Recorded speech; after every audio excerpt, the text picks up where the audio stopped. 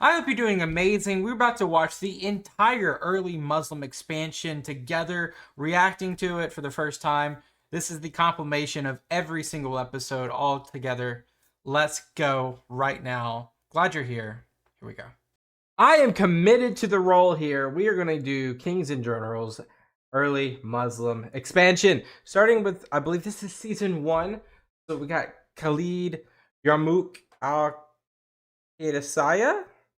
I said that right. Now we're going to learn a lot. I don't really have much of a baseline besides the Abbasid dynasty. I know a little bit about the Crusades. We're going to do this entire video.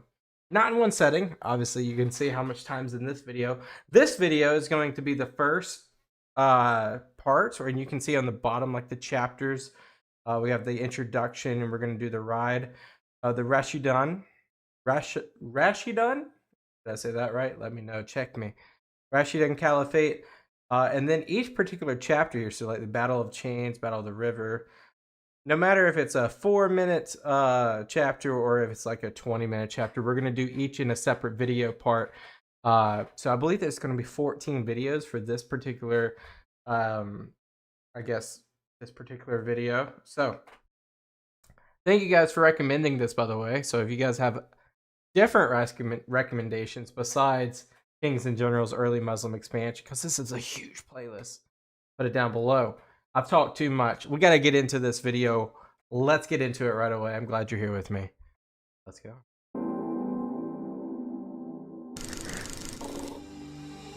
Almost 1,400 years ago, the ancient and prosperous lands of the Middle East were on the verge of a conflict of 3 empires and 3 religions, 2 of them fighting a constant, bloody and fruitless war for centuries, one a newcomer looking to make its mark. The newcomer was the Rashidun Caliphate, and its arrival would change the history of the region and the world forever. The Roman state was almost constantly at war with the Iranian empires ever since the 2 entities touched borders in the 60s BC, as the Parthian Empire achieved a famous victory at Carrhae. The Roman Republic transitioned into the empire, and then this empire's western portion was lost to foreign I like how we have our legend at the top right. Invasions, leaving only the Eastern Roman Empire, while the Parthian Empire was replaced by the Sassanid Empire. But even then, these 2 states continued to fight. In the 3rd century AD, another factor was introduced to these conflicts, the Ghassanids and the Lakhmids. These 2 Arab tribal confederations migrated from modern Yemen and became the vassal states of the Eastern Roman Empire and the Sassanids respectively. Okay. They participated in the Roman-Sassanid wars, often as scouts or raiders detached from the armies, or as light cavalry units within the armies, while also defending both empires from the Arab tribal raids from the south. The populations of these kingdoms worshipped traditional Arab paganism and Monophysite Christianity, and the latter created tensions with... What is Monophysite Christianity? I know what mono means. Mono means one. Like monotheism? Let me know. Their suzerains, as the Sassanids were sure that any Christian influence may strengthen their Roman enemies, while the Romans adhered to Miaphysite Orthodox Christianity, which considered monophysitism to be heretical. The Roman attempts to suppress monophysitism caused the Ghassanids to rebel against them in the late 6th to early 7th century, and weakened Roman support in the area. On the other hand, religious tensions between the Lakhmids and the Sassanids were compounded by the attempts of Shah Khosrow II to control the region directly. In 602, he captured and executed the Lakhmid king Al-Numan III, turning the kingdom into a province administered by a governor. That forced the And I'm guessing it's probably a governor chosen by him as well. Lakhmid tribes to ask their Arab brethren to the south for help. Although the allied forces managed to defeat the Sassanid army at Dikar in 609, the Sassanids were able to keep the province under their rule. This sequence of events not only created divided loyalties among the Arab tribes in the region, but effectively stripped the Sassanid border of its traditional buffer. Despite that, the Sassanids were still very strong. In 602, they used the internal strife within the Eastern Roman Empire as a pretense to declare war. The Sassanids scored a number of impressive victories in the first years of the war, and although the Roman noble Heraclius took the throne in 611 and started to stabilize the situation, he wasn't able to slow down the enemy completely. By 621, the Sassanids controlled the South Caucasus, the Levant, Egypt, and most of Anatolia, which marked the largest extent of their territory. I mean, look, they got a lot. They got the river delta for in terms of Egypt. They have they're going pretty far into modern day Turkey here too. Cheyenne and Sharabaras, those generals. I can see Cyprus is still part of the Eastern Roman Empire, but a different version of the Iberia over there, Albania, Armenia. How far up does it go? Interesting stuff here. This is all the Sassanids. Even Ghassanid is probably a province at this point, right? This is just setting it up. Even though Emperor Heraclius was forced to fight against the Avars in Europe too, he was able to gain some momentum by winning 2 battles against the Sassanids between 622 and 625. According to some sources, Khosrow enlisted all men capable of fighting and turned the tide again. In 626, an army under Shahrbaraz besieged the capital of the empire, Constantinople, supported by the Avars and Sclaveni from Europe. The Roman Empire was on the brink of destruction, but the defenders of the capital persevered. This was the turning point in the war, as in 627, Heraclius entered an alliance with the leader of the Western Turkic Khaganate, Tonyabku, and together they invaded the Iranian heartland. Heraclius defeated the Sassanids at Nineveh in 627 and threatened the capital Ctesiphon in 628, which prompted the nobles to overthrow Khosrow. His son Kavad II became the next Shah and signed a peace treaty with Heraclius. The Sassanids paid a war indemnity, but otherwise the conflict War indemnity, is that reparation? Achieved nothing, and the 2 exhausted empires returned to the pre-war borders. Okay. Meanwhile, to the south, the Arabian Peninsula was going through an upheaval. The population of this peninsula worshipped many religions, from the traditional Arab pagan beliefs to Zoroastrianism, Judaism, and Christianity. The Sassanids controlled the province of Mazun and the eastern portion of Yemen, while the deserts in the central and northern parts of the region were ruled by nomadic Bedouin Arabs. Right, because there's just not, it's just ecologically, this area in the middle is just dry and desolate. And a lot of this area is dry and desolate. There's a lot of oases. A lot of people think desert is free at all. For example, like the River Nile Delta, which is technically Africa, not necessarily lush at some point. I'm sure there's oases all around here. And correct me if I'm wrong. Pretty much, depending on the valleys, how the rain goes. I believe it says Himyar. There's like a where in modern day Yemen, I believe there's probably like a mountain range that kind of like realizes a valley and mountain scenario. Valley, you're gonna have lush pastures, livestock, agriculture, but behind the mountain, rain doesn't get there, and it creates this vast desert in modern day Saudi Arabia. They're the same for Mazun or Oman. Their brethren resided in the rich merchant city-states in Hijaz. Yes. One of these city-states, called Mecca, was both a religious... Mecca. We're already at Mecca. Okay. I don't even know how old Mecca is, and it's spelled... I know you guys probably can't... M-A-K-K-A... and economic center governed by the Quraysh tribe, trading mostly spices with Aksum, the Romans and the Sassanids. Okay. In 570, a boy called Muhammad was born in the Quraysh tribe. Okay, this is where we start. As a young man, Muhammad spent his time as a merchant, probably participating in and then leading trade caravans all over the region. As is often the case with traders, Muhammad would meet and converse with members of various religions on his travels. According to the later sources, he started receiving divine revelations sometime in 610. Soon this new prophet began spreading the message of a new religion, Islam, in his home city of Mecca. However, the Meccans didn't receive it well. And that makes perfect sense. I mean, you look at the same thing with the Romans, with and in 614, they started to persecute adherents of Islam. All this prompted Muhammad and his followers, the Muslims, to emigrate to Medina in 622.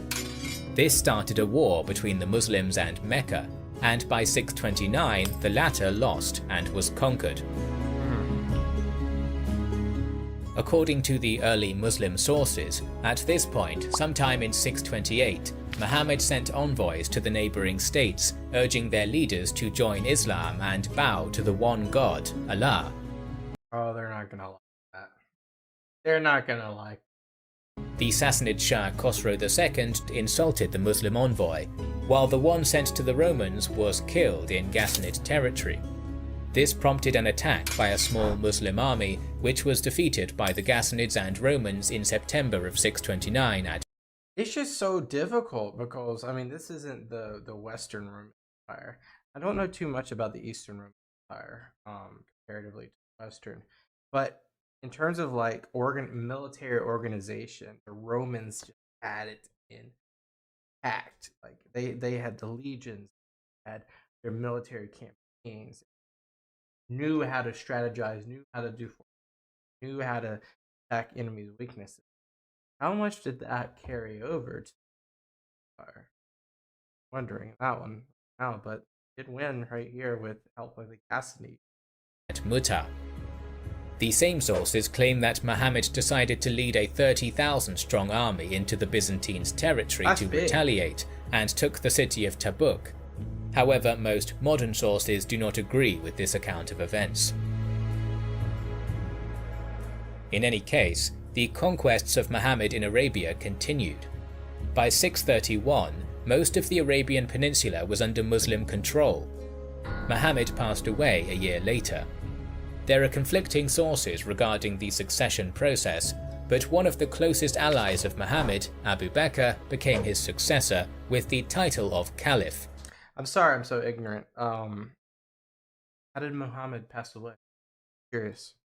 He was the first of the Rashidun Caliphs. In the meantime, Qavad II, who became the Sassanid Shah in February of 628, immediately started killing his brothers to secure the throne, which resulted in deepening disagreements between the Persian and Parthian nobles.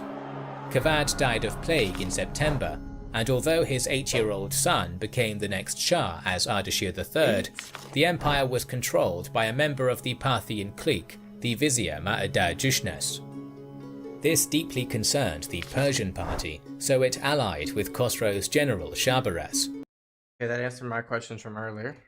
The latter attacked and took the capital in April of 630, killing Ardashir and Ma'adad-Jushnas and becoming the Shah. The Sassanid realm was now in a state of civil war.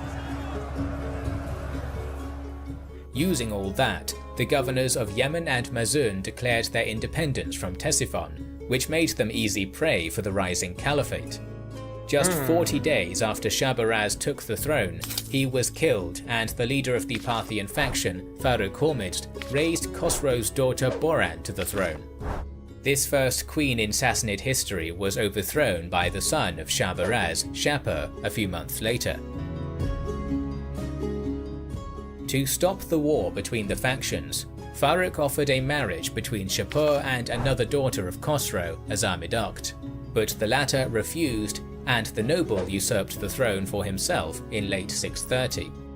He would be killed by the supporters Everyone just keeps dying. of Azamidakht in 631, after which she took the throne for herself. Farrukh's son Rostam marched his troops to Ctesiphon to avenge his father, defeating Izarmidok's armies along the way. After taking the capital, he restored Boran as the queen. The ruling alliance of Boran and Rostam managed to convince the leader of the Persian clique, Pyrrhus, to stop the hostilities. However, after Rostam left the capital for the frontier, Firuzan killed Boran in It's just like a Game of Thrones over here. June of 632. Rostam then marched for the capital again. Here we go again. According to some sources, It's that GTA meme. the armies of both Firuzan and Rostam were tired of the bloodshed and forced their generals to reach an accord. One of the last members of the House of Sassan, the 8-year-old grandson of Khosrow II, was crowned as Yazdegerd III. Although the civil war was now over, the Sassanid realm was extremely vulnerable, as the Parthian clique basically controlled the northeastern portion of the empire, while Turkic raiders attacked from the Caucasus and Central Asia. We're gonna be dealing with that At for the a same long time, the first caliph Abu Bakr sent a portion of his army under Usama ibn Zayd to raid the Ghassanids in June of 632, possibly checking if the Byzantine frontier was well defended.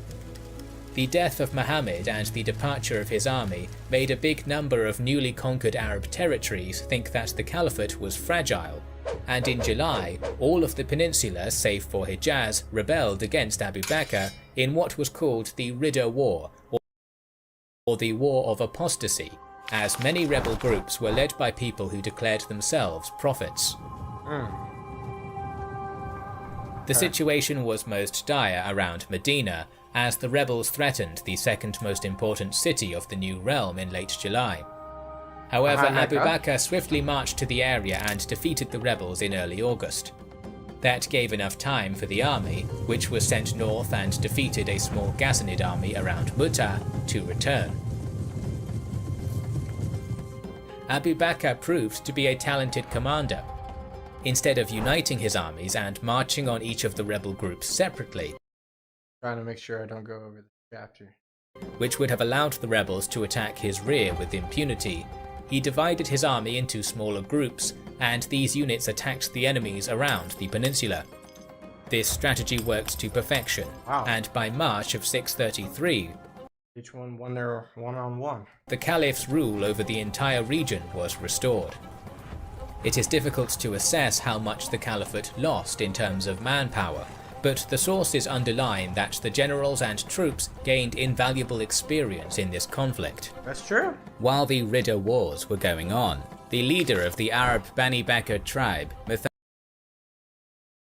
bin Haritha, was raiding the Sassanid territories in southern Iraq. The Sassanid civil wars made this frontier subject to attacks, and Muthanna, who adopted Islam sometime in the 630s, informed Abu Bakr of this fact in early 633. The Caliph decided that it was a good time to take over Iraq, and one of his main generals during the Ridda Wars, Khalid ibn al-Walid, was ordered to invade the region. That's gotta be literally right here.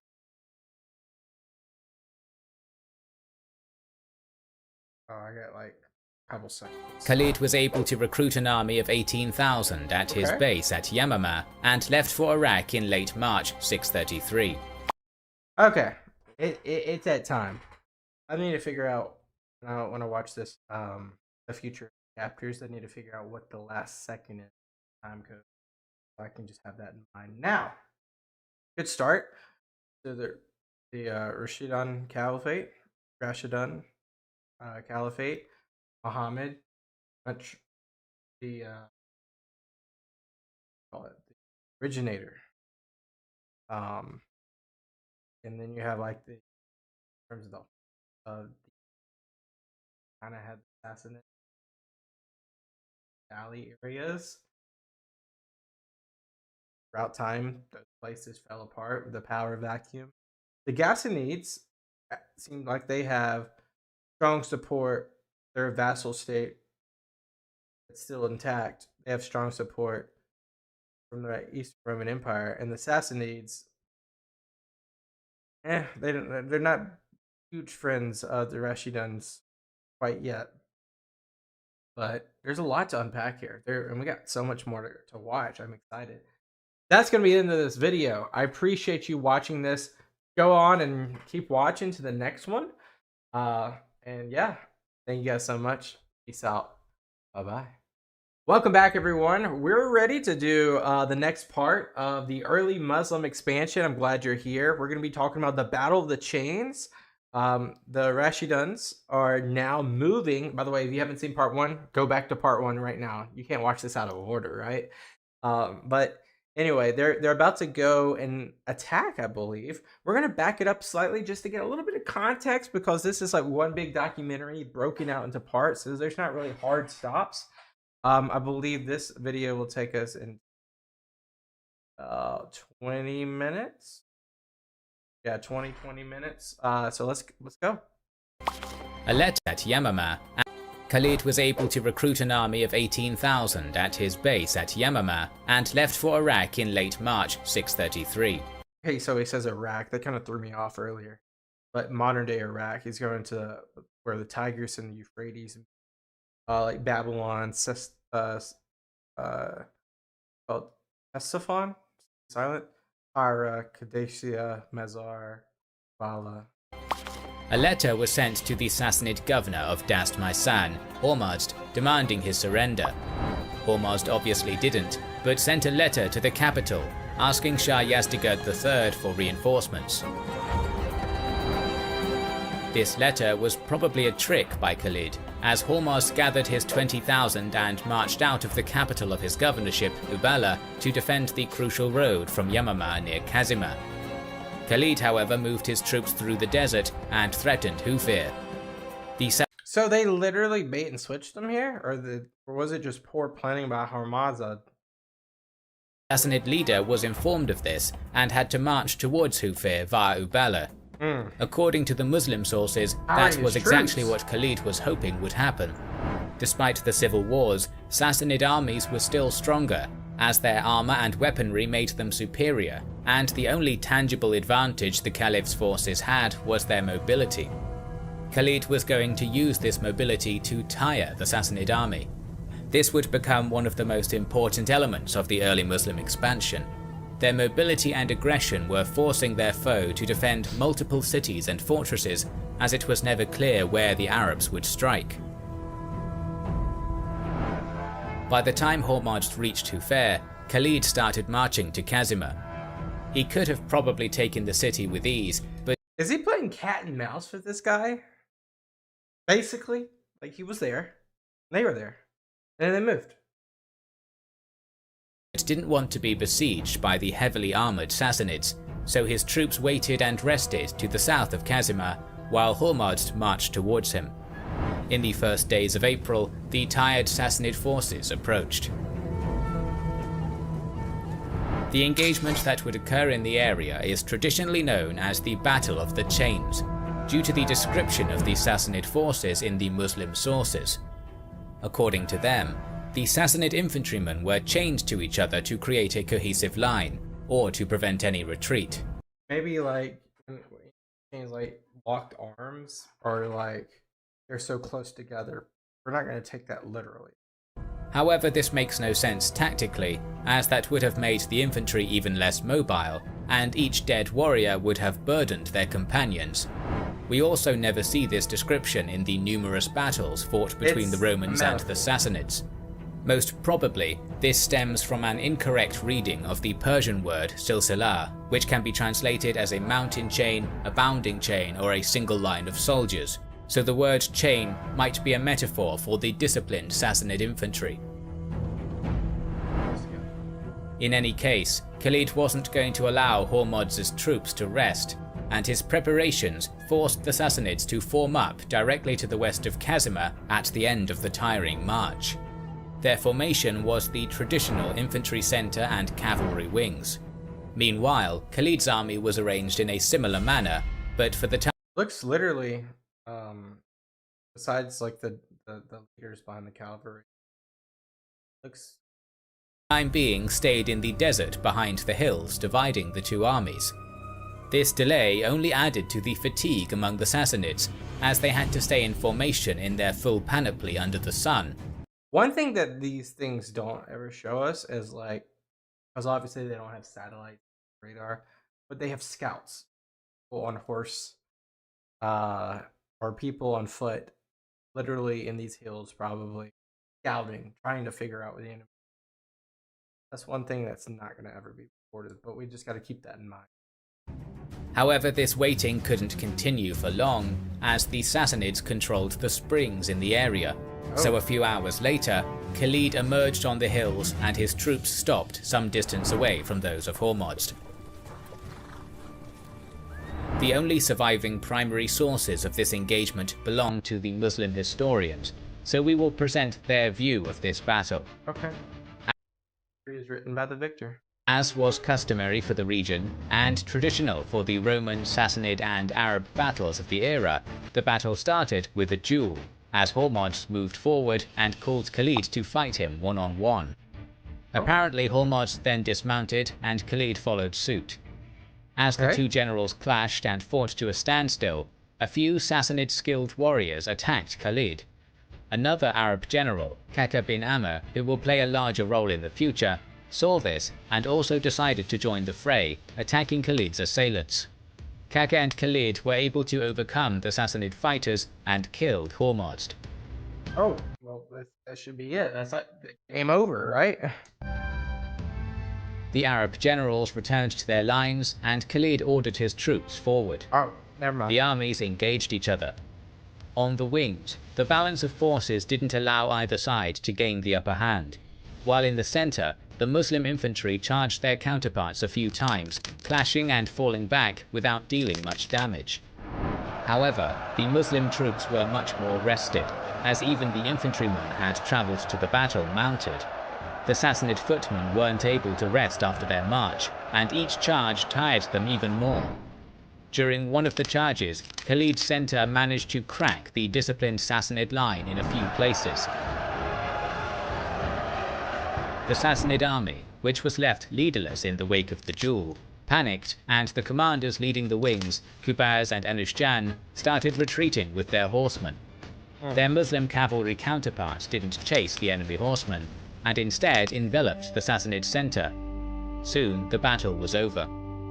We don't have a clear source on the number of casualties, but it is probably fair to assume that half of the Sassanid army was lost, while Khalid's casualties were less than a few thousand. Of course, this is only from Muslim historical record, but that history written by the victor.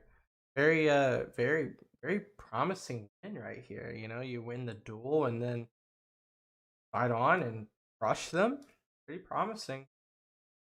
Might as well just take the whole thing at this point. Meanwhile, Shah Yazdegerd, who received Hormozd's letter in late March, decided to send an army under Karinz to reinforce his governor. The speed at which it happened suggests that only the forces around the capital were gathered. According to the sources, Karinz had somewhere between 15 and 25,000 men when he moved south and crossed the Tigris.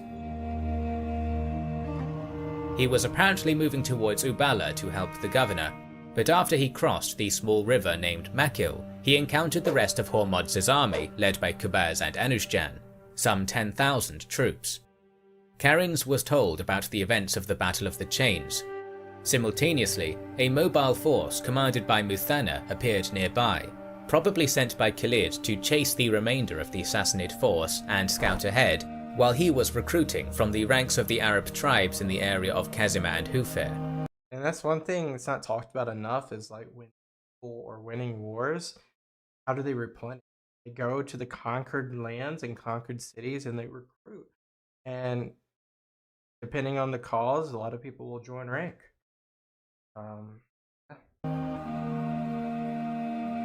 We don't know what Karinz was thinking at this point, but it is clear that the Sassanids understood that they were not dealing with a minor raid, and they faced a traditional Bedouin Arab army made up of light cavalry. Catching Muthanna's mobile force in the open field would be impossible, since the Shah's army was considerably slower, so Karinz didn't move to the strategically crucial Uballa to protect it.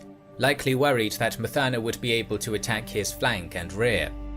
The Sassanid general decided to sacrifice Uballa and keep his position along the river in order to prevent Khalid from crossing the Tigris, and also from marching westwards to the most important city of the region, Al-Hira. Al-Hira. In the meantime, Khalid was informed by Muthanna that a new army was moving to the south. The Sassanid position. Well, we're gonna stop there. What's coming up next is the Battle of the River, but the Battle of Chains, very decisive victory early. The Sassanids just got ran through. Honestly, I mean, right outside Kazima, they won the duel, like I said, and then they just pushed the infantry through, and they won. And now they are in panic mode.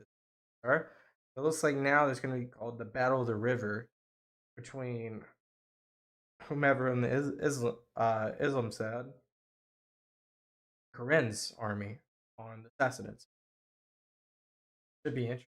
So, yeah, that will be in another video. Thank you guys so much for watching so far. Peace out. I'll see you guys in the next one. Bye-bye. Welcome back, guys. It's time for part 3 of the early Muslim expansion. We got Khalid, we got Yarmouk, we got Qadisiyyah. I think that's how you say it. Anyway, where we're at right now, we just did the Battle of the Chains. They pushed through the Muslim Caliphate.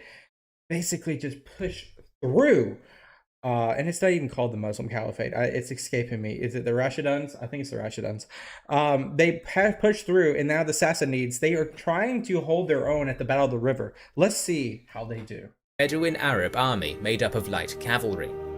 Catching Muthanna's mobile force in the open field would be impossible, since the Shah's army was considerably slower, so Karinz didn't move to the strategically crucial Uballa to protect it, likely worried that Muthanna would be able to attack his flank and rear. The Sassanid general decided to sacrifice Uballa and keep his position along the river in order to prevent Khalid from crossing the Tigris, and also— That's right, yep, he was going to position himself so the river was pretty much the battlefield. So from marching westwards to the most important city of the region, Al-Hira. In the meantime, Khalid was informed by Muthanna that a new army was moving to the south. The Sassanid position left him no other way to advance. Using the whole army to take Uballa might have entrapped him, so only a small group was sent to take it, while Khalid went on and united with Muthanna. The battle that is now known as the Battle of the River took place in the 3rd week of April. The Sassanids had anywhere from 25 to 50,000 troops. Dang. That's a lot. Depending on the sources, while Khalid commanded around 18,000, as he was able to reinforce his army by recruiting from the local Arab tribes. That's right, they did that. That's a huge mismatch. The sources for this battle are conflicted, so we will try to do our best to form a coherent narrative. Before the armies formed up in the morning, Khalid personally scouted the positions of Karinz's forces, and was now sure that winning a set-piece battle was his only option to continue the campaign. He returned, and the armies started to get into formation, both having a similar structure with infantry in the centre and cavalry on the wings. The Sassanid army was deeper, as its commander made no attempts to widen his front and outflank the enemy, probably relying on the superiority of his troops and the fact that his second rank would be fresh when the time came. The battle started with Karinz calling for a duel. We saw this last time, and they lost. Let's see what happens this time. According to the Sassanid sources, duels were a way for the commanders to prove to the troops that they were ready to fall for them, so a personal combat between champions was a usual sight. Yeah. Khalid wanted to answer the call, but one of the duelists who was near him galloped towards the Sassanid commander, and Khalid stayed back. In the ensuing duel, the Arab fighter was able to defeat his opponent. That demoralized the Sassanids, so Qubaz and Anushjan were probably forced to march forward and demand— Wait, who did he beat? When the time came. The battle started with Karinz calling for a duel. Karinz died? Dang. Troops that will side gallop. That demoralized the Sassanids, so Qubaz and Anushjan were probably forced to march forward and demand another duel to restore their morale. The Muslim wing commanders Asim and Adi galloped to them. Soon, the Sassanid commanders were dead, and Khalid ordered his entire army forward. Oh no. They're gonna retreat. Despite the fact that the Sassanids lost all of their top commanders, initially this charge was fruitless, as the forces of the Caliphate failed to make any headway and were even pushed back. But this pushback made the Sassanid lines disorganized, as the units lost cohesion due to the lack of command. Khalid was able to exploit this, and his counterattack created even more holes in the enemy formation. The rear of the Sassanid army attempted to retreat, while the front was still fighting. However, left with no support, the front was soon massacred. Lightly equipped and fast Muslim troops were able to catch up to the fleeing Sassanids with ease, and the battle restarted along the river. The sources do not give a clear picture of what happened here, but most of the Sassanid losses occurred in that area, as some were killed, some drowned, and some were able to cross the river. By the end of the battle, the Shah's they were outmatched, like 2-1 almost. army lost anywhere from 15 to 30,000 troops, while Khalid's casualties were in the hundreds. What kind of technology did they possess militarily to do that? After the victory at the Battle of the River, Khalid didn't cross into central Iraq, probably for a variety of reasons. Firstly, he needed to create a new administration in the region and start collecting taxes. Secondly, moving into the Sassanid Empire would have stretched his supply lines, and would have put him into territory with no Arab tribes. On top of that, Khalid liked to fight on the edges of deserts, which gave him the opportunity to outmaneuver his opponents when needed. The Caliphate's commander established a new authority in the province, with its inhabitants starting to pay the jizya tax. Simultaneously, scouts from the local tribes were sent to the west and north to discover if the Sassanids had more armies nearby. As the Persian road and postal system were probably among the best of their time, the Shah learned about another defeat shortly after, and while Khalid was making his preparations, Yazdegerd ordered the troops from the northern and eastern parts of the empire to march towards the capital, Ctesiphon. A direct attack on the region controlled by Khalid was difficult, as the Arabs now controlled the crossings. So when the first army, commanded by Andazigar, arrived, it was sent towards the city of Walaja, the first strategic target on the road between Uballa and Al-Hira. It was expected that the Arabs would attack in this direction, so the remnants of the Sassanid forces which fought under Karinz joined Andazigar, bringing his numbers to somewhere between 25 and 30,000 troops. They got plenty of troops. Plenty. This army took positions outside of Walaja sometime in May. The second army was led by one of the top commanders in the Sassanid army, Bahman, and it was supposed to reinforce Andazigar if the Muslims indeed decided to move to Al-Hira. For now, this force of 20,000 was to be stationed along the Euphrates, halfway between Uballa and Walaja. Meanwhile, Khalid's scouts, being from the local tribes, were able to gather information with impunity, so he seemingly knew about every enemy move. He decided that his smaller force needed to defeat one of the armies opposing him, and he could not allow them to reinforce each other. So he left a minor garrison around Uballa and marched west, hoping to defeat Andazigar without alerting Bahman.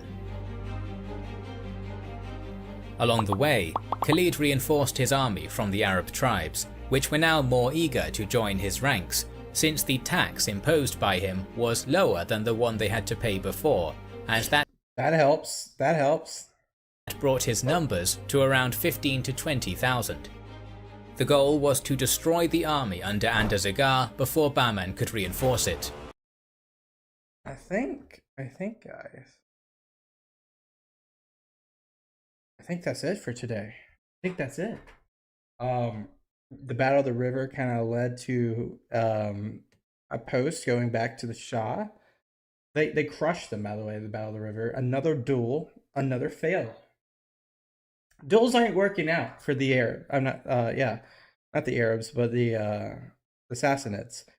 Khalid's kind of holding his own. Like he's 2-0, and now they're like, okay, we got to take this guy serious.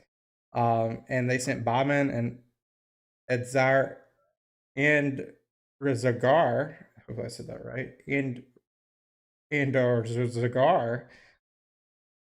We're just gonna say Andy. I'm not good at pronouncing some of these Arab names, but I think now what they got to do is they're going to try to take a lot of these not the western, more desert dwelling cities across the Euphrates, and then they're going to build up some reinforcements, and maybe that's when they cross the river. Crossing the river is either going to happen at Hira, Walaha, or Anbar. Most likely Walaha, but we'll see. Thank you guys for watching. We got a lot more to go. This was just part 3, so be looking out for part 4, 5, 6, 7, 8, 9, 10, 11, 12, 13, 14. I think there's 14 parts. Appreciate you. So I'll see you guys next time. Peace out. Bye-bye. All right, part 4. We got the Battle of the River we just got done. Now we're going to do the Battle of Walaha. Walaha seems like be this very strategic point across the Euphrates River. We got Khalid. We got Andarazahar. I think that's the best way I've ever pronounced it so far. I'm glad you're here with me, by the way. Let's watch. Let's see how they do in the Battle of Walaha. Although Bahman's army noticed the movement of the Arabs, they were much... And by the way, he's trying not to get Bahman to reinforce Andy. slower, so Khalid was able to reach Andazagar well before Bahman, sometime in the second half of May. According to the sources, Andazagar had enough room to maneuver and wait for Bahman along the river, but he was confident in his troops and kept his position. For almost a day, the two armies seemingly remained in their respective camps, within reach of each other, without attempting to start a battle. The Arabs were probably resting after their forced march, and the Sassanids were hoping that this wait meant they might be reinforced. However, this wait couldn't last, since Khalid knew that he had to score a decisive victory before the second Sassanid army arrived. Urgency is everything right now. So they gotta sneak attack them, right? So on the next day, both forces formed up in standard formation with a centre and two wings. The battlefield near Walaja was an even plain stretching between two low, flat ridges, which were about 1 kilometre away from each other. To the northeast was a barren desert, with the river Qadisiyyah running close to the eastern ridge. Both armies had the ridges behind them, meaning that an attack from the rear was not possible to begin with. The Sassanid leader was surprised to see the whole Muslim army was smaller than previously reported, and that it only consisted of footmen, which contradicted what he had heard about the crucial role Khalid's cavalry played in the previous battles. So is he like suspecting something's up, or is he just like, wow, these guys are small? Despite that, he was convinced that his position was impenetrable and decided to wait, as both armies knew that Bahman couldn't be too far away. Indeed, the Muslim commander ordered his entire army forward. Led by Khalid, who fought in the front rank, the army of the Caliphate charged into the enemy. Okay. For an hour or so, the two lines fought to a standstill, losing few warriors. But the Sassanids had the numbers, so their tired front line was replaced by the rear rank, which gave them the edge. They're gonna get pushed Despite back. Khalid's personal martial skill, his troops were getting tired, so Andazagar's counterattack started to push the Muslim troops back. Slowly but surely, the Sassanids advanced, while the Arabs were getting dangerously close to the ridge, which would have made any retreat impossible. At this point, Khalid gave a signal that changed the course of the battle. The cavalry that he sent into the desert during the previous night appeared on the eastern ridge behind the Sassanid army. This was Khalid's trademark move, as his mobile cavalry was able to hide in the deserts with ease. The advance of the Sassanid army away from its fortified position meant that its rear was undefended. Oh my goodness. They're about to get ran through. Jeez. The light Arab horsemen charged into the Sassanid lines, while Khalid's infantry lengthened their front to envelop the wings of Andarzagh's army. Minutes later, the Battle of Walaja was over. The Sassanid commander was dead, and his army was completely destroyed, with only 5,000 survivors managing to retreat from the field. Khalid's casualties were around 3,000. As Khalid's troops were tired after the long march and the battle, his army wasn't able to pursue the Sassanid survivors. Those were mostly the Christian Arabs who were more mobile, and they managed to find shelter in nearby Elis. The messengers from this group went to other Christian Arab tribes to the northwest asking for help, and also informed the Shah in Ctesiphon. By the way, Shah, didn't work out. We're 0 for 3 against Khalid. The tribes answered the call of their kin, while Yazdegerd sent messengers to Bahman to go towards Elis. It is not clear why, as Arab and Persian sources are conflicted, but according to the former, Bahman gave command over his army to another general called Jaban, who marched with the entire army to where the Christian Arabs were concentrating. The Persian sources claim that Bahman returned to Ctesiphon with his entire army. Meanwhile, Khalid, we're getting close to the next battle of Bazaha, moved his troops towards the city, and sometime in May fought the allied Christian Arab and Sassanid army near Elis. The details of the battle are lost, but we know that the Muslims won. The sources are once again conflicted on the number of casualties, with the Arab sources stating that Khalid's force killed 70,000 enemies, mostly through the executions after the battle, while the Persian writers think that the army facing Khalid's 18,000 was comparable in size and managed to retreat towards Al-Hira after a minor defeat.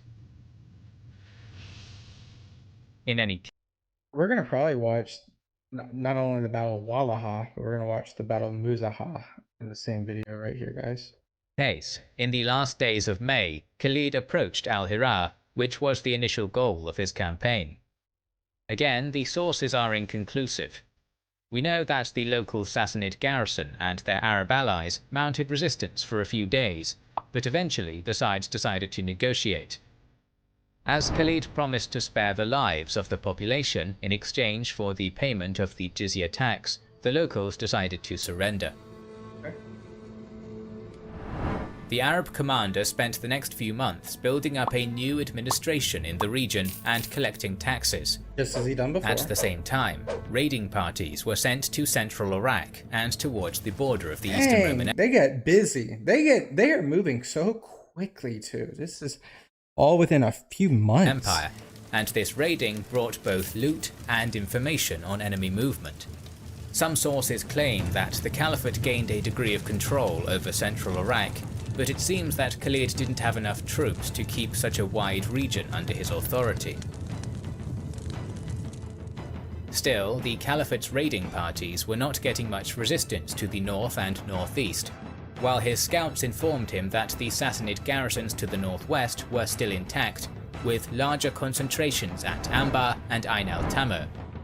The first one was further away, and the direct route to it was through Ain al-Tamr, but attacking the fort of Anbar would have been more unexpected. So, in late June of 633, Khalid left half of his troops in Al-Hira and marched west towards Anbar with a 10,000 strong army.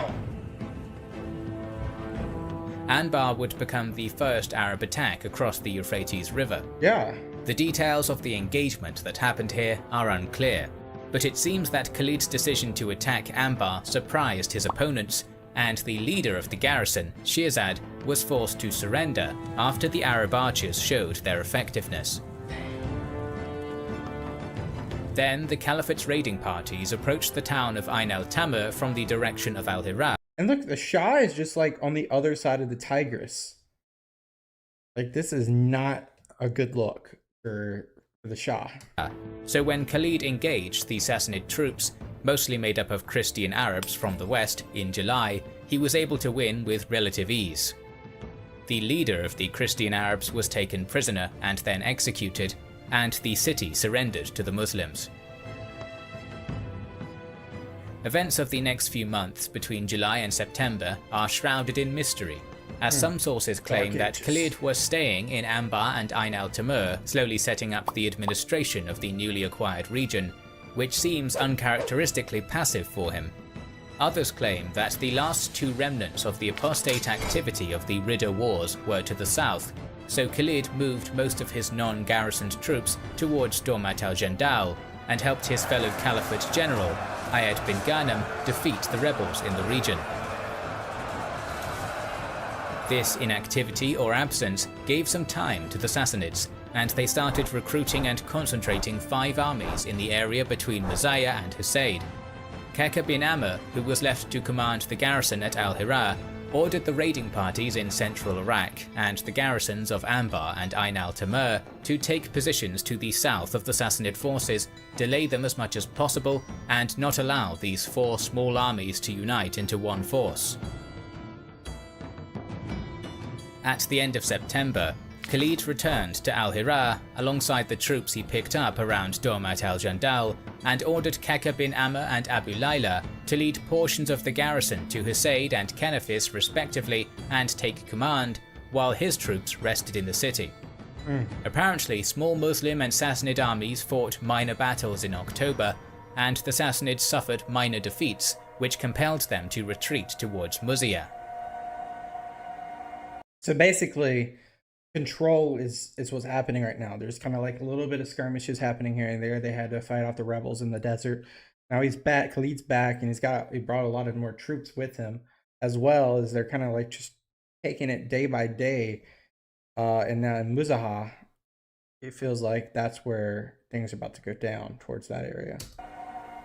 Khalid now had an open route to the Sassanid capital, Ctesiphon, but the Sassanid army at Muzayya and the concentrations of the Christian Arabs in the area between Sana'i and Zumail were still a threat, so the Caliphate commander decided against attacking Ctesiphon.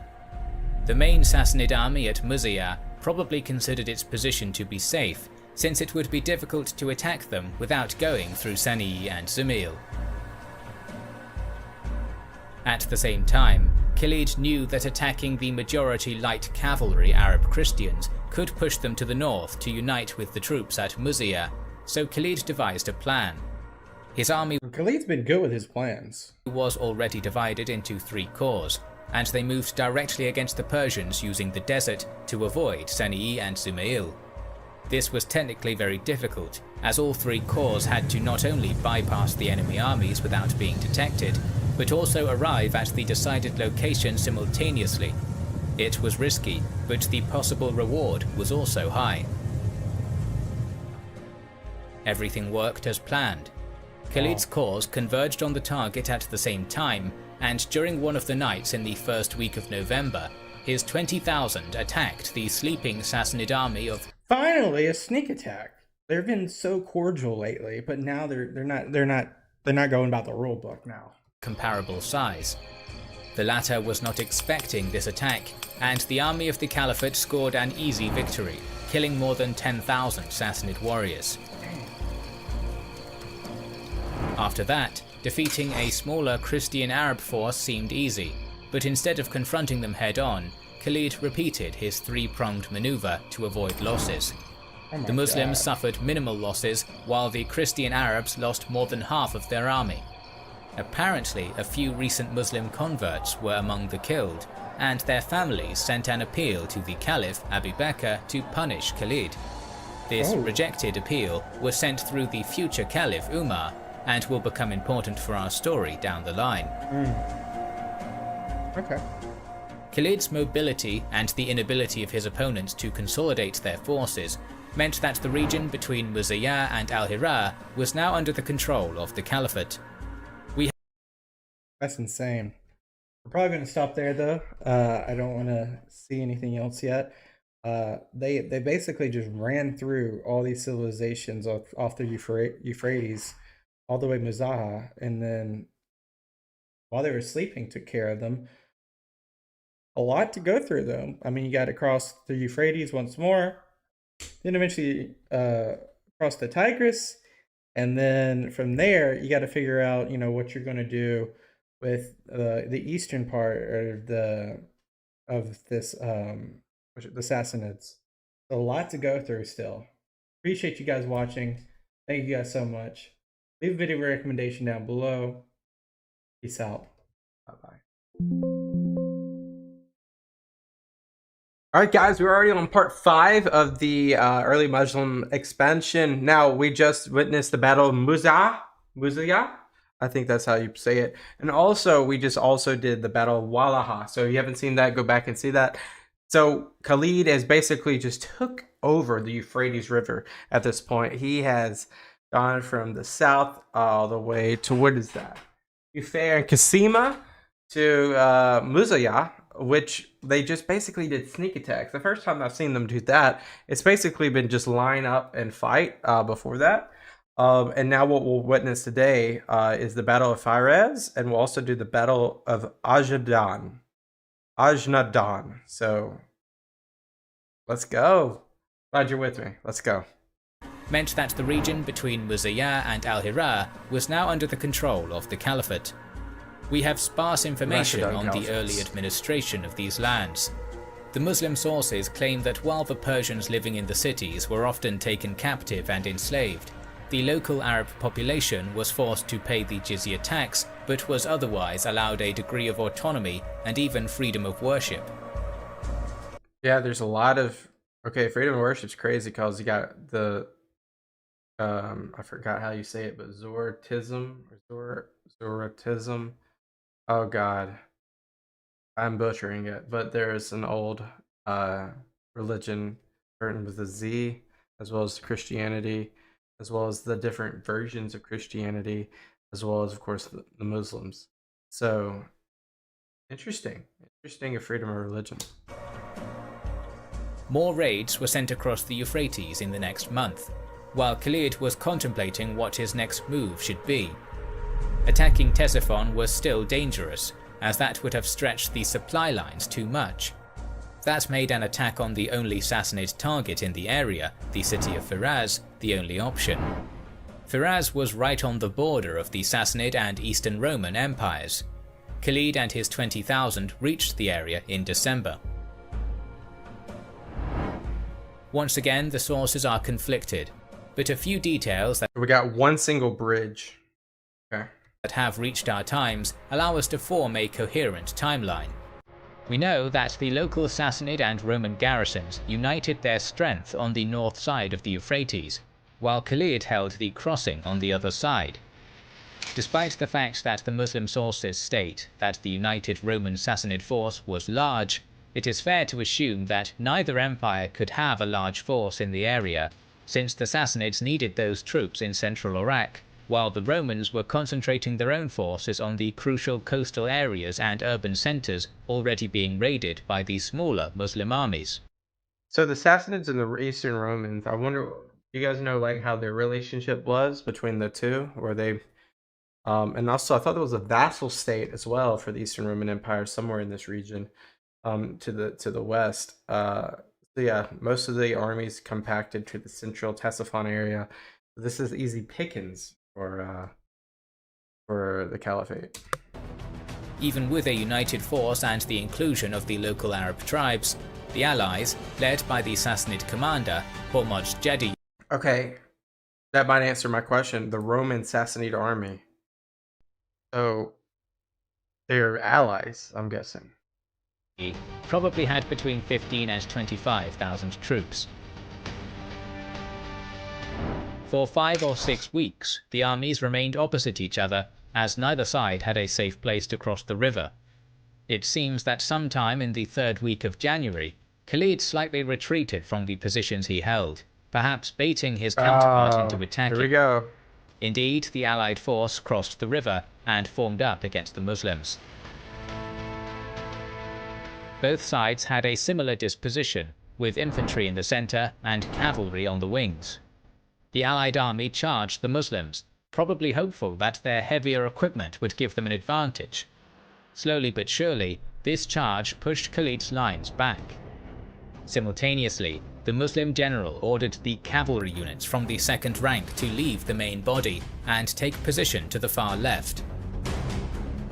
They have a lot of patience, by the way, Khalid's army, because these maneuvers and tactics that he's had to do over the course of the few battles require patience and just hope at the end of the day. The Roman Sassanid army continued to advance, and the Muslims retreated even further. Khalid's detached force was ordered Wait, they went all the way to the bridge? I thought they were just about to, like, circle them. to take the bridge and then attack the allies from the rear. This maneuver was successful, and Hormuzd Jadid's army immediately started losing cohesion. The allies thought that there was another big Muslim army that took the bridge and would soon surround them. Jeez. Simultaneously, Khalid's main force started their counterattack, and those units of the allied army not killed Oh my god. That easy? on the spot started routing. Now, we got to give credit for the infantrymen and the cavalry for holding their own in all of these battles, because the strategy and the evasive maneuvering is cool, but for the infantry could still lose at the end of the day, so they did not. So we got to give credit where credit's due there. Towards the northeast. A certain number managed to swim across the river, but more than half of the allied army was killed.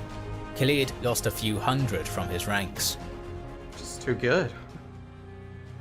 Yeah, the Ghassanids. There we go. I wanted a view like this.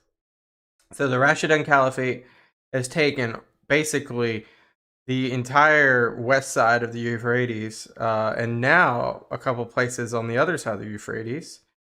The Tigris is basically the only border they have for the Sassanids at this point.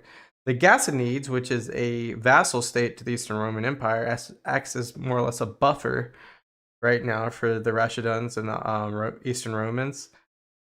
The Eastern Romans not really trying to put too much. I mean, you got Herculius over there. I'm guessing he's the emperor.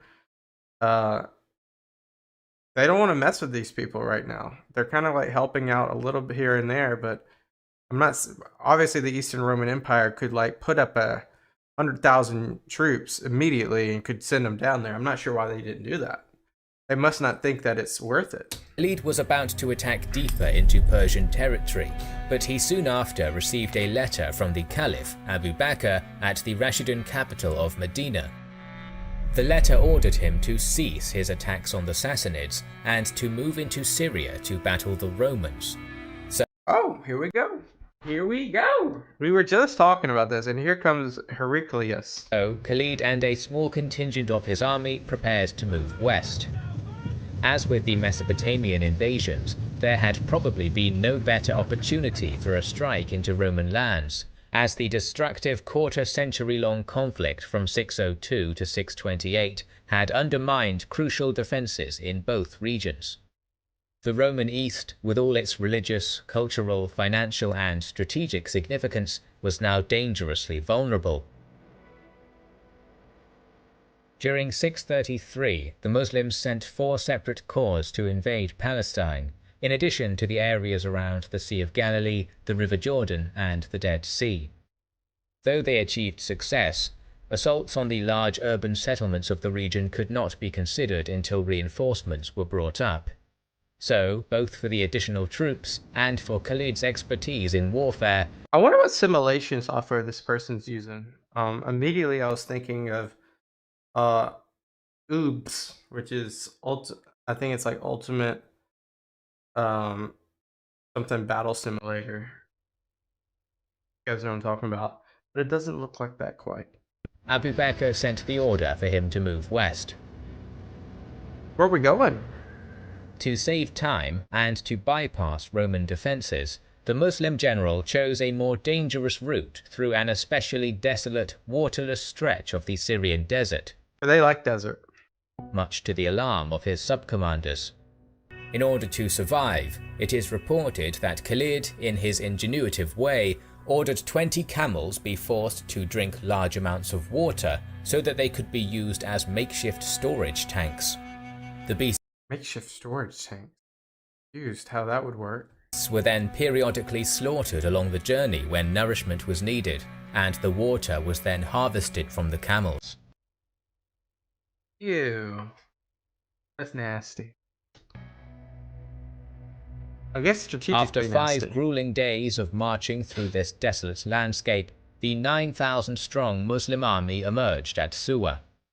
Then they swiftly inflicted a minor defeat on the Roman Arab clients, the Ghassanids, at Marj al-Rahit, while they were celebrating Easter. Proving his strategy correct, Khalid's improbable desert crossing had also neutralized the Byzantine defenses on the Arabian border. Now he turned south, towards the Syrian town of Bosra, where the arrival of his reinforcements led to its capture by mid-July of 634. Despite this success, the Muslims had little time to celebrate. Roman Emperor Heraclius, who was now in Emesa, sent his brother Theodore and an Armenian general named Wardan south towards Ajnadain, 25 miles southeast of Jerusalem, where they began to gather a large army. Spies reported this gathering force to the invaders, and the burgeoning Caliphate's army marched to meet their Byzantine opponents. This is like the first real battle against the Eastern Romans, for the Rashiduns here. Like a real one-on-one. Very few hard facts are known about this battle, but we can reconstruct a version of the fight using the available sources. Much more troops in this one. Archers, Muslim accounts infantry? vastly exaggerate the number of Roman troops they faced, and it is likely even that the weakened Byzantine... This is actually pretty even. Usually we saw like a huge advantage by the opposing force, but not in this case. Forces in Syria, 10,000 strong and commanded by Wardan and Theodore, were outnumbered by the 15,000 Muslims. Yeah, both armies formed up in extended lines, with their camps to the rear, and both sides stood ready with 3 divisions of infantry, right, left, and centre, while each wing had a cavalry flank guard. Behind the Muslim centre was a small reserve, and in front of their centre was a small group of champions. Before the battle began, a Christian bishop rode over to Khalid's army and attempted to negotiate a Muslim withdrawal. However, the Rashidun general simply responded by offering the traditional choice: conversion to Islam, payment of the jizya tax, or death in battle. This reminds me a lot of the Khanate's reasonings for battle. The fighting at Ajnadain began when the Byzantine auxiliary missile units, stationed ahead of the main line, began to rain arrows and stones on their adversaries. As the superior Byzantine ranged units loosed, the Muslims suffered losses and were unable to respond. However, one Muslim warrior named Dirar, heavily armoured and brandishing a heavy shield, stolen from a Roman soldier, marched directly into the arrow fire, shouting his war cry. After the hail of missiles ceased, Dirar and his entourage of fellow champions were met by their Byzantine counterparts, and it is said the Muslims got the better of the fighting, slaying several Roman elite warriors and 2 generals. Okay. As the dueling came to an end, the Rashidun army attacked. It's so interesting about the dueling. You know, it's like a fight within a fight. And the subsequent fighting was a slogging match with little maneuver, and lasted until nightfall. The next day, Byzantine commander Wardan attempted to lure Khalid into a trap by offering a parley, but the plan went wrong and he was instead killed by the fearsome Dirar. Aiming to exploit the confusion which this loss of leadership caused in the Roman ranks, the Arabs attacked again, with their flanks in front and centre behind. After savage hand-to-hand fighting, which exhausted and depleted both armies, Khalid deployed his 4,000-strong reserve in the centre and drove deep wedges through the Roman formations in this area. Right. Unable to withstand the pressure any further, their line collapsed. So, just like that, they were able to handle the Eastern Roman Empire at a pretty sizable fight. Crazy, isn't it? After this defeat, Emperor Heraclius sent his brother Theodore back to Constantinople in disgrace. At the same time, the remnants of his shattered army, in addition to the local Roman population, withdrew to the apparent safety of the walled cities, which subsequently became crowded with refugees. Perhaps an omen of things to come, Heraclius then retreated with his headquarters further north to the city of Antioch, due to the fact that Muslim forces now controlled the countryside and were expected to advance on the most prominent urban center in the area. Damascus? A week after their victory at Ajnadayn, the Arab forces began to march north in the... Alright, we're going to stop there because what we'll be listening to next is Damascus. I was right. Alright, so we got Damascus coming up. Guys, this was part 5 of the early Muslim expansion for the Rashiduns. Seems like they were able to take down not only a hybrid between the Sassanids and the Eastern Romans, but also in a full-on Eastern Roman Empire army with cavalry, archers, and archers got the better of them. It seems like these duels are very like momentum swingers. So we'll have to keep an eye out for more duels like that. But guys, thank you so much for watching. Leave a subscription down below if you haven't already. Leave a comment down below if you haven't already. I'll see you guys next time. Peace out. Bye-bye. All right, guys, this is part 6 of the early Muslim expansion. I'm glad you're here with me. Today, we're going to see the Siege of Damascus. That's what the entire video will just be, the Siege of Damascus. This will basically mean that it is probably the most urban. I have no idea, but I feel like this would be the most populous city in this area. You have a ton of like amazing, like when I say like historical cities, like just in view right here, you got Jerusalem, you got Acre, you got Damascus, you got Tyre, you got Beirut, you got just tons of these cities that are just holding Eastern Romans garrisoned in the city. And Heraclius, who is the emperor, has now moved up more north to Antioch. But Khalid and the Muslims have basically just ran through these people with much to no avail for the Romans. So let's see the Siege of Damascus. We'll start a little bit to the pretext here, but let's go. The direction of Damascus. On their way, they had to leave a mounted detachment at the city of Fal, ancient Pella, to keep the Roman garrison there tied down while the main army marched onward. After this was and they are like threading the needle through these cities done, the Muslims reached Yakusa on the southern bank of the Yarmouk River. Here they were opposed by a blocking force of Byzantine troops on the northern shore. They were in no real position to offer serious permanent resistance, but they were there to delay the invaders and to allow the great city to further prepare for a coming siege. After a short battle here, and another battle against 12,000 Romans at the Yellow Meadow. Oh yeah, by the way, just another 12,000 Romans. That is not something just to skip over. That's impressive. I mean, they have just been winning. Otherwise known as Major Safar, the road was clear to Damascus.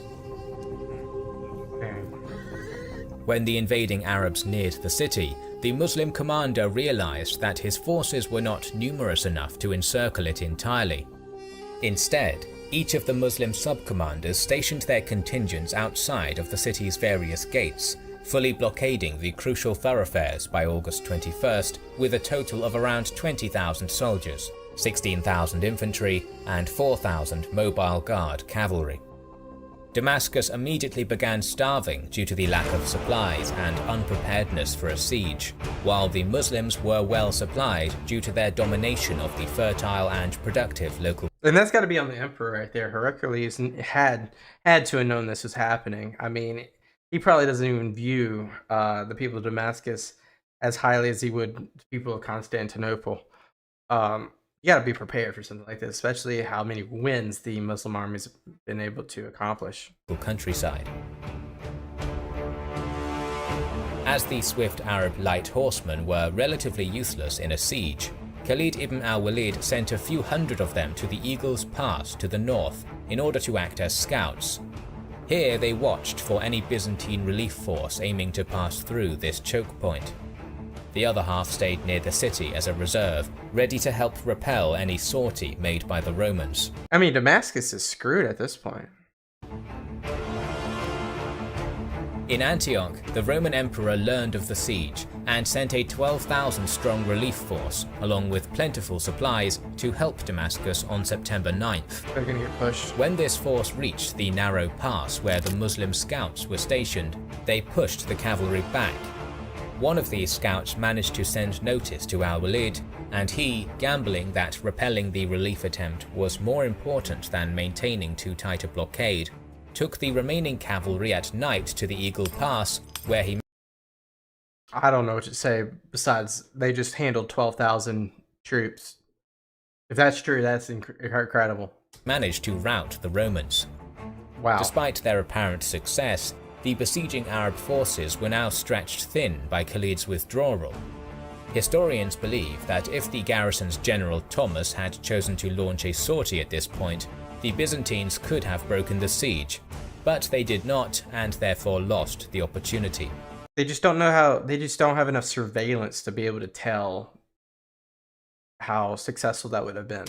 It seems that al-Walid realized he had put the siege in danger with his gamble, and he hurriedly returned to Damascus after he attained victory at the Eagle's Pass. As the garrison and Thomas realized that no relief was coming, morale among the defenders of Damascus became weaker and weaker. It was clear action would be needed. So, the emperor's son-in-law decided to launch a counter-offensive of his own. For this first attack, Thomas decided to concentrate on one specific section of the city, drawing men together from all sectors of the city towards the Gate of Thomas, where he was faced by around 5,000 soldiers under Shurabil. After the defending soldiers gathered in the area, the Byzantine commander began his sortie by ordering his archers to rain down a constant stream of arrows against their enemy, to which the Arabs responded accordingly. Using the cover granted by the Roman missile units, the infantry rushed through the Gate of Thomas and fanned out into battle formation, with Thomas himself leading the assault. During the subsequent skirmish, it is reported that Thomas both broke through a section of the Muslim line and almost killed Shurabil, but he was then shot in the eye by the widow of a slain Arab soldier. Despite some The widow of a slain Arab soldier.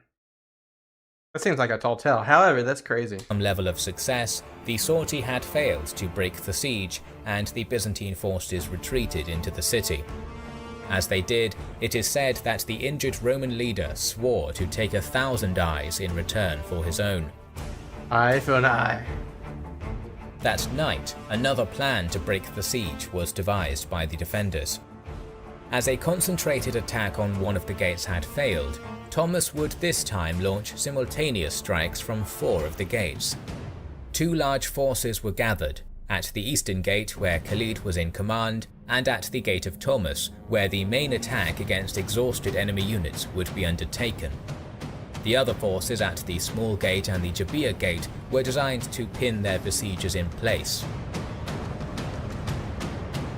As Thomas sounded the attack, a grinding battle took place at the Jabiyah gate, with both sides suffering many losses. After a while of this slaughter, Abu Ubaidah and his forces at this gate managed to doggedly repulse the Byzantine assault, driving them back into the city. The situation was far more serious at the eastern gate, where the Byzantines had a larger force. This larger contingent of defenders managed to break the Arab infantry and drive them back, but Khalid himself then arrived with 400 elite mobile guard cavalry, and with them struck the Roman flank. Very interesting so far. Like they've been able to hold their own. The people defending Damascus right here. I don't know how much they can take though, because at the same time they're still starving through all of this. This weakened the sortie irreversibly, and the defenders were slowly driven back inside the gates. None of it's working. Once again, however, the worst of the fighting occurred at the Gate of Thomas. Here, the Byzantine forces were led by the one-eyed Thomas himself, and after intense fighting, there was still no weakness in the Muslim ranks. At this point, the Roman commander seems to have realized there was no point in continuing the grinding melee and commanded a slow, steady withdrawal. All the while, the Arab archers continually showered his men with arrows. This was the last effort by Thomas to break the Muslim siege, and it had failed with the loss of thousands of men. With this defeat, he could no longer afford any more attempts at a breakout. Now what? A Greek in Damascus, known as Jonah the Lover in Arab sources, climbed over the wall and informed Khalid that on the night of the 18th of September there would be a Christian religious ceremony which would leave the walls relatively unguarded. He supposedly... Whoa, is he a snake? Is he like saying, hey, wait a second, is this guy trying to tackle his own people? betrayed his city because his marriage to his fiancée had been interrupted by the siege and, frustrated, asked for the Muslims' help in obtaining said bride. Jeez, man. That's crazy. That's why. This man soon converted to Islam, but the details are incredibly vague. Whatever the case, details of the opportunity led Khalid to borrow ladders from a local monastery and to purchase ropes in order to form an assault party. That night, a 100-strong contingent, led by the Muslim general himself, climbed the walls, dropped into the city and killed the guards at the eastern gate. Then the attackers flung open the gate and let the remainder of the Muslim forces at the eastern gate inside the city. Oh no. The other Byzantine detachments stationed elsewhere were unaware of this surprising development and, instead of helping, stayed at their posts. At the same time, Khalid began to fight his way towards the center of the city. Now attempting to save the city for a final time, Thomas sent envoys to Abu Ubaidah at the western Jabiyah gate, offering surrender and a payment of the jizya in exchange for a capitulation by terms. This was given by the supposedly peace-loving Abu Ubaidah. However, Khalid, who had finished slaughtering his way to the center of the city, was furious that a surrender had been allowed even though the city had technically been taken by storm. Nevertheless, the many Muslim unit commanders agreed that a surrender would be honored. Wow. That's insane. I wasn't expecting that. Khalid reluctantly accepted this judgment. The fall of Damascus was a... That's crazy. That's going to be it for this video, for part 6. Damascus, look, it was the strategic cities, like they've taken, like I said, the entire Euphrates, west of the Euphrates, and now they're starting to taking part of the Levant area, part of the Holy Land area. Damascus now, easily taken, I would say, by the Muslims. They had an envoy of 12,000 try to come save them. Didn't happen. It was not successful. And then they tried to break the siege several times with Thomas. Didn't happen. Several unsuccessful attempts. It's just a matter of time now between where they'll take the remaining Holy Lands and then Egypt and then everywhere else. We got a lot more to go. We're only about halfway through this video. Thank you guys so much for watching this. We got part 7 coming up. I'll see you guys next time. Peace out. Bye-bye. Welcome back, everyone. I hope you're doing well. We got early Muslim expansion, part 7 now. Siege of Damascus just took place. It was almost a complete wipeout. Khalid wanted to finish it, but the other Arab leaders kind of backed off, and they took the surrender of Damascus for its value. And now, you know, they've, like we've talked about, they've taken control of the Euphrates. They've taken control for most of the Levant so far, but I think they're going to keep going. Let's keep going. I'm glad you're here with me. Let's go. Not a full-on invasion. Syria and Egypt were the most important provinces of the empire, and the fall of the former would mean that the land route to the latter was cut, and it was now also vulnerable to being occupied. Emperor Heraclius couldn't allow that, so he started sending orders to the provinces in order to bring in more reinforcements to the region. Simultaneously, the political situation in the Caliphate had also changed, as Caliph Abu Bakr passed away in late August of that year and was replaced by Umar. Okay. The new Caliph immediately started implementing administrational and military reforms, creating new administrative positions in the provinces and changing the formation of the army from the one created on the tribal principle to a more centralized one. Immediately after his ascension, Umar sent a letter to the army relieving Khalid of his post and appointing Abu Ubaidah in his place. What? But why? He's the greatest commander I've ever seen. We don't know if this was part of the reforms, or as some sources claim, it happened due to the previous animosity between the new caliph and the general. In any case, it seems that before the messengers could reach Damascus, the 3-day peace the Muslims promised Thomas had passed, and Khalid, alongside 5,000 cavalry, guided by Jonah, started pursuing the Romans. Thomas had around 10,000 people with him, both soldiers and citizens of Damascus, but instead of finding refuge in one of the nearby towns, this group was heading towards Antioch, and that allowed the Arab Is that where Hercules is? cavalry to catch up to them to the south of Latakia sometime in late September.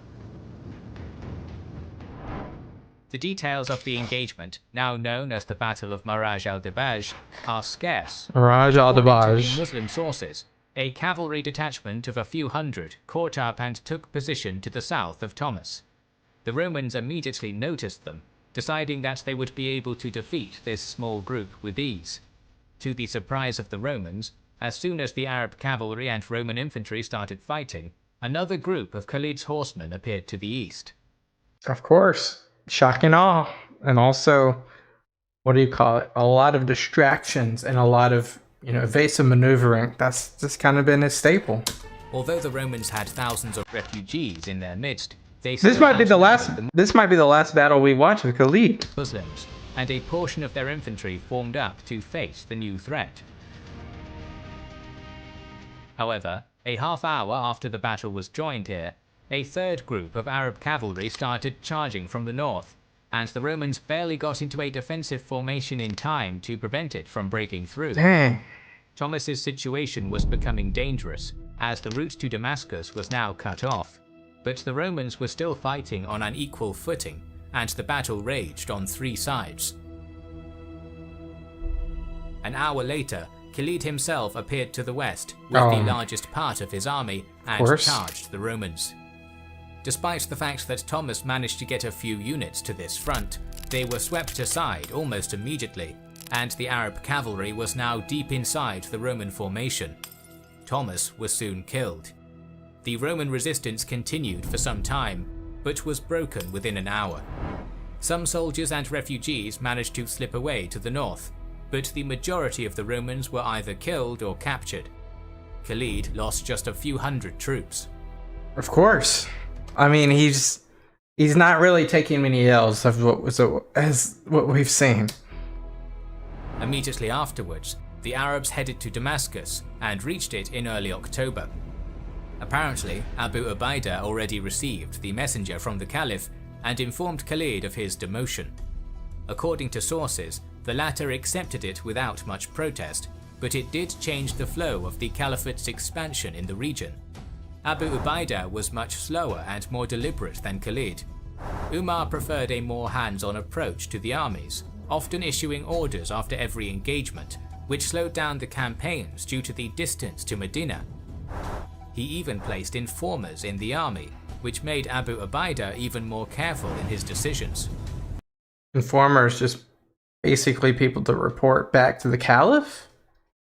At the same time, the Muslims received some reinforcements, bringing the total number of their troops to 30,000. That's not a lot, though. But they're making with what they got. However, that wasn't the only change in command made by Umar, which brings us back to Iraq. where Khalid left Muthanna in charge of a 9,000 strong army in 634. For the next few months, Muthanna, whose numbers weren't enough to conquer any more lands, implemented the tactic of raids in order to keep the superior Sassanid forces at bay. The details are lost to time, but the Sassanids, who were used to fighting in pitched battles, were having a difficult time containing the raids, and one of them even reached Babylon. The best Sassanid commander, Rostam, who basically controlled the court of the 10-year-old Shah Yezdegerd. 10-year-old? That's right. That's crazy. Was reluctant to leave the capital, worried that it might incite another revolt. But Muthanna's raids were too dangerous, so the general decided to take command over the forces in Iraq and marched south, supported by the Sassanid generals Bahman, Jaban and Nasi, and the Armenian noble Jalinus. Even before this multi-pronged counterattack began, Muthanna knew that he needed reinforcements and sent a messenger to the capital.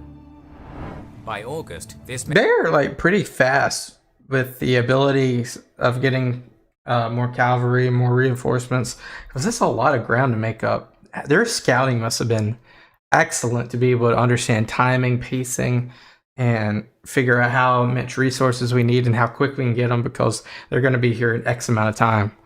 It's really impressive, actually. Messenger was in Medina, just in time for the ascension of Umar. The new caliph appointed Abu Ubaid, not to be confused with Abu Ubaidah, to command in Iraq, and gave him 6,000 or so troops to reinforce Muthanna. To 15. No. The latter was now informed of the Sassanid counterattack, and when Jaban got close to Al-Hira in late September, the Arab commander abandoned it, retreating to Kafan. By early October, Abu Ubaid joined him, bringing the total strength of the Caliphate's force to more than 15,000, a similar number to that commanded by Jaban, who crossed the Euphrates and was now at... It seems like if the Sassanids just like overwhelmingly just attack, they would easily take all this territory. But they have the troops, they have the firepower. They're just sitting on their hands, it seems like. Like Jaban has the same amount of troops as the reinforcements plus the original army in this area.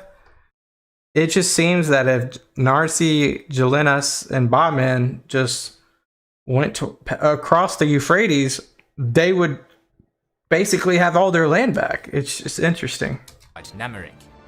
The details of the battle at Namarik are not clear, but it seems that Jaban suffered a minor defeat and was forced to retreat beyond the river.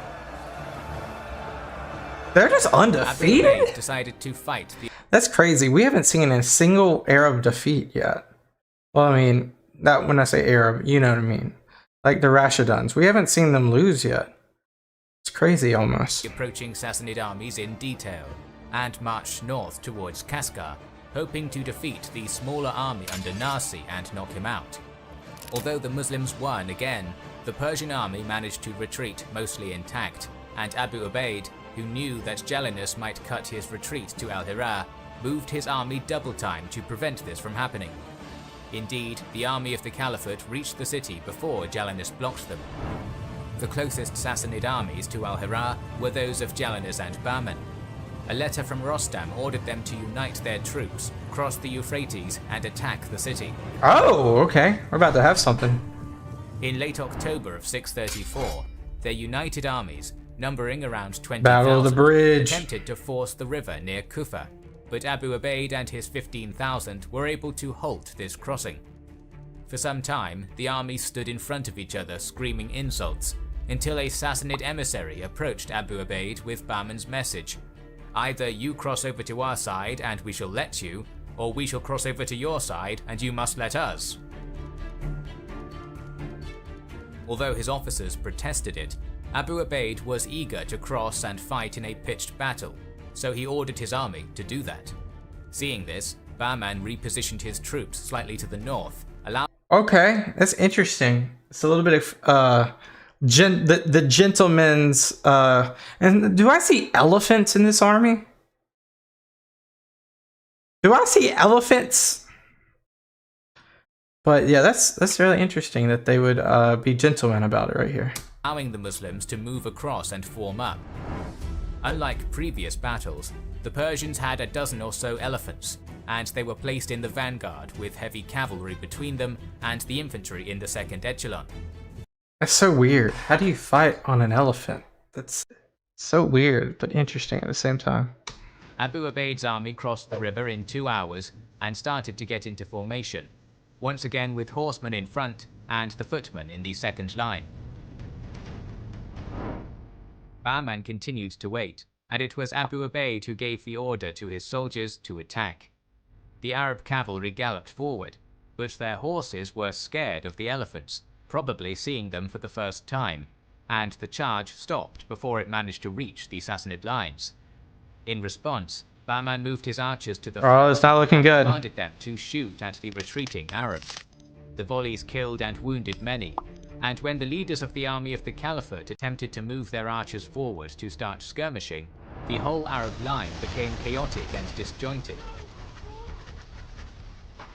The Persian commander used that and directed his cavalry and elephants to attack. While the cavalry was mostly stopped, the elephants easily created wedges everywhere they struck. The Arab army was slowly but surely forced More back. elephants? The presence of the elephants was panicking the horses, so in order to stabilize the front, Abu Ubaid commanded his horsemen to dismount. He led a group of warriors himself, killing a few elephants and their entourages. However, another elephant was sent towards the Arab leader, and soon he was killed by Dang! Many other Muslim leaders were killed, and their army started fleeing in chaos, and the Sassanids started chasing them. Muthanna was one of the last remaining commanders, and he achieved some degree of discipline and organization at the crossing, leading the rearguard and allowing the remainder of the army to retreat. He was badly wounded during the fight, but his actions saved thousands. Okay. The Battle of the Bridge was the first battle the Persians won in this war. More than 10,000 Muslims lay dead, while the Sassanid casualties were around 2,000. And I mean, they just led 15,000, 6,000 reserves, and then 9,000 originals. And this is just the first like major defeat that we've seen. And guess what? It's the first one without Khalid. So, what does that tell you? It tells you that the military reform was not maybe the best. Over the following weeks, Bahman didn't pursue Muthanna, who withdrew to Ulays and returned to Ctesiphon. Some sources claim that there was another rebellion against Rostam, others that Bahman was sent to deal with the Turkic raiders. The sources are also conflicted on the events that happened in Iraq later in 634 and then in 635, with some chronicles asserting that Muthanna's army deserted and he abandoned all the previous conquests, and others stating that the Sassanids sent a large army under Miran and it was decisively defeated at Buwaib in April of 635. In any case, this lull in action allows us to return to the Levant. The Muslim army was getting used to the new command What are these caravels coming in here for? structure, and using this pause, Heraclius was bringing more forces into the region, by land to Antioch, and, as the Romans had complete naval control, by sea to the various ports. The second group was to be commanded by Theodore Tritherius, the treasurer of the empire, and in December of 634 it started assembling to the west of Pella, which was the perfect place to launch an eastward attack, cutting the line of communications with Arabia. It is not clear how big this army was. Spies had informed Abu Ubaidah about this threat in December, and in early January of 635 he marched south towards Pella, leaving a corps under Yazid behind. As soon as the small garrison of Pella learned of this, it retreated towards the main army, flooding the river Jordan and creating a swamp-like territory dividing the Byzantine and Arab armies. What a strategy. We're going to even back up right there. That's interesting. Yazid behind. As soon as the small garrison of Pella learned of this, it retreated towards the main army, flooding the river Jordan and creating a swamp-like territory dividing the Byzantine and Arab armies. After occupying Pella, the Arab army commanders decided to move towards Baisan to engage Theodore. They didn't know the terrain of this area well, So soon after, the vanguard led by Khalid got stuck in the mud, and the Khalid? Muslims were forced to withdraw back to Pella. Okay. Theodore waited for a week or so, hoping that his foes would become less vigilant. On the 23rd of January, he marched his troops towards the river with a plan to attack the Muslim camp at night. However, the Muslims had placed scout troops along the river, Nice. so as soon as the Romans started crossing, the Arab camp was informed of it and started to form up for battle. Can you imagine? You have to wake up in the dead of the night and like just grab your spear, your shield, and just start marching, and it's the only light you have is torch and the moon. We have only limited details on the battle, which, according to the Arab sources, raged through the night and most of the next day. The Romans were able to push their counterparts back to the camp using their slightly larger numbers. According to one chronicle, Theodore was wounded in one of the charges, and the resultant loss of morale made the Romans retreat. When they began crossing a marsh, the Arabs used this to their advantage. They attacked, killing thousands. The rest returned to Byzantium. Whatever was left of the Roman army dispersed into various garrisons to the west and south, while Theodore returned to Antioch by sea. There was no army to fight back against Abu Ubaidah, so he divided his army into corps to conquer as many cities as possible. Shirabil took Baysan and then Tiberias. Afterwards, Shirabil and Amr bin al-As went south, while Abu Ubaidah and Khalid marched north. By March of 635, the Muslims were in control of the whole region to the south of Beirut. I mean, this is just really interesting because these battles are always very evenly matched. It's just the strategy and the morale seems to be the give and take at every turn. Save for Caesarea, which withstood a siege reinforced by Heraclius, and Jerusalem, which had the strongest fortifications. Heraclius probably thought that the Muslims would be busy with the sieges, and he had some time, so he was recruiting in order to counterattack in 636. Simultaneously, an alliance with Yazdegerd was established. Heraclius married his granddaughter to the young Sassanid Shah. So the Sassanids and the East Romans are now teaming up, right? Actually teaming up. It was planned that the Persians would attack Muslim positions from the east. Meanwhile, Abu Ubaidah's 15,000 were moving north, and by November took over the territory between Damascus and Emesa, putting this major city in danger. Heraclius rushed reinforcements, which brought the strength of the garrison commanded by Harbeis to 8,000. In early December, the city was besieged. Harbeis hoped that the Arabs, who weren't used to the cold, would not be able to sustain the siege for too long. At the same time, Emesa was a well-fortified. You don't think about this area as like freezing temperatures either. It must be like January or something. City, with walls 1 mile in diameter, a moat surrounding it, and a citadel within the walls, so the defenders' situation wasn't hopeless. The Muslims weren't strong at the art of siegecraft at that point, and the lack of siege weapons made an assault impossible. So for weeks like catapults. and then months, the sides did nothing but exchange arrow volleys. I mean, you might also be just starving them too. By March of 636, winter began to subside, and it was becoming clear that the Arab army was planning to starve the Emesans. Food supplies were getting dangerously low, so Harbeis decided to sally out and kill as many foes as possible, believing that it might end the siege. He left small units to defend the walls and concentrated more than 5,000 near the southern gates. Initially, this sortie was very successful. The Muslims were caught unprepared and were outnumbered 2 to 1, which led to hundreds of casualties and forced them to retreat under Harbeis' pressure. However, Khalid managed to get his cavalry together, arriving to the area of battle shortly after.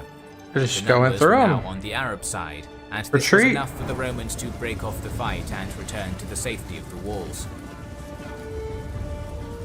The defenders were jubilant, and not at all surprised when the Muslim army gathered to the south and started withdrawing. Harbees decided that he could score a brilliant victory and immediately marched out of the city with the same 5,000. He caught up with the retreating Muslims a few miles to here the they come. south, Here comes the cavalry. but as soon as his mounted troops started charging, Abu Ubaida's units turned back and attacked. A few minutes later, the Romans were surrounded from all sides. Like, this happens every single time. You would think they would learn. Harbees was killed, and only a few hundred of his soldiers escaped. After a short battle, the Arabs returned to the city, and the garrison, which was left leaderless, surrendered. Meanwhile, to the north, Emperor Heraclius had been preparing an army to counterattack for some time. Various sources provide numbers of this army ranging from a very modest 30,000 to the fantastical 400,000. It should be noted that the chroniclers who wrote on this war lived at least 1 or 2 generations after the events, so their depictions weren't based on first or even second-hand accounts. We know Then it's very hard to tell, but there's got to be something that you can dig up and figure out. That at the peak of the Byzantine Sassanid War of 602 to 628, Heraclius was able to raise an army of 70,000 for his attack on the Sassanid Empire, but that army had a considerable Göktürk element. At the same time, the Byzantines had to keep some forces in Italy, the Balkans and the Caucasus in order to check the encroaching Lombards, Slavs, Avars and Khazars. There's just so many people encroaching everywhere. In our opinion, the Byzantines outnumbered their opponents at least 2 to 1, but considering the logistical situation in the area of operation, their numbers were below 100,000. Okay. We can roll with that. Heraclius, who was now in his 60s, suffered from edema, so he wasn't going to lead the army, predominantly made of Greeks, Armenians and Christian Arabs, personally. Instead, the army was divided into 5 columns, commanded by 5 generals. Okay, we're going to stop right there, guys, because it looks like we're coming up. We just took care of the siege of Emesa. We're going to the Battle of Yarmouk, and then eventually the Battle of Qadisiyyah. This was a longer video. We wanted to cover what we cover. We covered the Battle of Miraj al-Dabaj, Battle of the Bridge, Battle of Pella, and then the Siege of Emesa. I think that was, I mean, we saw reform happen. Khalid kind of have like, he's like a lieutenant at this point. They suffered their first defeats. The Sassanids are getting a little bit of confidence, and then the Eastern Romans, they are just losing, just like they've been losing. The entire Levant might go down soon enough. I think the only thing they have going for them is naval superiority at this point, because the Muslims don't have anything like that right now, it seems.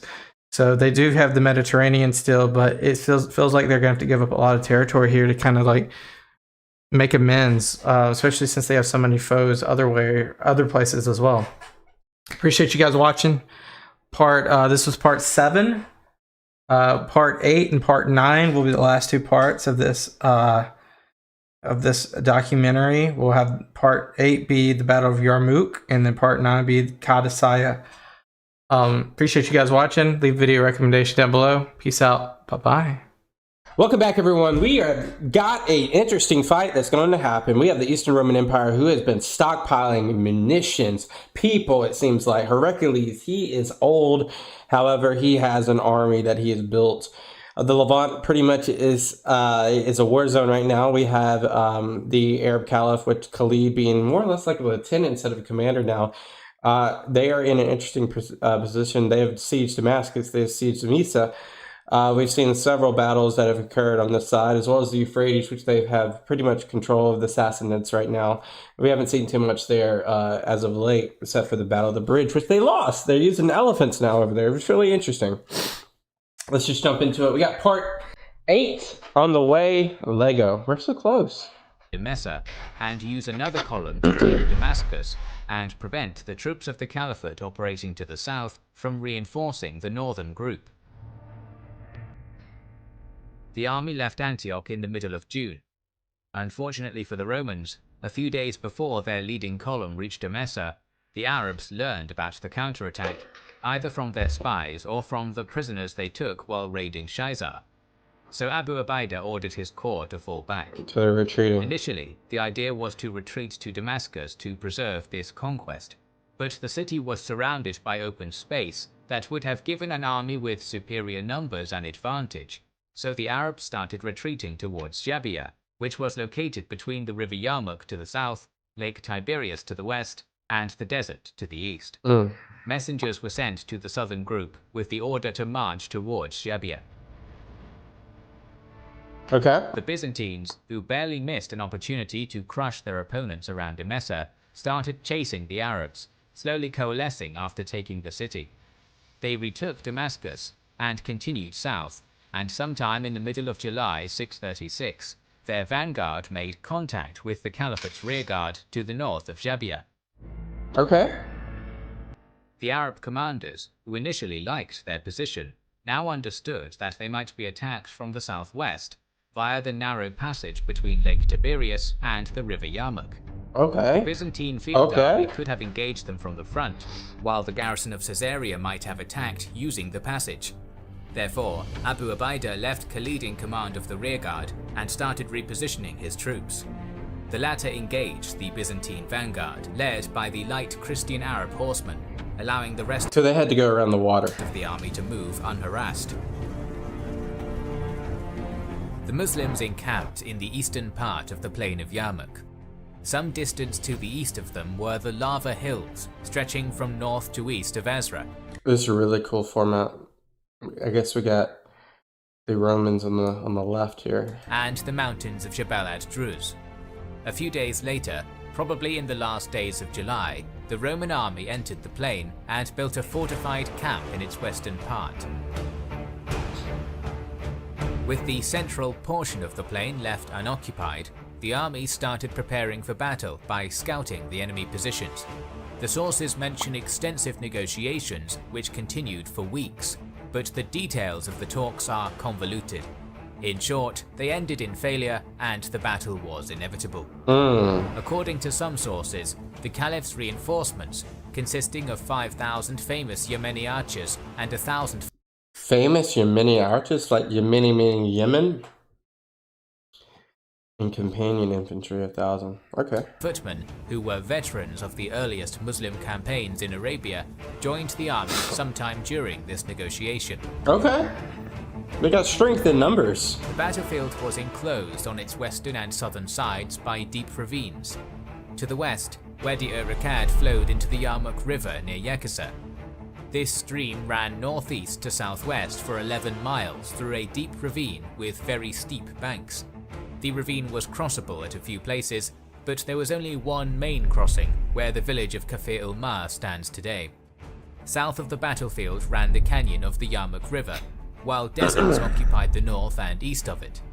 The plain was mostly flat, save for a small hill called Samain. On the 14th of August, the Roman army moved forward and started forming up to the east and north of Alan. It is debated whether the army was commanded by the Armenian general Vahan, or each of the 5 corps had a separate leader. It wasn't the Ghassanids a vassal state prior. The Byzantine army positioned itself as follows. The light Ghassanid cavalry of Jabala was stretched across the plain as the vanguard, with the objective of screening the army and skirmishing with the enemy. Kanatir commanded the left flank, while Grigori was on the right flank, and 2 central corps Roman cataphracts. Okay. were led by Derjan and Vahan. The Romans had spear and sword infantry in the first rank, archers in the second, and cavalry behind them. Although Abu Ubaidah was the overall commander appointed by the Caliph, sources claim that he allowed Khalid to be the one giving the orders. The Muslim force matched the widths of the Roman army, but as it was smaller, its formation wasn't as deep. Khalid moved some of his light cavalry to the vanguard to observe the Romans. The infantry was divided into 4 corps, made up of 9 units each, And Khalid's in front. with infantry in the front and archers behind them. Oh wait, no, Khalid's in the middle. I just read that backwards. There were 3 cavalry units behind each flank and center, while Khalid's mobile cavalry unit served as a reserve. The Arab commander's plan was to defend and tire his foe, and then counterattack when possible. Both armies had a southern flank secured by the river Yarmouk, while the northern flank bordering the desert offered a chance to outflank the enemy. The Battle of Yarmouk started on August 15, 636, with the Roman light cavalry vanguard moving behind the main army, mostly reinforcing the left flank cavalry. The Arab vanguard did the same and joined the main cavalry. They're just mirroring each other at this point. Units. It is unusual to see a battle fought in this era which wasn't started by a clash of light skirmishers, but the sources didn't mention this happening, instead insisting that the champions of both sides dueled for a few hours. In any case, after the screening forces pulled back, the Muslim Caliphate always wins the duels. It's so interesting to me. A third of the Roman infantry advanced across the front at midday. Soon the Roman footmen clashed with their counterparts, while the archers in the second rank skirmished, sending volleys above the heads of their infantry. The details of this first day are scarce, but it is possible that the Byzantines decided that a reconnaissance in force would provide benefits. Their attack was slow and lacked determination. After a few hours of fighting, they disengaged and returned to their initial positions. The first day of battle was over, and the sides returned to their respective camps. At night, a few Roman light cavalry units moved forward, but they were caught by their Arab counterparts and forced back. These raids were seemingly disjointed and lacked an objective, as they were not conducted by nearly enough troops to do much damage. However, they allowed the Romans to form up in the darkness without alerting the enemy. The plan was to attack the Muslims as early as possible, not giving them the opportunity to get into formation. Indeed, the whole Roman army attacked before dawn. Some sources claim they knew of the Muslim religious rites, that one of their prayers happened at this time, and decided to use it to their advantage. There you go. Unfortunately for the attackers, the same light cavalry patrols who fought them during the night were ordered to remain in front, and as soon as the Romans came into contact with these forward units, the Arabs retreated to their main force and informed them of the impending attack. To the surprise of the Romans, their foes managed to prepare for the attack. However, they had their orders, and so the second day of the battle began. Right now. The Roman plan was to tie up the Muslim army's center and pressure its wings. To that end, the attack in the middle was relatively passive. The Byzantine left attacked the Muslim right head-on. The first two attempts to break through failed, but the Byzantines had a numerical advantage and used it. Fresh troops moved to the front, and the third attack pushed the Arabs back. Some of them started retreating towards their camp, and some joined the center right. This opened a way for a counterattack by the Arab right-wing cavalry. Its charge wasn't strong enough to force the Romans back, but tied them up for some time, allowing the infantry to retreat. Soon the cavalry was unable to withstand the pressure and also retreated. Later Muslim sources mention that the wives of the retreating warriors shamed them into returning to the battle. We don't know if that is true, but the Arab right flank reformed and started marching toward. I don't know why the right here, the Romans, why they didn't break ranks and try to, I mean, there's not much of a distance legend here between these four skirmishes that are happening, these four walls. You know, it would make sense if, like, they just shifted and then they attacked the right Muslim flank right here, and they would just wipe them out. I don't know why they didn't do that. Know if that is true, but the Arab right flank reformed and started marching towards the approaching enemy. Meanwhile, the Roman right, which was probably made of the best heavy infantry in the empire, was even more successful. Some sources mention that it was fighting in a testudo formation, but that is probably an anachronism. In any case, the first or the second attack by this group drove the Muslim left flank back, and they hastily retreated towards the camp.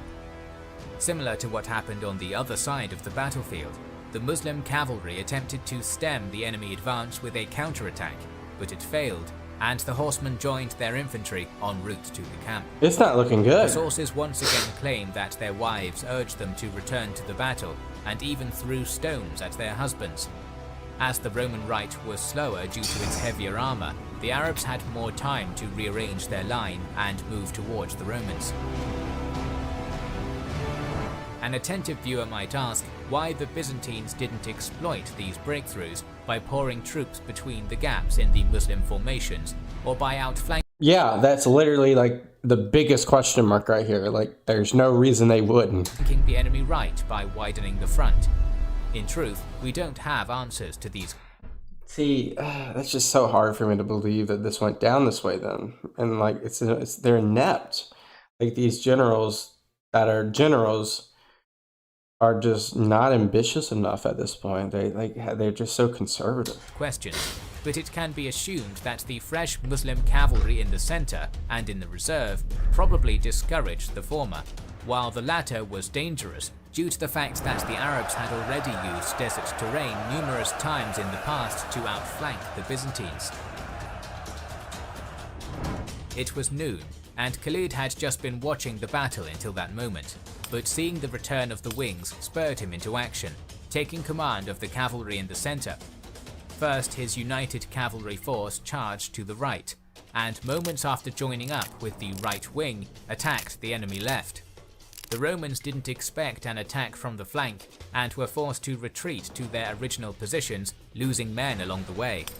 Wow. To the south, the left of the Caliphate's army was about to engage the Byzantine right. Initially, the Arabs were getting the worst of the fight, and were about to break and flee again. However, Khalid was on his way. He sent one unit of his cavalry to exploit the gap between the enemy right and center right, and charge the rest into the side of the Roman right. See, they did what the Romans failed to do.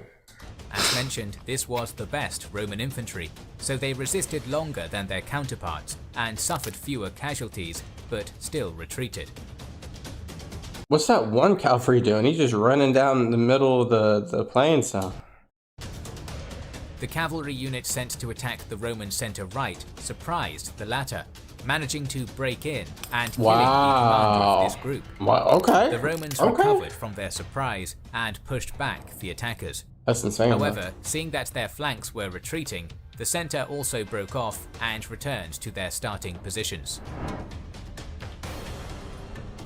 Both parties probably suffered similar casualties, with the majority of the Arab losses during the early retreat. The Roman right lost the most troops, and that would prove to be important during the next day, as this detachment started its advance alongside the whole army, but stopped well short of the enemy army, with archers on both sides entering a half-hearted skirmishing contest. Meanwhile, the Roman center-right engaged the Arabs, but this attack only served to tie up this portion of the opposing army. The main attack targeted the right and center-right of the Muslim army, and although initially the Roman onslaught was slowed, their numbers started to play a role. The Muslims started to retreat, especially on the right flank, where their line was pressed all the way up to the camp yet again. This allowed the Romans to increase the pressure on the rightmost units of the Muslim center-right. See, they're chasing them this time. They didn't do that last time.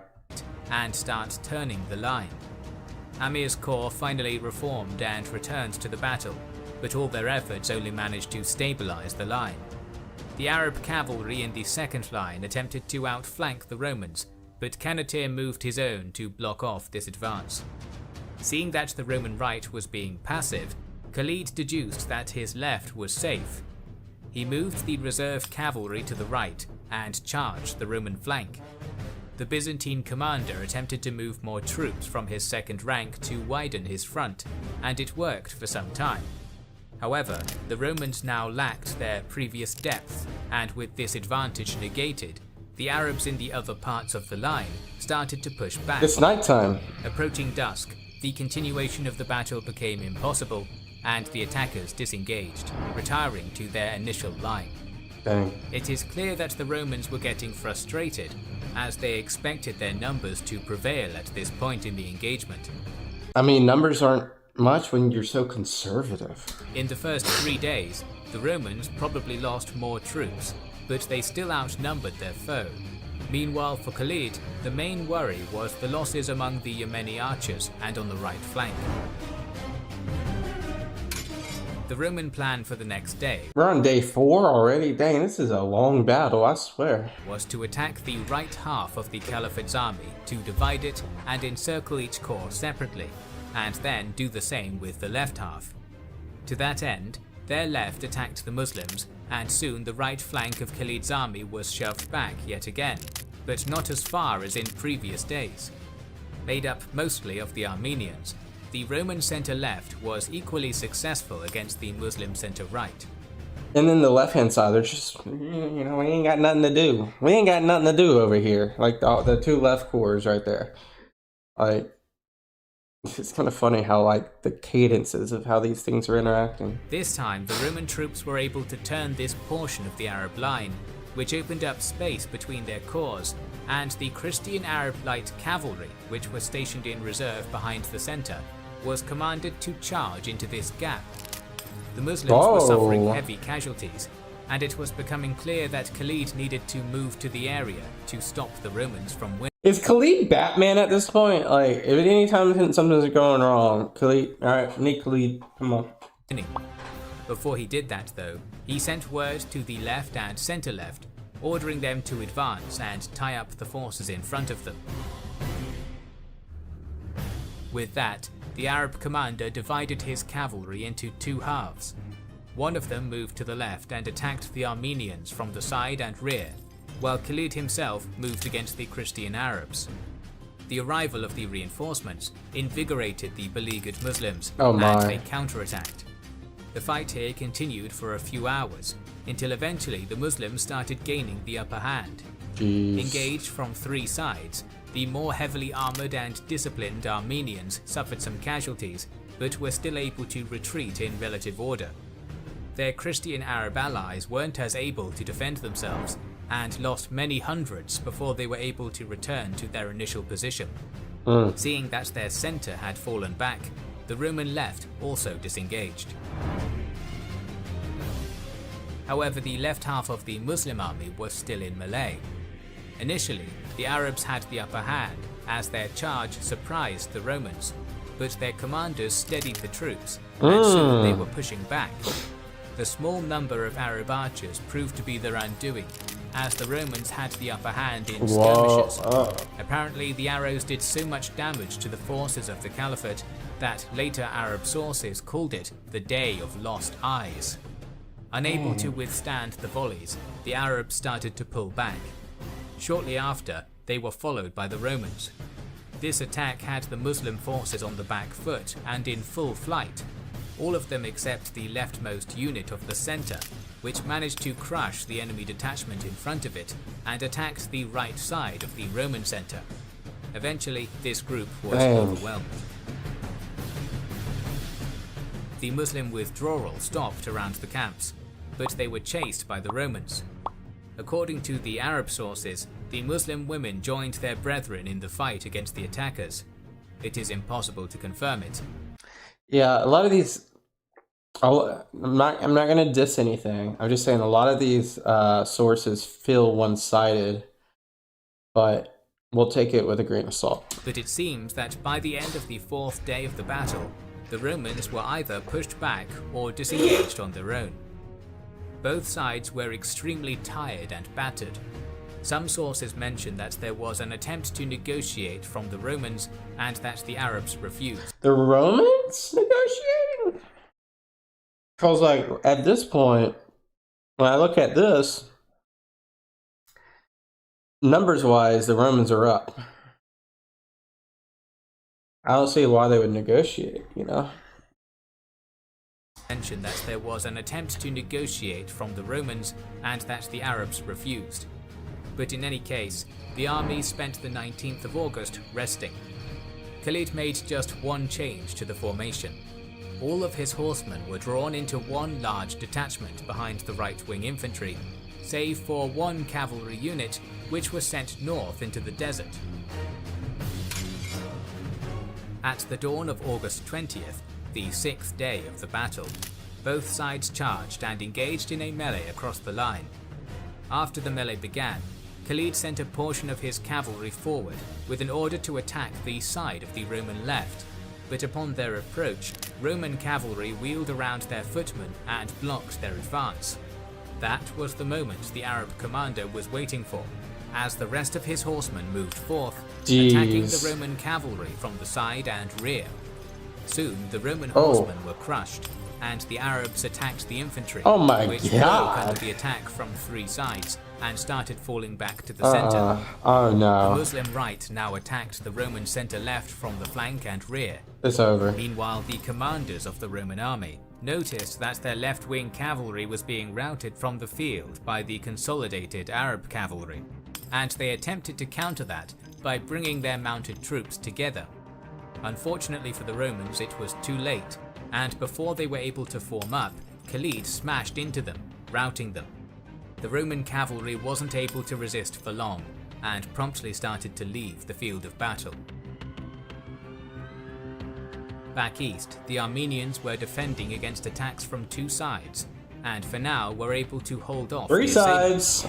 However, after Khalid dealt with the Roman cavalry and made sure that they wouldn't return, his horsemen charged into the rear of the Armenian formation. They collapsed under the charge and started retreating to the southwest. The Arabs repositioned to attack the center right and the right of the Roman infantry, but before they did, the latter fled on their own, again to the southwest, towards the only crossing over the river. All the while, the Muslim cavalry blocked off their retreat from the north and footmen from the east. The remains of the Roman army were hoping to cross Wadi Rakad, but the 500-strong Arab-mounted unit sent away into the desert had already been commanded to block off this crossing. I didn't know that's like 500 strong. That's what that represents. That's crazy. Oh my god. Understanding that they were in a trap, the Roman officers attempted to form up some kind of defensive line. But before they could do it, they were attacked by the cavalry from the north and the infantry. Oh, what a masterclass. If this is all like exactly what happened, exactly how it happened, masterclass once again. From the east. It was a slaughter, and many thousands were killed in this encirclement, with some units managing to cross the river by swimming. Around half of the Roman army lay dead on the plain of Yarmouk, while the Muslims lost less than a fifth of troops. And it was so close, though, that, like, we're going to stop there because that's the end of the Battle of Yarmouk. That was just a lot closer than you realize. Like, there was a point where they were pushing back and they had them retreating, both sides. They were just so conservative. Like, that out of the box thinking by the Muslims to send that 500 unit cavalry to the only crossing point, and they just waited. Like, that is, of course, that's also cavalry that's not going to be able to fight on the Battle of Yarmouk. What a foresightedness there. Because what happens if the Muslim army gets defeated? That 500 is just going to be all alone when they return to garrison. So, like, I don't know. I think this was an insane battle. Probably one of the most interesting ones we've seen so far. We have one more to do on this documentary, the Battle of Qadisiyyah. I think I said that right. Can't wait to see you in part 9, our final part of this particular season, I guess. But thank you guys so much for watching. Leave video recommendations. Subscribe if you haven't already. Peace out. Bye-bye. Welcome back, guys. It is time for part 9. This is the last part of season 1 of the early Muslim expansion. Recently, we saw the entire Euphrates being taken, the Levant being taken, and most recently we had the Yarmouk, the Battle of Yarmouk, which was like a 4 or 5 day campaign between the Eastern Roman Empire and the Muslim Caliphate. The battle was harsh. It was testing for both sides, a lot of losses, but once again, Khalid and the Arab Muslim Caliph, they just prevailed. They came out on top, especially with their strategies with utilizing the cavalry in different positions and utilizing leverage. But today, we have the Battle of Qadisiyyah. I bet you I pronounced that right, too. Let's jump into it, shall we? At this point in this story, we have to leave the Syrian front, as things have started heating up in Iraq.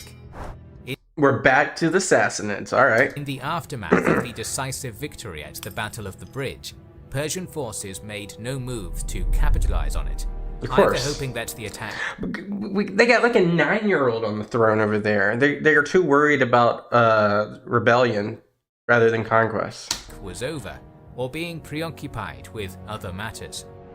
This gave Caliph Umar time to come up with a response. Lacking an immediate source of manpower, the pragmatic Rashidun Caliph raised another army from the previously untapped tribes who rebelled against the Caliphate during the Ridda Wars, including the Banu Tamim and Banu Jadila. These warriors, supplemented by additional contingents mustered by Umar, were gathered and sent north, but problems were still present. Quarreling between many of the tribal chiefs prompted the Caliph to appoint a trusted paragon to supreme command, who was absolutely beyond reproach. After being talked out of leading the army himself, Umar's commander would be Sa'd bin Abi Waqqas, the 7th person to embrace Islam and a companion of the Prophet. The presence of such a respected general united the army in spirit. Additionally, many more warriors joined themselves to Sa'd's invasion force as it marched north up the Medina-Hira road in May of 636. By the time it reached the Euphrates region for a second time, the Muslim army was probably the most formidable Persia had faced so far. Unfortunately for Sa'd, resistance to his advance was soon in coming. The best Sassanid general, Rostam, who basically ruled the court of the 12-year-old Shah Yazdegerd III, wanted to fight smaller battles to minimize risk. But that decision was unpopular with the nobles and commoners alike, as the Battle of the Bridge probably made the empire complacent. Therefore, the general departed the Persian capital at the head of a massive imperial force, beelining straight for the Muslims encamped near Qadisiyyah. The two opposed. Jeez, that's a huge army. They only got one bridge? Interesting. But look how big that army is. Opposing armies finally caught sight of one another across the span of the Al-Atiq Canal, about 30 miles east of Hira. After an exhausting march in the midst of Iraq's blistering summer, Rostam ordered his men to take up positions and encamp across from Sa'd's army. Rather than immediately mounting an assault across the canal, the bulk They got elephants still. We're gonna see elephants again. of both armies remained on their own side of the waterway for several months, with the peace only punctuated by small scouting missions and raids. Rostam probably knew that the previous Islamic army had been defeated during a botched river crossing, and was therefore content to wait and receive Sa'd's attack, hoping it would happen again. The Muslims, meanwhile, were fighting a two-front war, so keeping the Mesopotamian army passive for the time being was prudent. In Syria, their army was engaged against the Romans in a campaign which culminated in mid-August at the Battle of Yarmouk. Which we watched. With the Christian Empire's war machine broken, Umar was free to dispatch reinforcements to Sa'd's force. In the hope of keeping Rostam occupied, the Muslim leader sent repeated embassies to treat with his Persian counterpart, demanding that the Zoroastrians submit to Islam in return for peace. With the Sassanid commander unwilling to convert, and reinforcements streaming into their camp, the Muslims challenged their enemy to battle, arraying their forces in formation and allowing the Sassanids to cross the canal, withdrawing a mile to the rear. With the Al-Atiq Canal bridge occupied by Muslim guards, Rostam's imperial army spent the night hours damming the waterway with debris to enable passage. At dawn, It's still gonna be mucky. Rostam, seated on his throne, ordered his army across, and had the army advance in battle formation against the arrayed Muslim forces. The climactic struggle for Persia was about to begin. The army under the authority of Rostam Farrukhzad was likely made up of, at most, 60,000 Sassanid troops. It's a lot. Even a Sassanid field army at the absolute apex of the empire's power probably would not have been able to muster such massive numbers, and it is even more unlikely that the politically divided, militarily exhausted realm of 628 onwards could bring to bear anything more than 60,000. Rostam's bulwark was also a multi-ethnic army, having come together from regions all across the vast expanse of the territory ruled by the House of Sassan, from Azerbaijan to Khorasan. It included among its ranks Kurds, Armenians, Turks, Arabic allies, and we really see this with like most of these, like the Eastern Roman Empire. We just saw Armenians, Christians, Turks. Like it's diverse everywhere. And units from many other peoples. The right and left center units of the Imperial Army were under the command of Jalinus and Birzan respectively, and in total comprised 30,000 warriors, 20,000 melee infantry and bowmen in the first line, and 10,000 cavalry in the second. Among these troops were 10,000 professionally trained Persian immortals. That's a crazy cool name for infantry. Like, what are you? I'm an immortal. Revered elite fighters who chained themselves together as a signal to the enemy that they were prepared to die rather than retreat. And when you say chained himself, we already talked about this. This is meaning they're just close together. They didn't actually chain themselves. Bounded by swampland, which was difficult to traverse, the Sassanid left and right wings were led by Miran and Hormuzan, both illustrious generals drawn from high-born Persian clans. How many elephants were you doing? Each led 10,000 infantry in their front rank, backed by 5,000 cavalry behind. In front of Rostam's line was a screen of 33 mail-clad elephants. Mail-clad? 33? Jeez. 18 of them were deployed in the center, while the remainder were split equally on either wing. Rostam himself, donning ornate armor, mounted his raised throne just behind the center. Sorry if I wasn't good, but how effective are these elephants actually? Like, they are a formidable force, and they kind of like block a lot of the room, and they kind of like impede the cavalry. But like past that, like how effective? It feels like they're much more of a defensive mechanism versus a aggressor. Accompanied by a small strategic reserve. About a mile to the west, Sa'd's 30,000 warriors drew up in a manner that mirrored their adversaries. 4 tribally organized divisions, with infantry in the first line and cavalry in the second. In addition to the Muslim forces from Arabia proper, Christian Arabs from the border of Sassanid territory, and even some captured Persian officers had joined the army after converting to Islam. Although Sa'd bin Abi Waqqas was capable of deploying his army properly. Whoa, what is that? Is it like a citadel or some fort back there? I didn't notice that till just now. Ailments and injury prevented him from mounting a horse and exercising effective tactical control. Instead, the companion general appointed a trusted deputy, Khalid bin Afuta, to carry out his immediate orders, and took up a strategic position atop the fortress of nearby Uzayb. The various units were commanded by their tribal chieftains, and included men such as Shirabil bin Simt, a veteran of the Ridda Wars and Syrian campaign, who led the Muslim left wing.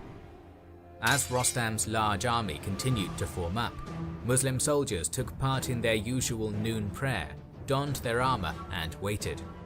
By the early afternoon hours, the massive Persian army was finally ready to fight. Rostam's plan was simple and to the point: smash both flanks of the enemy army, and then smash into their exposed center. Okay, we got a plan. The Battle of Qadisiyyah began with a heavy barrage of arrows loosed by the Sassanid archers, whose superior bows and higher quality arrows inflicted massive casualties on their lightly armored counterparts. The Muslims attempted to return the favor, but their low-powered bows and inferior arrows resulted in the missiles bouncing harmlessly off the Persian heavy armor. Wow. The amused Sassanid troops mocked the Muslim archers by repeating the word "spindles, spindles," as the impotent arrows fell harmlessly. Is it like toothpicks? With most of the Islamic front line pinned in place by Rostam's lethal storm of arrows, the general ordered a 7-strong elephant corps on his left to lead a charge directly at the Muslims opposing him, followed by the rest of the troops.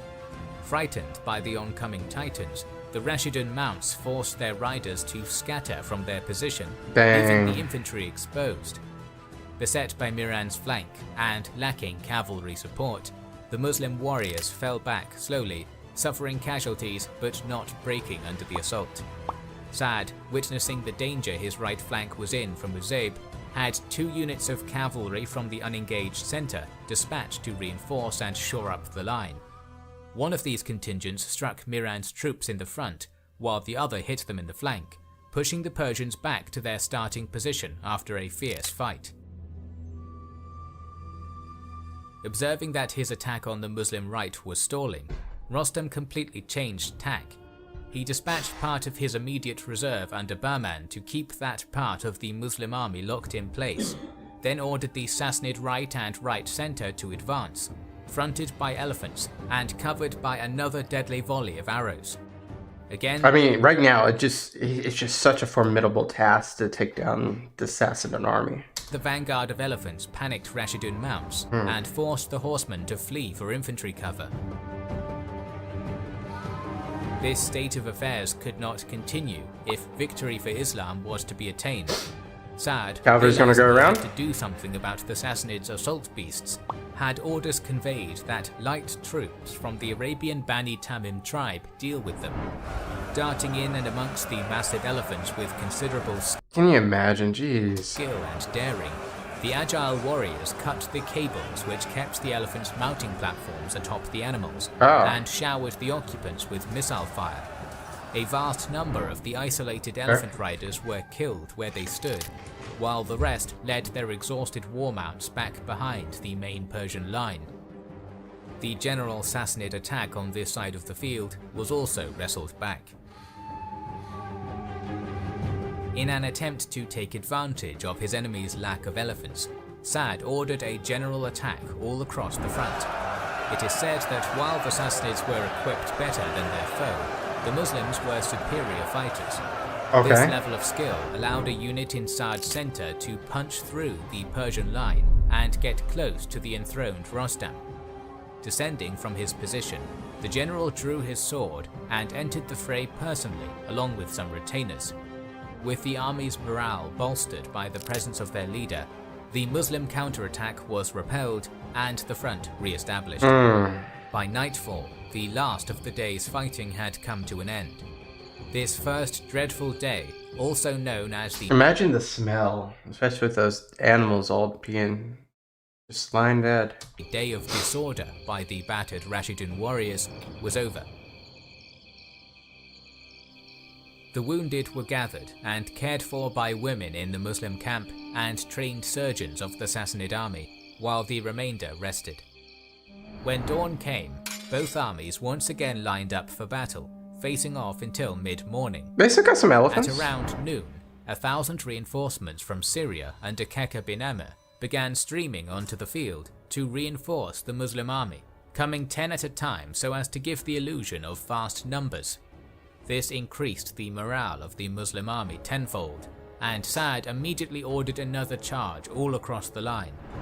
Despite the heavy casualties that his troops inflicted on the Sassanids, the enemy ranks remained coherent and unbroken, mainly due to the force of their heavily armoured cavalry. Casualties increased as the fighting grew more and more brutal, but after 2 hours of fruitless fighting, both sides pulled back. The Muslims were trading well, 4 dead Persians for each of their own, but Rostam, trusting in his superior numbers, was content to grind Sa'd's force into the dust. I mean, it looks like if you look at it from above, the numbers look so similar. But you'd almost feel like the advantage is the Sassanids here. It's just, as he said before, Muslims are better fighters, even though they're not equipped with better armor and weaponry. On the Muslim side, Kaka, displaying his energetic and restless nature, used the break-in fighting to cover the camels that the Rashidun army brought with wooden structures, making them look to the untrained eye of a horse like unfamiliar, terrifying beasts. When fighting resumed not long after, The disguised camels were paraded in front of the charging Persian cavalry, spooking the horses They try to make their own elephants. That's kind of funny. into breaking ranks. Sensing an advantage, Sa'd had the army attack along the entire front again, this time without elephants or cavalry to bolster their ranks. Zealous Muslim warriors scythed into the Persians' units, viciously routing many of them towards the water wall behind, and almost causing the entire Sassanid army to buckle with the shock. However, Rostam's personal intervention and unmoving confidence allowed his shattered contingents to get back into the fight. Throughout the evening hours, Persian and Rashidun troops engaged in a slogging match, which, as the sun dipped beneath the horizon, managed to painstakingly throw the Muslims into retreat. With that, both exhausted armies retired for the night. When daylight came on the third day, and the armies were arraying for battle, Sa'd's troops were met with an unwelcome surprise. The enemy ranks parted briefly, and through them marched the mighty elephants, recovered and Here comes the elephants! now each surrounded by a protective ring of infantry and cavalry. Okay. When mid-morning came, Rostam had his archers unleash another extended arrow volley, which locked the Muslims in place. As this barrage concluded, the entire Sassanid army, fronted by the terrifying elephants, began inexorably trudging onward. Suddenly, as they approached Sa'd's line, the infantry shielding each elephant's front shifted aside according to plan, enabling the giant war beasts to crash into the Muslim line at close range. The riders were able to escape and fled without delay, but the infantry weren't so lucky.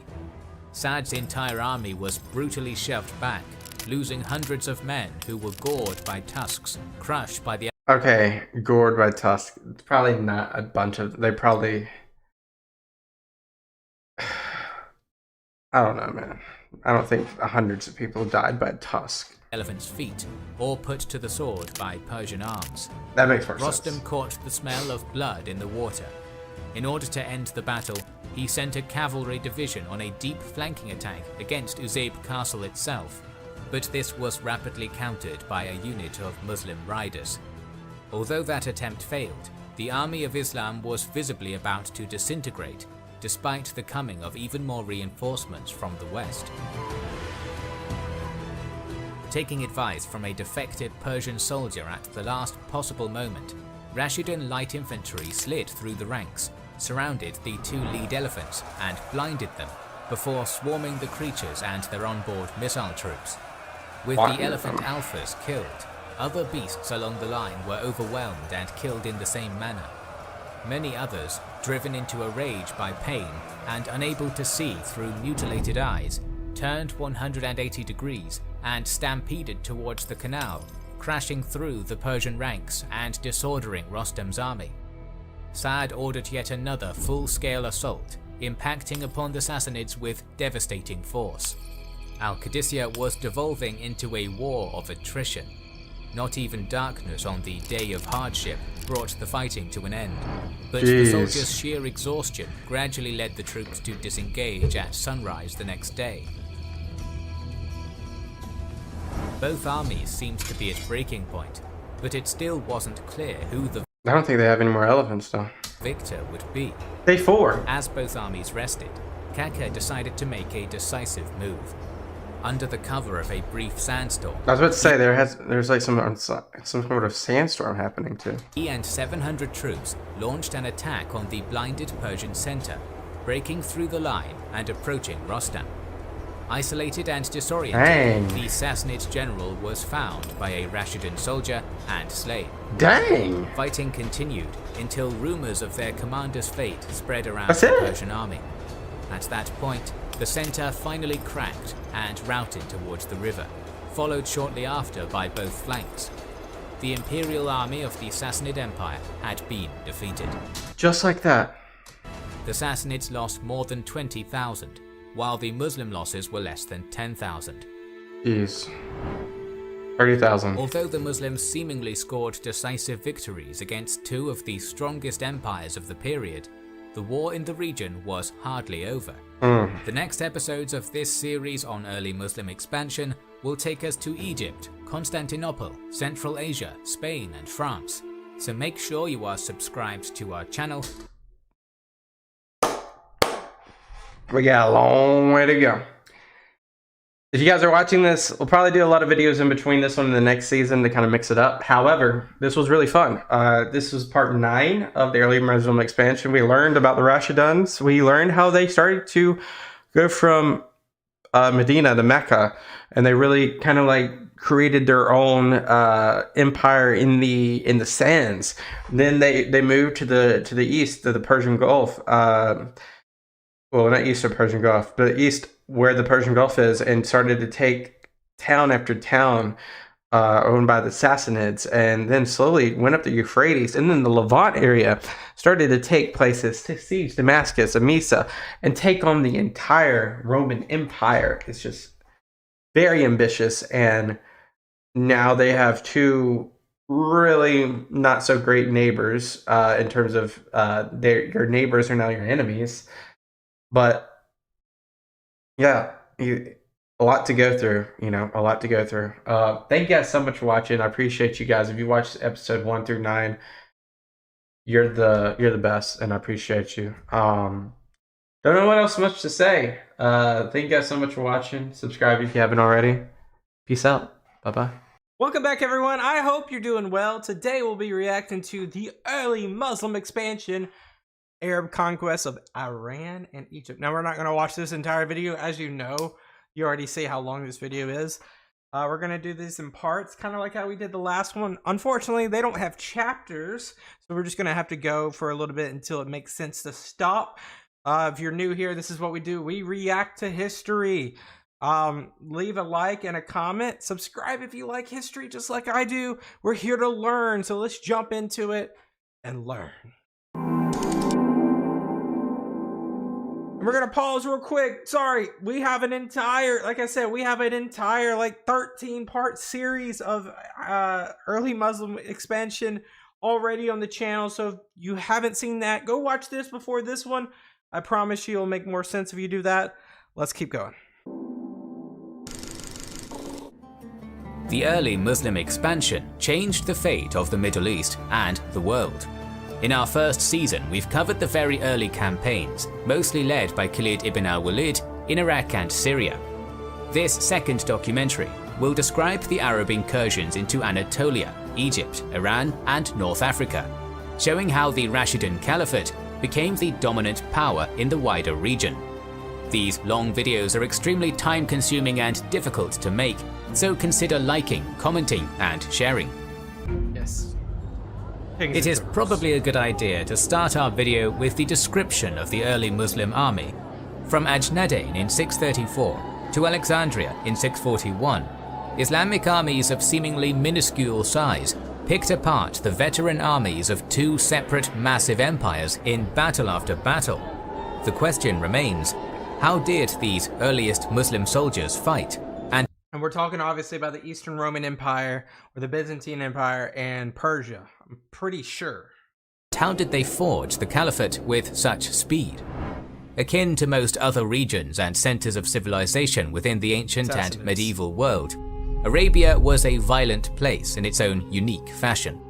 Far from being comparable to the large hegemonic empires which bordered and often puppeteered its many tribes to further their own agendas pre-conquest, the barren desert of the Arabian Peninsula and most of its people are more accurately balanced against the fearsome nomadic folk of the Great Eurasian Steppe. Mongolians is basically, or Turks, just because the climate is not very good to stay in for long periods of time. The water that you need does not travel past these mountains that are on the left-hand side of the Arabian Peninsula. Fighting against rival tribes and defending one's own kin from attack was a central part of life, a fact which played a key role in creating the local culture. Motivated in part by vicious terrain that was untenable to larger military campaigns, the dominant tactic was the so-called razzia, a raiding expedition designed to plunder, pillage, and take slaves. Such a wealth of common martial experience meant that most Bedouin Arabs were, especially compared to the agriculturalists and urban citizens of the Near East, a veteran military population. This pre-Islam tribal society provided a solid foundation for the development of a conquest army. But until the Prophet's lifetime, and possibly afterwards as well, there was no army as such. With very few exceptions, every single adult male in Bedouin life was a warrior, compensated for their endeavors with booty, honor, or the defense of their own kin group from enemies who were attempting to do the same. Which isn't very, it's not, this isn't primarily just this particular group of people. There's so many different countries that operate to this day in modern times where you have to have some sort of conscription during your early male years. Early male years meaning early adulthood. So by no means is this like a something that's primarily just for this time and these groups of people, but it's definitely part of the culture in terms of a protectorate. With the advent of Islam, leadership of Muhammad, and the subsequent unification of the Arabian Peninsula under the first Rashidun Caliphs, its weapon-rich cities and Bedouin-inhabited hinterland alike came under one rule and one religion. This warlike population, who until recently were occupied fighting one another in small-scale struggles, could now be directed en masse to attack the settled, exhausted, and unready empires beyond the desert frontier. Although now turned to a single purpose, to expand the Dar al-Islam, the early Islamic armies remained in many ways what they had been before, tribal raiders.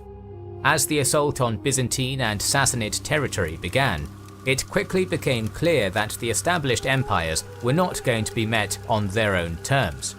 It was to be a mobile war of razzia, which the two emperors and their armies, each bent towards attacking the other, simply could not match. To this purpose, a primary strategic weapon of war utilized by the conquering Arabs was the unassuming camel. Yeah, we don't talk too much about that, but yeah. Accustomed to traveling across incredibly arid terrain with essentially no water, these workhouse pack animals were used to lethal effect on campaign. Camel-mounted armies of Muslim infantry would frequently strike Byzantine or Sassanid territory from unexpected, undefended angles, bleeding the empires of manpower and money before fading back into the desert, where their enemies simply could not go. Would this be considered cavalry still, or would it be like a special unit of cavalry, like camel cavalry? Curious.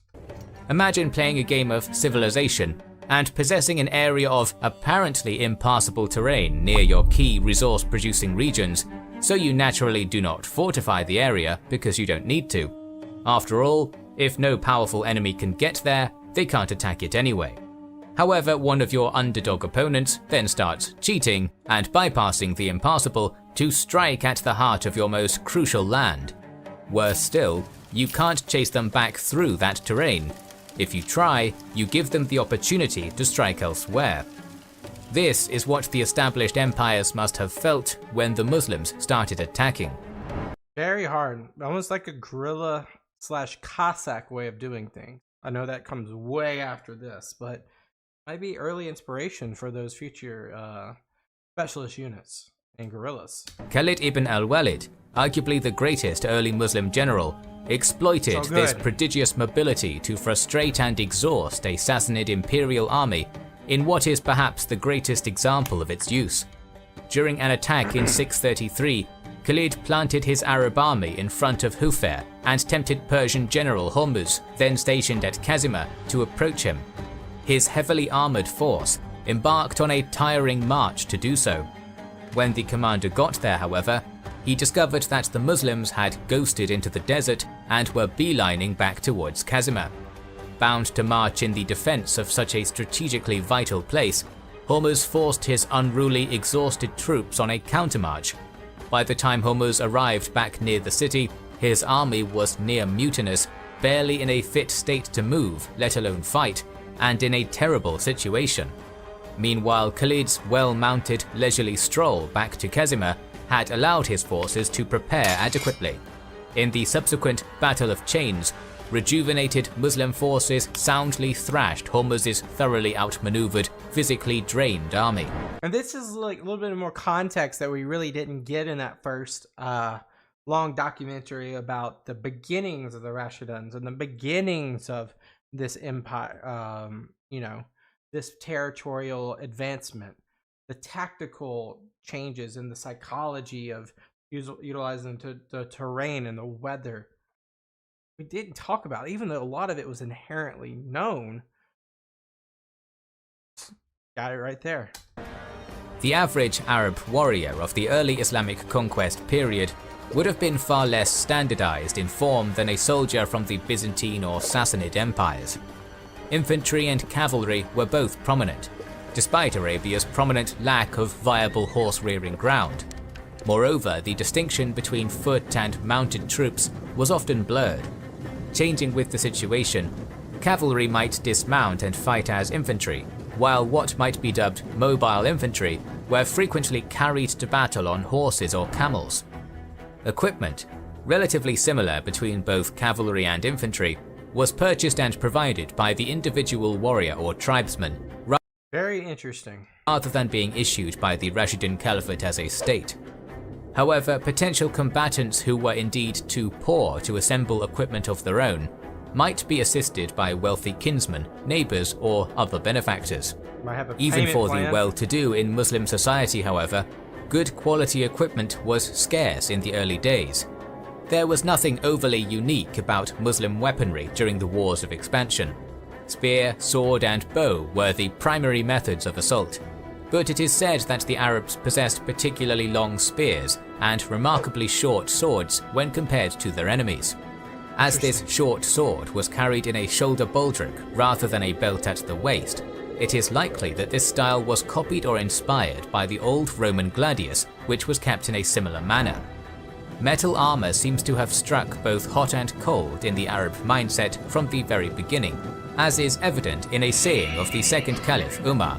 He describes mail armor as keeping our horsemen busy, a nuisance for our infantry, and yet always a strong protection. Originating from the scalding hot and sun-bleached deserts of Arabia, heavy armor must have seemed anathema to Arab warriors at first, due to the sheer discomfort it must have brought on when worn, not to mention its encumbering effect. We can imagine the more well-off Arab warriors investing in a coat of mail, only to speak to their comrades about it and be met with traditionalist derision at wearing such a burdensome thing. Therefore, it may have been that use of armor was based upon both a warrior's ability to obtain it, in addition to the willingness to don it in battle and on the march.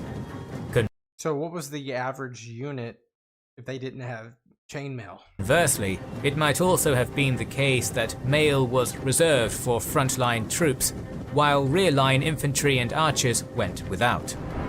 Whichever the case, a notable and repeated occurrence during the Rashiduns' expansion was trouble facing enemy archers.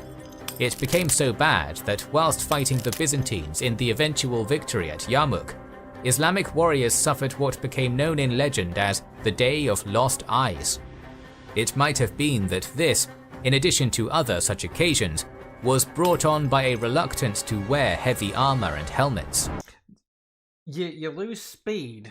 That's one thing, you will lose speed with that type of armor. Two other crucial units which partially made up Rashidun armies have come to symbolize the Muslim style of war during this period: the Mobile Guard Cavalry Strike Force and the Mubarizan.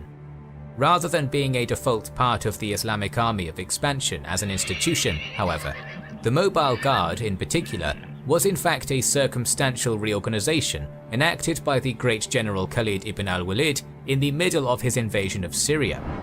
After the commander's triumph at Ajnadayn in late 634, it was clear that the next stage of the Muslim invasion would have to pierce deep into Syria. So, sifting through the 8,000-strong army under his leadership, Khalid extracted the most veteran, most elite, and deadliest fighters to form a 4,000-man strong band of horsemen, which was known as the Army of Movement, or more commonly, the Mobile Guard. In an army whose warriors were already battle-hardened veterans, These paragons were the creme de la creme. One of those hand-picked 4,000 was the near-mythical warrior Kaka bin Amr. Not only did this ferocious lieutenant supposedly play a crucial role in both the Battle of Chains and the Battle of Yarmouk, but he was also personally chosen by the Caliph to lead Arab reinforcements to the Battle of Al-Qadisiyyah. If our sources are to be believed, he also played a key role in winning this domino-toppling clash as an energetic cavalry commander. That was the sheer quality of soldiers assembled together in Khalid's elite unit.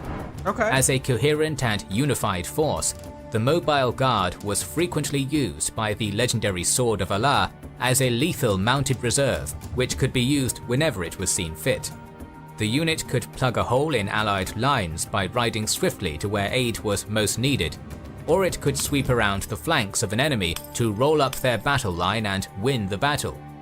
Under Khalid's generalship, it played both of these roles during the battle at Yarmouk.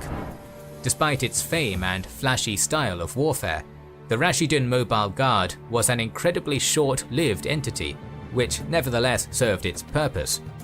When Khalid was dismissed from his post by Umar, the regiment as a unified entity was simply disbanded and its members dispatched to other fronts in Islam's ongoing wars of conquest. Since I guess that was like his staple, they didn't continue it. Many more of its warriors apparently passed away during the plague of 639 to 640, and those few who survived accompanied Amr ibn Alas to Egypt. The Mubarizin, translated as duelists or champions, served the purpose one would expect of a warrior bearing their title. The bravest men in all the Arab armies, Mubarizin would step forward alone and battle a Byzantine or Persian champion in the ritualized single combat which was so common in that period.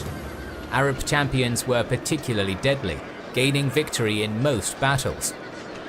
Yeah, and we saw that a lot, especially like particular leaders from the Sassanids, and I don't know too much about the Byzantine, how many times they brought leaders to the front line, but a lot of times the Sassanids would take like their what's it called, their leader or their the division, their army, whomever, and they would lose in the duel, and then the morale would just tank. Or if one of the great fighters from the Sassanids would come out and they would lose, the morale would still tank. So the duels were just such an important part of these. Victors, they would bring pride to their religion and caliphate, morale to the army, and conversely demoralize the enemy force. Still, despite their successes, Muslim forces frequently found themselves on the sharp end of heavy casualty figures, and manpower replenishment rapidly became an issue that the caliphs needed to deal with. Part of this shortfall was made up by non-Arab deserters who took up with the invaders and quickly became key cogs in the overall machine of expansion out of the Arabian Peninsula. As early as the Battle of Al-Qadisiyyah, 4,000 soldiers from the army of Rostam Farrukhzad went over to the Muslim side. So great was this coup that the defecting warriors were able to demand from the Arabs land of their own choosing, to closely associate themselves with an Arab band of their own preference, and to be paid salaries, sometimes in excess of regular Arab warriors. These and other such traitors to the Sassanid Shah's cause were known as the Hamra, or Red People. This phenomenon became so prevalent that during the Muslim invasion of Khuzestan and the siege of Shushtar, a famous unit of elite Persian soldiers, known thereafter as the Asawira, led by one of Yezdegerd's most senior and trusted commanders, also went over to the Caliph's side.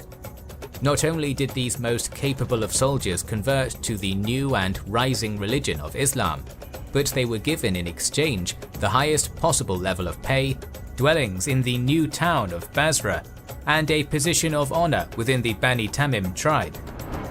While a massive amount of Byzantine territory was lost to the Arabs, it paled to the annihilation which they inflicted on the Sassanid state, almost certainly in large part due to this lack of faith in their leadership. Persian civilians and soldiers alike seemed all too eager to defect and join the invaders at the slightest opportunity, perhaps due to instability within the royal house, weakness of leadership, or oppressive taxes. Conversely, Arab soldiers were, as soldiers go, relatively well behaved. Atrocities still no doubt occurred in great quantities, as they do in the vast majority of military conflicts. However, Islamic rules about military conduct, known as siyar, mandated that some sense of civilization remained even at the darkest points of war. Enemy envoys were to be safeguarded and inviolate, non-combatant civilians were to be treated as neutral parties, and truces were to be accepted wherever possible. Do not kill women or children, or an aged infirm person, once proclaimed Caliph Abu Bakr. Do not cut down fruit-bearing trees. Do not destroy an inhabited place. Do not slaughter sheep or camels except for food. Do not burn bees and do not scatter them. Do not steal from the booty and do not be cowardly. Very honorable, what would you call these, rules? Guidelines? Very honorable. This kind of attitude, which ideally would result in minimal damage to enemy civilian occupations and populations, is likely to have garnered the invading Arabs incredible favor. And yeah, because why would you raise an area where you're going to possibly be conquering? You need that area to flourish. In the previous season, we covered the first stages of the Muslim conquest of the Middle East. All right, well, that really set up a lot of context right there. I know it's going to probably go into what's going on next in terms of how it goes in the Sassanids, the Eastern Roman Empire, and how it really pulls together. We're going to actually pause right there, guys. I know we really didn't make a huge dent. We're only 15 minutes into this huge 2.5-hour video, but it's a documentary. It's not like a random video. This is kind of how we're going to do things. The last time we had 12 parts, 11 parts, 9 parts, 10 parts, 13 parts, one of those numbers. I expect the same here. I really want to instead of eating this like a big meal, I want to eat them like snacks, and that way we can really digest the particular parts of this documentary, and we can conversate in the comments. If you guys have specific things that you'd like to call out, or things that maybe the documentary doesn't really hit on, but you have a comment about that really brings a little bit more context to it, I would appreciate that. So like I said, we're going to stop here. This was pretty much the preamble, the preview of what we're about to see, which is the Arab conquest of Iran and Egypt. Obviously, Iran is Sassanid, Egypt is Eastern Roman Empire. So we're going to see a two-front system, most likely, but we'll have to see how they do it. As always, guys, I appreciate every single one of you, especially you. I appreciate you. Leave a like, leave a comment, hit that subscribe button. We got a lot more videos to watch together. I'll see you guys in the next one. Peace out. Bye-bye. Welcome back, guys. This is part 2 of Arab conquest of Iran and Egypt. We learned a little bit more tactically of the Rashidun Caliphate last time. We're going to kind of jump back in. We're around 633 to 636 AD. I'm not sure where we're going to go from here. So leave a like, hit that comment button, leave a comment, hit that like button. Lego. It started in 633 with the campaign in Mesopotamia against the Sassanid Empire, led by the general of the Rashidun Caliphate, Khalid ibn al-Walid. After a string of victories that brought him to the border of the Eastern Roman Empire, Khalid entered Syria and again won a number of decisive battles, culminating at the Battle of Yarmouk, which put most of the region under the control of the Caliphate. And remember, what would have happened if Khalid stayed in power, bro? From what you guys told me, Khalid was just kind of getting a little bit more. He was becoming very much the icon of the Rashidun Caliphate, which really upset the leader of the Rashidun Caliphate. So Umar didn't really like him.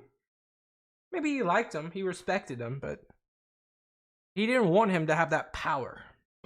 In southern Mesopotamia, though, the Sassanid Empire attempted a counterattack, which led to the Battle of Al-Qadisiyyah. After the battle, that continued for days, the Muslim army, commanded by Sa'd ibn Abi Waqqas, defeated Rostam's Sassanid force. Amidst the slaughter and unfolding catastrophe at Qadisiyyah, the commander of the Persian centre-right, Jalinus, assumed leadership of the imperial army's remnant, and set about saving what forces he could. Assembling a small elite strike force, he thrust towards the Alatik Dam and drove a unit of Muslim troops away before forming a perimeter and holding it. As Sassanid stragglers withdrew across the dam wall to the other side, Jalinus bravely repelled many attacks from the Muslims and managed to see most of the remaining troops to safety. Something we haven't seen a lot of is a decisive defeat or decisive win by the enemy of Rashidun. Because usually, I mean, we saw like 1 or 2 skirmishes or battles that they did lose, but this is not a big battle for sure. But it was still a painfully small number. When the last of them were on the canal's far side, Jalinus had the dam destroyed and began hastily pulling his men upstream to Najaf before the victors fully turned on him. Unwilling, however, to give the foe any breathing room, Sa'd ibn Abi Waqqas dispatched Kaka and Shirabil to hunt down scattered Persian units, while cavalry commander Zura bin al-Hawiyah was sent after Jalinus with 300 elite Arab horsemen. Not deterred by the dam crossing's destruction, Zura and his 300 drove their mounts into the torrent and forded it before chasing Jalinus's column upstream. The latter realized he was being chased and halted with his own cavalry at a nearby bridge, while the infantry carried on withdrawing all the way to Najaf. So basically setting up a rear guard on the I can't even think. A rear guard on the retreat. After a short time, the horsemen of Zura came across Jalinus's valiant rearguard and charged it, breaking the formation swiftly and provoking its leader into yet another withdrawal.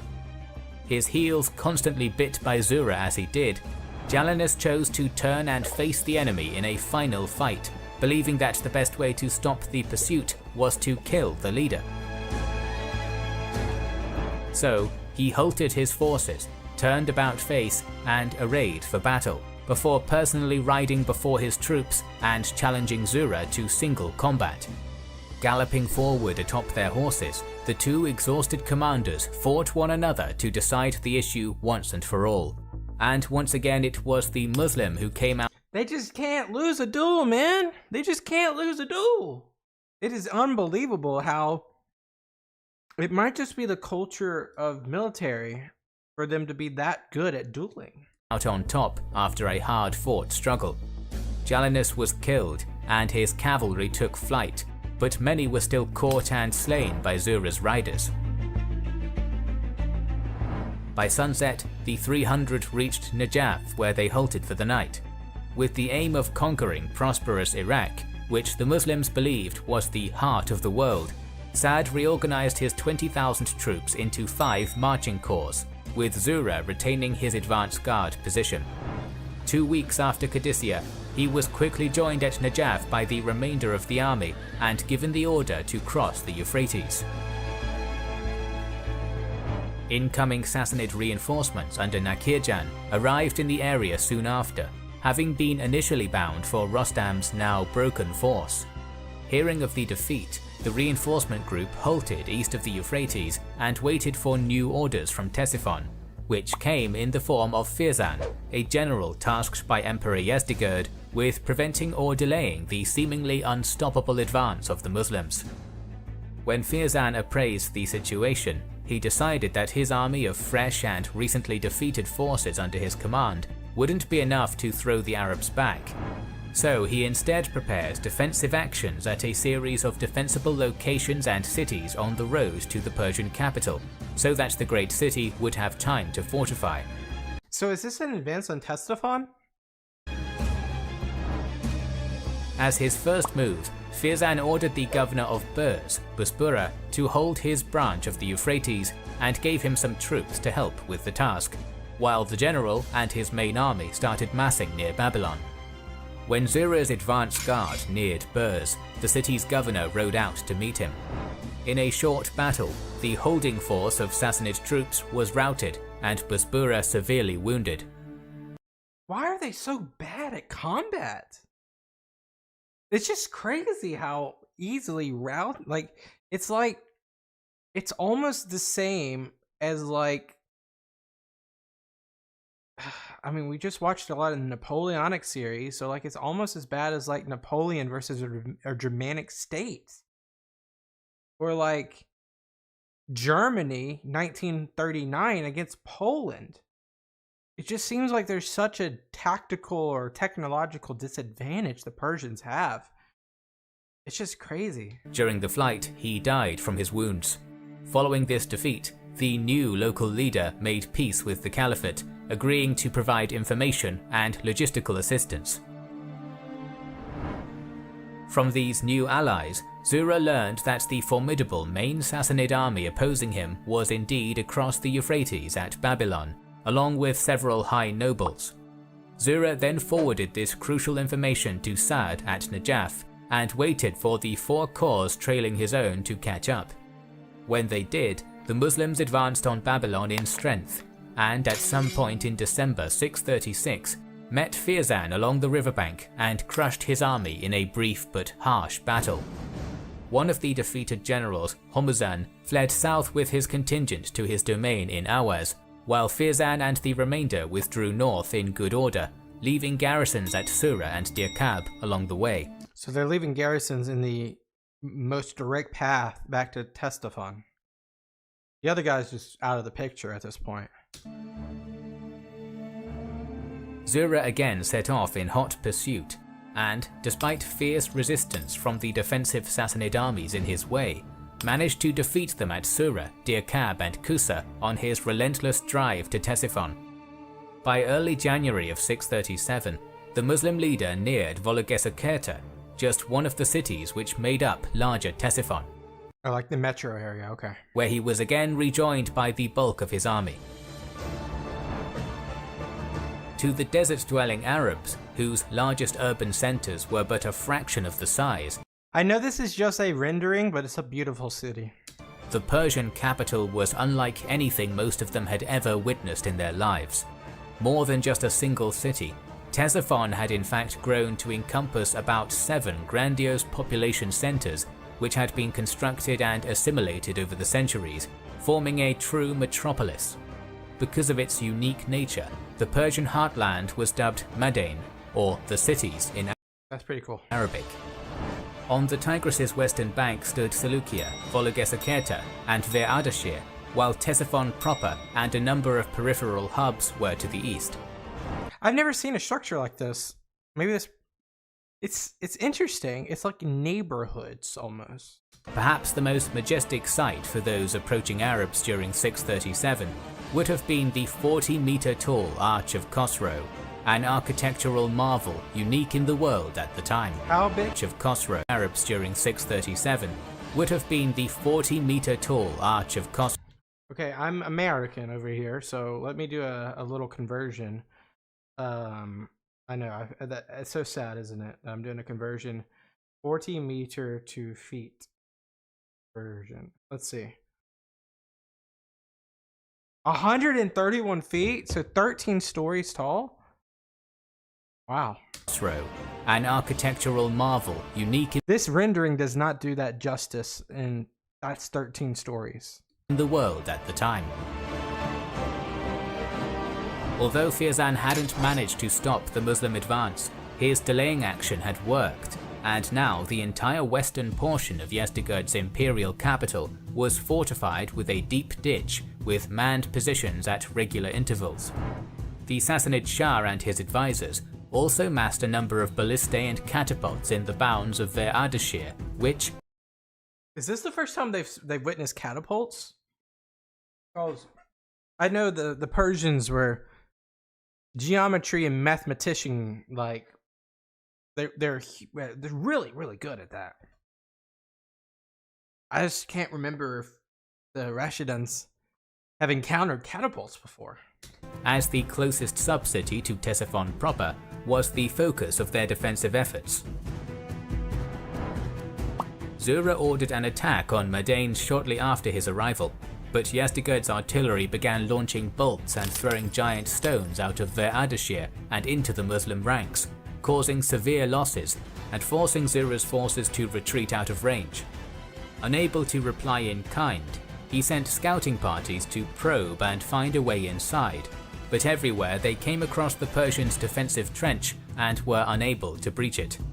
Sa'd arrived at this point and assumed command, swiftly deciding that there was little point wasting his warriors in careless assaults against such strong defenses.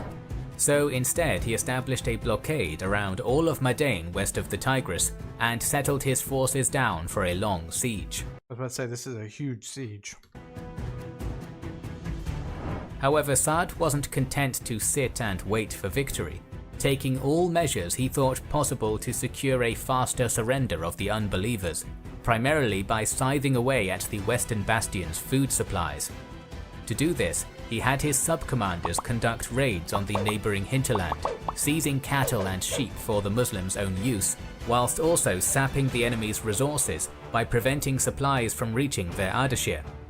In the process of doing so, Arab cavalry seized thousands of farmers as prisoners of war, who, upon the intercession of a regional leader who had submitted, were freed upon agreeing to pay the jizya tax. Big ransom. In addition, security for their lives and possessions were guaranteed, an act which won the Muslim invaders considerable goodwill with the locals.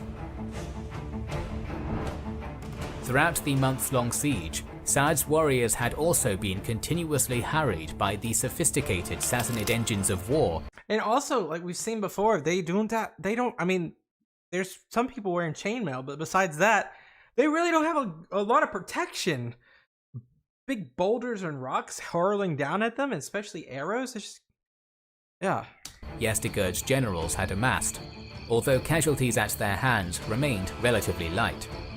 Unfortunately for the Persians, some of their engineers defected during the course of the siege and provided their masters with at least 20 novel artillery pieces of their own.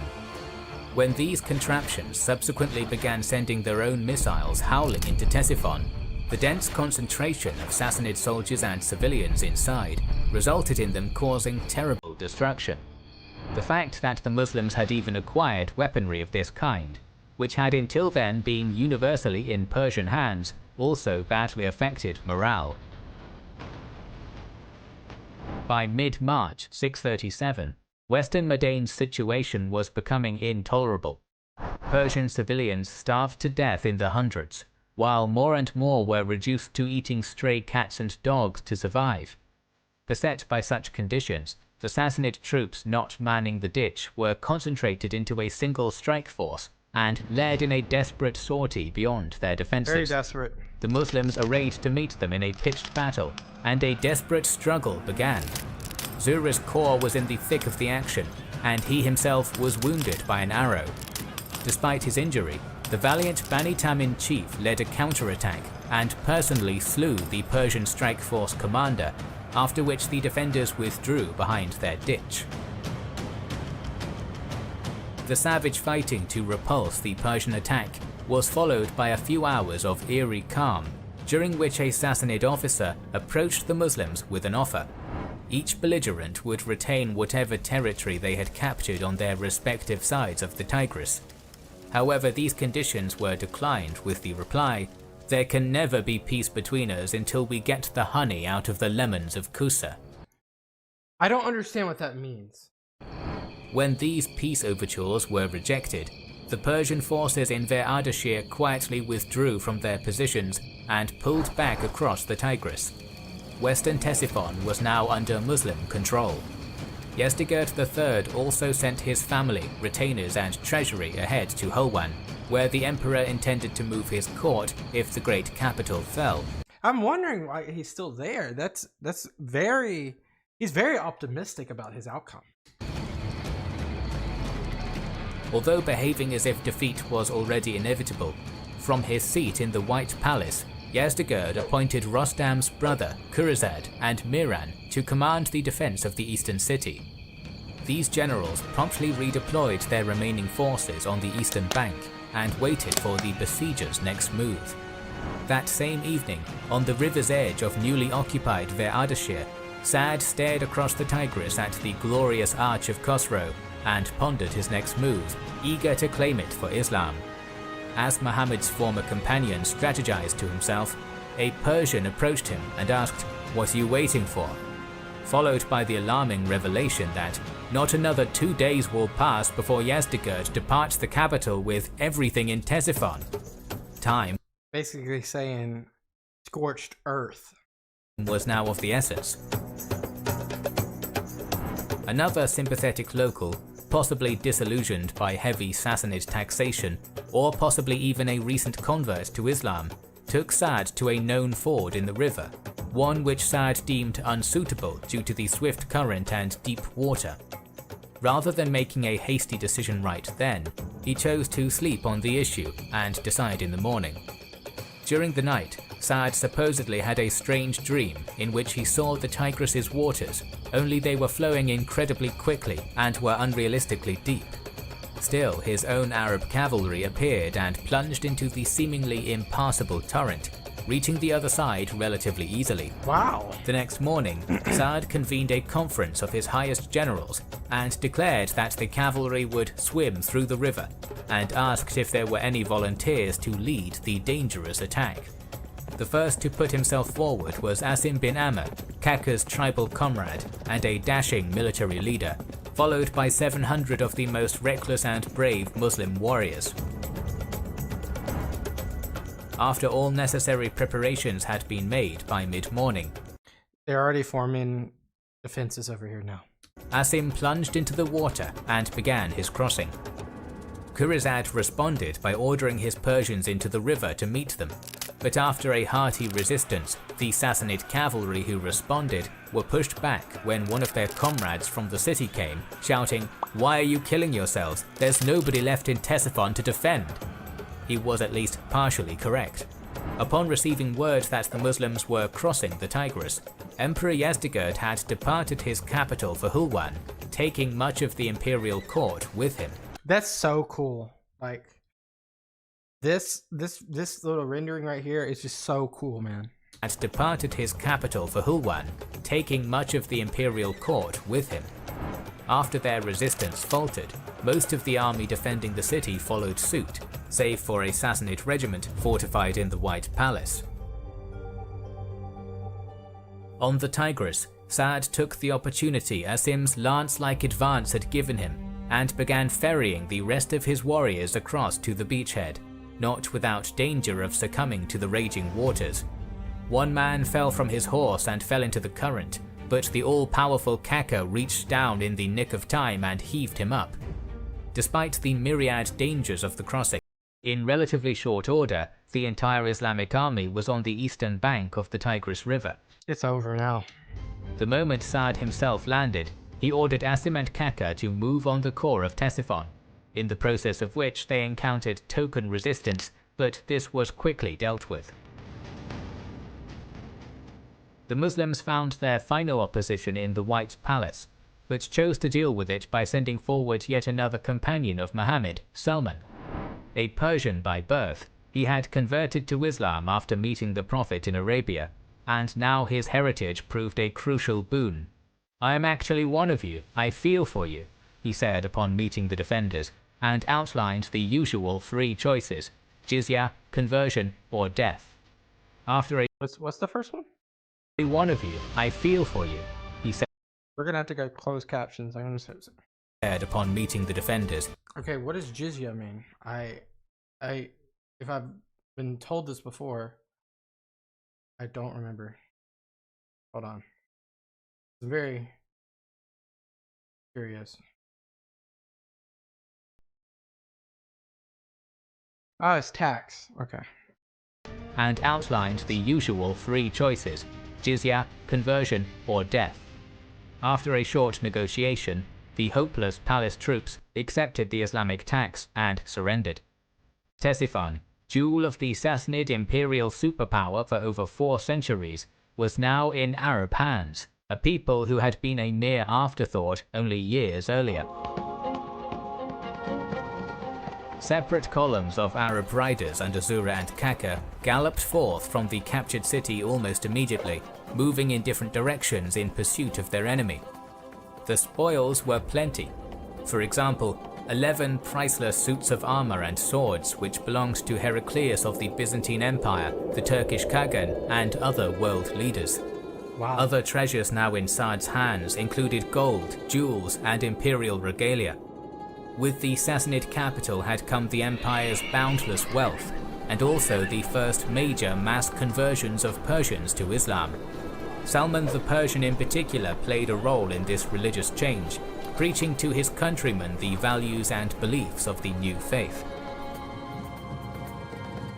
Although Ctesiphon and all the Sawad was lost to the House of Sassan, the Persians' resistance to their conquest by the Muslims would continue in the old heartland beyond the Zagros. And that's where we'll stop today. You know, we saw the new advancements, 636 into the spring of 637. We really saw, you know, Ctesiphon, the main capital, and we saw the emperor threatened, and the Rashiduns just continue to pressure the Persian king and the Persian Empire. Really interesting things, guys. It looks like in our next episode, we'll be looking at the Levant and possibly the Eastern Roman Empire and see what's going on there. This is a very fun series, just kind of contextualizing early Muslim expansion. And we're just going to continue this, guys. I appreciate you guys watching. I appreciate your comments. Leave some more down below. Subscribe if you haven't already, because we got a lot more videos to watch together, and I don't want you to miss any of them. Yeah, guys, thank you guys so much. I'll see you next time. Peace out. Bye-bye. Back, everyone. I hope you're doing well. Today we got a continuation of the Arab conquest of Iran and Egypt. I believe today we're going to be looking specifically in the Levant area, Eastern Roman Empire. Previously we saw Ctesiphon really come under siege and conquest by the Rashiduns. So yeah, I'm glad you're here. Hit that like button. Hit that subscribe button. Let's jump into it. There you go. Left the Muslim-Syrian campaign in the aftermath of Abu Ubaidah and Khalid ibn al-Walid's triumph over the Romans at Yarmouk. Exhausted from that long 6-day struggle, the Muslims remained camped around Jabiya for a month, collecting the bounties of war and recuperating their strength. So like on the fronts, we have the Eastern Front and the Western Front. So on the Western Front, we're kind of going back time between now and the Ctesiphon conquest. So now we're on the Levant side. It is autumn of 636. So yeah. The scant few of Heraclius' warriors who survived the massacre fled north to the relative safety of northern Syria, leaving Palestine at the mercy of the Islamic forces. Without an army to check his progress, Abu Ubaidah assembled his generals in October 636 to decide how best to exploit the situation. Some argued for an attack on the strategic linchpin of Caesarea, a coastal fortress whose garrison could be indefinitely reprovisioned by the Roman navy if besieged, but which could also serve as a potential beachhead for a counterattack if not taken. If the Muslims got it, the campaign for Palestine would be over. However, other commanders pointed inland towards a much simpler and symbolically enticing target, Jerusalem. Not only could this isolated city be strangled into submission with relative ease, but the loss of their holiest place would be a crushing blow to Roman Christian morale. It almost would, I would imagine it would like bring onslaught and almost a crusade back. I know we're a little bit away from a crusade, as far as I know, but that's just my thoughts. It's almost like such an important place that they would try their hardest not to let it. Unable to come to a decision, Abu Ubaidah sent a message to Caliph Umar asking his opinion. The reply was simple: take Jerusalem. So Abu Ubaidah led the Muslim army straight at the holy city. Realizing what was about to happen, Jerusalem's patriarch Sophronius secretly sent the holiest Christian relics, including the True Cross, off to Constantinople by sea. The what? Including the True Cross off to Constantinople by sea. I gotta go close captions. I was saying. holiest Christian relics, including the True Cross. Sorry guys, we're going to see, what does that mean? What is the True Cross? What was True Cross? Oh, you mean the cross. The cross. Okay. Off to Constantinople by sea.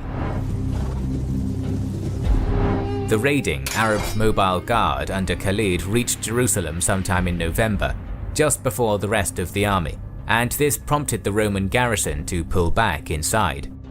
Discovering to their chagrin that its fortifications had been reinforced after Yarmouk in anticipation of just such a siege, the 5 commanders, Abu Ubaidah, Khalid, Yazid, Amr and Shirabil, nevertheless blocked off all passage in and out of Jerusalem.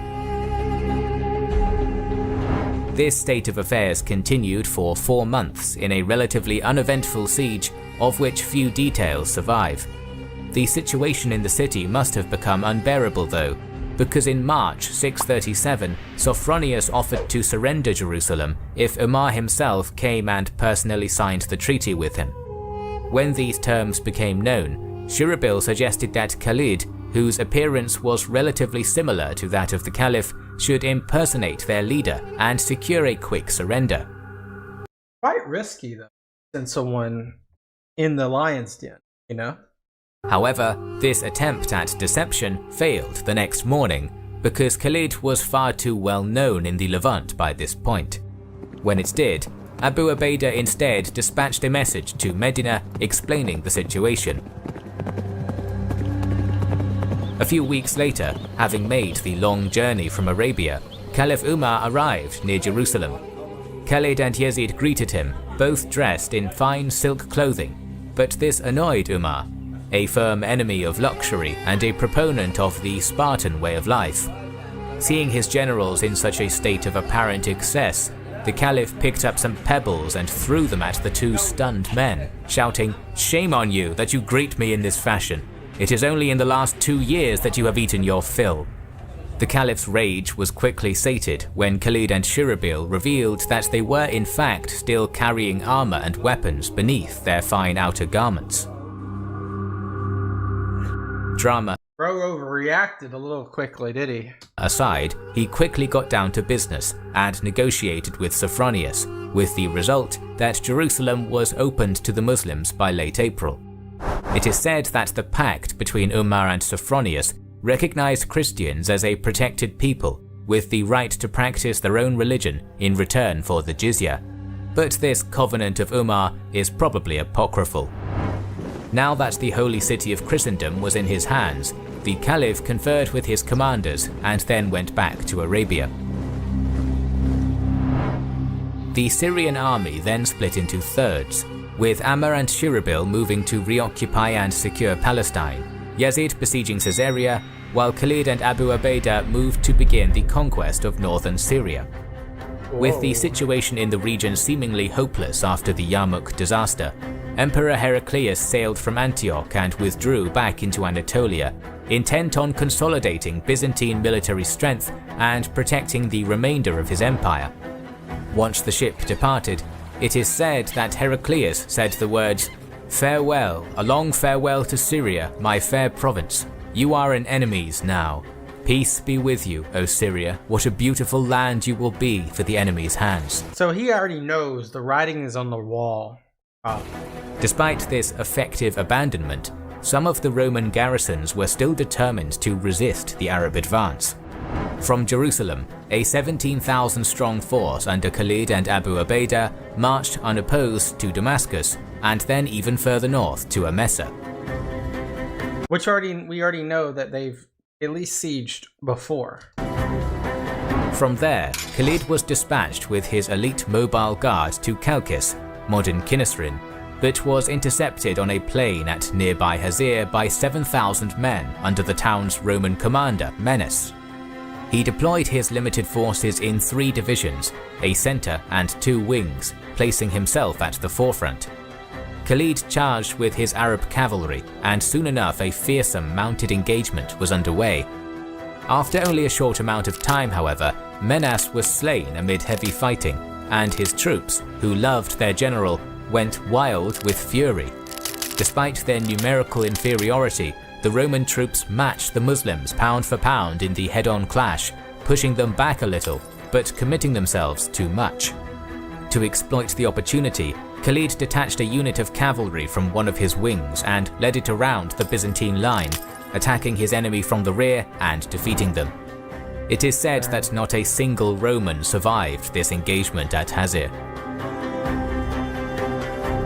Following this victory, in June 637, Khalid moved on Chalkis itself, where the garrison was stubbornly fortified in the town's citadel.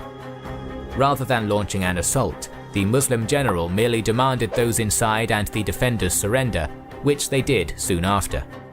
Abu Ubaidah rejoined Khalid at this point, and the pair moved north to Aleppo, where they defeated a minor Byzantine force commanded by Joachim in a pitched battle outside the city. Much like at Chalkis, the Romans retreated into their fortifications, a hilltop citadel outside Aleppo itself. Joachim sallied out a few times in an attempt to break the siege, but failed, and by October 637, the city was in Arab hands. The greatest Roman city in Syria, Antioch, was now close. To precipitate an attack on it, Ubaidah sent a strike force to deal with the garrison at Azaz in the north. I mean, they're making really good ground, aren't they? They are just running through these Romans at this point. So that no Roman units could hit them from the flank as they were taking Antioch. This was done swiftly, and when the strike force returned, Ubaidah's advance on Antioch began. When the Muslim army was 12 miles from one of the urban jewels of the Byzantine Empire, they were met at an iron bridge over the Orontes River by a powerful Roman army who had come from Antioch. Although the details of this Battle of the Iron Bridge are also unknown, it is clear that Khalid used his mobile guard to superb effect, crushing the Romans in a battle whose casualties were only exceeded by Ajnadayn and Yarmouk. In the wake of thousands of fleeing enemy soldiers, the Muslims approached and besieged Antioch. But taking the illustrious capital of the East was an anticlimax. Only a few days into Abu Ubaidah's investment, October 30th, the weakened city surrendered on terms, and its defenders were permitted to withdraw north unmolested. Well, Heraclius, that's how you say his name, he had already made concessions here long ago. Having cleaved the Eastern Roman Empire into two disconnected pieces, Abu Ubaidah dispatched Khalid on a daring cavalry raid across the Taurus Mountains and into the Tarsus region, while the Supreme Commander himself thrust south down the Mediterranean coast, capturing seaports such as Laodicea, Gibala, Antarados and Tripoli, making it impossible for Emperor Heraclius to use the superior Roman navy to bring armies into the Levant. Although fighting in the area was far from over, by late 637, most generals of the Syrian campaign settled down to rule their respective regions as governors. At Hulwan, Yazdegerd III was still eager to salvage his crumbling empire after the loss of Ctesiphon.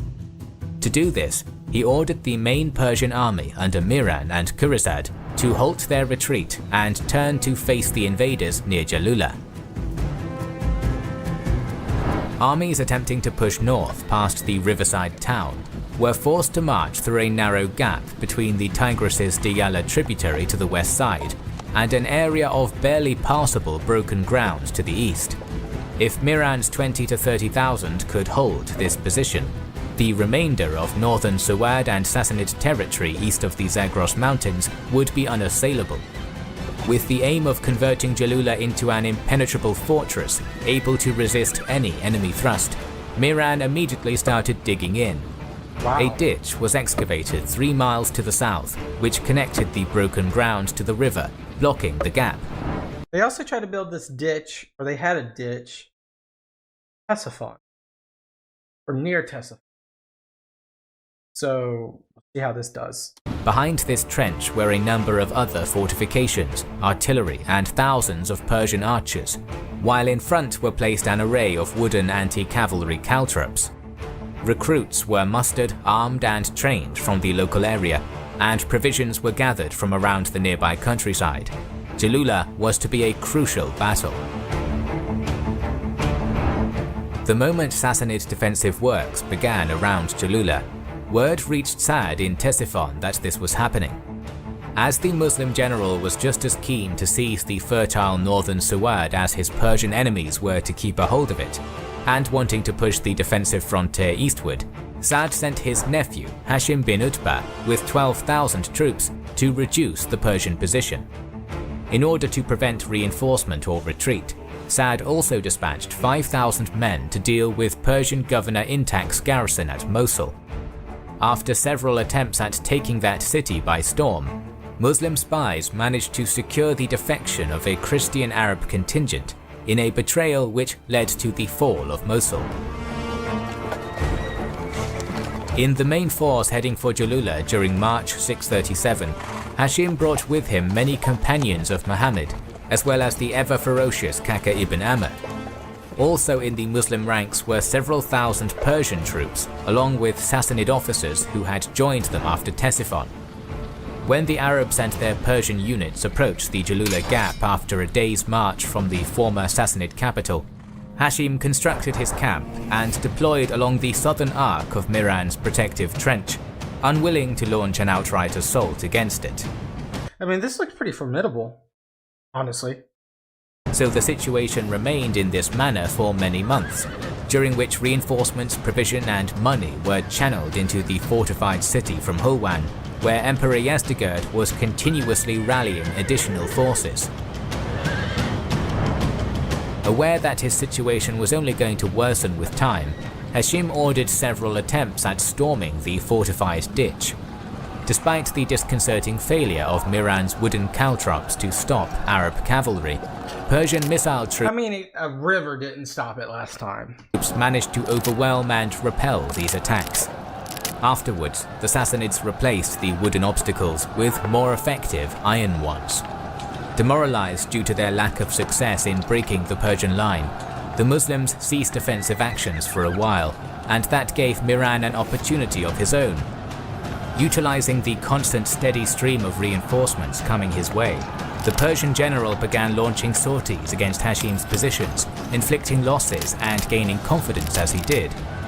This is the most vulnerable we've seen during this documentary yet of the Rashiduns. Although the Muslim army was easily able to fight up to 80 of these attacks off when they arrived and pushed Miran back into his fortifications repeatedly, there was still no way to break the deadlock. With little other option, Hashim sent word back to Ctesiphon that he required reinforcements.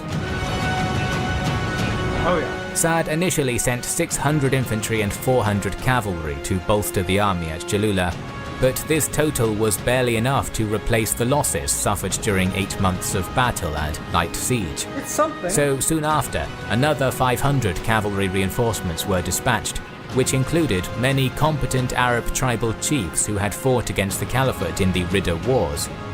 The Persians, having been themselves reinforced by Yazdegerd and emboldened by Muslim inability to break their defences, now decided to go on the attack before Hashim was further reinforced. Yeah, the Muslim army definitely have the odds here. They just don't have the... they're definitely at a disadvantage tactically with the defenses that are put up. But they do have the numbers. Miran also realized that simply waiting wasn't going to win him the battle. The only way to make the Muslim invaders leave was to inflict a decisive defeat on them. Deployment for an assault began with haste. Such Sassanid preparations for a major attack could not be concealed, and it immediately attracted Hashim's attention.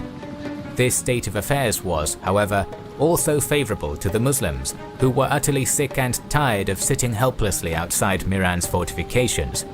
So, to facilitate a pitched battle, Hashim withdrew his forces a short distance to the south, and allowed his Persian adversaries to cross their own entrenchments, thereafter arraying for battle opposite. They're baiting them. The actual order of battle at Jalula is obscure to us, but we do know that 2 former apostate chiefs, Amr bin Madi Karib of the Zubayd family and Talayha bin Kulaywad of the Banu Asad were given command of the cavalry and infantry respectively. Now that the Persian rear was anchored by their own ditch, the only direction to move was forwards, and that is just what happened. At Mihran's command, the Battle of Jalula proper began with a full-scale Sassanid attack along the entire front, with archers and javelineers loosing their projectiles before melee troops made contact. The charge struck with devastating impact, but Hashim's Muslims nevertheless resisted stalwartly for a time, refusing to give an inch of ground. This didn't last long, however, as the ferocious assault, fired up by constant shouts swearing vengeance for Qadisiyyah and Ctesiphon, began punching small holes in various places along the Muslim line. This is not good for the Muslims at all. These successful thrusts endangered the integrity of the entire Muslim front, and it was immediately clear to Hashim that the danger of total collapse was very real and perhaps imminent. To resolve the problem, Sa'd's nephew rode along his buckling line to speak inspirationally to those units which were weakening, proclaiming that if they persisted, this was the last battle they would have to fight. The present clash between Sassanid and Muslim troops became increasingly brutal, as both sides' missile units ran out of javelins and arrows, instead taking up melee weapons and charging into the slog themselves. Both armies had units battered into non-functionality by the extended fighting, but when this happened, the Persians were able to replace them, while Hashim had no such luxury.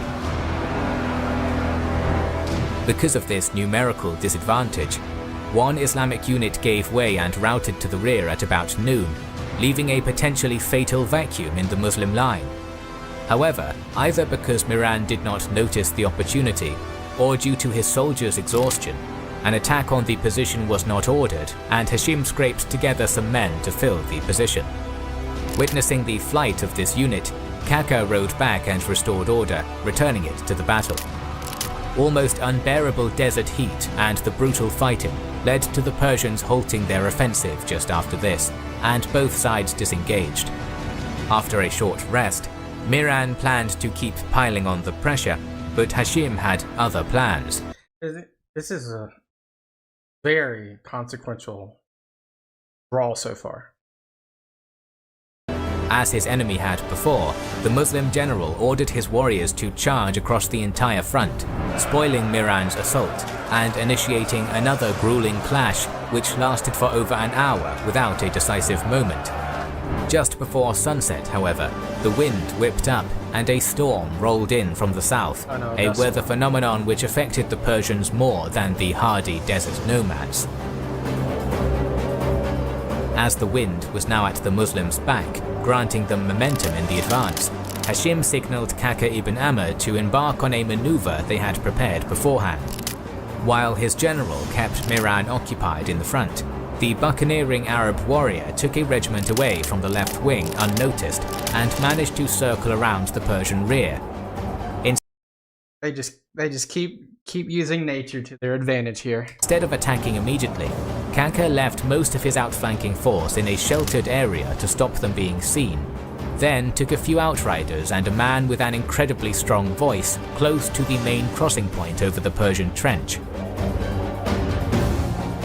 Following the call, multiple things happened at once.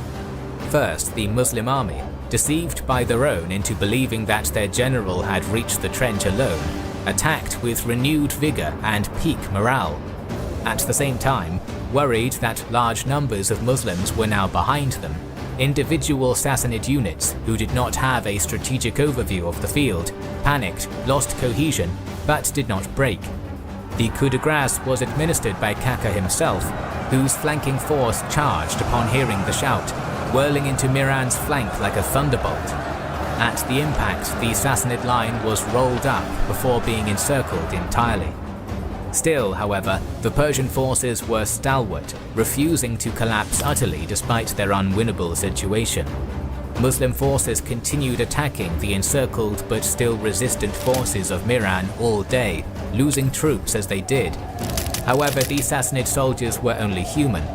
At sunset, as the sky began to darken, everything fell apart and the Persians routed, only to be cut down as they fled. Dang. A great mass of them, driven into the ditch and their own iron stakes by Hashim's army, perished terribly. Up to half of the Sassanid army perished at Jalula, while We're going to stop there. That is insane. I did not imagine that a dust storm would... And some people are going to say that was an act of God, that to happen. And it lines up. It lines up. We're going to stop there, guys. I appreciate you guys watching. I appreciate all the comments. I appreciate all the engagement. We're going to keep this going. We're about a third of the way through, so we got a lot more to watch. Tell me what you guys think so far about if the Sassanids could have won that, because I think they would have if that sandstorm did not happen. I'll see you guys in the next one. Out. Bye-bye.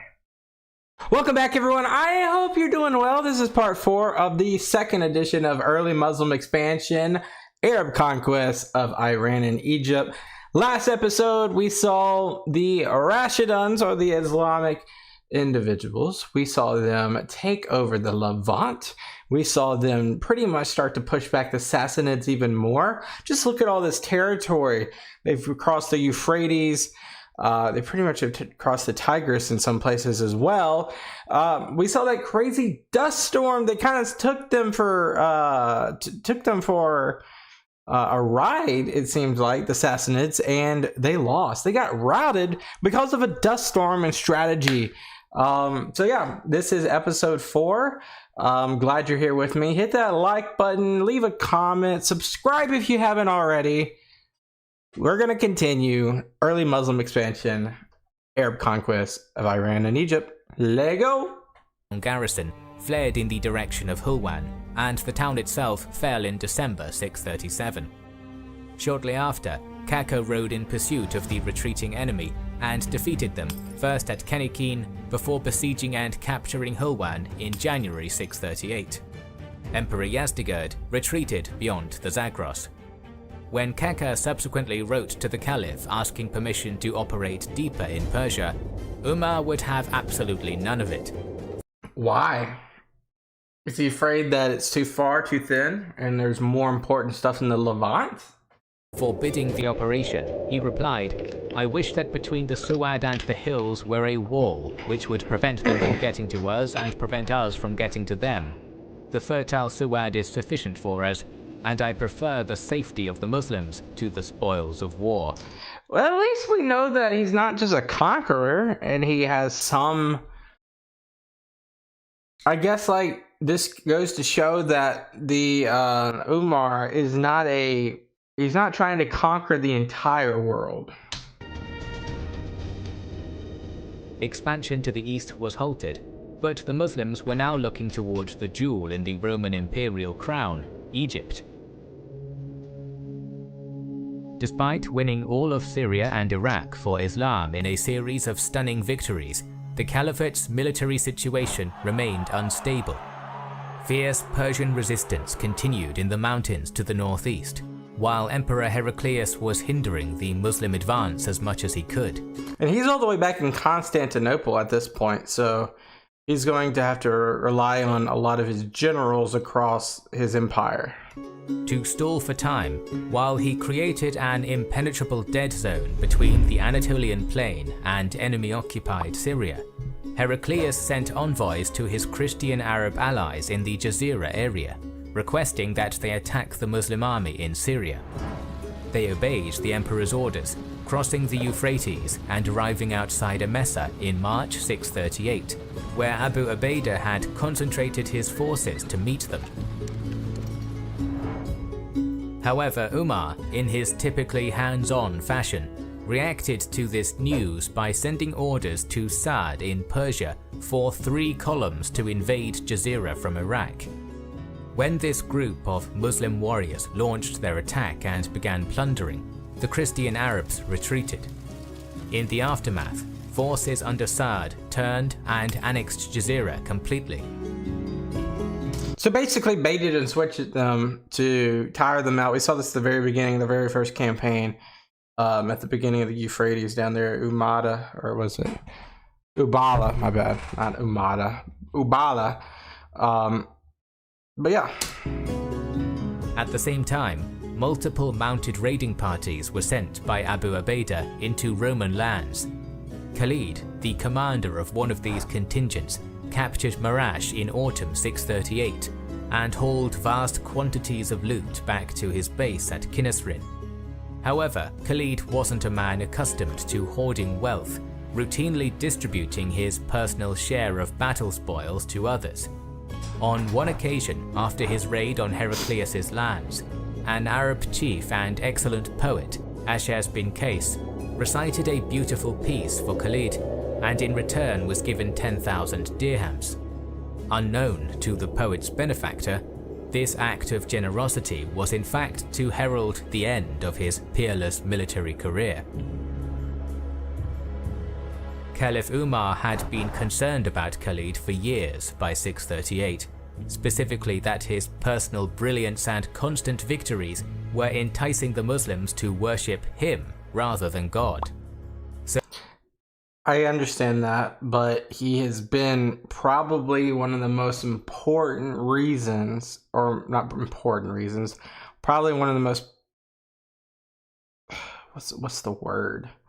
He himself, Khalid, is probably, and if we were to do a pie chart of important individuals to the Rashidun Caliphate, when it comes to how much success they have achieved so far, at least half of it has to go to Khalid due to the battles, the structure, the integrity, the morale he brings to the troops, as well as the conquering he's been doing and his ability to win. He's a winner. So I think Umar is just a little bit too crazy on this one. Not crazy, but he's just a little bit too much into, like, have a conversation with the Khalid and then maybe don't just go off mob rule.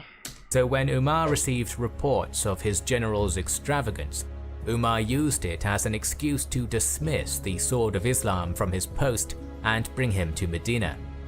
When the two formidable men came face to face, the Caliph spoke the words, "You have done, and no man has done as you have done, but it is not people who do, it is Allah who does." After this, Khalid left Arabia for Chalcis, where he lived just 4 more unhappy, unremarkable years before finally passing away in 642. Sad way to go. He shouldn't have treated him so harshly. As the undefeated victor of hundreds of clashes leaves our story, another bold but historically unappreciated Arab general enters the limelight. That was the 48-year-old Amr ibn Alas, who won distinction during the battles at Ajnadain, Yarmouk, and many others. When Abu Ubaidah appointed the conquered regions to his subordinates, Amr received all of Palestine. Upon moving into the area, he forced the surrender of Gaza and several other Roman garrisons which had remained unconquered after the fall of Jerusalem. In early 639, plague spread rapidly throughout the Levant. The Arabs, unaccustomed to this kind of terrible disease because of their nomadic lifestyle, died in the thousands, including generals Yazid, Shurabil, and Abu Ubaidah himself. You would think that that would be crippling enough to where the Romans could have charged through the Levant. It is worth noting that upon Yazid's death, his younger brother Muawiyah was appointed as governor in his place. Amr, who survived, was given command of the army, and this gave him a golden opportunity to propose an idea to the Caliph. Having visited Alexandria multiple times earlier in his life, Amr was well aware of just how prosperous the Nile region was, and believed it would be easy to conquer. The new commander put forward his plan to seize Roman Egypt for Islam, confidently declaring to the Caliph, "It is the richest of lands and the weakest in defending itself." Although Umar, who wished to consolidate Muslim gains after years of incessant warfare and plague, was initially reluctant, believing Amr was underestimating the task, His eloquence and persistence eventually led the Caliph to relent. Here we go. Restricted to just 4,000 troops, mainly cavalry, Amr set forth from Jabiya that same night in total secrecy, under the condition that he would withdraw if instructions to turn back reached him before he crossed into Egypt. However, if Amr's army was already inside Egypt when these instructions arrived, it could keep going. Convinced almost immediately that this expedition was too risky, Umar sent a camel rider off to Amr carrying a sealed letter ordering him to pull back. When it reached the general at Rafah, just a few miles from Egypt, Amr understood that the letter would doom his expedition before it even began. So Amr left the message unopened and moved into Egypt, and only then opened the letter. And since the army was already in Egypt when Umar's orders were revealed, Amr reasoned that it could keep going. A little bit of lawyering right there by Umar, or Amir, my bad, not Umar. A little bit of lawyering by Amir. I think he knew, he definitely knew what that letter was. He's seeking greatness right here. But let's see what happens. The timeless province of power and riches was incredibly vulnerable, weakened by years of military laxity, and alienated from the imperial authorities in Constantinople by long-standing cultural and religious differences. The primary factor was that the Copts, Egypt's native population, adhered to a different form of Christianity to the empire at large. Emperor Heraclius in particular persecuted any perceived heretic in a manner that made religious division inevitable. The Roman authorities in Alexandria were alerted to Amr's presence, responding by raising troops and sending some of them to reinforce Pelusium, the key to Egypt. Setting forth from Arish in late December 639, the Caliphate's small army of veterans soon reached Pelusium, besieging it by land. However, Roman naval superiority meant that the city garrison could be reinforced and supplied, and this led to a 2-month-long siege, which was only brought to a conclusion when the Muslims repulsed a sortie and stormed the city in mid-February 640. We saw this in 1100 years later when Napoleon tried to besiege Acre, or Acre, however you want to pronounce it. The British had naval superiority in the Mediterranean, giving the, I believe it was the Ottomans, perfect time, or amazing amount of time to continue to resupply, and they could have been besieged for a year and it would have made a difference. I guess in this case, urgencies took over. Of course, the Navy's not anywhere near the same as it would have been in 1799. However, they got it. After taking Pelusium, to the alarm and astonishment of the government in Alexandria, Amr marched unopposed along the Nile Delta's eastern fringe until he reached the citadel of Bilbais. The defenders resisted under blockade for a month, giving the Romans time to shift their forces around. Aware that the marauding 4,000 Arabs were aiming for the Memphis area, Egypt's prefect and patriarch of Alexandria, Cyrus, marched a 20,000-strong army to reinforce the nearby fortress called Babylon. Commanded by Augustulus Theodorus and garrisoned by 5,000 soldiers, Babylon was one of the Nile's strongest defensive bastions, standing 60 feet high in places and possessing walls up to 6 feet thick. I don't know how they're going to get through that. I mean, that is just formidable. And it's to the back of the river. I mean, the river's not going to be too much of a play here. I wouldn't guess. However, I don't know. This is going to be a difficult one for the Muslims. By the time Amr starved the Bilbais defenders into surrender in the spring of 640, the Romans were prepared for his inevitable assault. Bypassing Heliopolis on their left, the Muslims arrived outside Babylon in May. due to its sheer size, only some of Theodorus's army were manning the battlements, while most were encamped outside of the northern wall of the fortress, protected by a deep arcing ditch. These ditches are so common, it seems, outside of these structures. I'm guessing that's more or less a tactic, a defensive tactic of the time. They're 0 for 2 so far using these tactics. Well, not technically 0 for 2 because the last one they kind of came out and then they lost versus a attack. So will they do the same thing as they did last time, which is besiege or bait the enemy to come out and then facing them on solid ground? Let's see. Fortifying this secondary position even further were spikes in front, and undug sections around the perimeter to act as sally points. Shortly after arriving and witnessing the Roman strength arrayed inside Babylon, Ammar launched his 4,000 against the Roman units directly in front of the trench. After a hard-fought skirmish, the Muslims were repulsed with relative ease and set about finally making camp. Observing that his plan to keep Theodorus on the defensive was paying off, Ammar mounted daily raids against the Roman positions all along the ditch. Furthermore, in an attempt to conceal just how tiny his forces were, the Muslim commander split and spread it over a large area. This state of affairs lasted for 2 months, the Muslims constantly assailing the Roman positions, and the Romans remaining hunkered down behind the ditch, presumably believing they would be able to win without fighting. Is Skutatoy, is this like a specialist, almost like a hoplite? By July, no opportunity to gain a decisive victory had shown itself to Ammar, and his men were slowly tiring.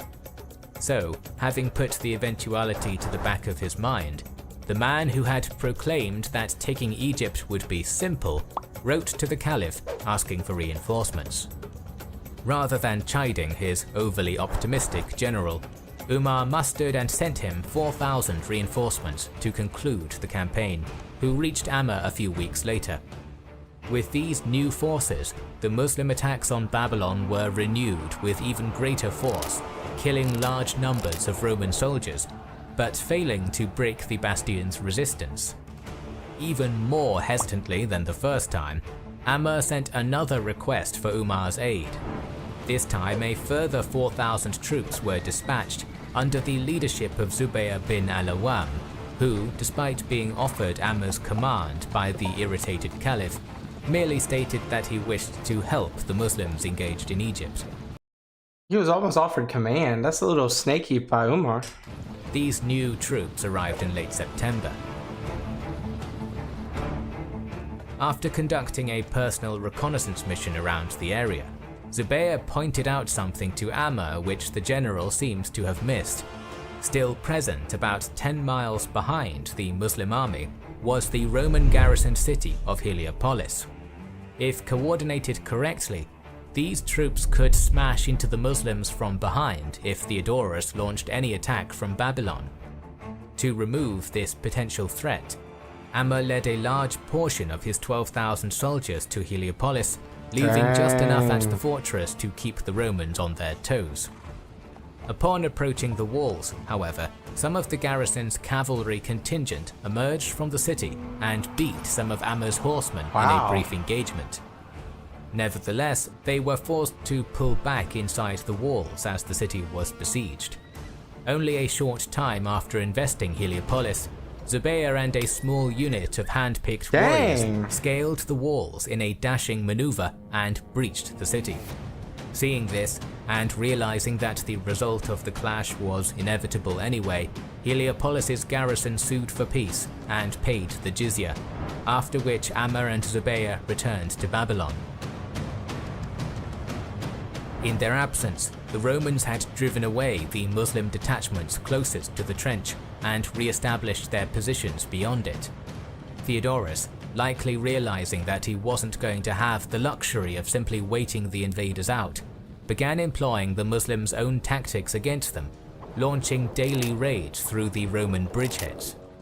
Although the Romans generally lost more men in these scattered engagements, they could afford to, while Amma could not. The stalemate went on relatively unchanged until a revered Arab I've been calling him Amir, it's Amr. officer, Kharija bin Huzaffa, approached Amma with a risky but potentially decisive plan to win the battle. That night, Kharija was given a cavalry regiment and ordered to lay his trap, which he did by riding around to the southern spur of a featureless ridge on the eastern side of the field. After quietly taking up a concealed position relatively close to the Romans' ditch, the Muslim cavalry waited.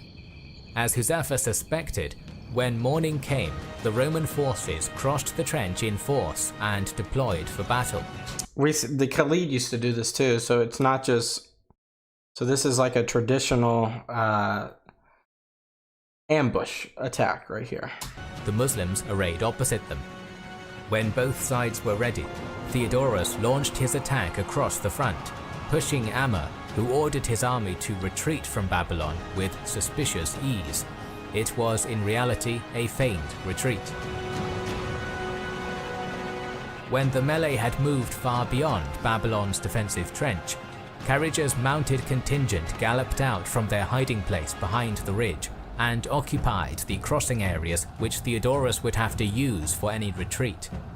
Amma, seeing that his horsemen were in place, countercharged with immense ferocity, driving the Romans back towards their own fortifications.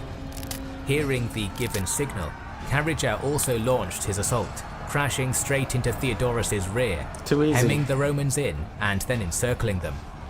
Many defenders were killed, but a few Roman units turned and burst through Huzaffa's cavalry, managing to re-secure the crossing points. How did y'all let him get through? The remnants of the Roman army at Babylon retreated across the trench, pursued closely by Amma's forces, who continued their attack up to the very walls of the fortress. Fighting continued in the space between the ditch and the citadel proper, until the gate was closed from inside. Those who got in were the lucky ones, as not a single Roman soldier remained alive on the field of battle. The morale of Cyrus, who was not a military man by profession, and the Roman soldiery as a whole, was completely shaken by this stark defeat, and to the prefect, it was clear that peace had to be concluded. To make matters even more dire, Amma somehow got his hands on a few catapults and used them to launch deadly boulders, softening up the defenses. When this began happening, Cyrus departed Babylon with a small escort and took up residence on the mid-river island of Rauda, from which the fortress was being resupplied. Then the Coptic prefect dejectedly sent word to the Muslims that he wished to treat with them. Envoys were exchanged back and forth between the two sides, and Heraclius' viceroy attempted to offer Amma a lavish bribe if the Muslims left Egypt, but the Arab commander responded by giving three options: conversion to Islam, payment of the jizya, or death. It's always those three. Cyrus favored capitulating in some form, but his Egyptian colleagues wouldn't have any of it, so the stalemate continued outside the impenetrable fortress. Since coming to terms with Cyrus was impossible, Amma went into Babylon with a few companions in order to speak with Theodorus. However, when he was entering the fortress, a Roman soldier muttered to him scornfully, "You have entered, now see how you get out." Correctly believing orders had been given for him to be killed upon exiting the conference, Amma tricked his way out of the fortress, convincing Theodorus that he was going to bring even more of his generals unwittingly into the trap. These attempts at ending the siege failed, and the gridlock outside Babylon continued. But finally, in mid-December, the observant Zubayr noticed that since most of the fighting had taken place on Babylon's north side, the riverside Gate of Iron and its two guard towers were relatively undefended. Just like that, the Muslims had found a key to Theodorus' citadel. Swiftly putting his infiltration plan into action with... They got over there. Pretty quickly. Amr's blessing, Zubayr assembled a unit to conduct the operation. On the moonless, clear night of December 20th, 640, That means it's very dark. most of the Muslim army arrayed quietly outside the Gate of Iron, while Zubayr and his comrades climbed ladders up the wall. Then, when some of his men were gathered on top, a deafening Islamic battle cry was sounded, echoed by the entire army, causing shock and panic amongst defenders who had no idea what was happening. Amidst the chaos, Zubayr slew the gatehouse sentries and broke the chain which held the gate closed, allowing Amr and the Muslim army to flood inside. It's over. While some of the more elite Roman formations made a brave last stand, most of their comrades routed towards the Nile. Once they reached the riverbank, the soldiers crossed to the safety of Rauda on pre-prepared boats, which ferried soldiers back and forth throughout the night. That was the escape plan the whole time. They knew something like this was going to happen. Among those who fled was Theodorus, who managed to escape Amr's grasp and run back to Alexandria. The next day, Cyrus sued for and obtained peace for the Copts on Muslim terms, agreeing to pay the jizya and submit the entire country to Islamic rule. Beautiful. Beautiful. As you guys know. That's where we're going to stop today. I think that this was an interesting episode. Khalid is no longer with us. I mean, he's with us during this time frame. He's just retired, technically. Amr, it's kind of like the new star of the show. They've taken Babylon, which is across the stream, or the Nile, from Giza. Now you got Cyrus, basically in a very difficult position, so that's where we'll pick up next time. Syria and Iraq is pretty much conquered at this point. There's not much Eastern expansionism happening currently, past what they've already gotten. And now look, they're taking Egypt, slowly but surely. That's going to be it for today. Thank you guys so much for watching.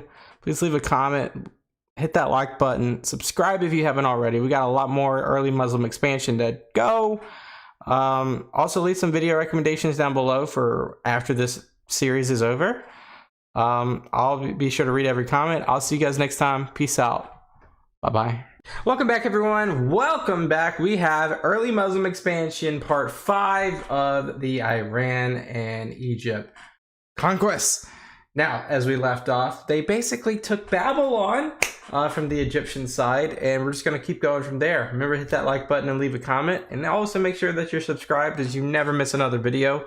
Lego, and jump right back into it. The Romans in Egypt could either accept and remain, or reject and depart. Unsurprisingly, when Heraclius received a letter from Cyrus seeking the imperial stamp of approval for his peace with Amr, the emperor was furious and categorically refused, responding with a message full of scorn and insults. To ensure that an active defense of Egypt continued despite the prefect's treachery, Heraclius had other messages ordering firm resistance delivered to all of his Roman generals in Egypt, who obeyed their sovereign without question. Cyrus, disavowed by the Romans, put himself and the Copts under Amr's command, promising the Muslims administrative and engineering assistance. Memphis was now secure, and the push towards Alexandria could begin. Wow.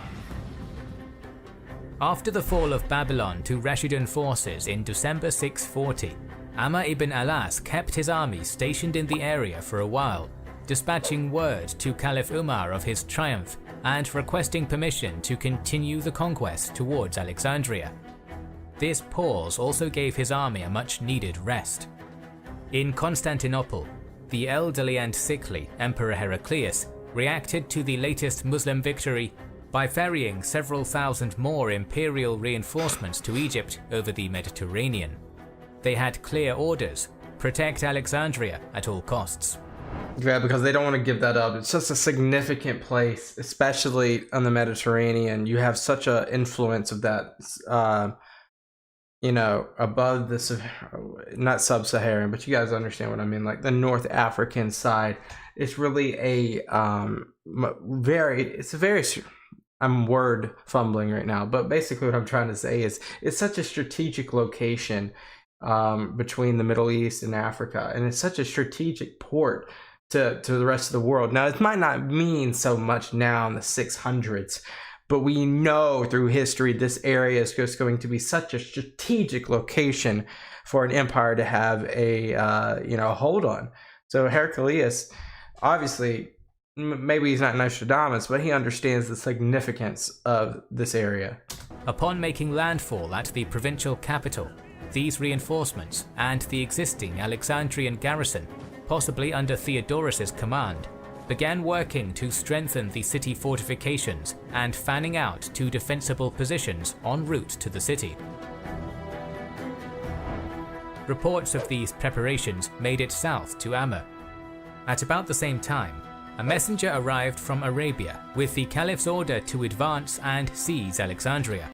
So last time Umar was a little bit more conservative about the march to Egypt, but now he understands that they really have a hold on things, and now he's being a little bit more aggressive. Okay. So, leaving a small garrison to hold down Babylon and keep the Memphis region in check, Amr gave orders for his men to break camp. The 12,000-strong Muslim army headed northwards in February 641. Marching along the Nile Delta's western fringe, immediately adjacent to a familiar desert climate, the Muslims overcame light Roman resistance at Tanut and Qawm Sharik. And I think that's a great point. This area is, I know the river delta is a little bit more green, and you have a little bit more of, a breakup of that harsh sand and desert terrain. But Saudi Arabia, modern day Saudi Arabia or Rashidun territory, is basically the Sahara. It's basically the Sahara. So they're not intimidated by this area at all in terms of marching through it and be able to take hold of this type of terrain. Before turning northwest away from the river. After subsequently capturing Sultaeus, Amr then won a bloody victory at Kion, just 12 miles away from Alexandria, and chased the defeated Roman forces to the city's eastern approach. The march to the sea had taken just 22 days. Alexandria had been built by Alexander the Great and his Ptolemaic successors on a relatively narrow strip of land, bounded to the north by the Mediterranean Sea and in the south by Lake Mayotte. Since the main transportation routes ended east of the city, the only truly vulnerable approach was the northeastern one. The Muslims made camp outside weapon range and then deployed for battle, slowly advancing towards the recently reinforced Alexandrian walls. Unfortunately for Amr, such a careless preliminary move allowed the expert Roman artillerists to disrupt and scatter his units with volley after volley of massive catapult stones. This bombardment sent Amr and his warriors back to camp, dodging missiles all the way. Such attacks continued with intermissions, and in these intermissions, the Roman defenders would instead launch sorties out of the city and attack the Muslim army, aiming to throw it back and end the siege. Despite the ferocity and competence of the men carrying them out, these attempts failed consistently and ended up being pushed back into the city. At some point during the first months of indecisive action, the defenders sortied out against a section of the front manned by the Arabian Mara tribe, and a fierce clash began. It seems to have concluded as an indecisive draw, but the Mara lost a man whose head was subsequently cut off and taken away by the Romans, much to the Arabs' fury. The next morning, the same thing happened. A Roman officer, probably made confident by the previous day's action, launched an attack on the Mara, but this time the outcome was very different. After being killed in the fighting, his head was taken by the Arab warriors and used as a bargaining chip to get their comrade's head back. That's kind of insane, isn't it? Like a head for a head. After a brief negotiation, both sides made an exchange and buried their kinsmen with honours. At the height of summer, around 2 months after Amr initially constructed his camp, the Sami tribal commander decided to shift it forwards for reasons which we are not aware of. However, as his forces were moving, the Roman defenders sensed an opportunity and mounted a daring cavalry attack, which nevertheless was easily repulsed. It's so weird because they're in the tactical advantage would be go wider versus go in columns, you know? You could probably encircle them if this is 1-to-1 in terms of like these rectangles in terms of how many people there are or how many cavalry units. It seems that the column attack was less lethal than, I don't know, like I'm just saying out loud, like, and the encirclement would make more sense here. A reckless Muslim cavalry detachment Oh, set out in hot pursuit of the fleeing Romans, and actually got inside the city just before the defenders could close the gates behind them. Heavily outnumbered, they fought a fierce skirmish at the so-called Church of Gold, in which some of them were killed and the rest were pushed out of Alexandria. Wow. Thought they'd be captured or something. Heraclius, who maintained constant contact with Alexandria, was all too aware that the Muslims were gaining momentum. Worried that all of Egypt was about to be lost, he gathered a formidable army across what remained of the empire, together with equipment and supplies. Just before this giant emperor-led relief armada was about to set sail, Heraclius died in Constantinople at the age of 66, Wow. leaving his eldest sons, Constantine III and Heraclonus, as joint heirs. This Interesting. initiated a round of imperial politicking which didn't allow the empire to react at the worst possible moment. As senior emperor, Constantine attempted to get a hold of the increasingly dire situation in Egypt. His untimely death only a short time later derailed those plans entirely. If that wasn't bad enough, some Byzantine generals, including one Valentinus, took up arms in support of Constantine's son, Constans II, believing that Heraclonus' mother, Martina, had poisoned Constantine. Wow. This dynastic struggle would not conclude until late 641, ensuring that no reinforcements would be sent to Alexandria. So internal politics derailed the reinforcements. That's just insane. Just horrendous for the empire of the Eastern Romans. Politicking also infected the soldiers defending the Egyptian capital, causing infighting and massive morale loss. When the siege had dragged into its 6th month with no sign of ending, 6 months? Amr received a letter from the Caliph chastising him for taking so long. So, after conferring with his generals, Amr selected the experienced Ubadah bin as-Samit to lead an assault.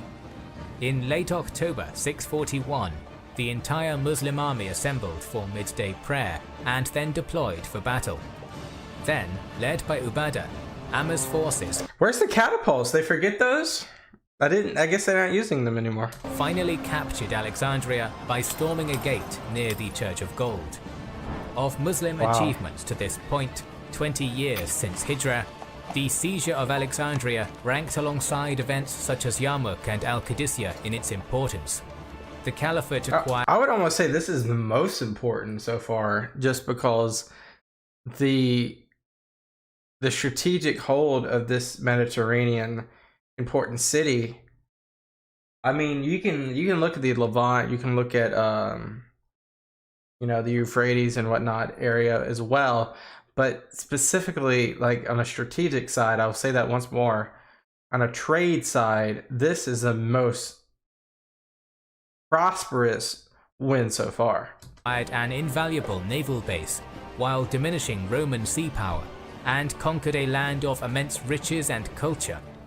Perhaps most importantly for the future, possession of Egypt allowed the Islamic armies to penetrate even further south and west into Africa. Yeah, I mean, they can, we'll have to see what they do, but they could technically just go all the way down the Nile River here and all the way across the Mediterranean coast. That's probably the most prosperous areas anyway. The wealth, beauty, and luxury of Alexandria ensnared the Arabs and their general in equal measure. And it shows that they already have, like on this map right here, it shows that they have the upper part of Egypt. Amr could not make his headquarters there without the Caliph's permission. So he sent an emissary back to Medina, asking Umar whether or not he could stay in the metropolis.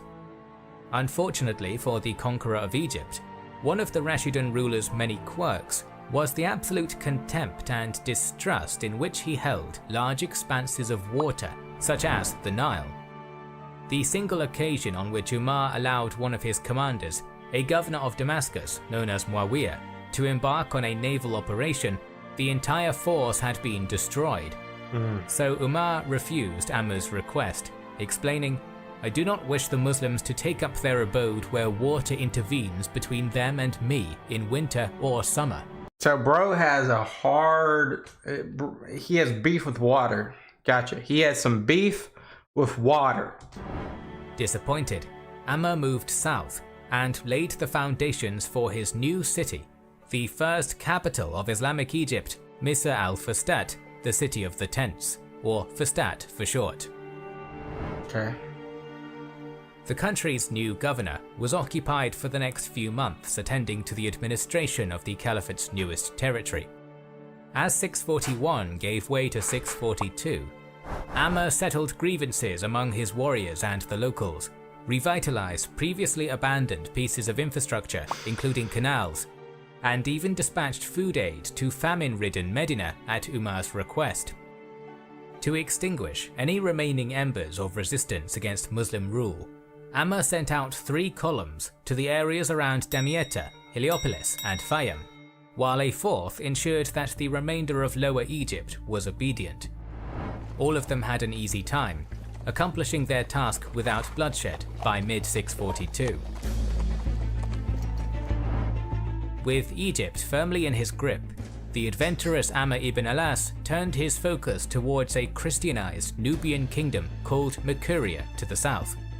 Mercuria, ruled by a king called Kalidurit from his great citadel at Dongola, was a rising and expansionist power in sub-Saharan Africa. In fact, its monarch had only recently annexed a former regional rival, Nobatia. A literate society with a vibrant culture of their own, the Nubians were renowned as hardy, ferocious warriors. In particular, their formidable reputation for horsemanship and archery was known around the Mediterranean world. Wow, like the Turks almost. At some point during the scorching African summer of 642, Amr sent his cousin Uqba bin Nafa and 20,000 horsemen into Nubia, where they quickly began suffering at the hands of the local inhabitants. Unable to resist the Muslims in a pitched battle, lethal but unarmored Mercurian archers, mounted and on foot, launched constant hit-and-run attacks which gradually sapped Uqba's strength before darting back unharmed into the wilderness. And we've seen this work, like the unconventional warfare, when you're going up against an opponent so formidable as the Muslims at this time, you gotta do some things creatively, like the ambushing or the quote-unquote hit and runs. As the Islamic army pushed deeper into Nubia and encountered guerrilla-style attacks in increasing numbers and ferocity, the hawk-eyed Mercurian archers would frequently call out to the Arab invaders, "Where would you like me to put an arrow in you?" When one of the Muslim warriors skeptically pointed at an area of their body, our sources state that an arrow would indeed strike there, injuring or killing the man in question. That seems like a tall tale, but we'll go with it. When Uqba and his diminished forces finally neared the Mercurian capital at Dongola, they found a smaller enemy army of around 10,000 waiting for them, forced into defending their central city by Uqba's movements. Eager to destroy the Nubians' fighting potential now that he had them all in one place, Amr's cousin began arraying his troops for battle. As the Muslim advance towards Kalidurit's line began, It was almost instantaneously hit by an utterly merciless barrage of Makurian arrows. They are really good at archery. That struck the attacking army with pinpoint accuracy.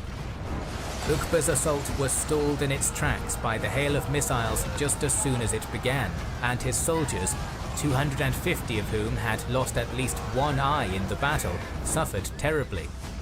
Unable to close with the Nubian archers, and swiftly losing men to grievous injury, Uqba withdrew his warriors from the field.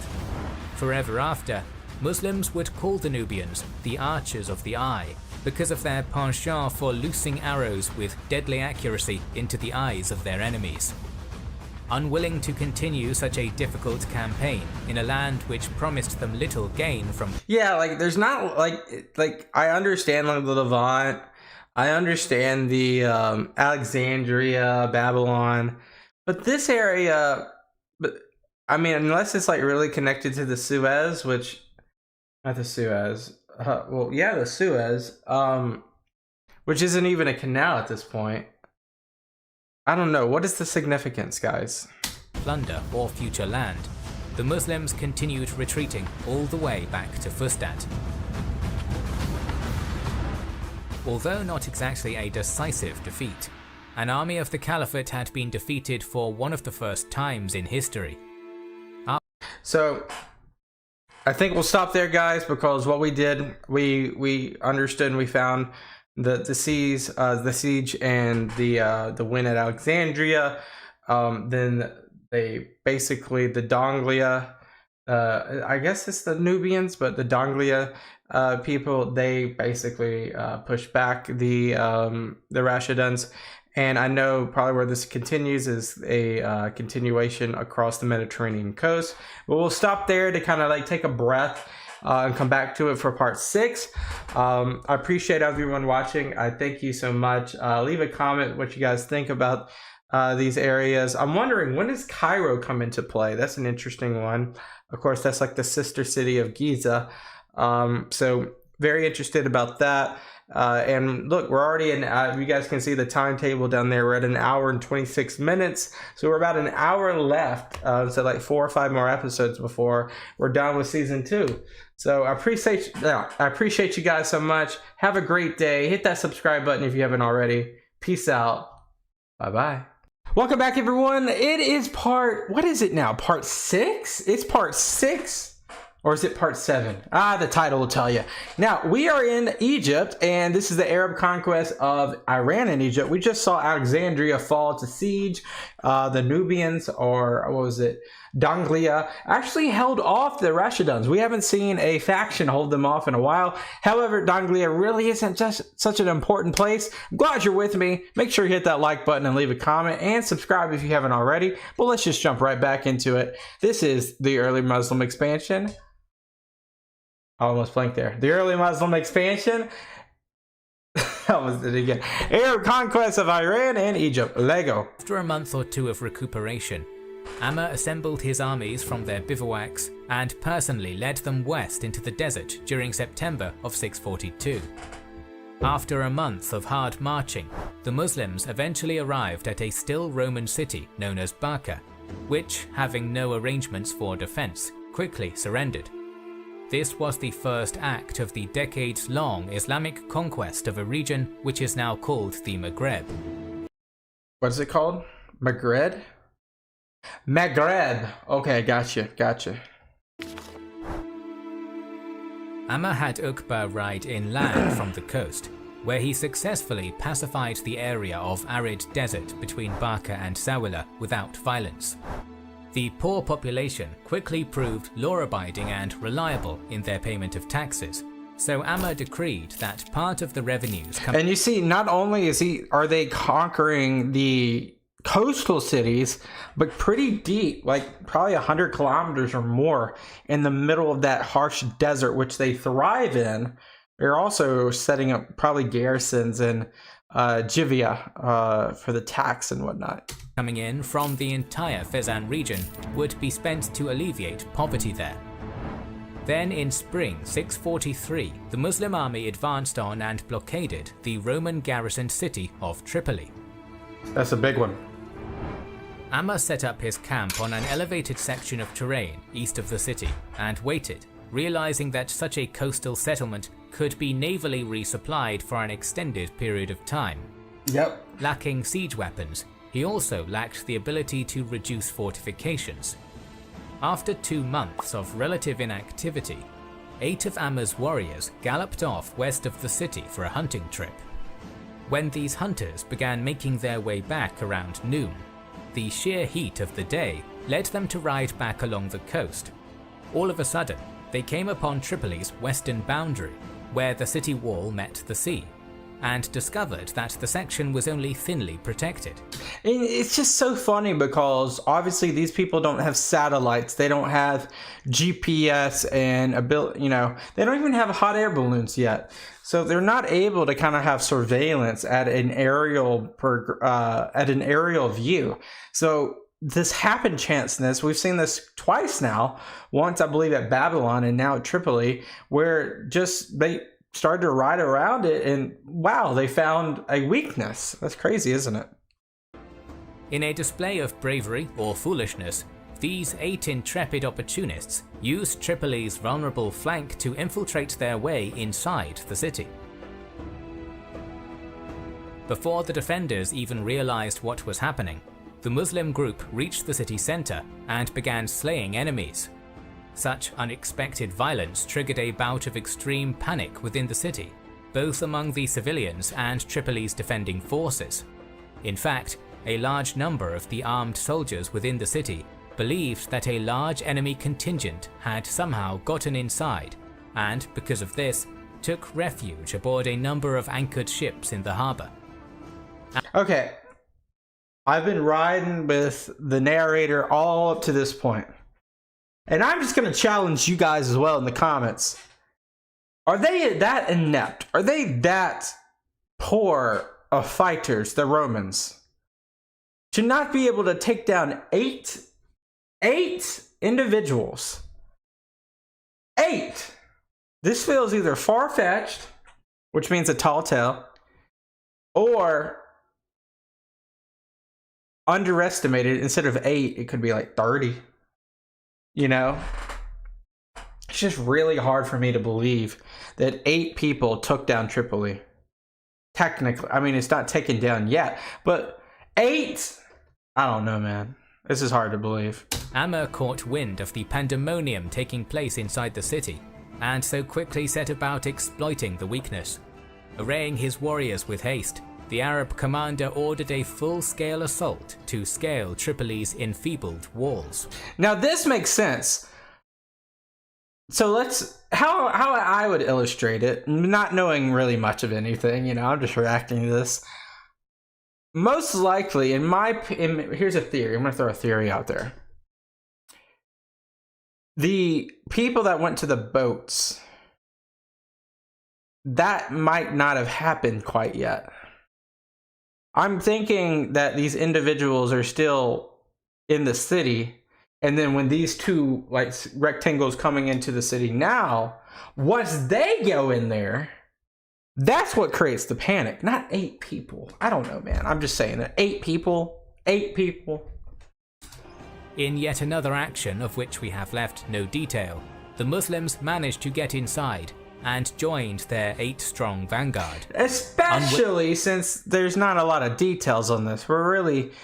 It's hard. I mean, we have one account. Willing to fight any further, the Roman defenders took whatever they could carry and departed aboard their ships, leaving Tripoli to Ammar's army. That's hard to believe, man. I'm sorry. While most of the army stayed in the city for a while, the conqueror of Egypt sent a swift detachment of cavalry about 40 miles to the west, where the population of a town known as Sabratha were still carefree.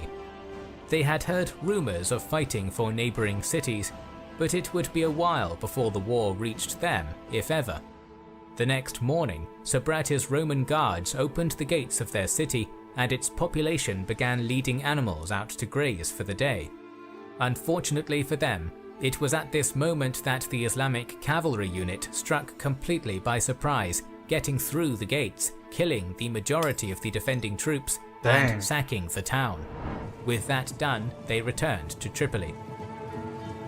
Quick. Very quick. Having succeeded, Amr longed for more and eagerly penned another letter to Caliph Umar containing both the good news of victory and a request to continue his conquest. I bet you the Romans are just so disgusted by the efforts of their people in Egypt and Maghreb.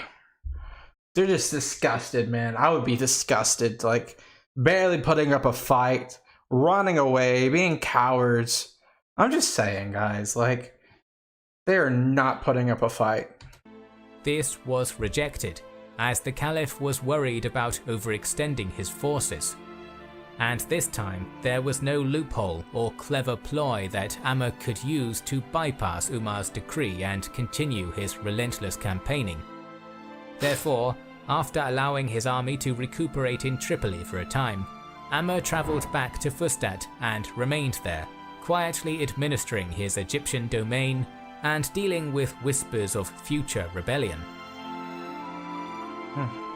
Although Umar had spared the rest of Byzantine Africa for the time being, that wouldn't last long.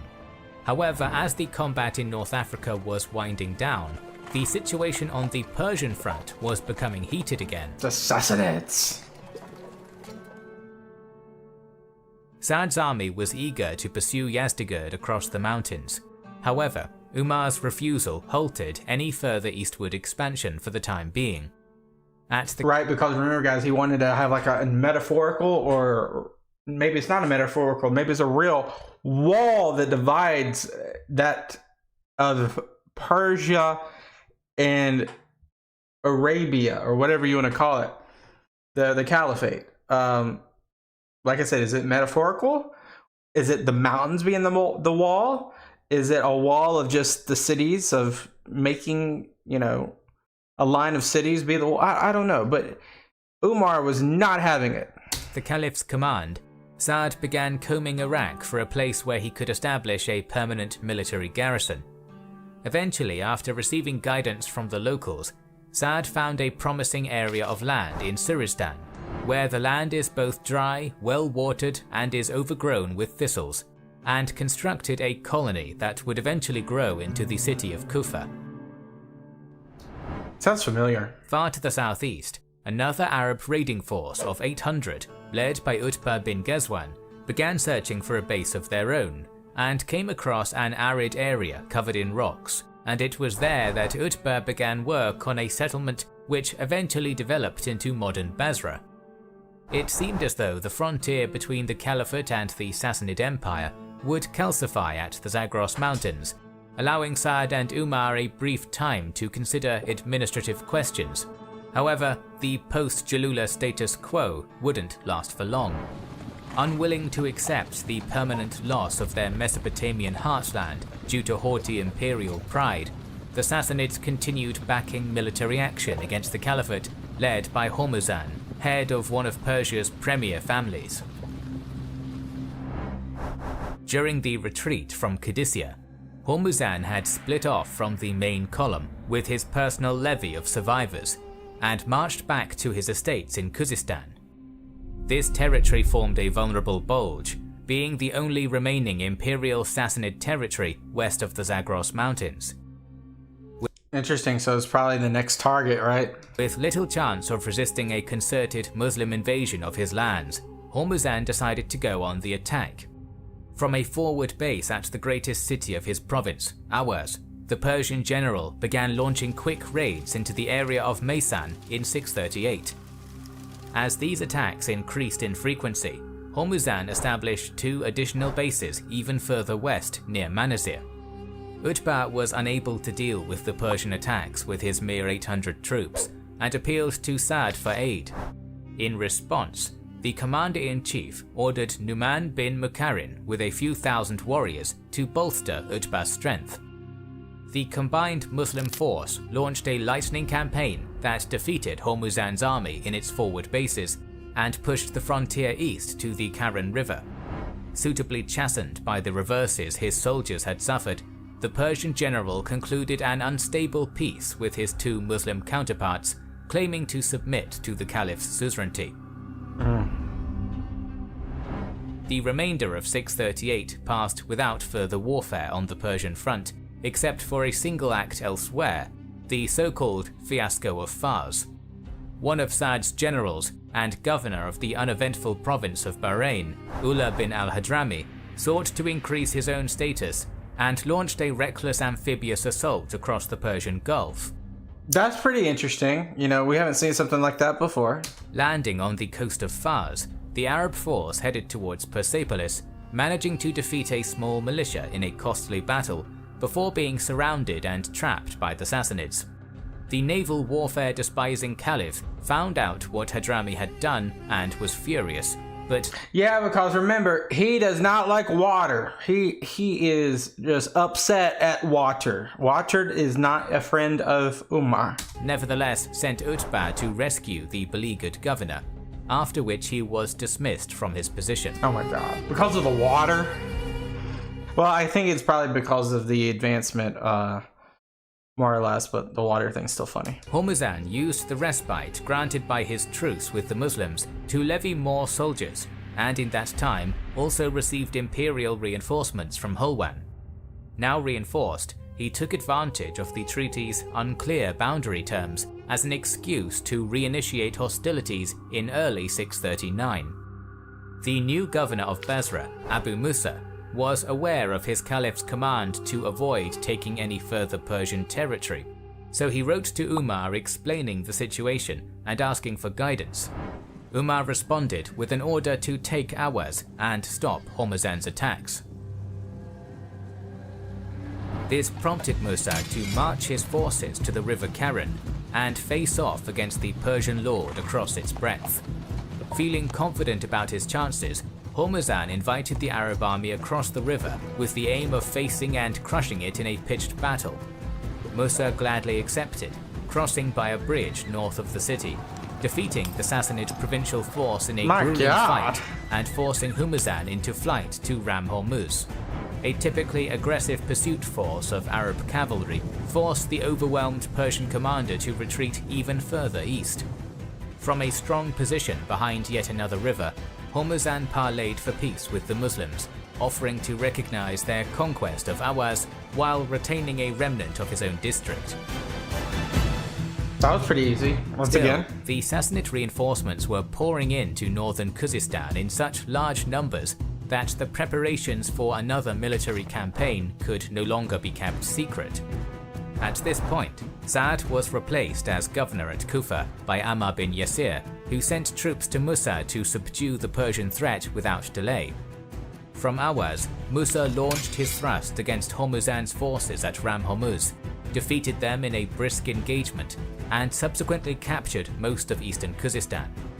Hormuzan retreated north to the Sassanid concentration point at Shushtar, a highly fortified, walled city in the Zagros foothills. Unsure about his ability to take on such a stronghold with his current strength, Musa had 1,000 fresh warriors sent to him from Kufa. With these additional warriors, Musa advanced north, captured Shushtar and Hormuzan along with it, followed relatively I'm surprised they captured him, you know, instead of just, quickly by the truly ancient city of Susa. Returning to Basra after this victory, Musa sent a subordinate to capture the final garrison in Khuzestan. This was Junde Shapur, who succeeded by late 641. With the seizure of this final city, all of Khuzestan and Sassanid territory west of the Zagros was now under Muslim rule. That's impressive. Despite the loss of Iraq, Sassanid Persia east of the Rocky Barrier was still a cohesive and powerful empire, with loyal territories as far off as India. After the fall of Khuzestan to Musa's army, Yazdegerd dispatched urgent orders to all of his remaining provinces to raise troops and send them to Nahavand, a city on the primary transportation artery west. Throughout the later part of 641, contingents from cities across Iran and beyond, such as Isfahan, Ray and Hamadan, and many others, arrived at Nahavand, until at the turn of 642, an army of around 60,000 had come together. And we're going to stop right there because I know it's just going to be a crazy campaign that they're going to go across those mountains, and I want to kind of compact these into bite sizes, like I told you, to really hold the information, since it's just going so fast. This is not like a lot of the videos I react to, which are minute events. Not minute events, but they're specific events that go into granular details versus almost, a decade of fighting and territory, and it's just going so fast. Like they beat these people at this city, then they went to this city and won there. So I need to, take time, reflect, and understand and react to this in bite sizes. So I hope you guys understand. But it looks like they've made, on the North African front, they made really good progress. Pretty much, I guess not taking Tripoli, but pretty much taking out the Romans from Tripoli. I'm sure that they'll reoccupy until there's another conquest towards the Maghreb area. In terms of the this area northeast of the Tigris and Euphrates, in this little pocket, they were able to finally take out this stubborn leader and win out these few cities. So now the Sassanid or the Persian Empire is pretty much just east and north of these mountains. So it's going to have, it's going to be an epic conquest for them to kind of like go through these mountains or defend within the mountains. So it's going to be interesting to see.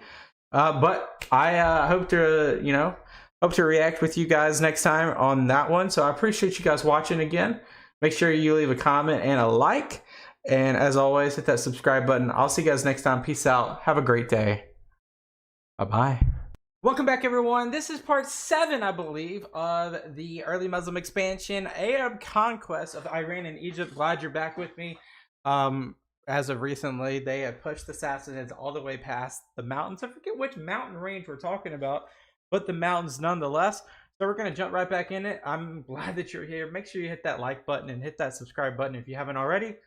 Lego. At the same time, this fearsome force was Yazdegerd's final chance to turn the war in his favor. If he lost now, he would lose everything. A Sassanid general named Mardin Shah was appointed to lead the army, who quickly warned the men that Umar is coming for you if you do not go for him.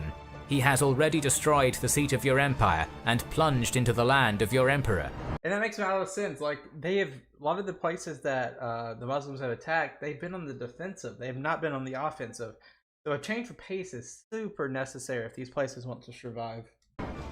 A Persian frontier commander in service to the Caliphate noticed this massive military buildup and, alarmed, sent word to Ammar bin Yasir in Kufa, who immediately forwarded the information to Umar. Addressing the people of Medina on the issue, the Caliph's pronouncement that this is the day on which the future depends left no doubt as to the importance of the upcoming clash. The ever-active Caliph declared his intention to oversee the battle, but was talked out of it by his advisors, who pointed out that this was unnecessary. A more contentious issue was the assignment of military resources. Uthman wanted the whole army of the Caliphate concentrated. I saw real quick, we're going to back up just to get that point up there. Uthman and Ali were companions of the Prophet. The relations are strained. So they had a Muslim schism. I'm guessing like different parts of the Caliphate going to one or the other. Not too sure. Obviously there's a video on that, so we might look at that in the future, but let's keep going. Of military resources. Uthman wanted the whole army of the Caliphate concentrated, but Muhammad's son-in-law, Ali ibn Abi Talib, disagreed, reminding Uthman that depriving the other frontiers would just invite the Byzantines, Ethiopians and others to retake their old provinces. Very true. Instead, he suggested the troops at Kufa, Basra and along the Persian border form the core of a field army, supplemented by a fresh levy of raw recruits and veterans from Arabia. Umar concurred with Ali and gave command of the preemptive strike to the veteran of Qadisiyyah and conqueror of Susa, Numan bin Muqarrin. Upon enthusiastically receiving the Caliph's decree, Numan assembled his troops, marched east from Kufa and crossed the Tigris, rendezvousing with a number of other frontier units along the way. Trekking northeast from Ctesiphon along the Diyala River, the Muslims pivoted at Qasr Shirin and drove into the Zagros Mountains, eventually reaching a concentration point at Tazar in December 641. With 30,000 Muslim warriors assembled, Numan sent a scouting detachment into the Nahavand Valley to establish where exactly the Persians were. By nightfall it returned, having observed little to no sign of Sassanid activity in the rocky uneven terrain between Tazar and the Persian base. Numan immediately seized the opportunity and decamped, marching his entire army to a small town known as Isbizahan, just 10 miles northwest of Nahavand itself and its Persian occupants. When, not long after, Madan Shah learned that the invader was closing in, he responded by bringing the entirety of his own army out of the city. In preparation for the final battle, he deployed Sassanid Persia's great retribution field force in an L-shaped hook formation, wrapped around a high terrain feature known as the Brown Ridge. While his soldiers advantageously faced down the slope, Madan Shah himself took up a position atop the heights, where the imperial commander had a brilliant view of the entire area. This adroitly selected defensive position had multiple terrain features amplifying its strength. I mean, this is like formidable right here for the Sassanids. I mean, they have pretty much everywhere locked down. I mean, I'm not sure. I mean, on the very, very bottom there could be a weak point, but besides that, I don't see it. In front of the Sassanid line was a small stream, along the bank of which Madan Shah placed a minefield of cavalry crippling caltrops. Furthermore, his right, the short edge of the reverse L formation, was anchored on a fortified village and the 3,000-foot high Ardashan Ridge, while the longer southeast-facing left flank was protected by a fork in the stream. Confronted by this natural fortress, and with few other options, Numan drew up his warriors along Madan Shah's There's a lot more Rashiduns than I thought there would be. entire front, just across the stream and facing up the slope. The Muslim general's brother, Nu'aym, led the L's short section. Hudayfa bin al-Yaman commanded the right, and Kaka bin Amr headed the Caliphate's cavalry reserve. Numan himself was in the center. The Caliphate's deployment gave Madan Shah a potential opportunity to launch a preemptive assault at the unprepared Muslim lines.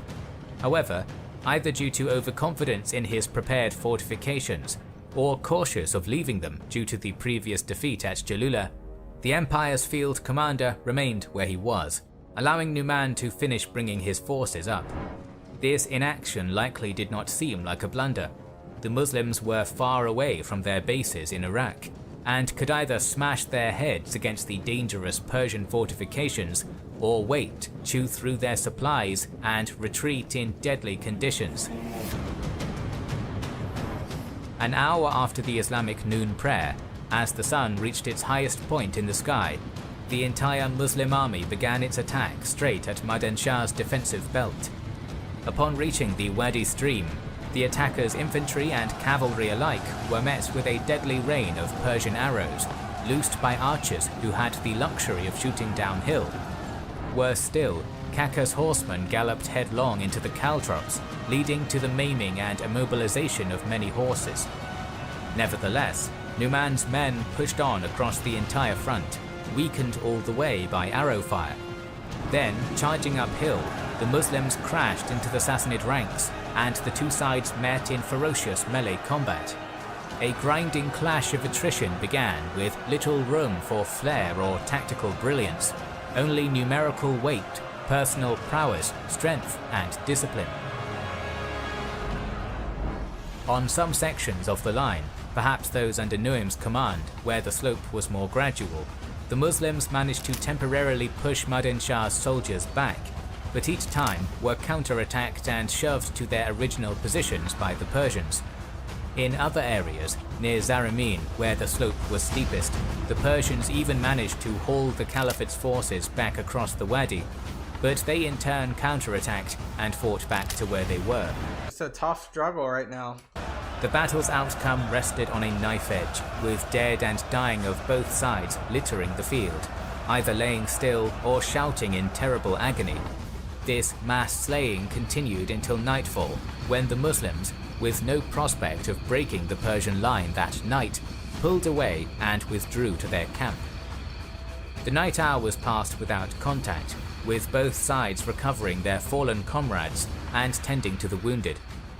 When dawn broke on the second day, however, Numan formed his army up and, somewhat inexplicably, launched another frontal assault across the stream, lasting all day. After what historian Akram poetically described as a tragic harvest of death, the Muslims again retreated, unsuccessful and badly bloodied.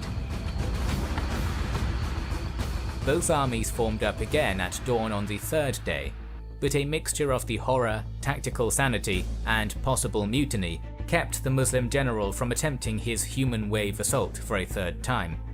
Instead, he waited for the Persians to emerge from their fortifications and launch an attack of their own. But Madan Shah was a wily commander, aware that time was his champion. Yeah, because they have all the resources they need. They're not out of place. They're not away from their home as much as the Muslims are. And refused to budge. After a tense 2-day standoff, the Sassanid regimental commanders began raiding the Muslim line with small contingents. These limited attacks would inflict damage on personnel and supplies, before swiftly pulling back behind their defences, leaving the Islamic forces frustrated. While constant assailment and the cold conditions struck blow after blow to Muslim morale and strength, Madan Shah began absorbing a steady stream of reinforcements and provisions from nearby Hamadan. The situation could not continue as it stood, and so Numan called a council of war only a few days after his previous attack. The eldest companion present advised that the Muslims ought not to attack at all, and to merely destroy those raiding parties which came to attack them. As all the officers were eager to get stuck in properly, this proposal was met with disapproval. Another more gung-ho leader suggested that the frontal attacks actually be resumed, regardless of consequence. This too was quickly shot down. Then spoke Taleha bin Kuluwayd, a former enemy of Islam and one of the architects of Jalula, who put forward a clever stratagem. The Muslims, he said, should put the cavalry in a position to outflank them and show a weak front, making as if to withdraw. Let the Persians hope for victory and advance against us. Then we turn and fight them. Okay, let's see if that works. This plan was approved by most of those present and put into motion. With the purpose of making the illusion of weakness more convincing, at Taleha's proposal, the Muslims also began circulating false rumors that Caliph Umar was dead. Over the next few days, that's an interesting one. Do they think that the morale would be dropped and they'd have more confidence on the right side, so like a pseudo-confidence? I don't know. Word of Umar's death proliferated around the overjoyed Persian army like a kind of virulent mental plague, provoking hopes of an offensive against their now surely demoralized enemy. The Friday after Numan's last attack, Sassanid sentries began observing the abandonment of Muslim positions across the stream, tents being pulled down in the Muslim camp, baggage being loaded, and small contingents of men marching west. Everything Madan Shah could see appeared to suggest that the invading army was vulnerable and was about to retreat. So the general opened a series of gaps in the Caltrip belt on his right flank, according to a pre-prepared plan, and began having his soldiers cross to the outside. Time and time again, it surprises me how easy the bait and switch is so far in this early Muslim expansion. The bait and switch has been like a classic tactic, and continuously doing it. Lead elements halted just beyond the Caltrip field, waiting for the rear ranks, and began forming up there. According to our sources, Madan Shah might have restored the Caltrip field so his troops could not run.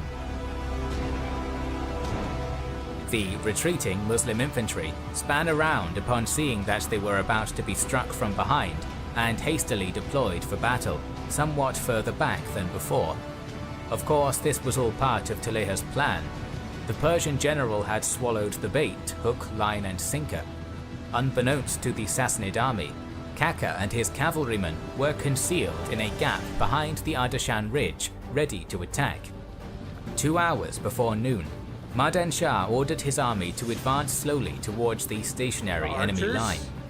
When the Persians entered missile range, they began loosing arrow volleys, with the aim of softening the Muslims up at a greater range than Arab bows could operate at. Forced to defend themselves with only their shields, many of the Caliphate's warriors were chomping at the bit to close with the Sassanids and fight them in melee, but Numan, with a wider view of the strategic situation, ordered them to remain steady. After a while weakening the Muslims with missile fire, Madan Shah launched a full-on charge. This was the key moment of the battle, as this attack finally unanchored the Imperial right flank from the Ardashan Ridge and its nearby fortified village. Remaining on the defensive, Numan restrained his forces from effectively pushing back, withdrawing slowly in a similar manner to Hannibal's center at Cannae. They are literally getting destroyed, though, the Muslims at this point. Where's that cavalry at? Then, after some time of suffering this, Numan ordered a counterattack just after midday, and at the same time, Kaka's cavalry swept out from behind the ridge and drove a wedge between the Persians and their obstacles. However, Madan Shah detached a unit of reserves that met and held the Muslim cavalry before the encirclement was completed. That's what I was about to say, is because they do have cavalry reserves. Catch this. So it's just going to be who's better at cavalry at this point. On the front line, Persian forces were gradually pushed back under the weight of Numan's counterattack. But then, the Muslim general was struck by an arrow, fell from his horse, and was spirited away from the fight, with Nuim impersonating him to maintain morale. Although Sassanid resistance was absolutely unwavering, by late afternoon, the Muslim forces, half encircling their foe, were clearly in the superior position. Suddenly, as the sky began to darken, the majority of Madan Shah's army collapsed and routed, able to do so because the forces opposing Kaka were still resisting. Amidst this chaos, Taleha was also slain. A relatively large number of Persian troops managed to escape the battlefield, but many, including Madan Shah, were killed by their Muslim pursuers, fell victim to the re-strengthened Caltrop belt, or were taken prisoner. Hudayfa took command of the Caliphate's army after Numan's death, and advanced the following morning, defeating the Sassanid remnant at Darazid. Part of the defeated army retreated into Nahavand itself after the second defeat, where the new imperial commander, Dinar, surrendered the city unconditionally. Nahavand was the final great battle between Islam and Persia, marking the point at which there was no longer any doubt. The Sassanid Empire would fall. Whoa. For this, Nahavand is known to the Muslims as the victory of victories. It would take another decade to subdue all of the far-flung Persian territories in Central Asia and Eastern Iran, but by late 644, as author Peter Crawford states, Yazdegerd III was effectively a king without a kingdom. Puppet. In late 643, We gotta stop there, guys. We'll probably finish it in the next either the next video or the next one. But that was an interesting, very important video that we just want to take as a snack right there. The Sassanid Empire is effectively removed as a threat now, meaning the Byzantine / Roman Empire, and I guess Ethiopians, pretty much the only threats at bay. Technically, they're Sassanid territories, and they're going to be probably raiding parties and skirmishes and battles still in eastern Iran and Central Asia. However, for the most part, the Rashiduns are the big man on campus now. They are the big man on campus. More to come. I appreciate you guys. Make sure you leave a comment and hit that like button, as well as always hit that subscribe button if you haven't already. Appreciate you. I'll see you in the next one. Peace out. Bye-bye. Welcome back, everyone. This is part 8 of the early Muslim expansion, Iran and Egypt. Lastly, we saw the Persian Empire effectively became obsolete. And yeah, we're just going to continue from there. Appreciate you guys being here. Make sure you hit that like button. It really helps us out. as well. Make sure you hit that subscribe button if you love history content just like I do. Let's not waste any more time. Let's just jump right into the video. Let go! In late 643, shortly after Ammar returned from his expedition against the so-called Pentapolis, the Egyptian governor travelled back to Medina in order to meet with Umar, with whom he already had a somewhat tense relationship. Mistrusted by the Caliph, Ammar received a frosty reception from the very start. The tension between the two men wasn't helped by the fact that Umar, who always kept I can't remember why there was such tension between the two. Can you guys refresh me in the comments if you know? close eye on his governors via an internal spy network, suspected Ammar of unjustly appropriating Egypt's wealth. So, when the latter returned to his province, the Caliph dispatched a trusted inspector, Muhammad bin Maslama, to appraise Ammar's assets. The latter produced an account of his assets, and he was found guilty of taking too much. The excess was confiscated and taken back to Medina. Okay. That wasn't the end of the Caliph's incessant prodding. A short while thereafter, unsatisfied at the lackluster revenues flowing into the treasury from Egypt, Umar had a heated debate with Ammar by letter. After that ended in a deadlock, a Copt was sent to Medina to inform the Caliph of his province's financial situation. He bluntly informed Umar that previous rulers of Egypt had seen to the land's prosperity before taking anything from it, while Muslim governors only extracted. In response, Umar carved Egypt into two separate administrative districts during late 644, giving Ammar Lower Egypt to govern from Fustat, while Upper Egypt would be ruled from Fayum by Abdullah ibn Sa'd ibn Abi Sa. I mean, that makes sense just because Egypt is a huge place. We got Lower Egypt, and the reason why, of course, I mean, this is, anyone doesn't know, Lower Egypt being the top half is referring to the Nile because the Nile flows upwards into the Mediterranean. So that's the lower part of the Nile, ergo lower part of Egypt. And I mean, that's more of the Delta region. You're going to have Alexandria, modern day Cairo, Giza, etc., etc. But Upper Egypt, you're going to have more of like terrain.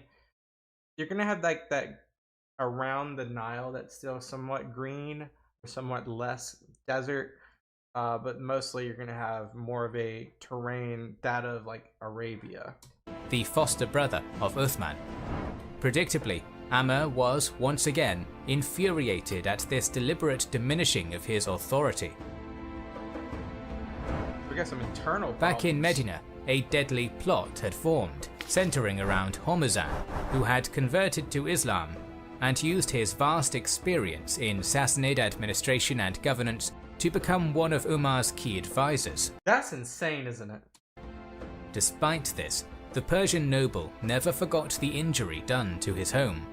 It seems that Hormuzan made contact with Firuz, a Sassanid soldier who was enslaved after Qadisiyyah or Nahavand and brought to the Caliphate's capital. And in November of 644, Firuz knifed Umar. Before passing away 3 days after, the second— Oh dang! Oh dang! Oh dang! You got too close to the enemy. Caliph appointed a shura, or council of 6 men, to appoint his successor from among their ranks. After deep debate, they decided that Uthman would become the third Rashidun Caliph. It is worth noting that while Sunni Islam views Uthman as one of the rightly guided caliphs, Shia Muslims believe this election should not have occurred at all, and Ali was to be the next in line. Shortly after, Ammar ibn al-As visited Uthman in order to lobby for his Upper Egyptian colleague's removal.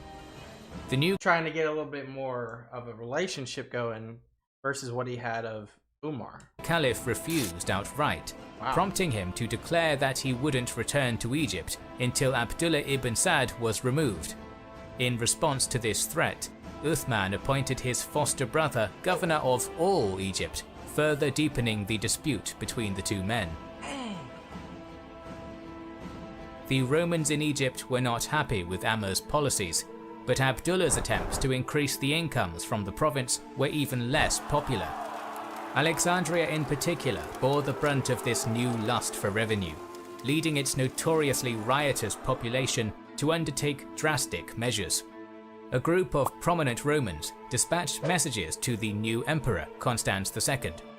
These letters outlined the outrages of Muslim rule and its jizya tax, but also pointed out that Abdullah had let the Nile realm's defense slip into a pitiful state, and the city was only garrisoned by a paltry 1,000 men and could be easily taken.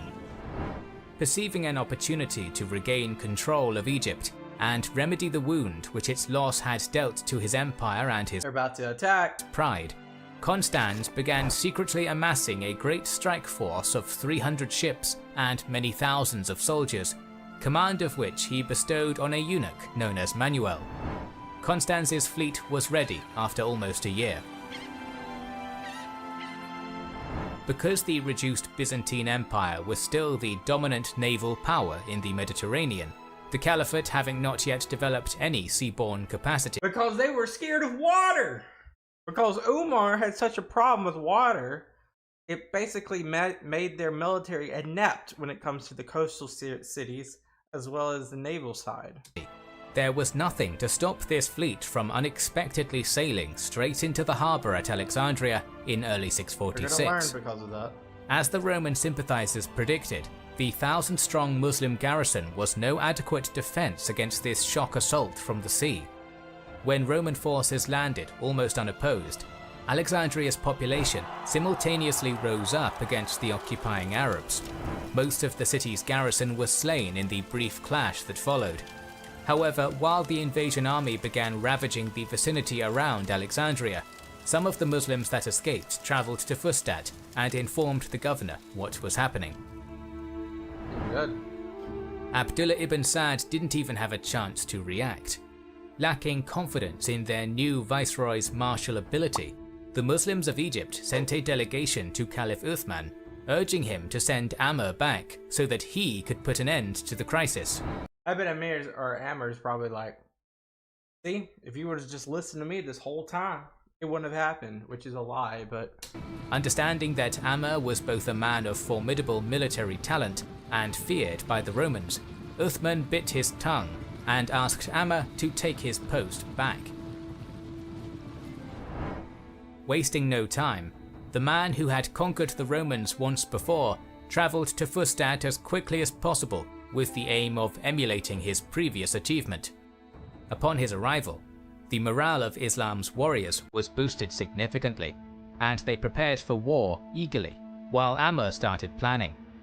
Informed by spies and agents that the Romans were advancing leisurely from Alexandria to Fustat, many of Amr's brash officers pressed for their commander to attack and confine the enemy to the treacherous Mediterranean metropolis before all Egypt revolted against the Muslim regime. Amr did not agree with this appraisal, as he believed that this advance would stretch Roman supply and communication lines to the limit. Manuel and his army marched under the close observation of Amr's informants, who constantly reported the Romans' position and strength. The land forces made their way up the eastern bank of the Nile, accompanied by a large flotilla of supporting warships sailing parallel to them on the river itself. And these ships are going upstream, obviously. Byzantine indiscipline began causing problems almost immediately. Roman soldiers moved from town to town, and the population was not happy with their behavior. When Manuel neared the halfway point between Alexandria and Fustat, Amr began a countermarch with 15,000 warriors of his own, moving on a direct collision course with the Romans. Both armies finally came into contact with one another near a large town known as Nicaea or Nakios. After resting for the night in their respective camps, the Romans and Muslims deployed on the cultivated, featureless and flat terrain just south of Nicaea. Amr's left, a cavalry regiment under the command of Sharik bin Samay, rested on the Nile River, as did the Roman right. In addition to their organization in neat formations, a large number of Roman archers also embarked on the riverine ships. Whoa. Once his preparations for battle were complete, Manuel ordered the Byzantine ground forces into effective bow range before coming to a halt and unleashing a destructive barrage of arrows against the Muslim position. The one thing that has always been effective against the Muslims in this entire documentary has been arrows and archery. On the river, Manuel had prepared a clever stratagem. His ships continued sailing until they passed by Amr's flank, at which point their onboard archers struck the Muslims in the flank as well. Amr's men had already been struggling to deal with the frontal volley, and so suffered terribly from the multi-directional bombardment. Samai's regiment in particular was almost totally decimated, having been positioned closest to the river. But even And they're all cavalry too. Amr had a horse shot out from under him. Despite this punishment, however, the Muslims were unwilling to surrender the battlefield, and so endured the storm with considerable tenacity. Once Manuel believed that his enemy was sufficiently weakened, he called back the flanking vessels and had their onboard troops fall into ranks behind the main army, and then began yet another arrow attack against the Muslim line. The moment after the Byzantine eunuch general ordered a halt to his preliminary barrage, he directed his infantry to advance into spear and sword range. Although early Muslim armies were generally portrayed as being most comfortable in this kind of close quarters engagement, the Roman soldiers nevertheless impacted Amr's battered host with considerable ferocity, cracking their already faltering line.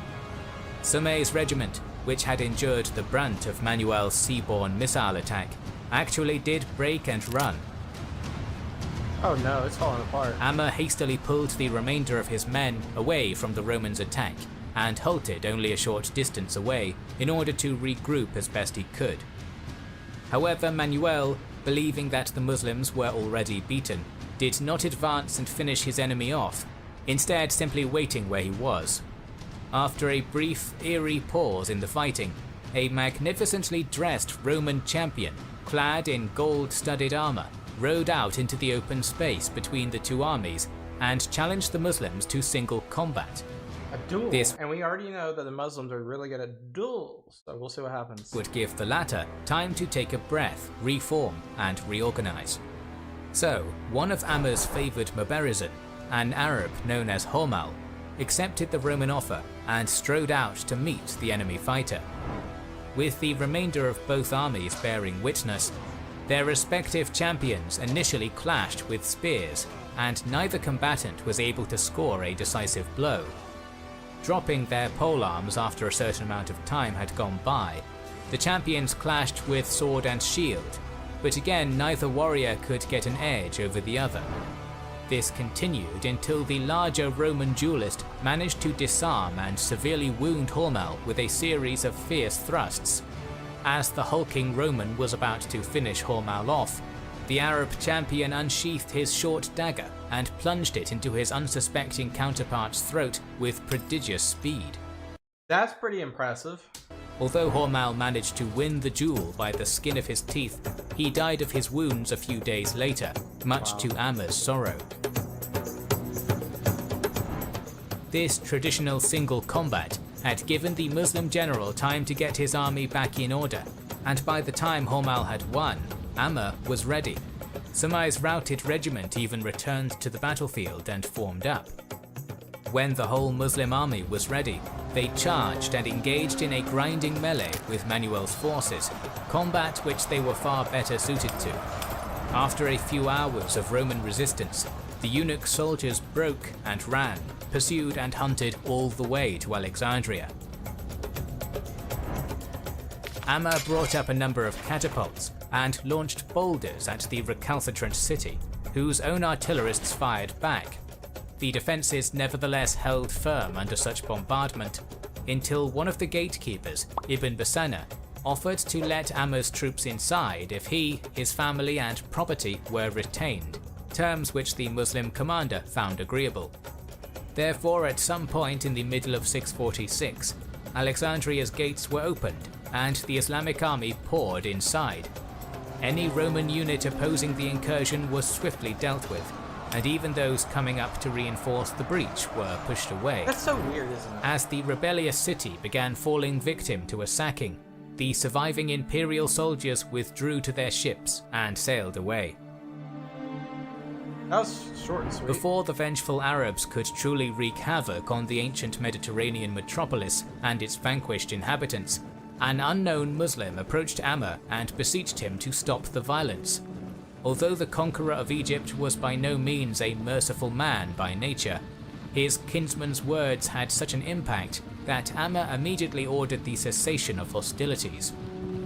I mean, technically this was their land at this point, you know, the Muslim land, so why would you want to hurt it? In the aftermath of the Second Siege of Alexandria, Amr ripped down the walls and made the city, in his words, like the house of an adulteress, accessible from all sides. The neglect of Egypt's defense was also remedied with the new division of its Muslim garrison into 4 parts, 2 in Fustat and 1 each in Alexandria and on the northern coast, to be moved around where necessary. It would also be rotated, and the troops replaced every 6 months. Okay. Not only had Amr ibn al-As both conquered and reconquered Egypt in difficult circumstances, he had built the foundations of a rule that would secure Muslim hegemony over the fruitful country. For this, Amr well expected to be rewarded by Uthman, but he was to be disappointed. Uthman wanted his tax fiend of a brother to occupy the plum position, but was aware that Amr probably deserved some reward for his deeds. So, summoning the conqueror to his place of residence, Uthman inquired if he would like to remain in military command of Egypt, while Abdullah ibn Sa'd managed civilian administration. Amr responded with the witty barb, "In that case I would be like the man holding the horns of the cow while another milks it." For the remainder of Uthman's caliphate, Amr would bear a potent grudge and even oppose him publicly. This mutual resentment was to have serious consequences for Islamic history in the near future.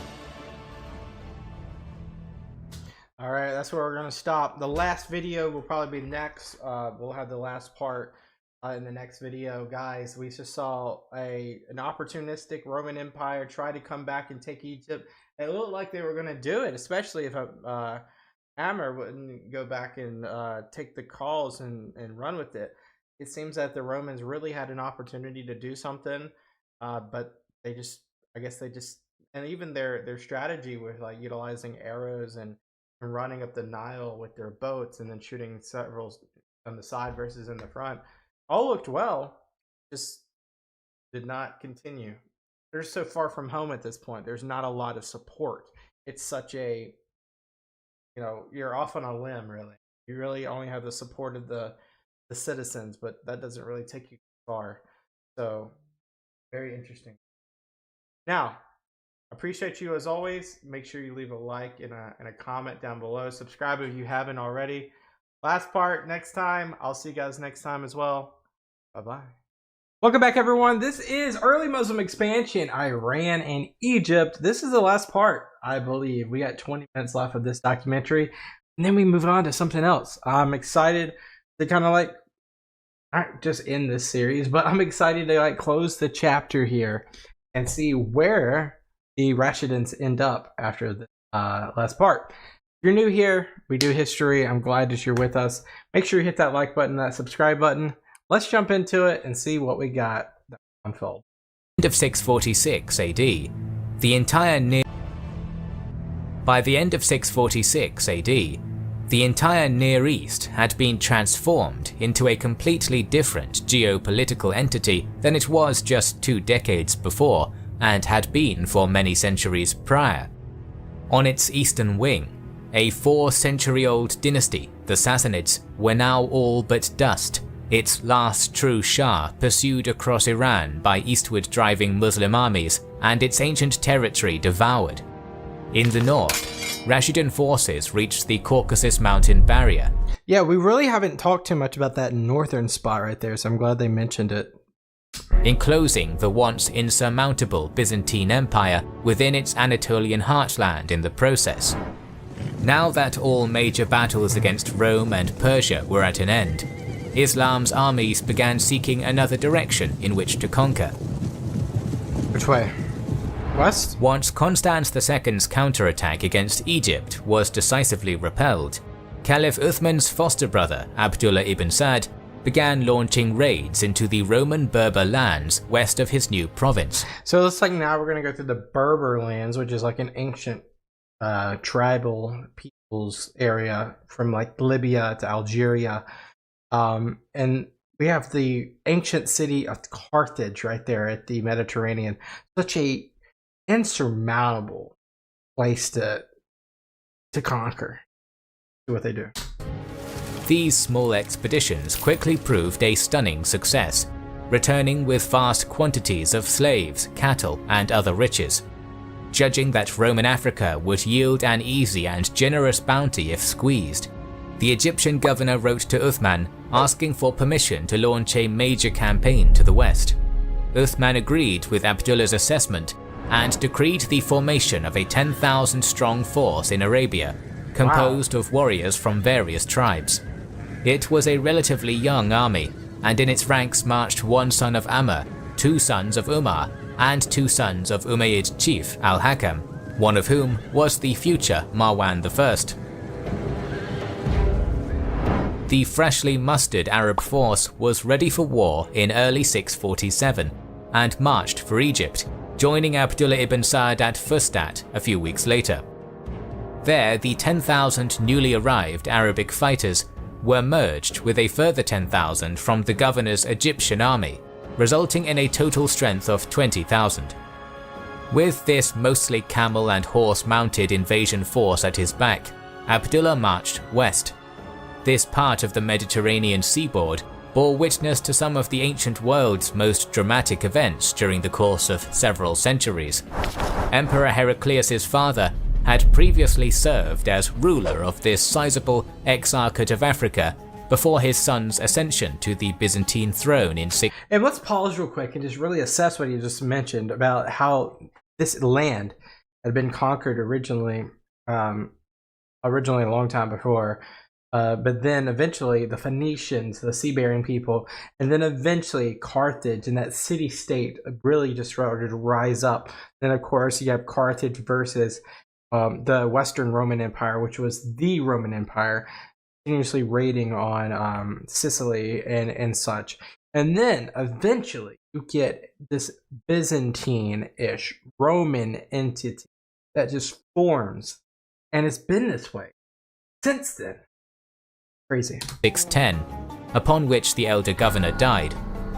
Close to the emperor's death in 641, Heraclius himself appointed as exarch a patrician known as Gregory. However, dynastic chaos following the death of Heraclius and Constans II's inability to repel Muslim attacks, particularly in nearby Egypt, were all too much for Gregory. In 647, as Uthman's army was in the process of readying to attack him, the exarch declared independence from Constantinople amid a surge of popular support from Romanized Africans and native Berbers alike. So what do they become? Abdullah ibn Sa'd, meanwhile, crossed the Nile from Fustat and took his army up the west bank until he neared Alexandria, at which point he drove northwest and cut across the desert as a shortcut. After a few more days, the Viceroy's 20,000 hit the Mediterranean coastal road and marched along its course until, finally, after a 6-week journey, Abdullah reached Barca, the city which his predecessor Amr seized years before.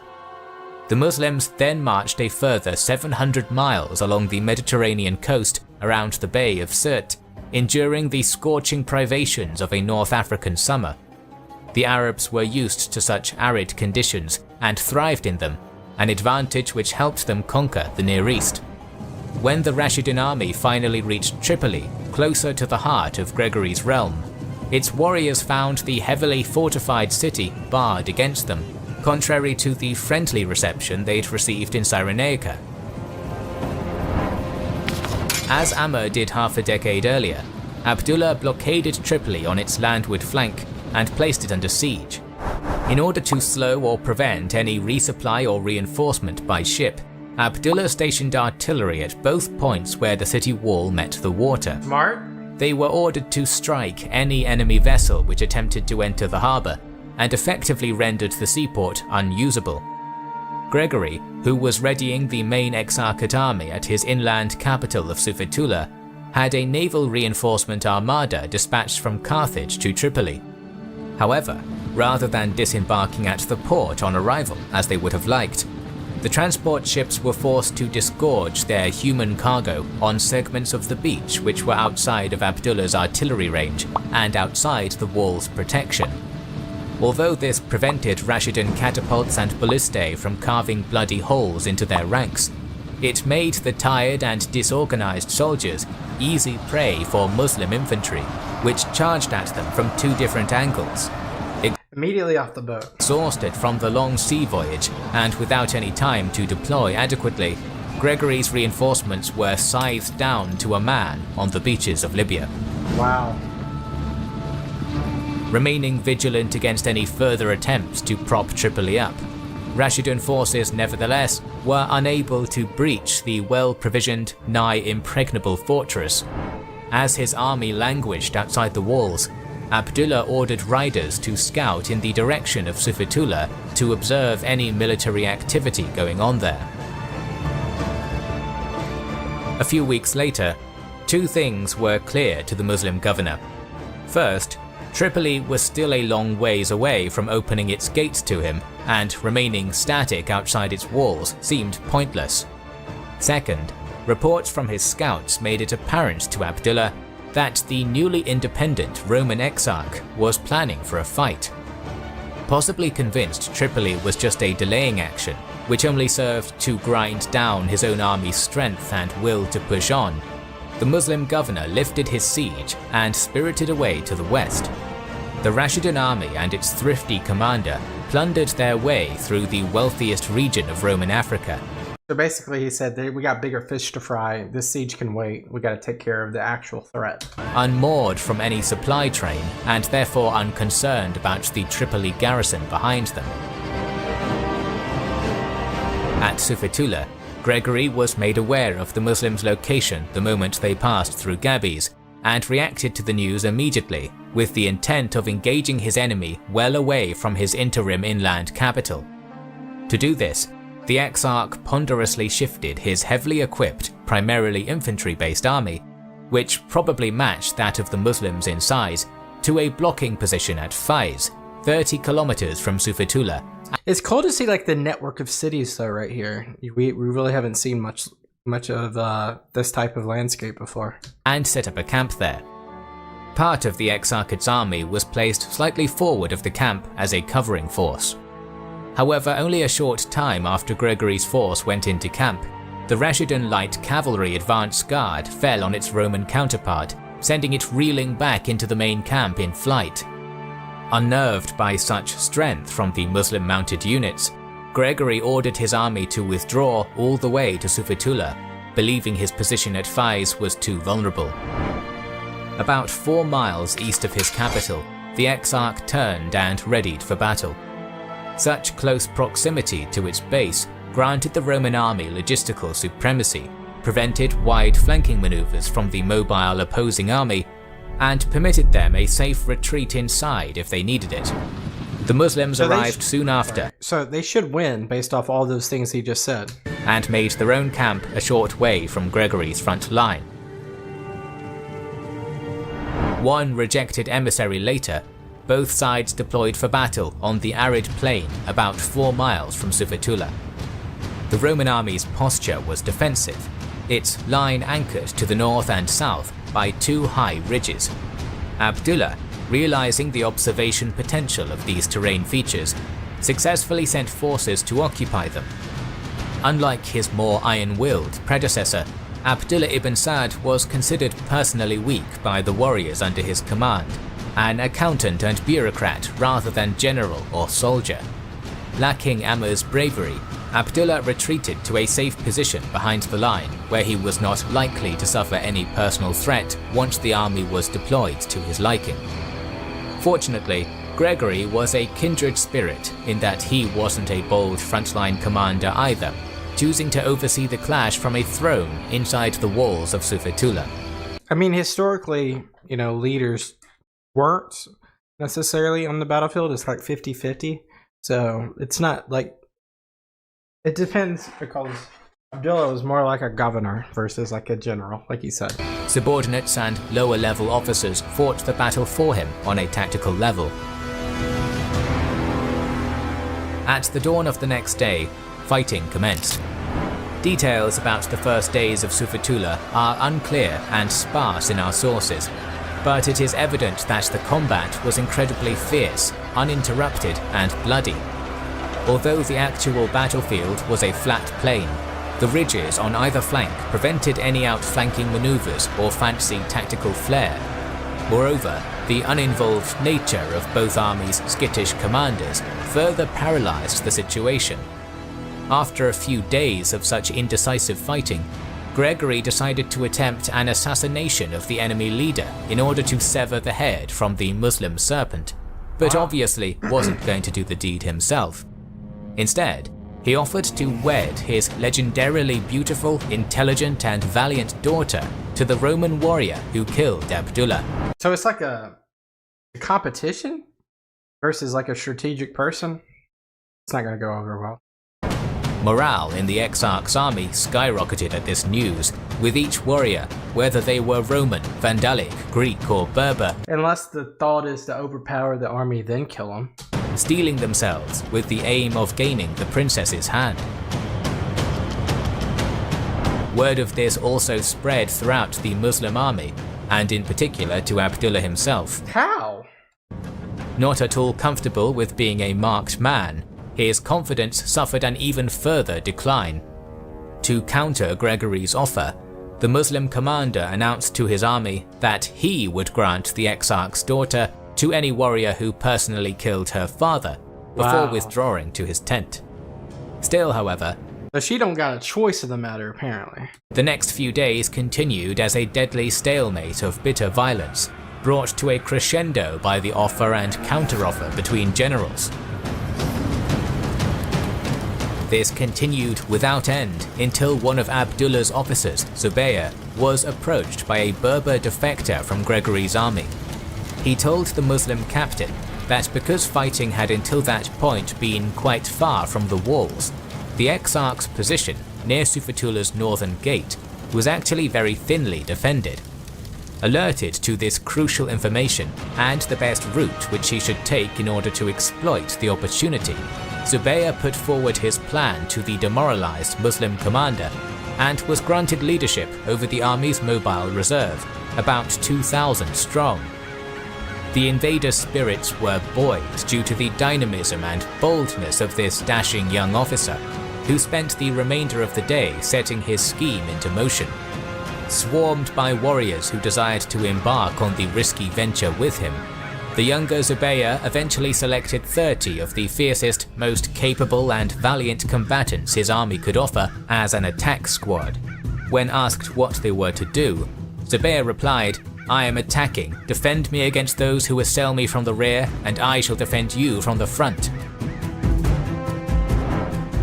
During the near soundless hours I knew they were going to do something like this. of night, after issuing all necessary orders, Zubayr positioned himself, his 30 stalwarts, and the mobile reserve horsemen behind Sufetula's northern ridge.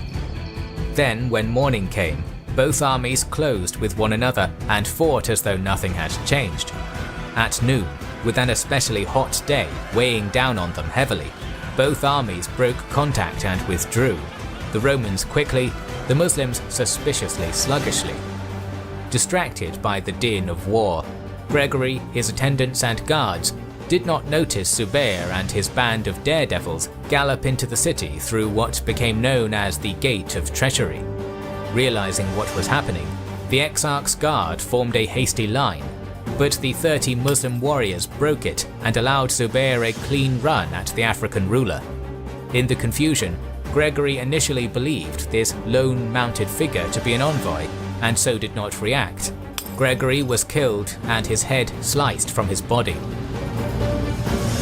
Well, word of their leader's death quickly reached the retreating Roman infantry, causing terrible confusion and disheartening the soldiers. Then at the perfect moment, Zubayr's large mounted reserve crested the north ridge, rode at a gallop, and charged into the disorganized Exarchate's army's left wing with saber and lance before wheeling around the battlefield. Simultaneously, the bulk of the Muslim infantry turned about and advanced, locking their tenacious enemy into an unwinnable fight. Pressured from the front by Arab infantry, and outmaneuvered by swift Muslim horsemen This is insane, this tactic. all around, the Roman army collapsed and its soldiers scattered in all directions in their attempts to flee. Zubayr's cavalry reaped an especially bloody toll, and within a short time, the battered corpses of Romans, Berbers, Vandals and Greeks littered the plain outside Sufetula. Wow. Despite the slaughter, several thousand of Gregory's soldiers managed to retreat intact towards the capital, believing its walls would grant them safety. It wasn't their lucky day. Zubayr, having handily dealt with the Exarch, sent small squadrons to hold each of Sufetula's gates, preventing entry or exit. When the retreating columns of exhausted Roman soldiers reached the city, therefore, they were viciously attacked by Muslim cavalry coming the other way and cut to pieces. Wow. Just wow. The Rashidun triumph at Sufetula is frequently touted as the point at which Roman Africa was forever lost to It feels that way, doesn't it? the empire. And while it was a back-breaking moment for the province, this was far from true. Once the vast quantity of captured silver, gold, and cattle was accumulated and distributed, Abdullah ibn Sa'd moved on the Exarchate's real capital, Carthage. Yep. Upon putting the millennia-old city to siege, the Muslim commander and local leaders within the city came to an impasse. There was no chance that the besiegers would be able to take Carthage with their overextended supply lines and barely functional siege train. But at the same time, there was no way for the inhabitants of Carthage to make them go away. However, with exaggerated reports of Gregory's fate fresh in their minds, they asked for terms after only a few days. Always with income on his brain, Abdullah ibn Sa'd accepted a vast quantity of Roman gold as payment to leave Africa alone, keeping only what they had so far conquered. They'll be back. After a subsequent eastward journey of about 3 months, the Muslim army arrived back in Fustat by late 647, bringing with it a vast hoard of wealth which further swelled the treasury in Medina. Regardless of the gathered loot, Abdullah had effectively won a victory and then given up the ghost before the conquest was concluded. At about this time, There's no way he could have finished that. He did really well. late 648, the governor of Syria, Muawiyah, launched a naval expedition of unknown scale to Cyprus in order to neutralize any potential threat that it posed as a staging point for future Byzantine attacks. That's the first time we've seen naval exercises by, besides like the amphibious attacks. Muawiyah landed on the Mediterranean island and seized it without opposition, exacting a tribute of 7,000 dinars annually. With the North African front winding down, most expansionist movement within the Rashidun Caliphate came to a halt. 3 years passed in relative quiet until Abdullah ibn Sa'd led another attempt to conquer Nubia in 652, failing once again due to the country's Archers of the Eye. Because the situation on land between Eastern Rome and the Caliphate had calcified at the Taurus Mountains, both sides began looking to the sea for an advantage. If Constantinople maintained its naval supremacy, it would have the ability to land a force in Syria, Egypt, or Africa at will. However, if the Caliphate usurped this control, they could make the Mediterranean a Muslim lake and even threaten the great imperial city. To that end, both the Egyptian governor and Roman emperor refocused their efforts on constructing vast fleets of ships with which to dominate the sea. In 654 AD, the Arab and Roman fleets met off the Lycian coast at what became known as the Battle of the Masts. Abdullah ibn Sa'd revealed himself to be a veritable sea wolf compared to his feeble reputation on land, crushing Constans II's navy in the first true Muslim naval triumph and clearing the way for an attack on Constantinople. Really? From the status of a subjugated, scorned and irrelevant people of the desert, the Arabs burst forth from their ancient homeland in a manner akin to an irresistible sandstorm, blowing away everything in their path in the course of just 2 decades. The third season of the early Muslim expansion will come in late 2021. Well, good thing we're in 2025. Depending on when you're watching this, of course. Wow, what a great, let's back it up to kind of get that view. What a great documentary, guys. We did it. We watched 2.5 hours of Arab conquests for Iran and Egypt, and they really did a lot. I mean, we talked episode by episode of like the specific stuff, but overall, you know, we saw Umar go to Uthman, we saw Khalid kind of go to Amr, to Abdullah. We saw continuous like fighting in Egypt as well as North Africa, as well as the Levant, where Syria, as well like Iraq and Iran. Amazing. I can't say enough about kings and generals and their ability to orchestrate history through animation. Guys, what's next? Leave a comment below what we should do next. I think we're going to take a slight break from early Muslim expansion, but I still want to talk about, I'm open to do anything history-wise Middle East over. And when I say Middle East over, on like a globe or a map, let's like draw a line, right, where it comes from like out. I don't want to talk about Europe. I'm already doing Europe videos every day. I want to do one Western video a day and one Eastern video a day. And when I say Eastern, that includes Africa, that includes Middle East, Asia, and anything to the right, you know. Please leave video recommendations down below by any channel. It doesn't matter. It doesn't have to be Kings and Generals. It could be any channel. I'll read every comment. I'll see you guys in the next one. Make sure you hit that subscribe button, and peace out. Bye-bye.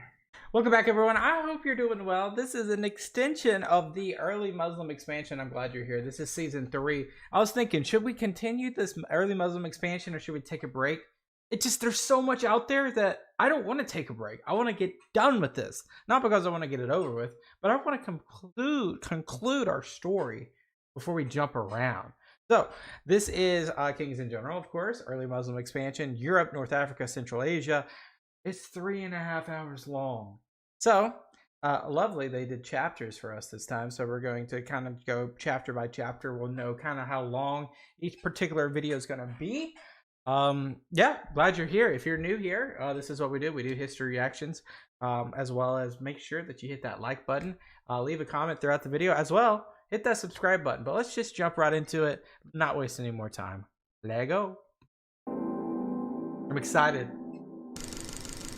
In the first half of the 7th century, the Muslim Caliphate burst out of the Arabian Peninsula, defeating both the Eastern Roman and Sassanid empires in a series of decisive battles, shocking the ancient world and changing the status quo of the region forever.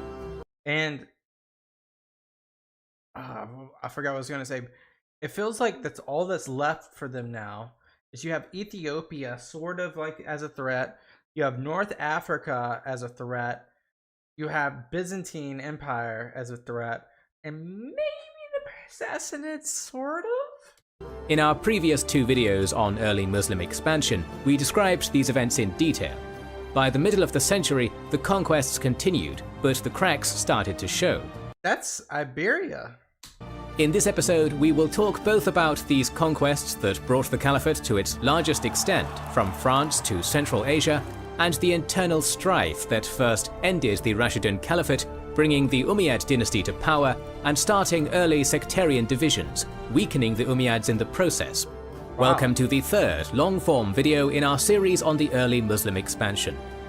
And let me know, guys, below, is this the last documentary for early Muslim expansion? Is it over after this? These long videos are difficult to make, and the algorithm is currently unkind, so we ask for your support to continue producing our videos. Please like, share, comment, and subscribe. Let go. Initially, the reign of Caliph Uthman ibn Affan was a time of progress for the growing Rashidun Caliphate. The governor of Egypt, Abdullah ibn Sa'ad, had used the new standing navy of the Caliphate to secure a steady tribute from the island of Cyprus in 649, before defeating the Eastern Romans at sea in the Battle of the Masts. Meanwhile, the advancing armies of Anaf ibn Qais and Abdullah ibn Amr were making further headway into the rapidly crumbling Sassanid Empire. Yazdegerd III, last of the Persian King of Kings, had been reduced to little more than a fugitive, fleeing from city to city ahead of the conquerors. After the fall of Fars province between 649 and 650, attempts to raise support in first Kerman and then Sekistan each failed, with the governors of these provinces refusing to pay taxes to a destitute and powerless emperor or harbour him from the advancing Arabs. Finally withdrawing to Merv, he made a last-ditch effort to stem the tide by appealing to his allies among the Hephthalite principalities. Some soldiers were indeed sent to support him, but they would never see battle against the Arabs. Unwilling to continue throwing away lives in a hopeless war after the desertion or surrender of Yazdegerd's vassals, his last general Farrukhzad abandoned him in 651, with Merv's governor Mahu-Isuri turning against him as well shortly after. So they're cooked. Like, there's nothing much left of the Sassanids. With his last supporters defeated by Suri's own Hephthalite allies, the King of Kings finally met his end, hiding in the home of a humble miller outside Merv, murdered for his jewelry.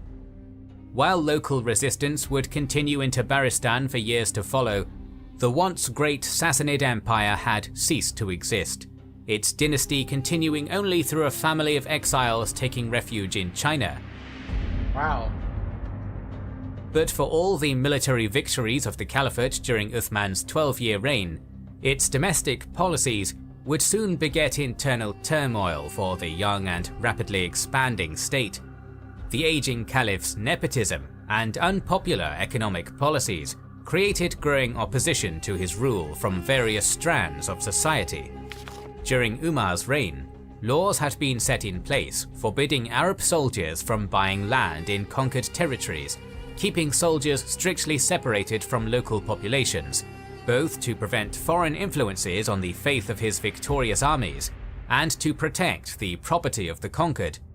Under Uthman, these restrictions were removed. That's good, a little bit more freedom. Causing many soldiers in the Caliphate's armies to buy up huge tracts of land in Syria and Iraq, in some cases abusing their power and authority in order to drive inhabitants out and resell the same land at large profits, creating a new class of wealthy ex-soldiers establishing lavish estates across the Caliphate. This new taste for luxury among the conquerors drove up taxes and created great resentment among both non-Muslims and non-Arab converts. I mean, the Romans had a similar concept with retiring individuals in cities. Not necessarily in the same context as this, but similar. On top of economic friction, Uthman also created for himself a theological controversy through his creation of a unified official version of the Quran. Prior to this, the ad hoc nature by which the Prophet's revelations were recorded and transmitted by his closest companions meant that many Qurans had minor variations in the text from one to the next, undermining a faith based on an eternal and infallible word of God. To correct this, Uthman had a gathering of religious scholars determine the canon account of the Prophet's words, gathering and burning as many of the variant Qurans as possible. The Quran of Uthman remains unchanged as the holy text for Muslims around the world today. Wow. But during his reign, some Muslims disagreed with the decisions Uthman's scholars reached, or of course, because no one's going to accept newness, especially something as sacred as that. Saw the destruction of any Quran as sacrilegious, adding their voices to the growing opposition. I don't think they should have destroyed. That's kind of, that's very entitled for them to destroy different copy. I mean, maybe like you could have made a rule of not making new copies that are not within that. You should have kept the old ones just for context, you know? To his rule. The long simmering resentment against Caliph Uthman boiled into open rebellion in 656. In Egypt, Kufr and Basra, disaffected soldiers from local garrison towns gathered and marched on Medina to demand Uthman's deposition and the election of a new caliph. Wow. Having been told by agents that the grievances against him were frivolous and a revolt unlikely, Uthman was caught unprepared when the bands of soldiers converged on Medina. Though he refused to step down as caliph, Uthman attempted to reach a peaceful settlement, sending Ali ibn Abi Talib, the Prophet's son-in-law and one of the first Muslims, to negotiate with the rebels on his behalf.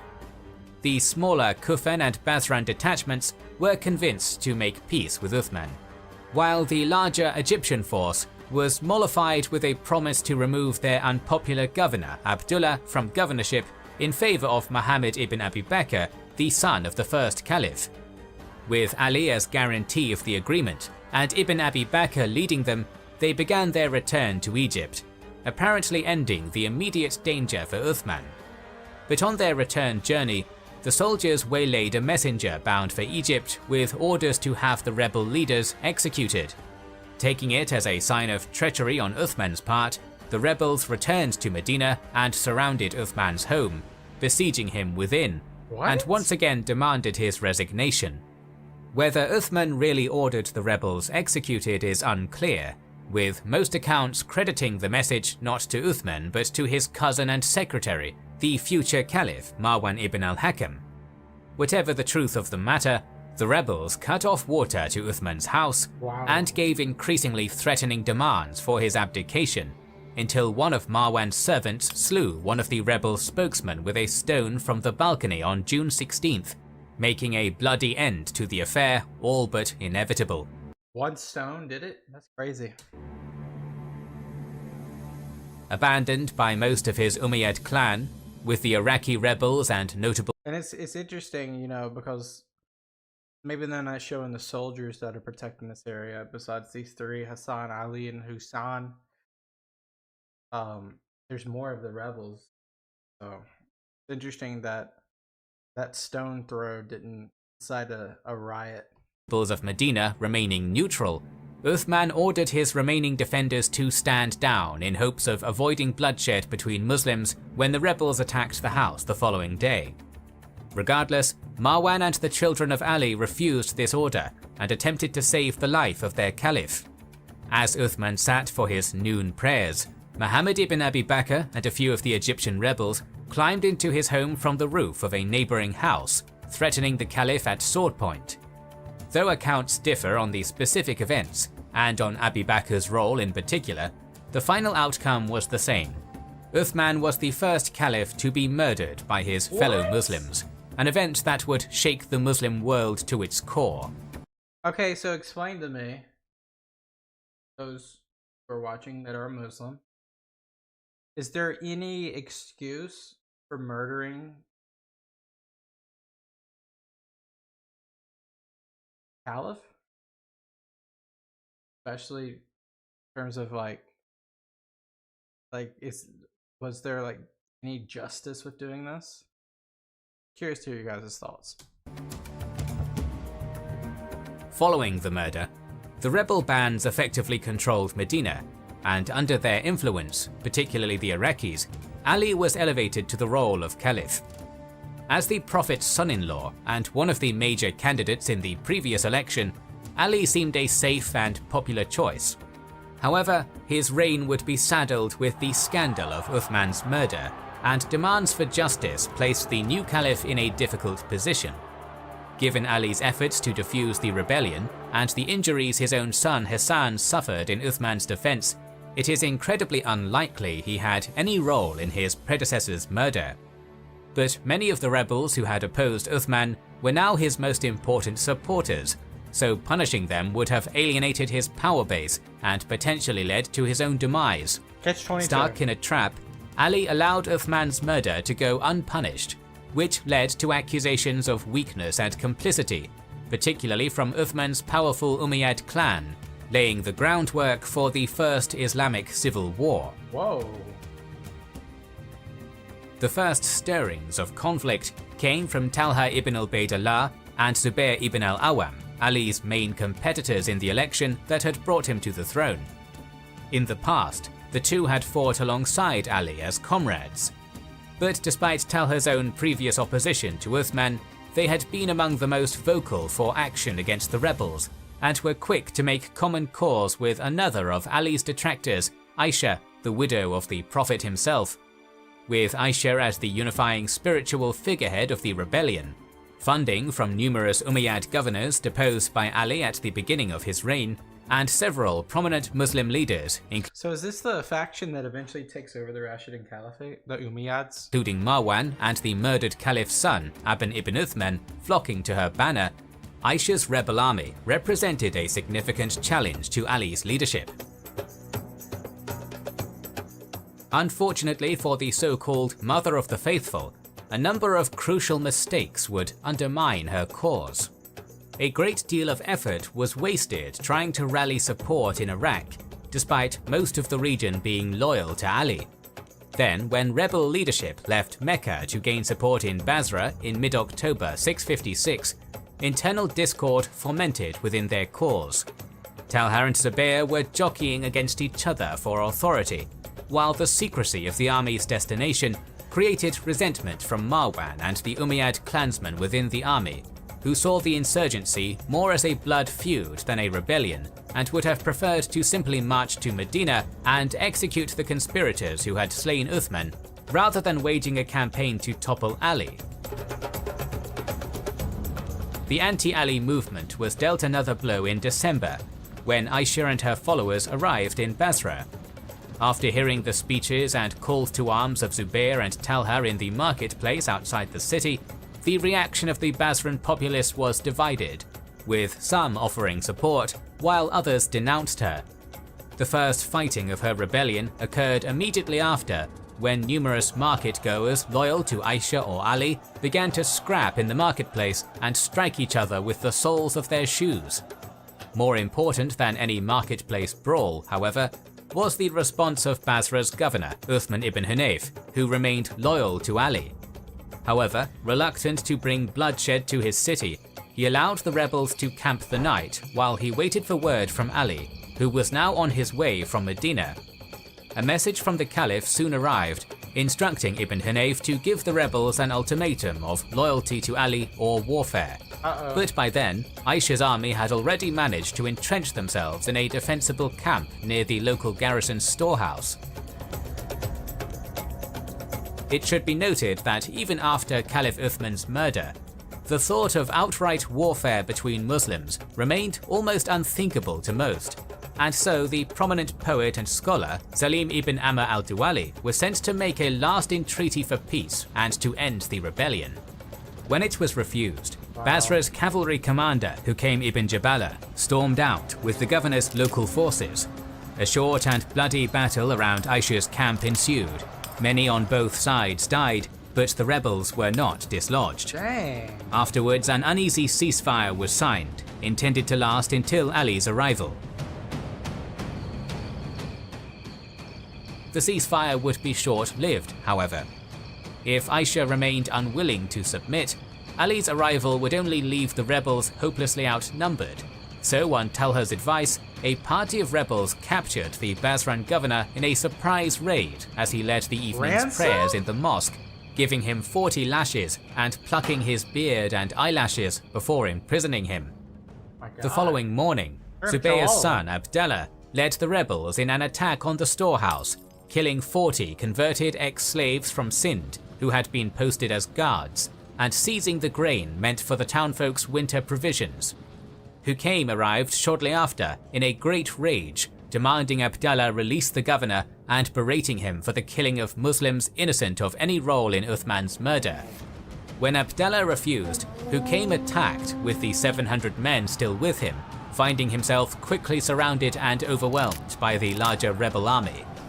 Though he fought fiercely until the end, fatally striking one of the rebels with his own severed leg, according to one rather fanciful There's no way. Account, who came, his son, and many of his soldiers were killed, with the rest fleeing or surrendering, and leaving the rebels in full control of Basra. Yeah, they try and take the city.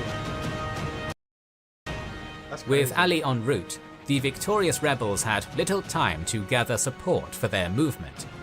Though control of the city and its treasury brought most of the surrounding tribes at least nominally under Aisha's banner, emissaries sent north to Kufa had less success. While the province's governor, Abu Musa ibn Ashari, attempted to remain neutral, Kufan notable Zayd ibn Suhan, after receiving a message from Aisha fondly addressing him as a beloved son, as befitting her title of Mother of the Faith, responded that her beloved son would prefer her to stay safely at home. Ali's efforts were more fruitful. Sending his son al-Hassan to Kufa, Abu Musa was soon deposed, and more than 6,000 men were gathered for the retaking of Basra. With these joining Ali's 700 from Medina, and close to 2,000 who had gathered from various tribes along the caravan route, Ali arrived at Basra on December 5th with just under 10,000 men, met by Aisha's comparable army of Basrans and Meccans. After 3 days of standoff and attempts to sway the Basran tribes, a horseman was sent between the armies by Ali with a Quran at the end of his lance to exhort both sides to an honourable combat.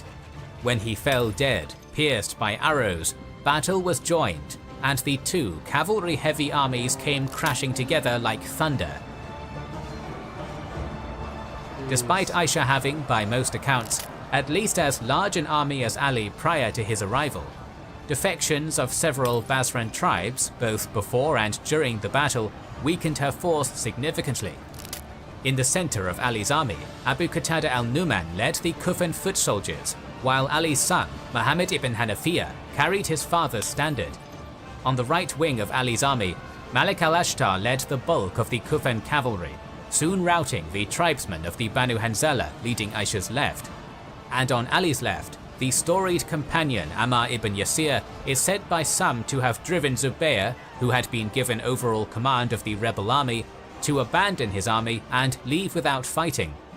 Zubayr's desertion is a matter of some mystery. Despite his past victories and talent as a commander, all accounts agree he abandoned his army and retreated very early in the battle, though there are a variety of reasons given. Some suggest that secret correspondence from Ali convinced him he had taken the wrong path, or that the Prophet had once said that Ammar would die at the hands of a band of wicked men, leading Zubayr to question his role when the two came face to face on the battlefield.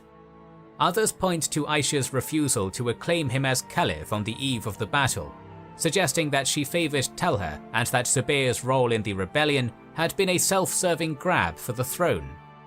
Either way, his desertion left Talha to take command of a rapidly worsening situation. Leading a strong force of Basran cavalry, he made a number of charges against Ali's left and centre, at first with great success. But once Ali's right wing punched through his lines, he found his mobile cavalry bogged down and risking envelopment.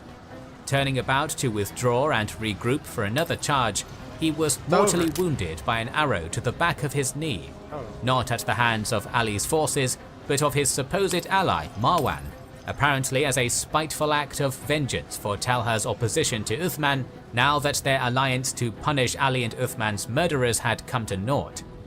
After firing the treacherous shot, Marwan was taken prisoner by Ali's victorious forces, while Aisha's leaderless forces collapsed. Named the Battle of the Camel after the camel Aisha had observed her defeat from the back of, this climactic battle in Basra had ended the first major challenge to Ali's caliphate, though further conflict remained ahead. Various figures are given for the casualties, with generally accepted figures hovering around 400 for Ali's army and 2,500 for Aisha's, the latter number being particularly high given that Ali pardoned all but one of the prisoners taken after the battle, but still plausible given the accounts of many rebels fighting on long after the army had fallen into disarray and defeat out of zealous devotion to Aisha. Wow. That's where we're going to stop it today, guys. Wow. Who would have thought that that was going to be an uprising this quickly? 20 years into the caliphate, we already have Aisha, and not to be sexist at any point in this video, but a woman leader. A woman leader. That is an interesting. I didn't see that coming. Actually, I didn't see that coming. Excuse me, but I just didn't see it coming. Guys, thank you guys so much for watching this video. We got a lot more, as you can see, we got a lot more to watch together. So make sure you hit that subscribe button. Make sure you hit that bell on the channel to get the notifications as well. So you're here and you're ready to watch whenever it uploads. I appreciate every single one of you. I'll see you guys in the next one. Peace out. Bye-bye. Welcome back, everyone. This is another episode of Early Muslim Expansion when it comes to Europe, North Africa, and Central Asia. Glad you're here with me. Now, make sure you hit that like button and subscribe if you haven't already. Also, we have a Discord server. Check the description for that. Let's jump right into it. Continuing Early Muslim Expansion. Shortly after the battle's end by a trio of tribesmen and murdered while apparently trying to escape to his ally Muawiyah, the governor of Syria. At its foundation, the caliphate had been ruled and organized largely through the consensus of the companions in Medina, but for all Uthman's merits, his reign brought a definite shift away from the ideals of justice and Islamic unity the early caliphate inherited from the Prophet. In pre-Islamic Arabia, life had been divided sharply along clan lines, but under the caliphs Abu Bakr and Umar, brotherhood under Islam had superseded the tribal loyalties that existed before their faith. In his speech upon becoming the first caliph, Abu Bakr had emphasized to the gathered Muslims of Medina that he was not the greatest among them, and that he would welcome the help and truthful advice of his subjects, even if very humble. It meant speaking against his own suggestions. And though Abu Bakr had adult sons, he passed the caliphate on to his advisor and fellow companion Umar, rather than attempt to create a ruling dynasty. Umar had famously lived the same humble lifestyle as caliph as he had before his coronation, sleeping on a bed of palm leaves and taking part in the same labors as his subjects in service of the needy. Under Uthman, however, the nepotistic clan politics of the pre-Islamic past began to return to the fore. Relatives of Uthman were frequently granted positions of wealth and authority, with his first foster brother, Walid ibn Uqba. And this is not isolating the Rashiduns by any way. This happens pretty much everywhere. And later his uncle, Sayyid ibn As, being given governorship of Kufa.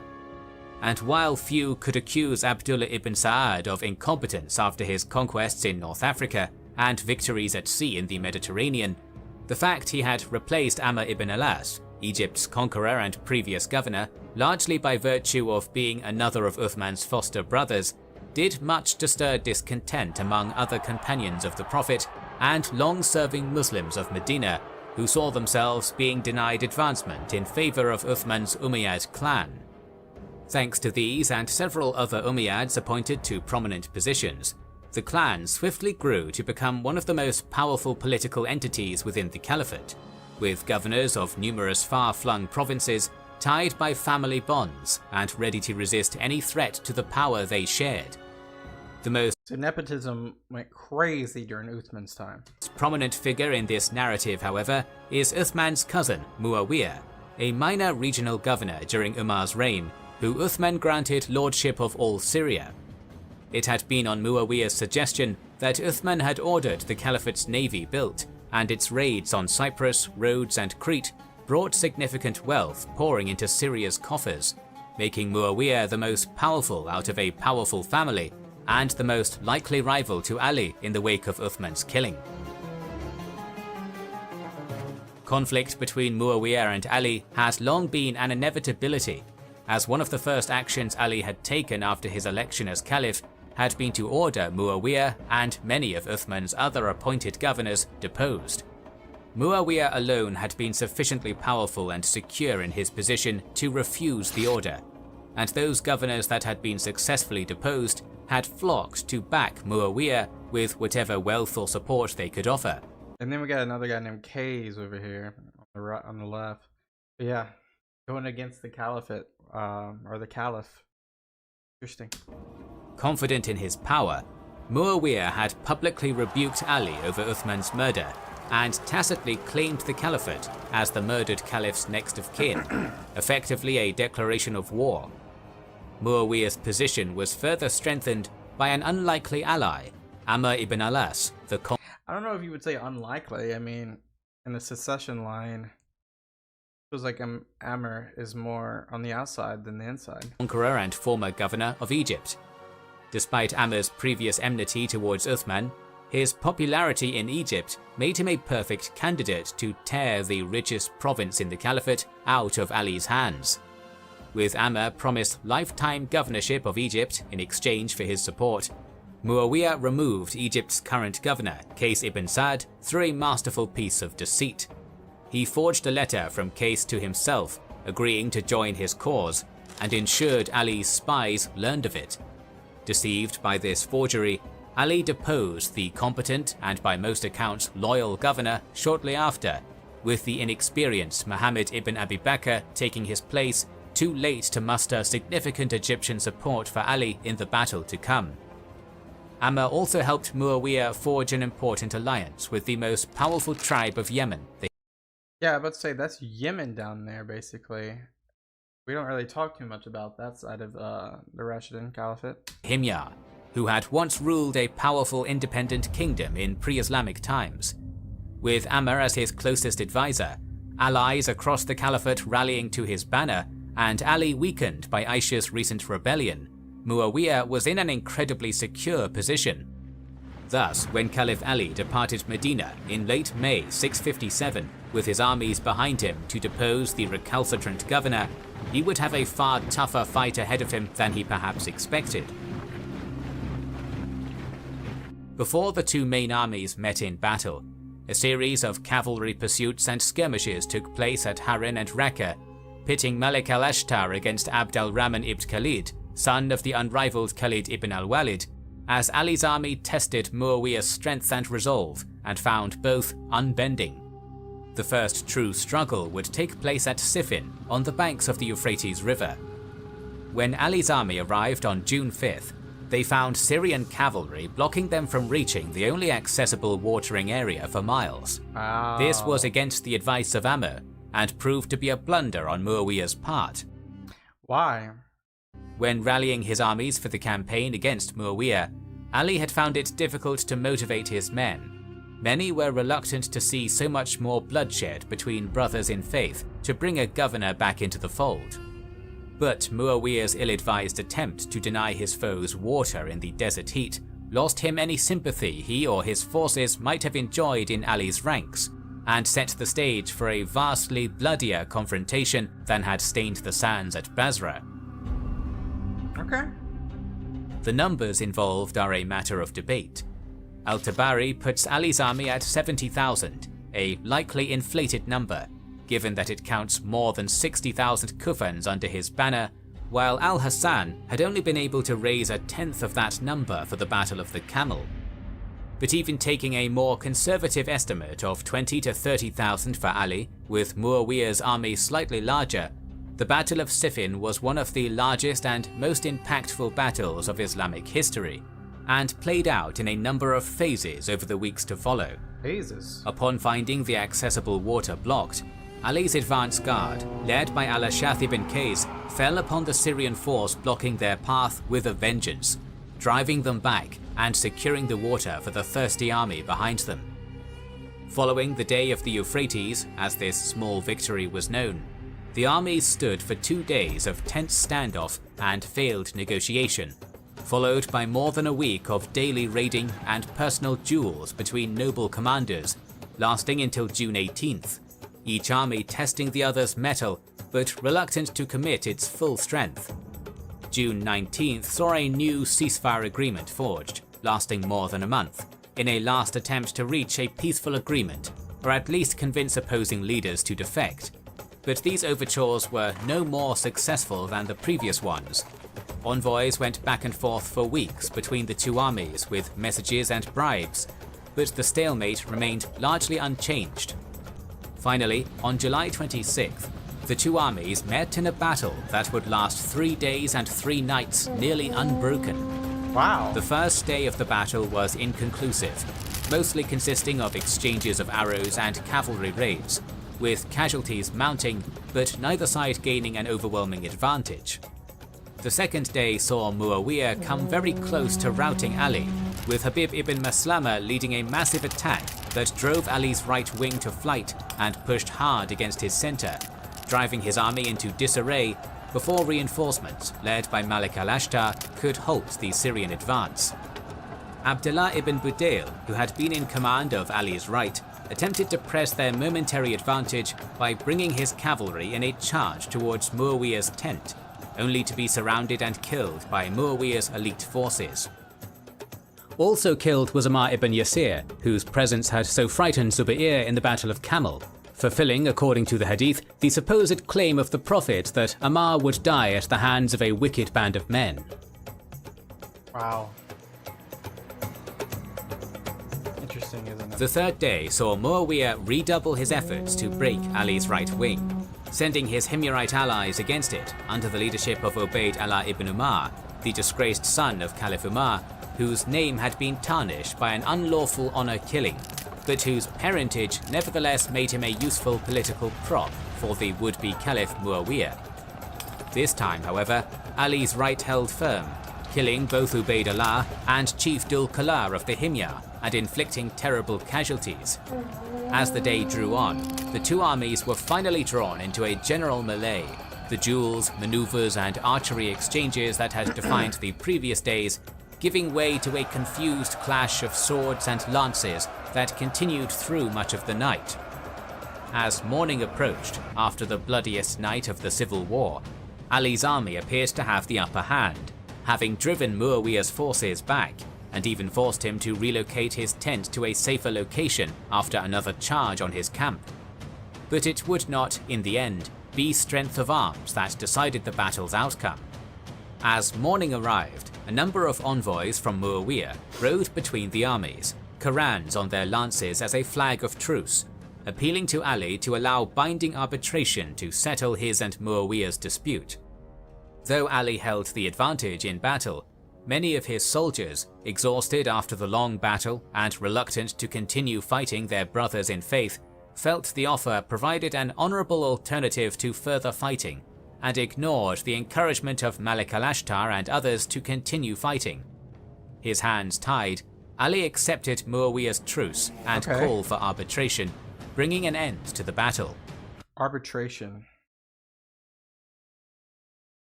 I'm not sure what that really means. While he had been on the verge of winning the war, Caliph Ali now stood on the brink of losing everything in the peace to follow. Each side nominated an arbitrator, Amr ibn al-As for Muawiyah, and strangely, And so it's a representative? deposed Kufan governor Abu Musa al-Ash'ari for Ali, who despite his personal enmity with Ali, was a popular choice among Ali's largely Kufan army. The two armies departed the battlefield, with agreements for the two arbitrators to meet over the coming months, to judge the murder of Uthman and rightful Caliph fairly, with the Quran as their guide.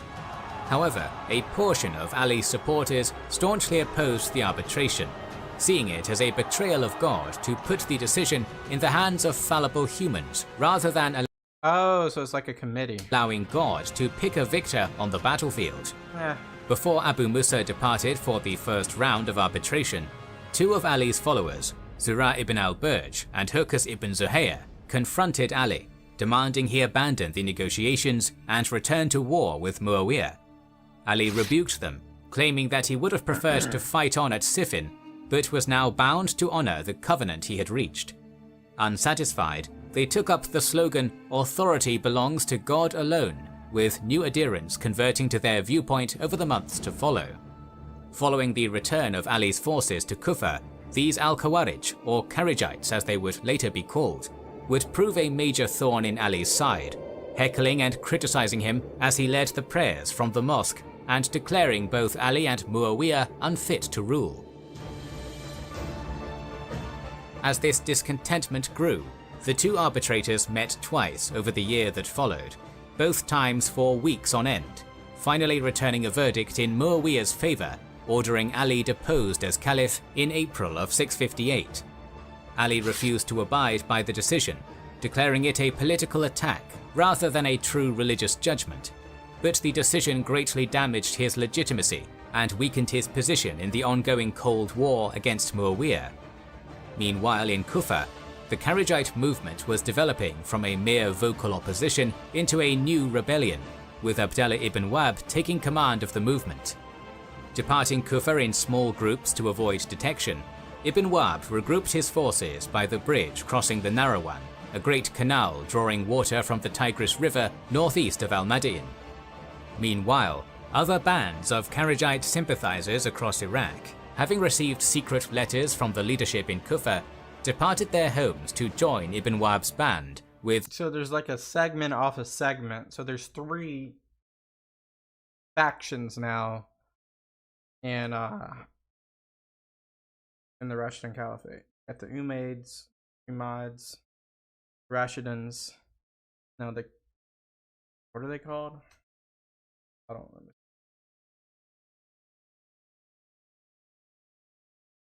Kharijites.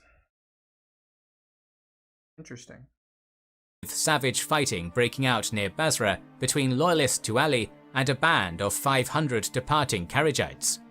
It seems Ibn Wahb intended to continue marching once his forces had assembled to conquer Al-Madain or carve out an independent power base among the Zagros mountains. However, after compelling his remaining supporters to reaffirm their oaths of loyalty to him, Ali was quick to depart Kufa in pursuit of the Kharijites, arriving at Narawan in July 658. Despite their treachery, Ali attempted to avoid battle, pointing out that he now stood poised to return to war with Muawiyah as they had wished, and requesting they return to his cause. Some did, but a majority of the roughly 2,000 rebels remained stubbornly entrenched, leading to some disagreement within Ali's ranks. Many of his followers felt the Kharijites were a minor problem and should simply be ignored until after Muawiyah's defeat. Yeah, it feels like they're just being, what do you call it? Not stubborn, but they're being defiant to the regime. They've done any crime besides that? Or is that treason, perhaps? But after several local villagers were slain by and now you gotta kill them all. Kharijites, Ali's reaction would be swift, with his much larger army engaging the Kharijites on July 17th. Zealously devoted to their cause, the Kharijites did not falter, but now with less than 2,000 facing 14,000, the outcome could be in little doubt. Oh yeah, so Ali's horsemen formed up his front line, under the command of Abu Ayyub al-Ansari, with archers and footmen lined up between them. When the Kharijites charged, Ali's horsemen split into 2 groups down the middle and rushed off to the left and right, allowing the archers to shower the onrushing Kharijites with arrows as the horsemen wheeled about and fell on their flanks. After a short, bloody, and largely one-sided confrontation, the rebel army was broken. Little of the mercy Ali had shown Aisha's rebels after the Battle of the Camel would be forthcoming, and the majority of the Kharijites to take the field would perish. Oh yeah. Wow. The Battle of Narawan was a decisive victory for Ali, but also a hollow one, with the embattled Caliph forced to put his own former followers to the sword as Muawiyah grew ever more powerful. Alright guys, we're going to stop there for this part. This was an interesting thing. So now we have the Umayyads, we have the Rashiduns, we have Paragites, I think that's how it's pronounced. Just based off of just temperament and decisions, we have these segmented factions. And I know, really, I think the Umayyads, it wasn't a tribe within this caliphate, or before even, so that's more family ties. There's so much to unpack between nepotism, governance, the fitna, just interesting stuff here.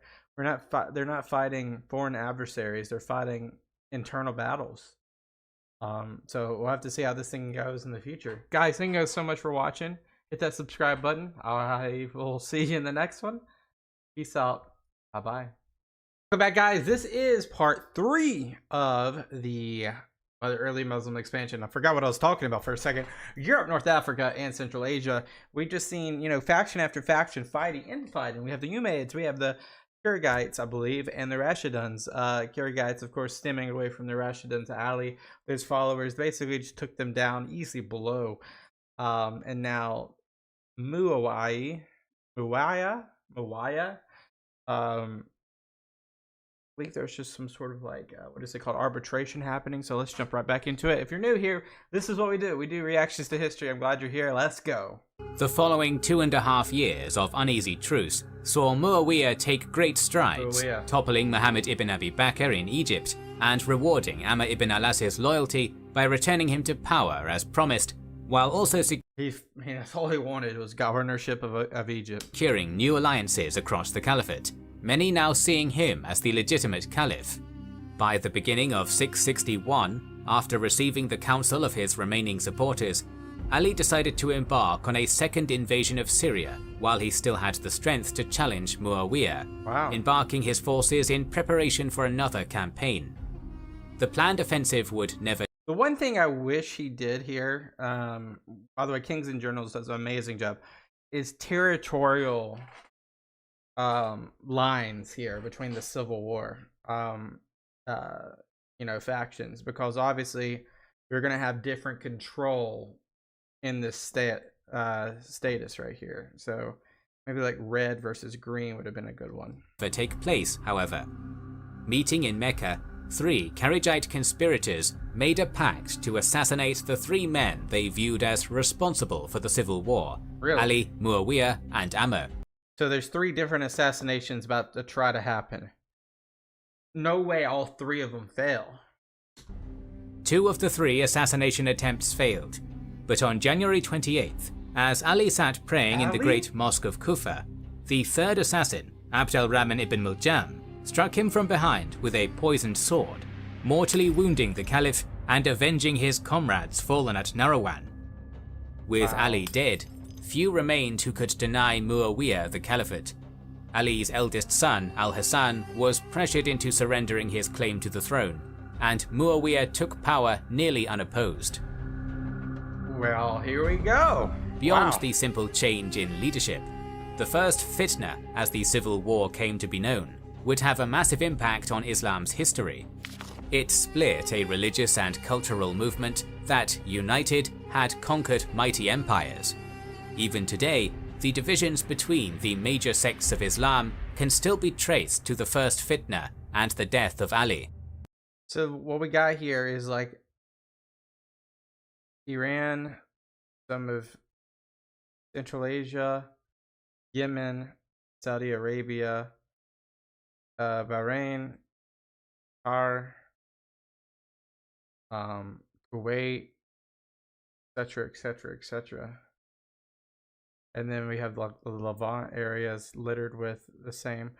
I wish there was a better understanding of this map, though. What's light green versus dark green? Ali's closest supporters denied the legitimacy of Muawiyah and his successors, elevating Ali and his family line to the role of divinely inspired imams. Known as the Party of Ali or Shiite Ali, their movement remains strong today as Shia Islam, now divided into sects of its own. The majority of Muslims, accepting Muawiyah's ascension, are known as Sunni, hearkening to the Sunnah, the traditions and examples Sunni versus Shia derived from the Prophet. Spreading and taking hold in North Africa, the Kharijites remained a maligned, antagonistic force, often in conflict with their fellow Muslims and what they saw as corrupt, illegitimate caliphs. Though their sect remained small, it would be at the heart of numerous uprisings and rebellions during the Umayyad period and in the following centuries as well. It was from within their ranks, though, that the more moderate and neutralist Abadi community would arise, a faith now dominant in Oman. The nature of leadership in the caliphate would be forever changed as well, with the elections that had chosen the first 4 caliphs giving way to dynastic succession. Power would remain within the Umayyad clan for the following 90 years, marking the end of the Rashidun Caliphate. Wow, Just like that, Rashidun Caliphate's over. During the early years of the Umayyad Caliphate, the reigning emperor in Constantinople was Constans II, who faced an increasingly dire situation on numerous fronts. In 655, he had commanded the fleet that met disaster at the Battle of the Masts, only narrowly escaping with his own life. Uthman's murder and the beginnings of the First Fitna the following year might have seemed like an opportunity for Constans to avenge his previous defeats against a divided foe. Yep. But Constance's attention was primarily turned to the west, where the Slavs and Lombards threatened Byzantine holdings in Greece and southern Italy. Not only did these European threats prevent him from taking advantage of the Islamic civil war, but they also necessitated a rise in taxes in provinces such as Sicily and North Africa, and seizures of church assets in Italy, sparking discontent and resentment towards Constans among both the provincial populations and the court in Constantinople. This political turmoil was worsened by another sort of conflict in the capital, a growing religious schism dating back to the reign of Heraclius. Efforts to reconcile differences between the Armenian and Greek orthodoxies led to the creation of the Monothelite movement. A sort of religious compromise followed, which failed to sway the majority of the Byzantine populace. By Constance's reign, this movement, that had been intended to reconcile Armenian and Greek religious divides, had simply created new divides within the capital, with Constance's attempt to quell the schism by banning all discussion of the controversy, even forcing Pope Martin I into exile after his condemnation of monothelitism, only creating new enemies for the embattled emperor. In 663, 2 years after the end of the First Fitna and the renewal of Arab attacks into Anatolia, Constans abandoned Constantinople and its hostile court and moved the Byzantine capital to Syracuse in Sicily. Okay, so that's not a bad capital. I thought it was going to go to like Carthage, and I was going to be, that's a horrible capital to have right now. But Sicily's not a bad capital. You know, you're kind of nested in the Mediterranean. You got Italy above you. You got your provinces, North African province on the bottom. You got a really good navy, so it's not a bad place to stay. Unfortunately, the move would not long forestall his downfall. After relocating the capital, Constans moved into Italy with all the forces the empire could muster, in hopes of defeating the Lombards and securing southern Italy. His efforts were foiled at every turn, however, with the Lombards defeating him in a series of battles and forcing him to withdraw in shame back to Syracuse, while his son and co-emperor Constantine IV kept order in Constantinople. His legitimacy tarnished, he was unable to prevent Armenia from falling back into Arab suzerainty, and despite its prominence as the seat of the Byzantine Empire, Sicily would suffer a devastating naval raid in 666, led. So the Muslims are like getting really good at their naval dominance. Very impressed. By Abdallah ibn Qais that saw huge amounts of plunder enriching Muawiyah in Damascus. Caliph Muawiyah, a veteran of the Battle of the Masts himself, and a staunch enemy of the Byzantines, was now making increasingly aggressive moves at sea with his expanded navy, with similar raids carried out on roads, while Arab fleets secured naval bases along Asia Minor's Mediterranean coast in preparation for a planned siege of Constantinople. Even among Constance's own subjects, he faced danger at every turn, and in 667 he was forced to contend with an Umayyad-backed rebellion by the turncoat Armenian general and would-be emperor Saborios, that briefly took control of much of Anatolia. Power-hungry people.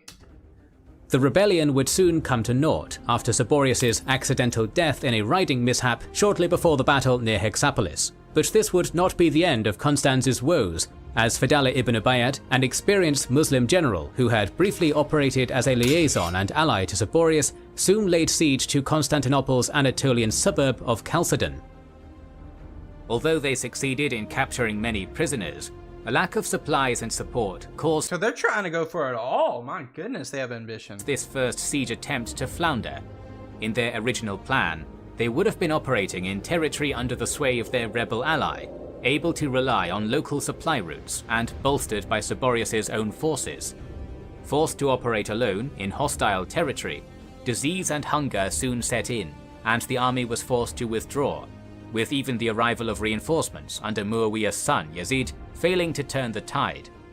It does appear that the initial Arab intention was to return to besiege Constantinople proper the following year, as a sizable garrison, 5,000 according to Theophanes the Confessor, was left behind in the captured fortress of Amorion to provide a forward base for a later attack. However, Amorion would be recaptured during the bitterly cold winter that followed, with a eunuch chamberlain named Andrew leading a force through the heavy snows that regained control of the fortress and put its garrison to the sword, delaying the planned attack on Constantinople and denying the Arabs their first major inland foothold in western Anatolia. This small victory was to be Constance's last, however, with the emperor not long outliving his would-be usurper. Constans II was struck on the head with a bucket and assassinated by one of his servants. That is probably the worst way I've ever heard of someone getting assassinated. A bucket. Man, a bucket. That's crazy. As he took his bath early in 668, with further rebellion breaking out in Sicily as the conspirators in his murder acclaimed General Mazesius their emperor in opposition to Constantine IV. The young Constantine would thus be forced to confront both the rebels in Sicily and the still looming Arab attack on Constantinople in the first years of his solo reign. Yeah, Constantine IV. It's just going through it, man. Like, you're getting raided now. Your empire is being threatened. The Lombards, the Slavs. I don't know if that was his dad or if that was his grandfather or whomever, dies by a bucket. Now this Mazesius guy comes up in Sicily, and now so like taxation's going crazy. Interesting. Of these two challenges, the rebellion of Mazesius would be the swiftest dealt with, though it would still leave the empire weakened in ways that would soon cause further disaster. Constantine called up troops from the embattled frontiers of North Africa and Italy, bringing an end to the rebellion in Sicily after 7 months and ending its brief heyday as the empire's capital. With Constance's murder and Mazesius's acclamation so closely tied to the ongoing religious schism, the general failed to command widespread support in Sicily beyond the soldiers under his command or rally supporters beyond the island's shores. So someone else is going to scoop up that power vacuum, watch. By the account of Theophanes the Confessor, even Mazesius himself had not wished to become emperor and had been chosen as a figurehead leader against his will on account of his good looks. But however easily the rebellion might have been suppressed, the recalling of soldiers from North Africa did leave the Byzantine forces in Carthage far less able to resist the pressure of the Arabs in Tripoli, creating an opportunity for the conquest of the Maghreb, stalled since before the First Fitna, to resume. Wow. 668 and 669 saw renewed Arab raids capture many thousands of prisoners from the remaining Byzantine territories in modern Tunisia, as the uneasy stalemate the two sides and their respective Berber allies had settled into broke down, with the continuing Arab presence in Anatolia further distracting the overstretched Byzantines from the defense of their frontier provinces. Meanwhile, despite Muawiyah... Whoa, we're in Central Asia, or what do we got here? We got, read this, we got the Sign, the Kufs, the Turan, Zabul, Gur, Udayan, Kabul. We're Kabul, which means Afghanistan. We're going through Afghanistan, basically. Muawiyah's western focus and enmity towards the Byzantines, smaller conquests still continued apace along the former frontiers of the Sassanid Empire. In 670, Muhalab ibn Abi Sufra conquered Kabul and took at least nominal control of all of Khorasan, one of the only regions formerly under Persian domination to have remained outside of Arab control. And despite some staunch resistance from Turkic hill tribes that nearly saw one force surrounded and wiped out during its return to Kabul, he also successfully penetrated the Khyber Pass to begin the first inland conquests into modern Pakistan, previous Muslim incursions into the Indian subcontinent having been limited to the more easily traversed coastal lowlands. Politically, some unrest still continued to flare up, as Muawiyah attempted to crack down on lingering support for Ali, with the respected general Hujr ibn Adi and several of his compatriots being executed for refusing to denounce the deceased caliph, an act shocking to most. Still, the next major prize for the largely unified caliphate, and the single-minded focus that would define Muawiyah's later years as caliph, was Constantinople, with the campaign to take it beginning in earnest in 672. A massive Umayyad fleet was outfitted and launched, wintering in the naval bases prepared in Smyrna and Cilicia, while the Byzantines hurriedly constructed great biremes and dromons for the city's defense, equipped with a new and deadly anti-ship weapon, Greek fire. With the coming of spring, the fleet embarked for Constantinople, clashing almost daily with Byzantine ships in the waters just south of the Dardanelles from April until September. Compared to the Battle of the Masts, which saw the Arab fleet score victory in a pitched battle between two massed fleets, the presence of Greek fire would have made any full fleet-on-fleet engagement near suicidal for the Arabs, despite the greater size of their navy, leaving it infeasible for the Umayyad fleet to attempt to break through the Dardanelles, or bring its full force to bear against Constantinople. Under the command of Yazid, Umayyad armies were ferried to land to surround the city, but a lack of effective naval support made overcoming the city's formidable defences a truly daunting task.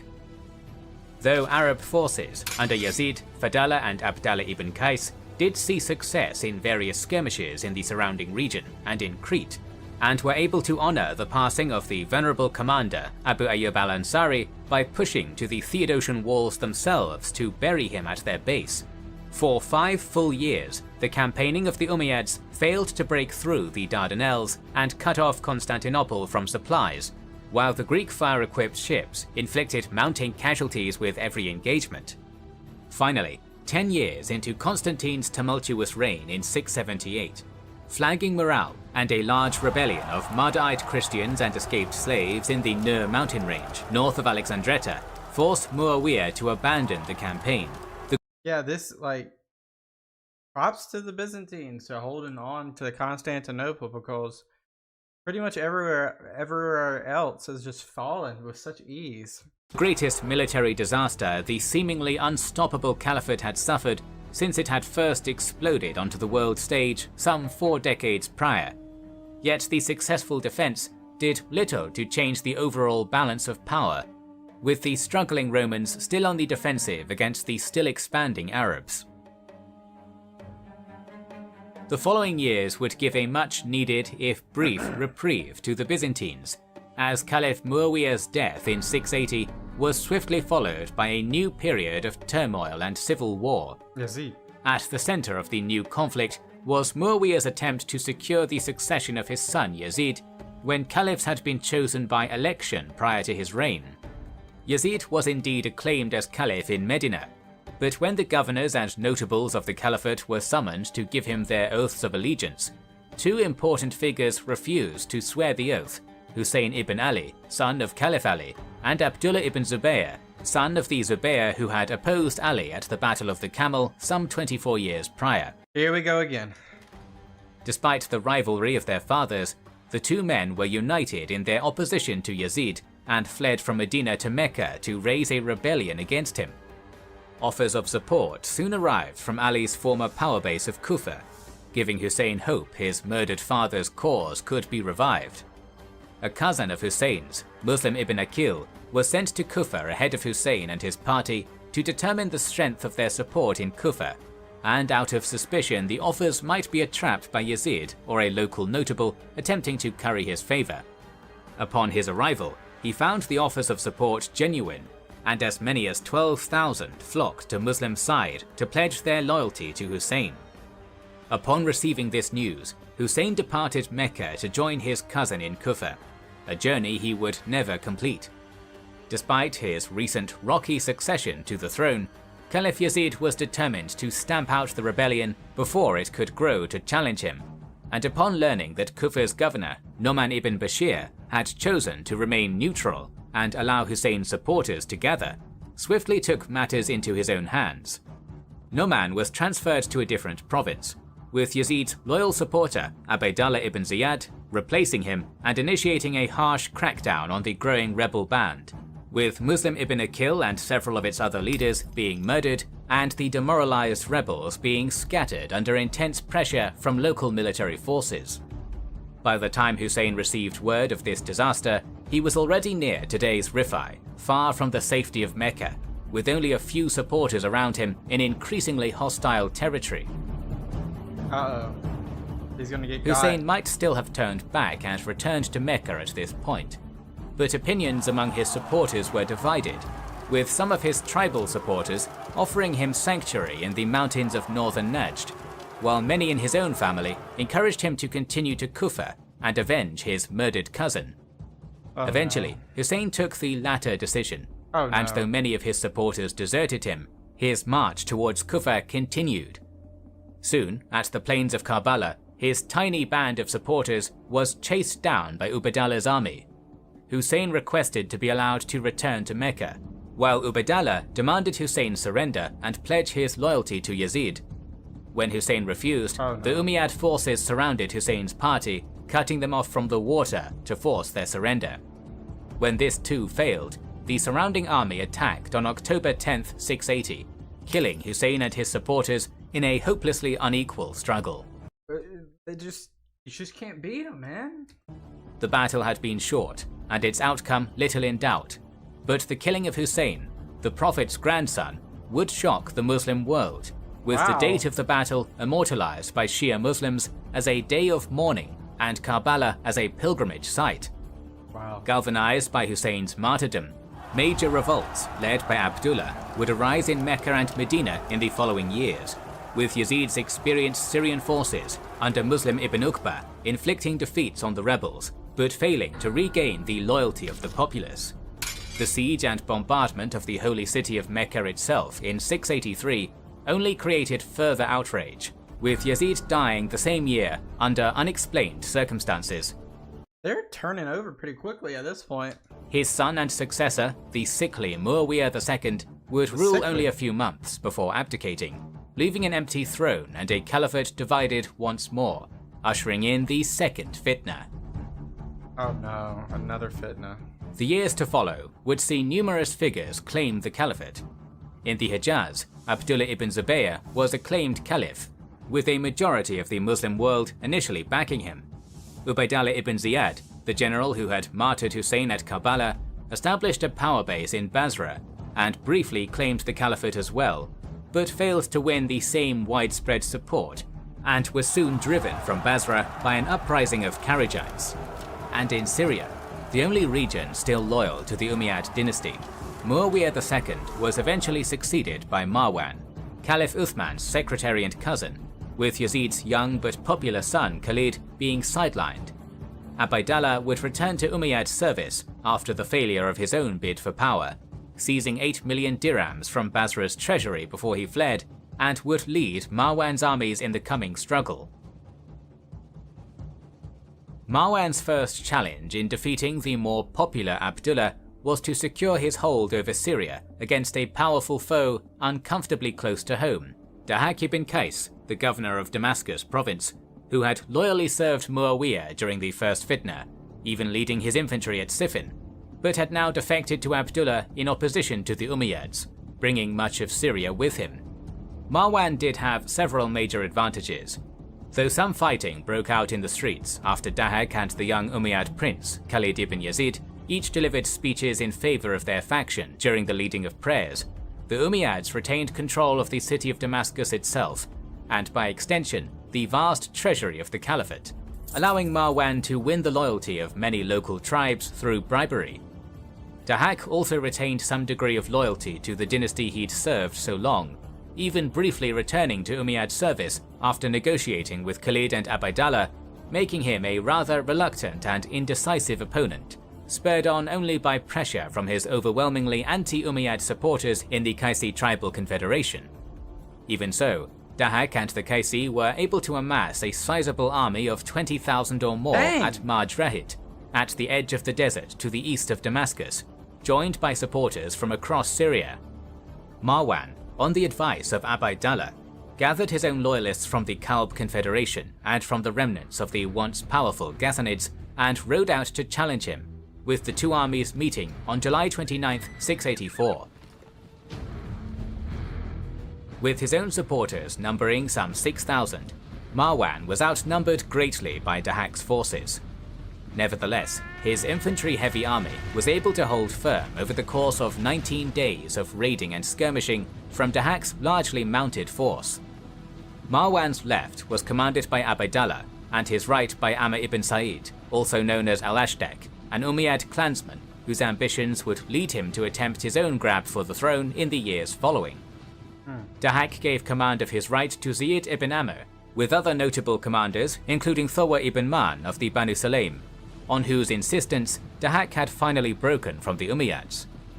On August 18th, the fighting grew fiercer, and the skirmishing gave way to charges and hand-to-hand combat. Despite coming from so many disparate groups, the morale and discipline of Marwan's forces won out, with his hard-pressed infantry weathering numerous disorganized attacks until a mighty champion from among the Kalb, named Zana ibn Abdallah, slew Dahak in the midst of a heated melee. Neither side at first realized the governor had fallen. That's the opposition right there. With Zana throwing himself back into the fray, unaware of the victory he had won. But another soldier, marveling at the warrior's prowess, soon discovered Dahak's body and returned his head to Marwan. Despite still holding a numerical advantage, the Abdullah loyalists quickly dissolved after their leader's defeat, the cavalry of the various tribes under Dahak's banner melting away and returning home or swearing obedience to Marwan. Many battles still lay ahead for the Umayyads, even with Syria now firmly in their grasp. Most of the Caliphate still recognized Abdullah as Caliph, and as the Second Fitna drew on, more factions and challenges would arise to complicate the struggle for the throne. But with his victory at Marj-Rahit, Marwan had rescued his dynasty from the edge of total defeat, and with the armies of Syria and the treasury of the Caliphate behind him, he now stood poised to reclaim the empire Yazid had lost. Wow. In many cases, Is that it?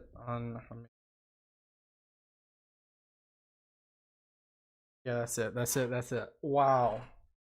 This thing is getting so good.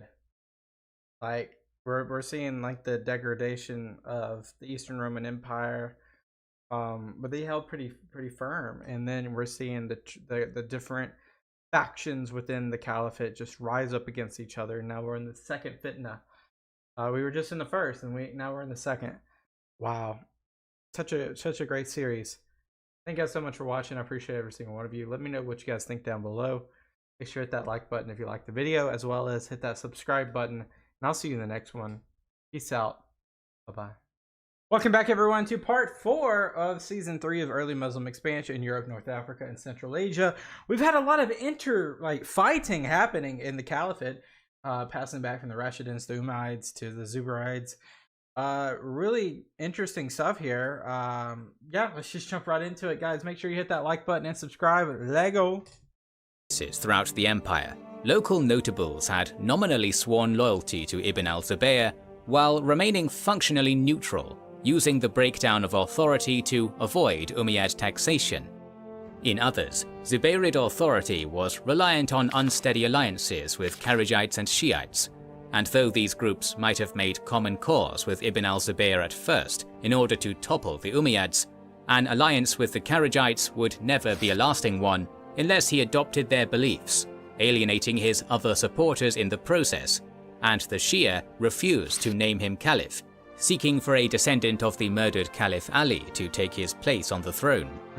Thus, while Marwan controlled a secure Syrian power base and the Caliphate's treasury, Ibn al-Zubayr struggled to create a united front amongst his supporters, leaving the Umayyads stronger and the Zubayrids weaker than their lopsided territorial control would suggest.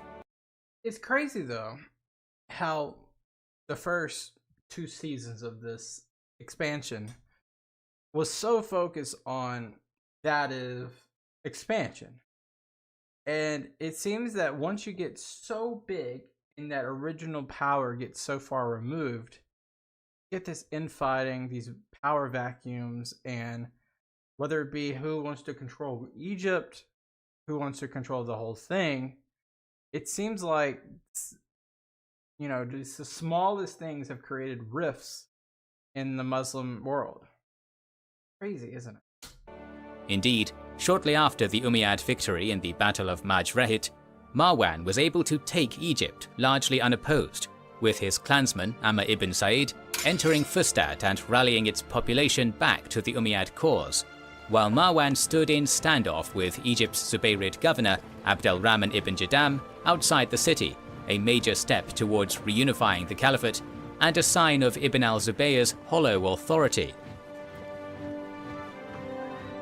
Because Egypt's got to be one of the most fertile places, not just for agriculture, but like in terms of the empire itself, the control it has being the key to Africa, the key to the Mediterranean, besides the Levant. Very important place. Meanwhile, other outbreaks of civil strife were occurring across the caliphate, most prominently in the Khorasan region, with Abd Allah ibn Qasim having never been appointed to governor by any caliph, instead forcing out Umayyad governor Salm ibn Ziyad thanks to anti-Umayyad sentiments among the army. The power vacuum allowed numerous local communities and factions within the army to drive out officials and seize control across Khorasan. However, Ibn Qasim's effectiveness and brutality in suppressing both rebels and opportunistic Hephthalite raiders, reportedly ordering his forces to execute prisoners until the sun set after one victory, quickly ended any opposition, allowing him to rule with little regard for either faction during the following years of civil war. And in Kufa, a militant Shiite movement, known as the Al-Tawabin, or Penitents, was gathering steam.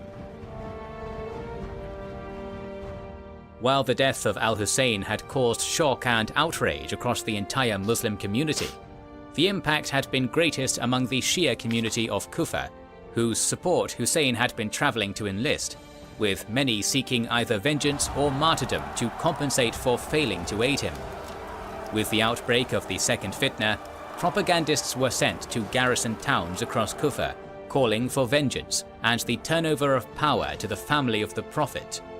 The movement began to split, however, with the arrival of Mukhtar al-Thaqafi on May 7, 684. Mukhtar claimed to be a follower of Muhammad ibn al-Hanafiyyah, a son of Caliph Ali through a different wife than the Prophet's daughter Fatima.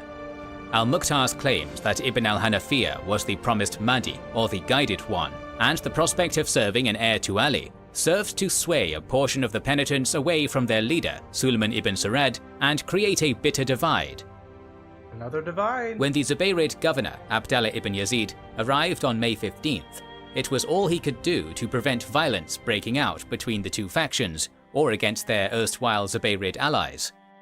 Further weakening Ibn al-Zubayr, his Kharijite allies in Mecca deserted him during this same period. Tiring of al-Zubayr's vague claims of ideological support, Dang, it is getting sliced and diced, the caliphate is. Relocated to Basra and the Al-Yamama region to raise a rebellion of their own under the leadership of Abu Talut. They would remain a major thorn in the side of the Zubayrids, even conquering much of the Arabian Peninsula in the coming years. Wow. It is getting Of dicey. all these groups, the first to engage in a major campaign would be Suleiman ibn Surad's Penitents, who began their long-awaited invasion of Syria on November 15, 684. However, despite the lingering grief over Hussein's death and years of propaganda work, Suleiman was greatly disappointed by the turnout when his call to arms finally came, with only 5,000 out of 16,000 Yeah, I don't think that's going to take Syria. whose support had been promised materializing, and many of these deserting in the coming months. Nonetheless, despite Abdallah ibn Yazid's attempts to convince them to remain in Kufa in unity with the Zubayrids, he wasted no time in departing, leaving Kufa on the 17th, first to Hussein's tomb at Karbala for a day and night of mourning, and then on to Al-Qadisiyyah. Here they were provided supplies and information by the sympathetic Qaysid chieftain Zufar ibn al-Harith, one of the Zubayrid commanders during the disaster at Majrahid. The Umayyad army, returning from the subjugation of Egypt, had recently left Raqqa and was marching towards the town of Ain al-Wada on their way to invade Iraq.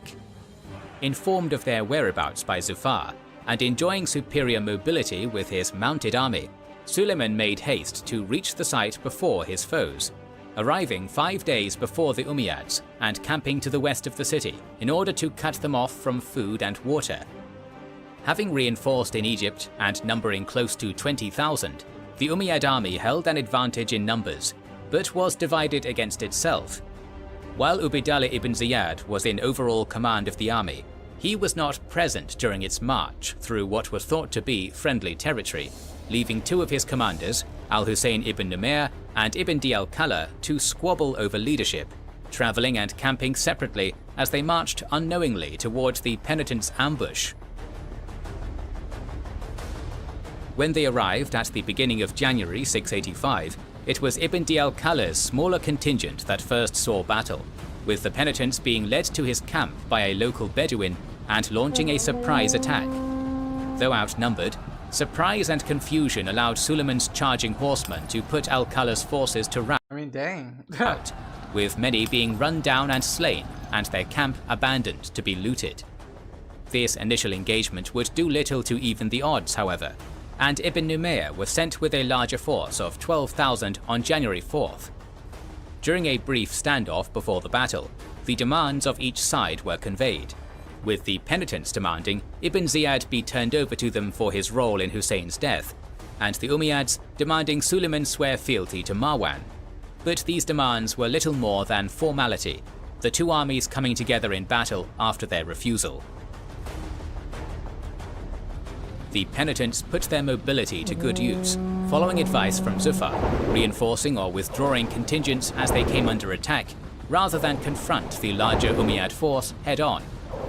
Both commanders led their respective centres, with elements of Suleiman's horsemen dismounting to support their comrades from the ground where the fighting was thickest.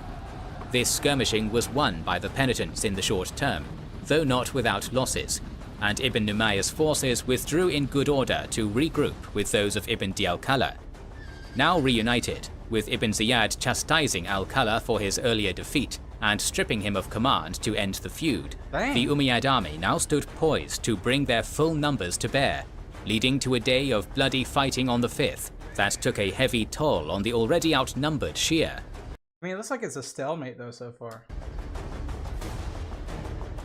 When fighting resumed on the 6th, the exhausted penitents soon found themselves pressed from all sides, unable to prevent the Umayyads from flanking and surrounding their separated cavalry contingents. The same tactics that had previously enabled them to avoid the full weight of Umayyad numbers, now allowing them to be defeated piecemeal. Suleiman ibn Sarad and several of his close companions were slain by punishing volleys of arrows, with a series of spirited charges by Suleiman's second-in-command, al-Musayyab ibn Najaba, and the late arrival of reinforcements from Basra. That took a turn. I did not expect that. Doing nothing to turn the tide. The destruction of the penitent cause brought the Umayyads one step closer to recovering their caliphate, though Marwan would not long outlive it, dying in the spring of 685, either by I swear, these leaders are turning over, whether it be voluntarily, not well, no one voluntarily, like whether it be just age or disease or assassination or poison, which is technically assassination, or dying in battle, whatever it may be, it's just they're dropping like flies now. Plague or assassination carried out by his queen, depending on which accounts you believe. He was succeeded by his son Abd al-Malik. Ain al-Wada did not mark the end of Shia participation in the second fitna, however. With their leaders dead, survivors from Suleiman's movement turned to Muqta al-Thaqafi, who had been growing in power in Iraq by appealing to traditionally disadvantaged non-Arab converts. Though he continued to characterize himself as a mere follower of Ibn al-Hanafiyyah, their actual ties remained tenuous, with Muqta even using a falsified letter of support from his figurehead to sway local leader Ibrahim ibn al-Ashtar to back his coup, according to some accounts, and acting to isolate Ibn al-Hanafiyyah from the movement championing him. But whatever Mukhtar's motivations, October saw him break any remaining ties with Ibn al-Zubayr and oust his governor, Abdallah ibn Muti, taking control of most of Iraq and Armenia. Further Kharijite uprisings toppled Zubayrid authority in southern Persia and Bahrain, leaving both sides of the Persian Gulf in Kharijite hands. I just don't see the Zubarids lasting. And Ibn al-Zubayr's would-be caliphate smaller than ever. But as weakened as he may have been, he was still far from helpless, defeating both an Umayyad push on Medina under the Qudaa tribal leader, Hubaysh ibn Dulja, and a Kharijite attack on Basra to secure his remaining holdings, leaving the final victor of the civil war still in doubt. Okay. The next few years would see some of the Umayyads' momentum reversed. The invasion force that had routed Suleiman's penitents made slow progress after this victory, delayed by Marwan's death and uprisings from the Qaysi tribes that had supported Dahak at Marj Rahit. When they finally launched their invasion of Iraq a year and a half later, in the summer of 686, al-Mukhtar was at something of a disadvantage, as his attempts to appease both the Arab tribal nobility and non-Arab converts, or Mawali, had fallen through and led to attempts by the tribal nobility to depose him over perceived erosion of their privileges. This conflict was further stoked by Ibn al-Zubayr's brother and governor of Basra, Musab, who courted the disgruntled Kufan nobility in an attempt to regain Iraq. There's a lot of stuff happening. Death of one of Mukhtar's commanders to plague shortly after his victory over an Umayyad probing force near Mosul sparked rumors that his army had been defeated, with an opportunistic revolt breaking out in late June. Nevertheless, the besieged Mukhtar was able to both put down this coup attempt, holding out in his palace long enough for Ibrahim ibn al-Ashtar's army to return from the Umayyad front and relieve him, and mobilize a large army of predominantly Persian-speaking Mawali and Shia partisans to confront the Umayyads, meeting them at the beginning of August, some 15 miles east of Mosul on the banks of the Qadisiyyah River. While Ziyad's army had been estimated to number as high as 80,000, this figure is far out of proportion with the same army's numbers during the Battle of Ain al-Wada or similar It seems that they're always overestimating it. armies raised out of Syria, and is likely reflective of historian Abu Miknaf's anti-Umayyad leanings. Though no fully reliable figure exists, the true number was likely little higher than 30,000. That's a huge difference. Okay. Even allowing for reinforcement from the remains of the failed push on Medina. Even so, the Umayyads held a definite numerical advantage over the 13,000 under Ibrahim ibn al-Ashtar, but were as weakened by division as before. The commander of their left wing, Umayr ibn al-Hubab, held a meeting with Ibrahim the night of August 5th to offer his defection in the coming battle. Following Umayr's advice, Ibn al-Ashtar wasted no time in bringing the battle to the Umayyads the following morning, ignoring the normal protocol of raiding and skirmishing as his smaller army came The normal protocol of raiding and skirmishing is just crazy to think about. crashing into their larger yet still disorganized foe. The initial stages of the battle went in the Umayyads' favor, with the Umayyad right wing under Ibn Numayr slaying the commander of Ibn al-Ashtar's right and putting them to flight. However, the fallen banner was quickly taken up by Abdullah ibn Waqa, nephew to one of the Prophet's companions, who rallied enough of the fleeing soldiers back to his side to stall the Umayyad advance. On the Umayyad left, accounts conflict on Umayyah's role, with the historian al-Kalbi claiming the promised defection never materialized and Umayyah remained loyal to Ibn Ziyad, while others hold he deserted the battlefield. As he and Ibn al-Ashtar conversed peacefully after the battle, the latter is likely closer to the truth. But either way, he took a rather passive role, his inaction leaving the Umayyad center open for the Kufan right and center to launch a desperate flanking attack. Crucial That's almost treasonous, I would say. in this effort was Sharik ibn Jadir al-Taglibi, a warrior who had fought under Caliph Ali in the First Fitna, whose furious cavalry charge carved open a path to Ubayd Allah ibn Ziyad and toppled the Umayyad banners.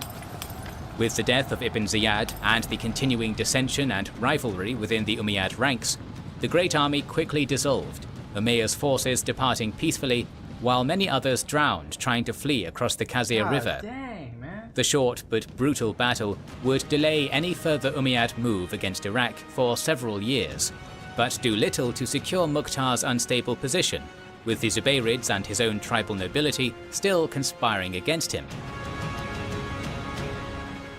Some months later, most likely in the late autumn of 686, Musab ibn al-Zubayr would march out of Basra for his own invasion, bolstered by exiled Kufan noble rebels. Given little time to recover, Ibn al-Ashtar's army made haste to meet them, though without the leader that had carried them to victory against the Umayyads. Ibn al-Ashtar himself, now the Zubayrid-friendly governor of Mosul, abandoned Mukhtar's cause under unclear circumstances in Qadisiyyah's aftermath, the coinciding defection of Umayyah suggesting a likely pact between the two. Amr ibn Shumayt took command. Though lacking his predecessor's experience, his army soon met with disaster just north of Basra at Madha, with resentment among the tribal nobility in both armies towards the Mawali making up the bulk of Mukhtar's forces coming to the fore in gruesome fashion.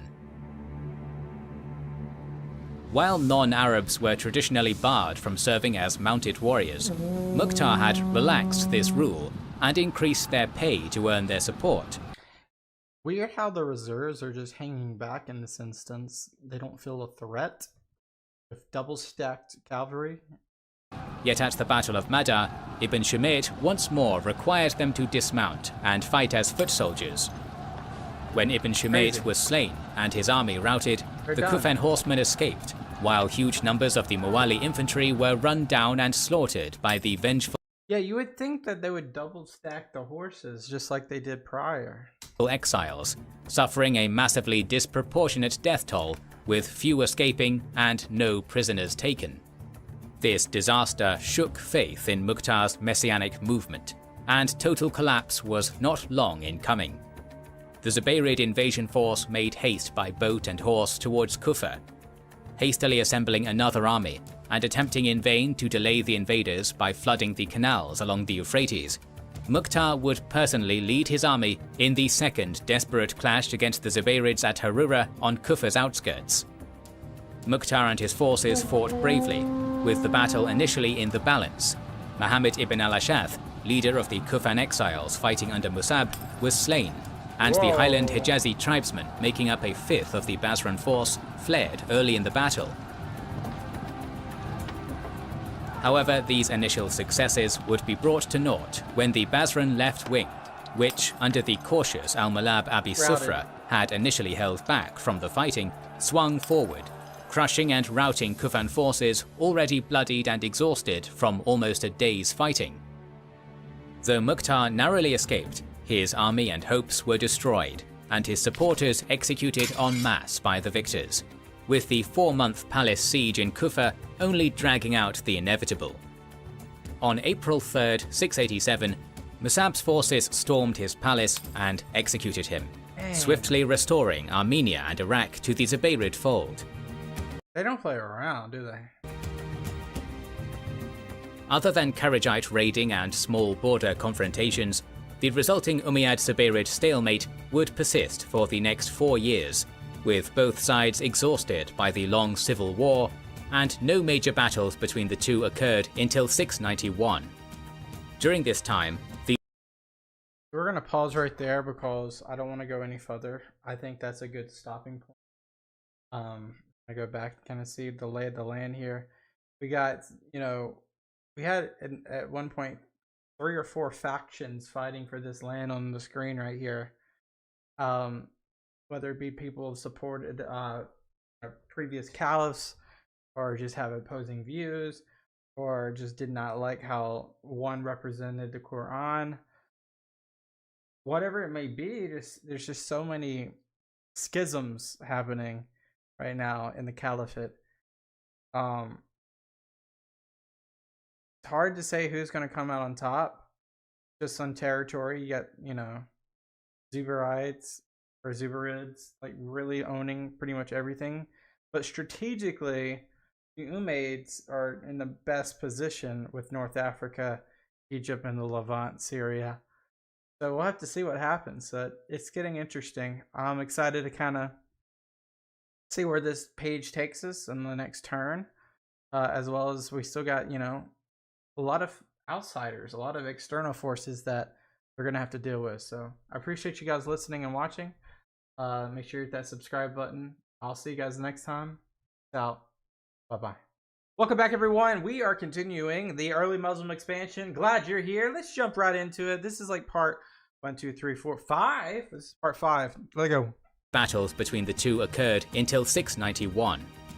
During this time, the long-neglected frontiers saw action once more, with an Umayyad army under Zubayr ibn Qais dispatched to the mountains of Algeria, where the Byzantine-allied Berber king, Caecilius, had taken advantage of the civil war to overrun much of Ifriqiya. Byzantine ally, because they broke away from Constantinople, remember? Defeating and killing him in 688, Zuhair retook Kairouan and re-established the Caliphate as the dominant force in the region. What about Carthage? With only the Byzantine stronghold of Carthage remaining a threat.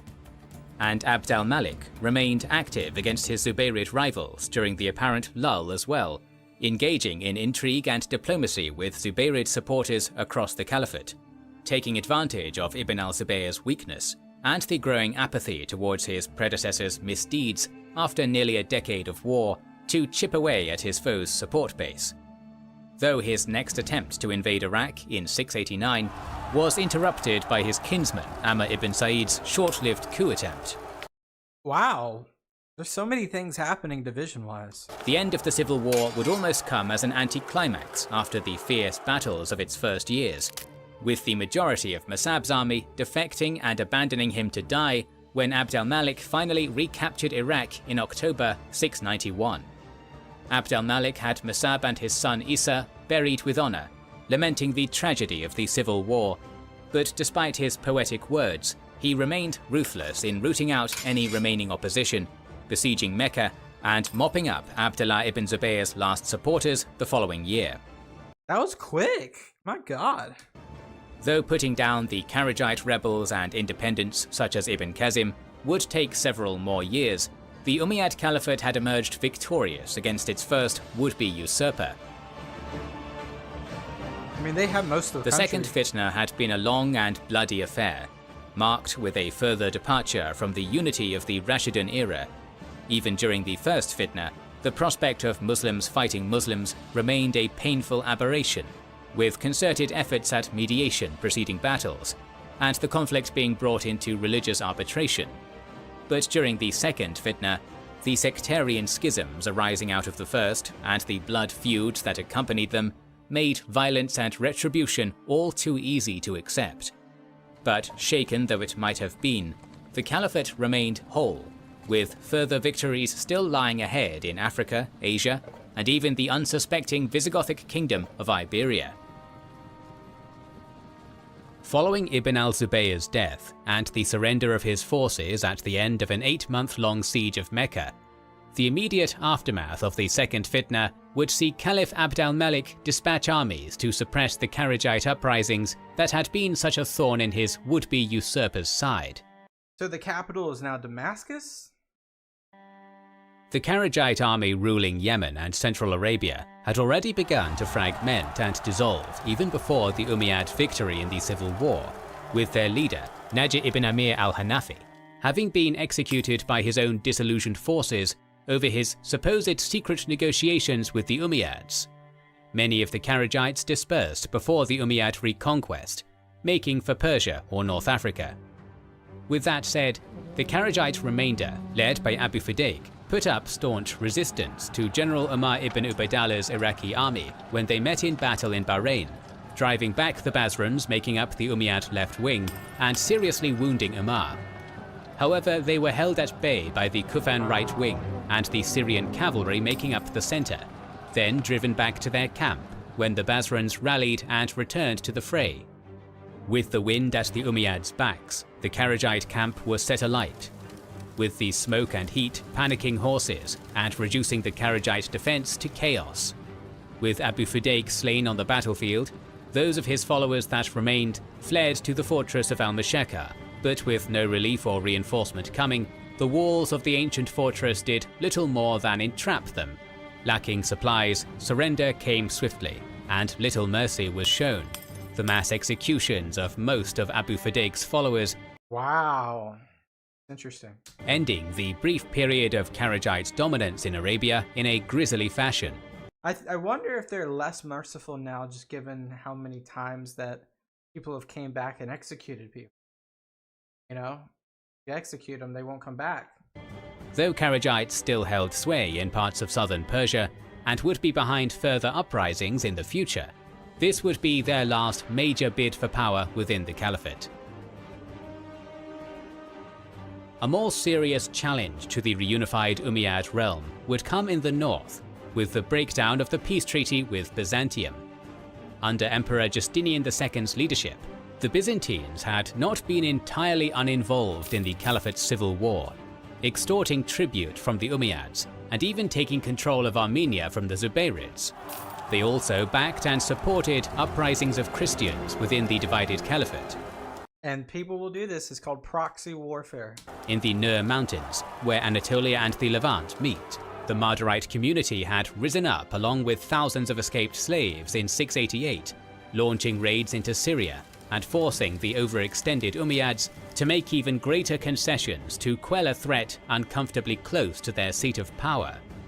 Though no major battles were fought, and it is unlikely this Byzantine involvement greatly impacted the civil war's course, Justinian II was able to secure a great deal of tribute, and Wow. We ain't seen this in a long time. Well, I don't know if we've seen this.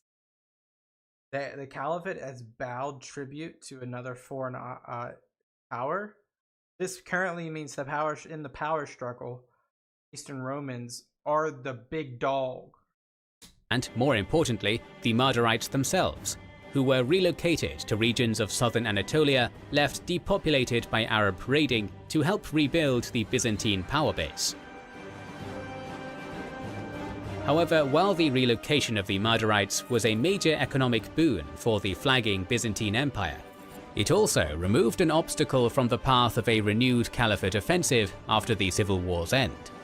Surprisingly, despite the favourable terms of the 689 treaty, it was Justinian that broke it and made the first move, attempting to regain full control of Cyprus and its revenues after decades of shared ownership.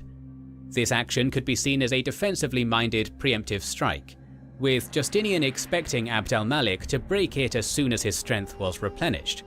Or Justinian may have simply underestimated the caliphate's strength, hoping to secure even greater concessions after a battlefield victory. Either way, the renewal of hostilities quickly backfired for the Romans. Though precise dates are unclear, the later months of 692 saw two clashes take place: a smaller army of 4,000 invading Armenia under Uthman ibn al-Walid, and a push into Anatolia by the bulk of the remaining Umayyad armies under the Umayyad prince Muhammad ibn Marwan, a younger brother of the Caliph. So Armenia is pretty much under caliphate rule now. And then this other campaign that's happening in Anatolia, it seems like it's not going to be as much of a territorial gain more than a nuisance. Both of these clashes would end in Umayyad victory, the latter Really? Given what I'm seeing right here. They don't have any cavalry, do they? larger battle would see Muhammad opposed by the Byzantine general Leontios and a sizable but irregular army. The bulk of the force was composed of Slavs, recently conquered and relocated by Justinian from Macedonia to Opsikion, with a sizable tribute of soldiers among the terms imposed by Justinian upon their defeat. The forced resettlement of these Slavs did little to encourage loyalty, however, and at Sebastopolis, their leader, Nebulos, spurred by generous bribes, defected to the caliphate with the majority of his soldiers. The battle that had initially seemed in Leontios' favour swiftly turned into a crushing defeat, and in short order undid the years of gains the Byzantines had made during the caliphate's civil war. Crazy how they would defect that quickly.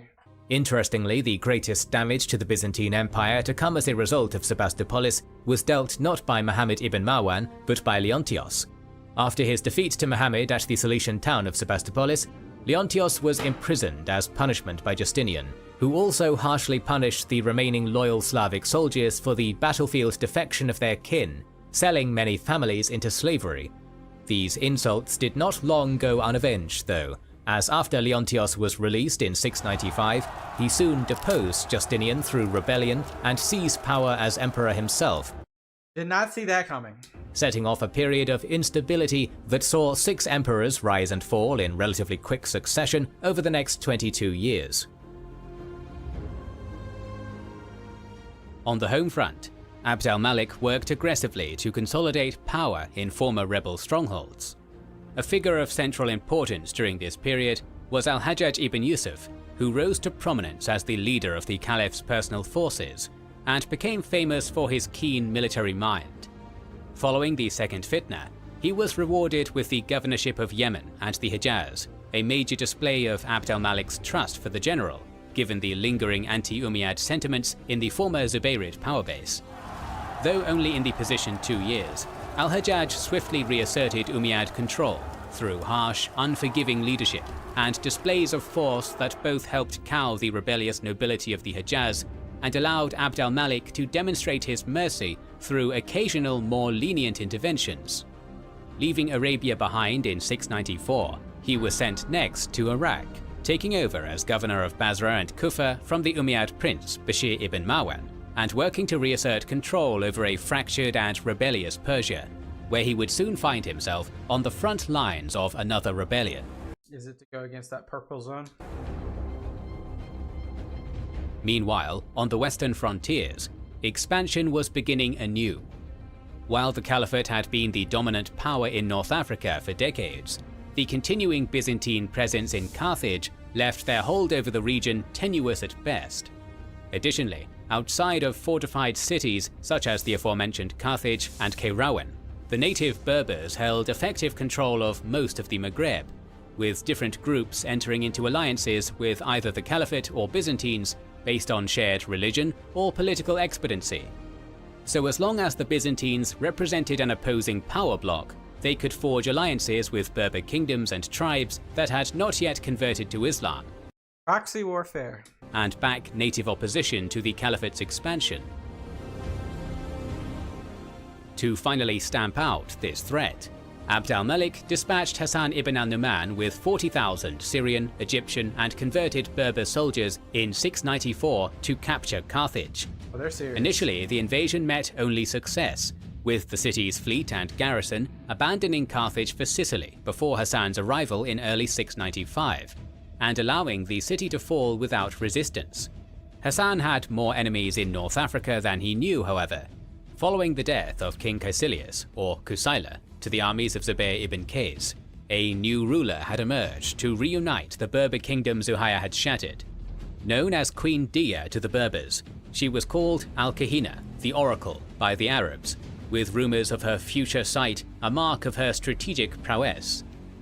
As Dia united many Berber groups across religious lines in opposition to Hassan's advance, she entered into an alliance with Constantinople, cemented by her marriage to a Greek husband.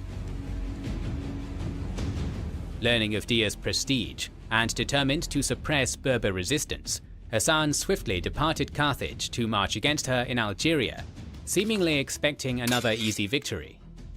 Instead, when he engaged the large army Dia had raised near Bagaya, he saw the previous year's progress rapidly undone in a shocking military defeat.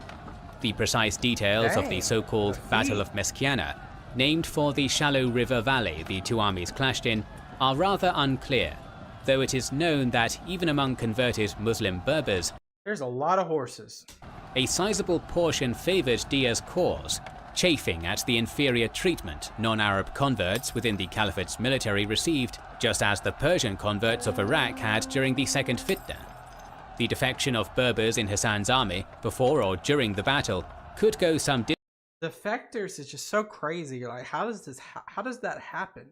distance towards explaining the defeat of his larger and better armed force. Though whatever the cause of this disaster, the stung Hassan would abandon the campaign to await reinforcements in Tripolitania, not to challenge Dia for another 5 years.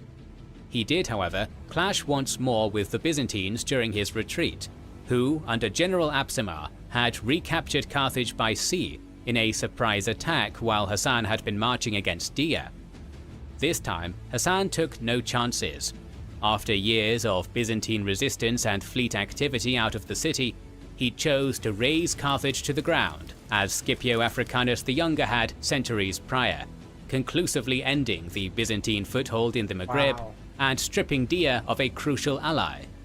For his part, rather than continue the resistance in North Africa, Absimar commandeered the Carthage fleet for a voyage to Constantinople, where he overthrew Emperor Leontios and seized the throne as the new Emperor Tiberius III. Well, dang. Compounding the internal strife and instability that had already weakened the Byzantine resistance over the past years. Accompanying these temporary setbacks in the west was a new breakout of rebellion in the east. The Hephthalite-descended Zunbil Kingdom of Afghanistan was proving a formidable roadblock to Governor al-Hajjaj's expansion attempts, and the first campaign against them in 698 ended in utter failure when Ubaydallah ibn Abi Bakr's army was lured into the heart of the mountainous kingdom, cut off from retreat, and destroyed. The greatest threat to al-Hajjaj and the Umayyads would not come from the Zunbils, though, but from the general sent to lead the second invasion, Abd al-Rahman ibn Muhammad ibn al-Ash'ath. When he attacked the Zunbils in early 700, they fell back without battle, abandoning large swaths of their territory to the invaders. Fearing the same trap that had doomed Ubaydallah's army, al-Ash'ath opted not to push on into their mountainous heartland, planning to consolidate his conquests and continue cautiously expanding over the years to follow. But when al-Hajjaj learned of this, he accused Abd al-Rahman of cowardice, demanding he complete the conquest of the Zunbils before he or any of his men would be allowed home to Iraq. Dang. Here, the harshness he had so often shown while subduing the Hijaz would backfire, as the soldiers in Abd al-Rahman's army, wary of the danger ahead and angered by their poor treatment, opted to follow Abd al-Rahman back to Iraq to depose al-Hajjaj rather than pressing on into Afghanistan as ordered. Wow. Reaching an accord with the Zunbils, promising them tribute exemption should he be victorious, in exchange for safe haven should he be defeated, he began his march west through Persia, defeating al-Hajjaj's loyal commander, Atiyah ibn Amr al-Anbari, in a series of cavalry engagements along the way. At this point, Abd al-Rahman's rebellion was strictly targeting al-Hajjaj, and no threats towards Abd al-Malik or claims for the title of Caliph had been made. But after receiving word of the mutiny, Abd al-Malik opted to back his unpopular governor, sending several thousand experienced Syrian cavalry with all haste to Basra to reinforce him. In a last-ditch effort to turn back the rebels, al-Hajjaj sent 2,000 of these new arrivals to block the mutineers from crossing the Dujail River in the lowlands of Khuzestan. But while they initially saw success against a 300-strong advance force, the rebel army, raised and outfitted for conquest and certainly outnumbering the Syrians, even if the reported strength of 100,000 is a clear exaggeration, soon forded the shallow river, forcing their way across and putting the Syrians to rout. In the aftermath of this clash, the rebels expanded the scope of their movement, now disavowing Abd al-Malik and seeking his overthrow, along with that of al-Hajjaj. So now they want the whole thing. It is possible Abd al-Rahman had intended this from the beginning, and simply used the battle as justification. But whether this was the case or not, he now represented a major threat to the overextended caliphate, with so much of Abd al-Malik's core Syrian army away fighting in North Africa. Arriving in Basra in February of 701, after al-Hajjaj had fled north towards Kufa, Abd al-Rahman took advantage of the departed governor's unpopularity to secure oaths of loyalty from much of Basra, fortifying the city and engaging in a month of skirmishing with al-Hajjaj's forces before sallying forth to do battle in mid-March. Initially, the Iraqis held the upper hand. Though the two armies met in the open, al-Hajjaj's loyal forces, drawn from the Qurayshi and Thaqif tribal confederations of the Hejaz, and the Caliph's Syrian reinforcements. What is that? Did they build like a redoubt or some sort of trench? Were soon forced to retreat to the defensive trenches they had prepared to That's pretty cool. foil the enemy's cavalry charges. Fierce fighting took place for most of the day, with the spearmen on al-Hajjaj's flanks falling back in disarray and the center on the verge of rout. But on the very brink of defeat, an unexpected charge by Sufyan ibn al-Abrad al-Kalbi, leading the forces of Syria's powerful Kalb tribe, one of the few to remain loyal to the Umayyads at the start of the Second Fitna, impacted the Iraqis' right wing, the trench fighting breaking up formations and confusing their defense. With the pressure lessened, the Syrian and Hijazi forces rallied, splitting the Iraqi army in two and setting them to flight. Abd al-Rahman immediately retreating north with the Kufan soldiers and most of his cavalry, while one of his lesser commanders, Ibn Abd al-Muttalib, led the Basran forces in a 3-day fighting retreat before finally escaping al-Hajjaj's pursuit and taking off after his departed general. That's insane.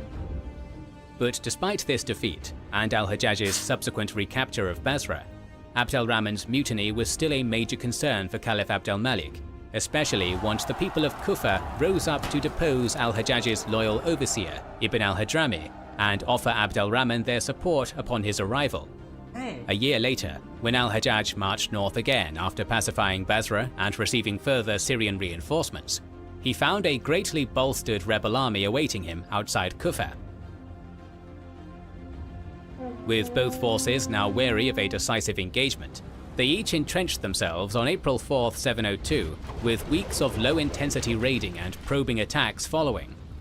This drawn-out exchange favored the Iraqis, who could easily resupply from Kufa, while al-Hajjaj's army struggled to feed itself in the unfriendly territory. And when word of the ongoing stalemate reached Abd al-Malik, he went as far as offering to remove al-Hajjaj in exchange for peace. Yet, surprisingly, Abd al-Rahman and his companions chose to refuse this offer, his army redoubling the pressure on al-Hajjaj's trenches with daily attacks.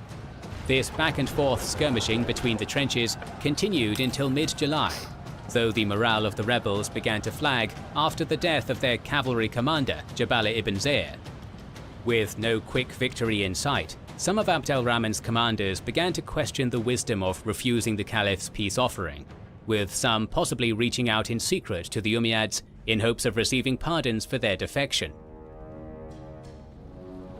When the two armies finally came together again in pitched battle on July 15th, both armies held firm through the fierce fighting until midday, seemingly evenly matched. But like in the previous battle, it would be a charge by al-Kalbi that decided the outcome. Rushing out with his cavalry from behind the Syrian right wing, he attacked the Iraqi left wing under the command of al-Abrad ibn Qurra, a leader normally noted for his bravery. We've just seen time after time again just really good cavalry charges by the Muslims. Here, however, Ibn Qurra fell back in retreat almost immediately, leading to unconfirmed accusations in some accounts that his desertion had been negotiated with the Umayyads before the battle. With the collapse of the left wing, many in the rebel center began to flee as well, despite Abd al-Rahman's best efforts to rally a defense. After an impassioned call to arms from his pulpit, his commanders and some of the retreating infantry flocked to his side for a last stand. But with the tide of battle now firmly in their favor, the Umayyads simply showered him and his defenders with arrows rather than charge the well-defended trenches. With his position besieged and the battle lost, Abd al-Rahman fled east to the safety of the Zunbils, marking the end of his attempt on the caliphate. Back in the Maghreb, though seemingly unchallenged following her victory at Meskiana, Dia unwittingly planted the seeds of her... Yeah, we're going to pause there, even though I see how the chapters are. We're going to pause there because I think that's a really good stopping point. We looked at a lot today. We saw, the continued Umayyad expansionism. We saw North Africa get a little bit more dicey. We saw a couple overthrows for the Eastern Romans. We saw Central Asia really start to take a dive, just continuous infighting, but then also expansionism happening on the sides.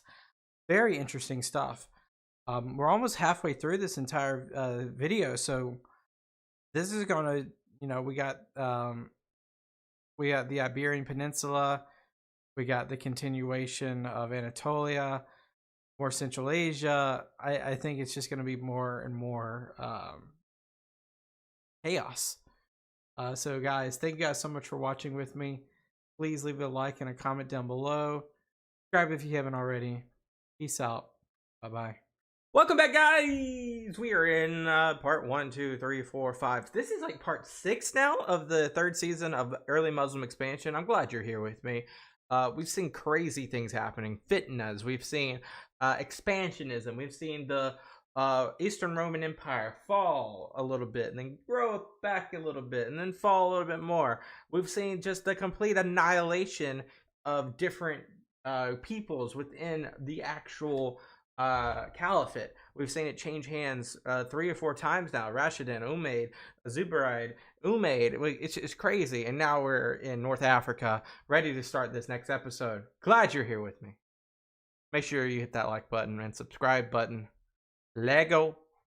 By embarking on a scorched earth campaign in the territory she had driven Hassan from, likely viewing the caliphate's renewed invasion as simply ambitious raiding, she may have hoped to dissuade them from returning by stripping the border regions of plunder, or to demoralize them further after their defeat with a display of brutality. Unfortunately, this move would quickly backfire, for many under Diya's banner, especially those who lived in the affected lands or used them for grazing, were angered by the wasteful and self-destructive action, and without the immediate unifying threat of the caliphate, Diya's Berber kingdom began to fragment. As these events are filtered through the interpretations of non-Berber outsiders, it is even possible the fragmentation had begun earlier, and what Arab observers saw as a scorched earth campaign was in reality an attempt to stamp out brewing tribal rebellion. That makes a lot more sense, honestly. Thus, despite her massive victory in battle, Diya would never reach Kairouan as her predecessor Caecilius had, with her dominance of the Maghreb reduced to little more than her homeland in the Oris mountain highlands by the time Hassan returned with reinforcements in late 702. Diya mustered what loyal forces remained to her, picking an advantageous battleground to await Hassan's arrival, Tabaka, on the coast north of the modern Tunisian city of Jendouba, where the Oris Mountains and Mediterranean Sea formed a natural choke point. The choice of the battlefield was sound. The terrain would constrain and hamper the numerically superior Muslim army, Bunch of horsies. while the presence of the Byzantine fleet at Sicily prevented Hassan from simply bypassing the choke point by sea. Nevertheless, when the battle was joined early in 703, Diya would see first her army and then her kingdom shatter, with no more Byzantine gold to sway tribes to her banner, and with her actions having alienated most of the lowlanders. Many of those who had fought with her at Meskiana deserted her or chose to join Hassan, now that the caliphate was the only remaining power bloc in the region. Dang. Though she narrowly escaped the disastrous defeat, she was pursued into the Oris Mountains and slain soon after. I will say, the one thing with the caliphate, they do not play around. Like, there is no POWs. There are no prisoner of war. They are quick and they do not have regrets. Ending the years of back and forth fighting to conquer the Maghreb. To aid in the rebuilding of the devastated region after Carthage's razing and Diya's scorched earth campaign, thousands of Coptic Christians were resettled from Egypt, taking up residence in newly founded Tunis to work in Hassan's new shipyards for the growing caliphate. In a cruel twist of irony though, Hassan would not get to enjoy the spoils of his great victory any longer than Diya had, as a dispute over jurisdiction with Abdulaziz ibn Marwan, governor of Egypt and brother to the caliph, ended with Hassan losing his hard-earned governorship and returning to Syria in disgrace and poverty scarcely a year later, while Abdulaziz expanded his own power on the back of Hassan's success by installing his loyal servant Musa ibn Nusayr in his place. It was Musa, not Hassan, who would push west to the Atlantic coast in the following few years, converting and assimilating most of the Berber tribes in his path, and waging war against those that refused, finally standing poised for the next great conquest of the ever-growing caliphate, Visigothic Spain. Visigothic Spain. That's a whole nother world right there. In the east, meanwhile, the unrest sparked by Abd al-Rahman's rebellion would continue for years, with his former companions splitting up and raising later uprisings in Sistan and Khorasan, even after the Zumbils caved to the caliphate's demands and executed him. Iraq and Persia would remain centers of anti-Umayyad discontent. and Afghanistan unconquered for the rest of the Umayyad era, with the same racial and sectarian tensions that had fueled first al-Muqta's and later Abd al-Rahman's rebellions, eventually leading to their downfall. Wow. As we imagine Musa ibn Nusayr stood on the shores of northwestern Africa, to him, any business he had in any city of the Caliphate or at home was a world away, out of his control. That might have been a... This sounds like an ad. It's an ad. It's an ad. It's an ad. It's an ad. Alright, we're back. Immediately following the Berber Queen Dia's defeat would be marked by both victory and some turmoil, particularly in Khorasan and Transoxiana, where caliphal authority had still not been fully restored since the Second Fitna. Just look at all these places, guys. Like, I don't know. This is just showing the ignorance of a collective humanity here. Like, look at all these different regions. Zabul, Hakinan, Hakka, Jamba, Kashmir, Kabul, Bacharistan, etc., etc., etc. These people, there's been thousands and millions of people live in these areas, and most people never know that that's ever happened or never existed. They just don't know, including me. I'm glad we're watching this to learn more. Between 692 and 705, the largely independent governor, Musa ibn Abdallah, had expanded his power base, first by conquering local Hephthalite and Sogdian city-states, even clashing with forces of the Tibetan Empire over influence in the region, then later forging local alliances in order to expand at the expense of other Arab governors in the region, despite his nominal loyalty to the Caliph. Musa was eventually brought to heel and slain in a campaign ordered by al-Hajjaj and led by al-Mufadal and Mudrik, both sons of Khorasan's previous governor al-Mahalab ibn Abi Sufra, with the aid of the Arab-friendly monarch Tarkhan, ruler of Samarkand, and the most powerful of the Sogdian rulers. However, the episode highlighted the increasing difficulty of maintaining control over such distant frontiers, and much of the following decades would see the Umayyads attempting to centralize their vast realm with varying degrees of success. It's just so hard. You just look at any empire ever.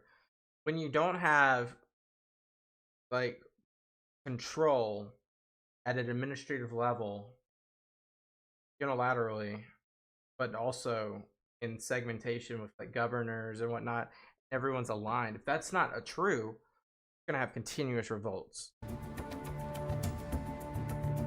A different sort of turmoil simmered in the capital during this same period, with Caliph Abd al-Malik, now aged and sickly. Thorny questions surrounding his succession began to arise.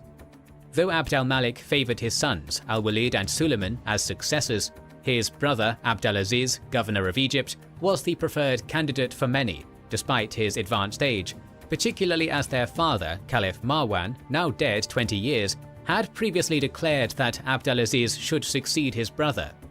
Abd al-Malik's request for his brother to renounce his claim and withdraw from succession drove a wedge between the two, with Abd al-Malik seemingly fearing another civil war, as evidenced by his attempts to compel tribute from Abdulaziz and chip away at his traditionally very autonomous power base. These fears were quelled when Abdulaziz died in late 704. That's convenient. Though the continuing uncertainty surrounding succession spurred Abd al-Malik to make an unprecedented move, summoning his vassals to take their oath of allegiance to his son al-Walid while he still lived. Though power in the Caliphate had now been dynastic for 24 years, swearing fealty to a designated heir before his succession marked a further departure from the elective tradition of the Rashidun and was disliked by many, with the respected judge and scholar Sayyid ibn Musayyib even being jailed and beaten for his refusal to swear the oath. Dang, I don't play. Despite this dissatisfaction, al-Walid's reign would become one of the most successful of any Umayyad Caliph, and he took the throne after his father's death in October 705 without serious opposition.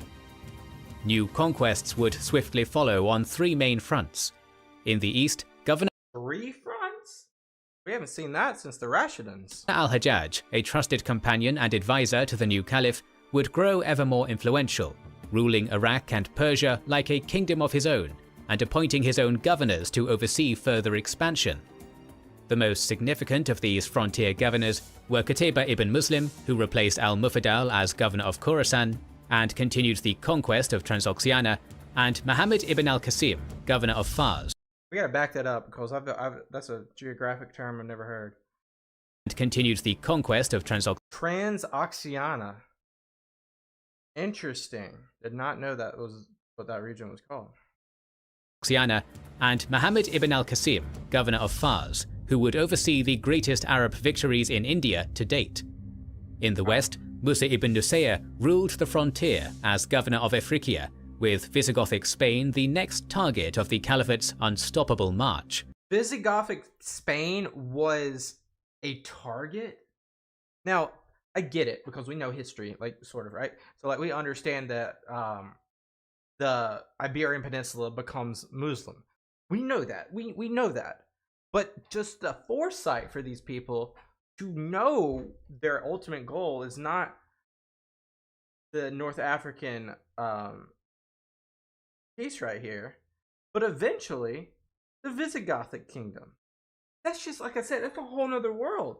That's like if they were to invade, I mean, it's very different, but that's like if they were to try to invade England, which they would fail ultimately in any other year that's not like 1100 plus. But given their momentum and how the world is at this point, who would oppose them? I'm sure we'll find out. The first conquests of al-Walid's reign would be undertaken by Qutayba, who successfully took advantage of the feuding and conflict between the Sogdian principalities of the region to bring them into the Caliphate's sway. Tish al-Awar, ruler of Cheganian, was facing aggression from the neighbouring principalities of Shuman and Akron to the north, at the base of the Hisan Mountains. To preserve his throne, he offered his tribute and fealty when Qutayba's army arrived in late 705, lending his strength to that of the Arabs in their swift campaign against his rival princes and against Balkh, the power center of the Turkaristan region. The disunity of the many princes of Transoxiana made it relatively easy for Qutayba to compel tribute from the region and bring it under the suzerainty of the Caliphate.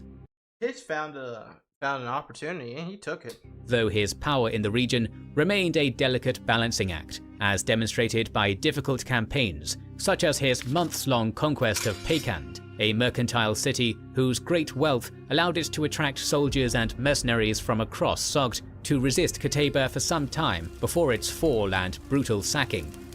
Indeed, he would be forced to wage several costly campaigns over the next few years, as individual rulers or small coalitions came into conflict with the new lords of the Oxus, with further fighting in Bukhara following Peykand's sacking. 706 also marked the beginning of a new set of hostilities against the Byzantines, undertaken by al-Walid's son Abbas ibn al-Walid and half-brother Maslama ibn Abd al-Malik. For the most part, resistance to these raids was on a local basis, the same Syrian Mardites that had been resettled 2 decades ago by Justinian II, fighting without significant aid from Constantinople. One exception, and the largest clash during this period of hostility. Look at this siege that's about to take place. My God, this is like a constriction from like a python here. Was the siege of Tyana near today's Kamahisar in either 706 or 708. Tyana was well fortified and a crucial strongpoint in the Cappadocian frontier, and Maslama's siege would not be an easy one nor a challenge the Byzantines could ignore. The past years of civil strife had not been kind to the Byzantine army though. Justinian II, whose overthrow at the hands of Leontios had set off the crisis, had since returned to power with the aid of the Bulgars and had embarked on a purge of any he saw as complicit in his downfall, or as threats to his recently regained throne. Look how close they are actually at the Anatolia Peninsula. You can see Abbas right there, bottom right. We're not that far away from Constantinople. This purge had ended the lives or careers of many capable officers, with many hanged from Constantinople's walls, even as the war-weary empire needed their talents most. This purge, and Justinian's fear of a single military leader winning glory and prestige enough to overthrow him, meant that the relief army sent to Tiana was hampered by ineffectual and divided leadership. The two officers in command, Theodori Cartarucus and Theophylact Salabus, are recorded as jockeying with each other for authority and disagreeing on tactical matters, undermining the army's morale and cohesion. Furthermore, the poor state of the army showed in the presence of a sizable but untrained peasant militia making up a portion of the Byzantine ranks, a far cry from the well-organized system of themes normally entrusted with defense on the frontiers. In the end, the relief army's arrival would mean more harm than help for the defenders of Tiana. Not only did its disorganized attack on the besieging Arabs fail, with the Byzantines being routed with great loss of life, but the supplies seized from the relief force Supplies seized. It's only going to benefit the Muslims. allowed the hungry besiegers to wait out the defenders until Tiana finally surrendered. Having suffered from significant supply problems through the winter, the Arabs would likely have otherwise abandoned the siege and withdrawn. But after a 9-month siege, Tiana finally surrendered, by most accounts in the spring of 709. Victorious, Maslama had the fortress razed, and the bulk of the Mahdites resettled into Syria once more, leaving the Cappadocia region depopulated and defenseless. Dang. Following these victories, the Caliphate would enjoy 4 relatively peaceful years, with al-Walid appointing new governors and ensuring his authority as the new Caliph was recognized across his vast realm. However, the years 711 and 712 would see 2 major campaigns erupt, almost 7,000 kilometers away from each other, on opposite sides of the Caliphate. While on the They're invading Iberia. Oh shoot. Western Front, Musa ibn Nusayr and Tariq ibn Ziyad brought the might of the Caliphate to Visigothic Hispania, the topic of our next video. A recent string of failures in the east had galvanized al-Walid and al-Hajjaj to redouble their efforts in India.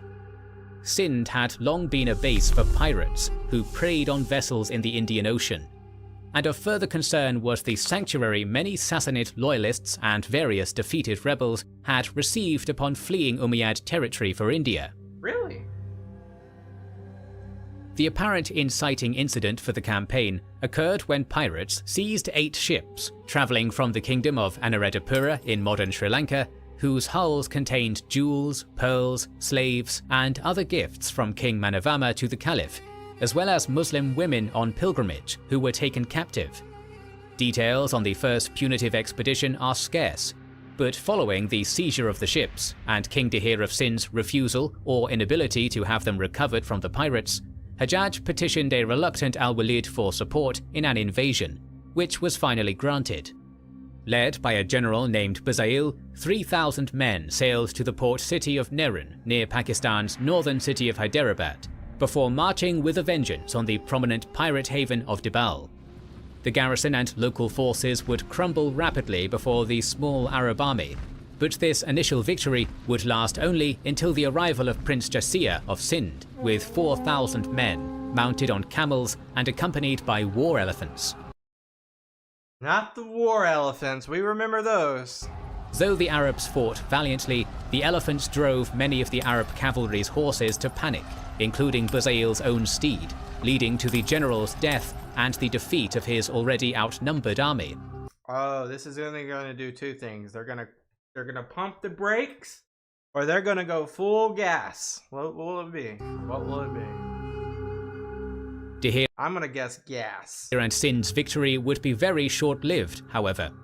Even before the launching of the second invasion, cracks were beginning to show in the kingdom.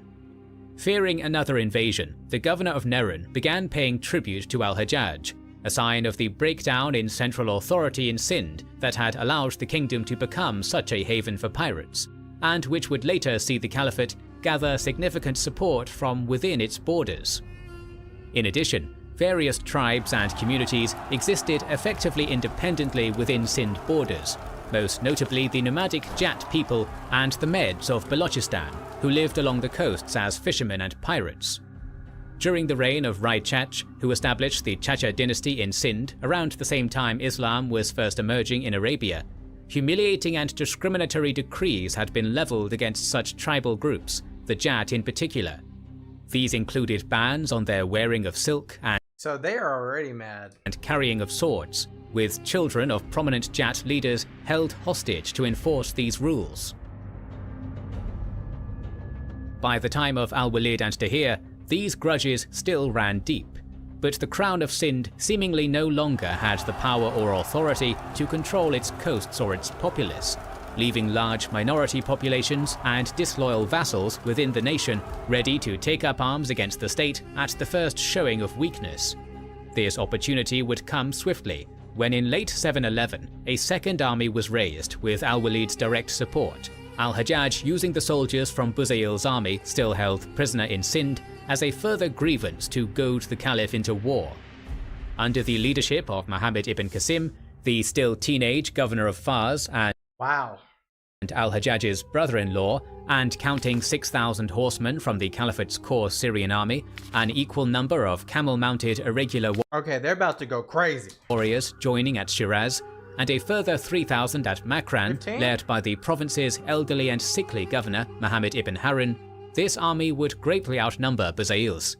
And though his family ties and personal loyalty to Al-Hajjaj seem to have contributed more to the young governor's selection as leader than his military experience, particularly with Al-Hajjaj having suffered near defeat at the hands of one rebel general already, he would rapidly prove his skill as a commander in the years to follow.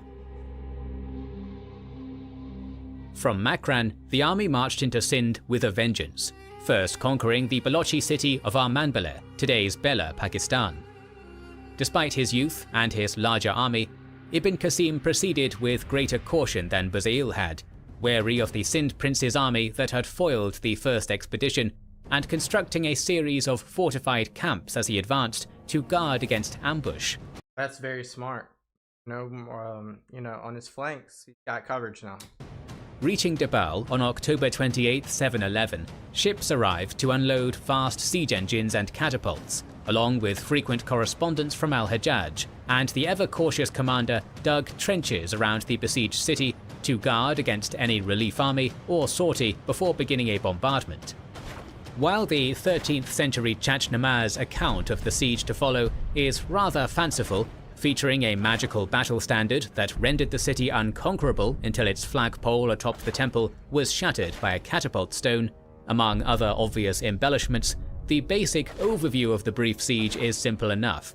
I wonder where one thing I don't know, which would be interesting, I wonder where they got these stones and how, if they were put on sleds and dragged by horses, how they were pulleyed onto these catapults, because they're just throwing rocks, really, so I wonder.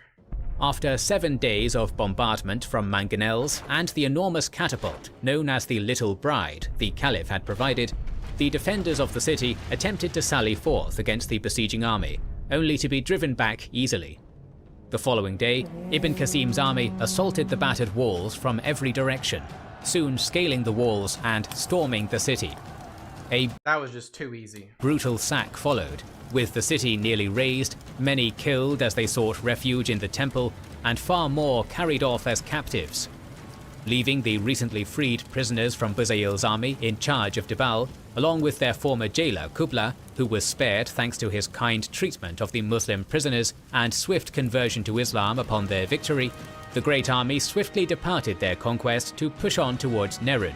I wonder how many people convert to Islam that they fight, not because they really wanted to convert to Islam, but because they know that they'll be spared.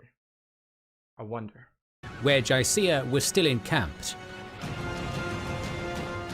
Outnumbered by the approaching army and receiving word of the fall of Dabal, the prince opted to withdraw to his father's side, commanding Nerun's governor to resist the approaching Arabs, unaware of the tributary agreement he had already reached.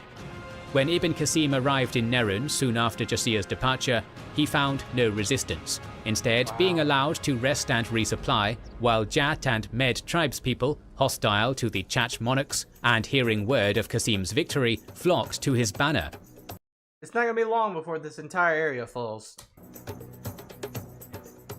From here, he first went northwest along the west bank of the Indus, conquering Sewan with little more difficulty than Dabal, despite the stubborn defense of its leader Bechera, cousin to King Dahir.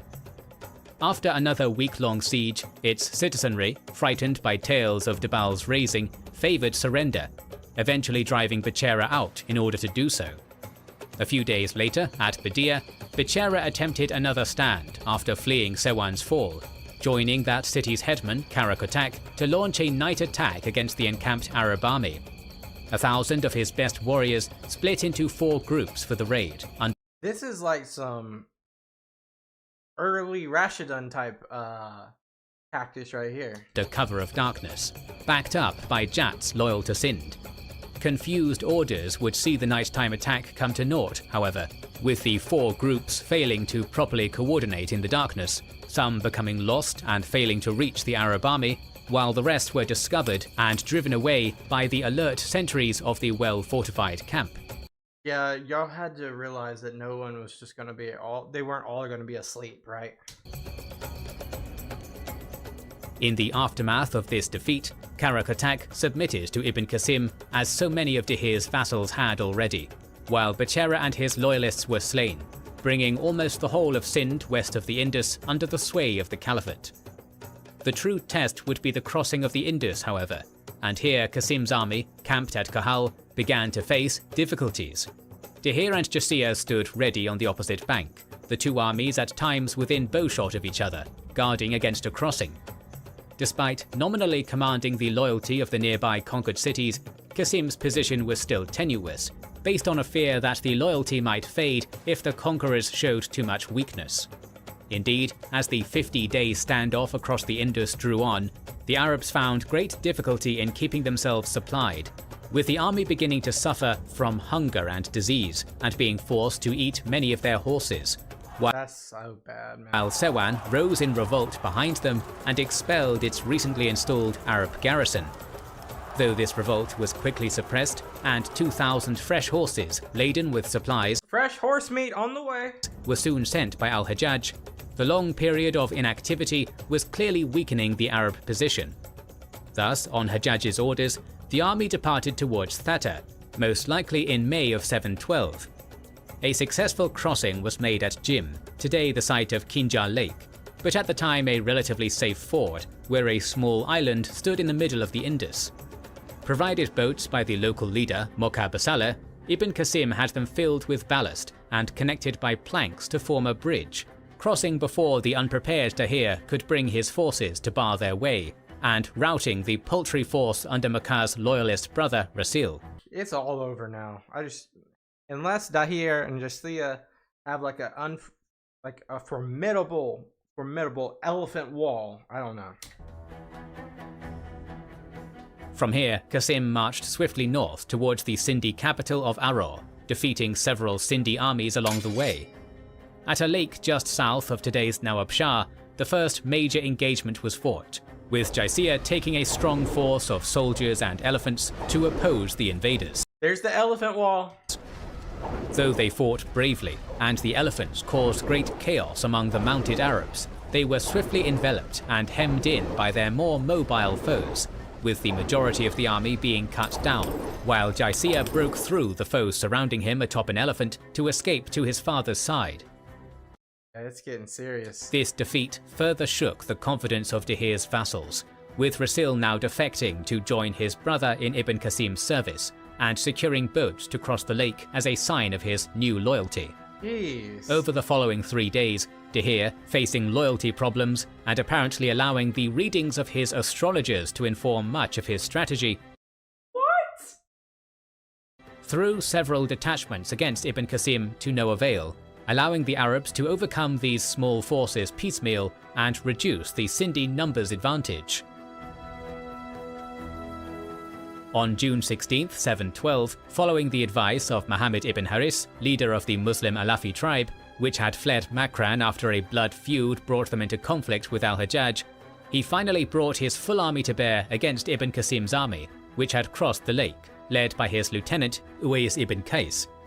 Arranging his horsemen on the left, archers on his right, with foot soldiers supported by war elephants in the center, the Sindhi army numbered approximately 20,000 men to Ibn Qasim's 15,000. So they have the advantage, and they have elephants. Though he initially attempted to rout them with an elephant charge, The Arabs and their mounts now had experience fighting the great beasts, and divided into small groups to confuse and frighten the war elephants sent against them. Meanwhile, a cavalry charge by the Muslim second-in-command, Muriz ibn Sabat, into the enemy centre saw significant success, despite Muriz's own death in battle, causing great damage to the enemy before both forces were forced to withdraw after the day's bloody fighting. The following day would be the climax of the conflict, with Dihir this time issuing forth his horsemen at the centre of his army, while the Arabs shot arrows treated with flaming naphtha to panic the elephants. Initially, the battle favoured the Sindhis. That's so smart using the fire, though. With Suja the Abyssinian, a renowned champion in Ibn Qasim's army, being killed with an arrow to the neck, and the Caliphal army beginning to retreat before the cavalry onslaught. This is just such a bad look, though, for the Arabs, because their back, they do have boats, but their back is to the water, which does not give them good leverage here. Ibn Qasim managed to rally his forces, however, with Muqabasayya's own mounted detachment reinforcing his commander in the center as the battle raged across the banks of the lake. And I see like Qadisiyyah up there is also having like a skirmish very far away from Dihir. Very interesting, segmented. Soon, Dihir's lack of authority would be his undoing, with huge numbers of his levied footmen and archers fleeing, leaving mostly the dwindling noble-born cavalry to defend their king, as the rallying Arab army began to push back. As the left wing of his army began to rout, Dihir launched a last valiant charge from atop his elephant, only for a flaming arrow to set the litter he rode in aflame, causing the elephant to panic and rush into the water of the lake. Some of his remaining men attempted to rally about him in the shallows, but now cut off from retreat, the king and those about him were cut down by a volley from the Arab archers along the banks. That's a horrible way to go. While Qadisiyyah would escape to continue the war, this victory shattered the Sindhi resistance, with Ibn Qasim executing every prisoner, save the merchants and artisans, and few were willing to back Qadisiyyah in continuing a losing battle. Many towns and cities would swear fealty to Ibn Qasim and the Caliphate in the immediate aftermath, with Qadisiyyah holding out in Brahminabad until its fall to a siege nearly a year later in November 713 officially ended the Chach dynasty and the Kingdom of Sind. This conquest, together with the simultaneous campaigns in Iberia, would soon bring the Umayyad Caliphate to near its greatest extent. Yet for all its power, the Caliphate was not invincible, and dangers both internal and external continued to loom. The Visigothic... That is it right there. That is it right there, guys. That is going to be the video. We're going to have a fun video. It looks like we're in Roman times here. Western Roman times, it looks like. So we're going to have a fun time in the next video. So make sure you hit that subscribe button so you don't miss a thing. But wow, what a crazy turn of events this past video, given the, you know, a toppling of a kingdom, basically conquered the rest of North Africa, continued push off in East or Central Asia, as well as Umayyad like dominance across the field of the Caliphate. So what a crazy fun video. Appreciate you guys watching. Make sure you hit that subscribe button. I'll see you guys in the next one. Peace out. Bye-bye. Welcome back, everyone. We are continue the early Muslim expansion, and I think we're going into Europe today. Glad you're here with me. Make sure you hit that like button and the subscribe button. Yeah, we're about to enter Hispania, as we call it back then. The Iberian Peninsula. Let's see what they do. Boom. The Visigothic kingdom of Iberia could trace its roots back to Alaric, the famous general who first fought for Emperor Theodosius against the Franks. So we're going way back. This is like Rome. Yeah, this is 392. Okay. Holding the Balkans as a Roman foederati, or semi-autonomous ally, before his relationship with the empire soured, and he became the first person to sack the Eternal City in over 700 years. The Visigoths had been one of the several so-called barbarian peoples to arrive in the territory of the crumbling Roman Empire, with various Gothic and other Germanic peoples found in great numbers throughout the empire and on its outskirts as slaves, soldiers, and allies. In the aftermath of Western Rome's fall, the Visigoths were among the first to carve out their own kingdom from its ashes. Though Alaric's power base had been in the Balkans, the Visigoths would migrate ever westward following his death, at times allies of convenience to the collapsing Roman Empire, and at other times taking advantage of the West's fall to expand their power.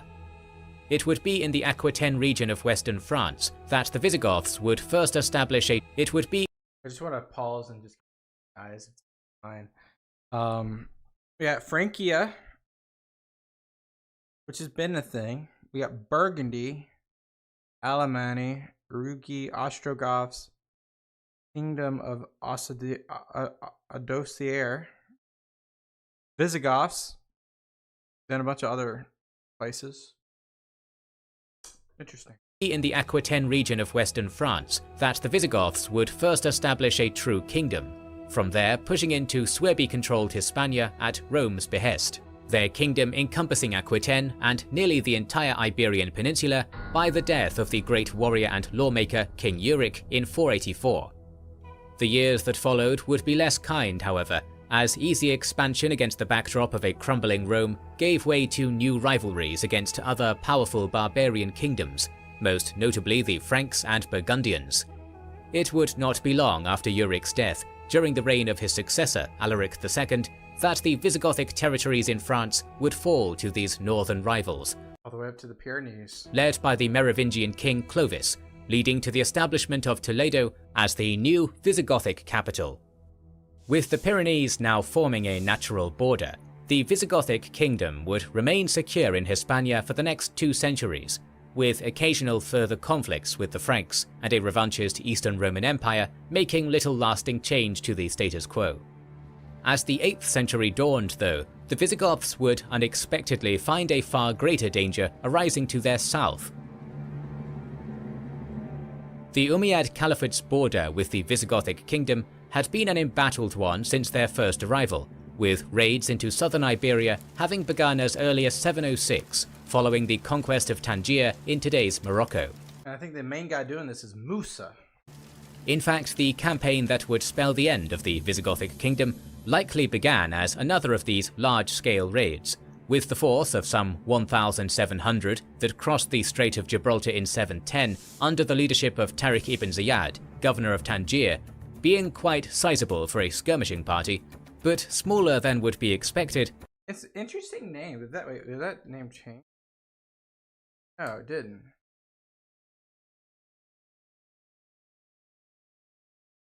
Raids into southern Iberia having begun as early as 7.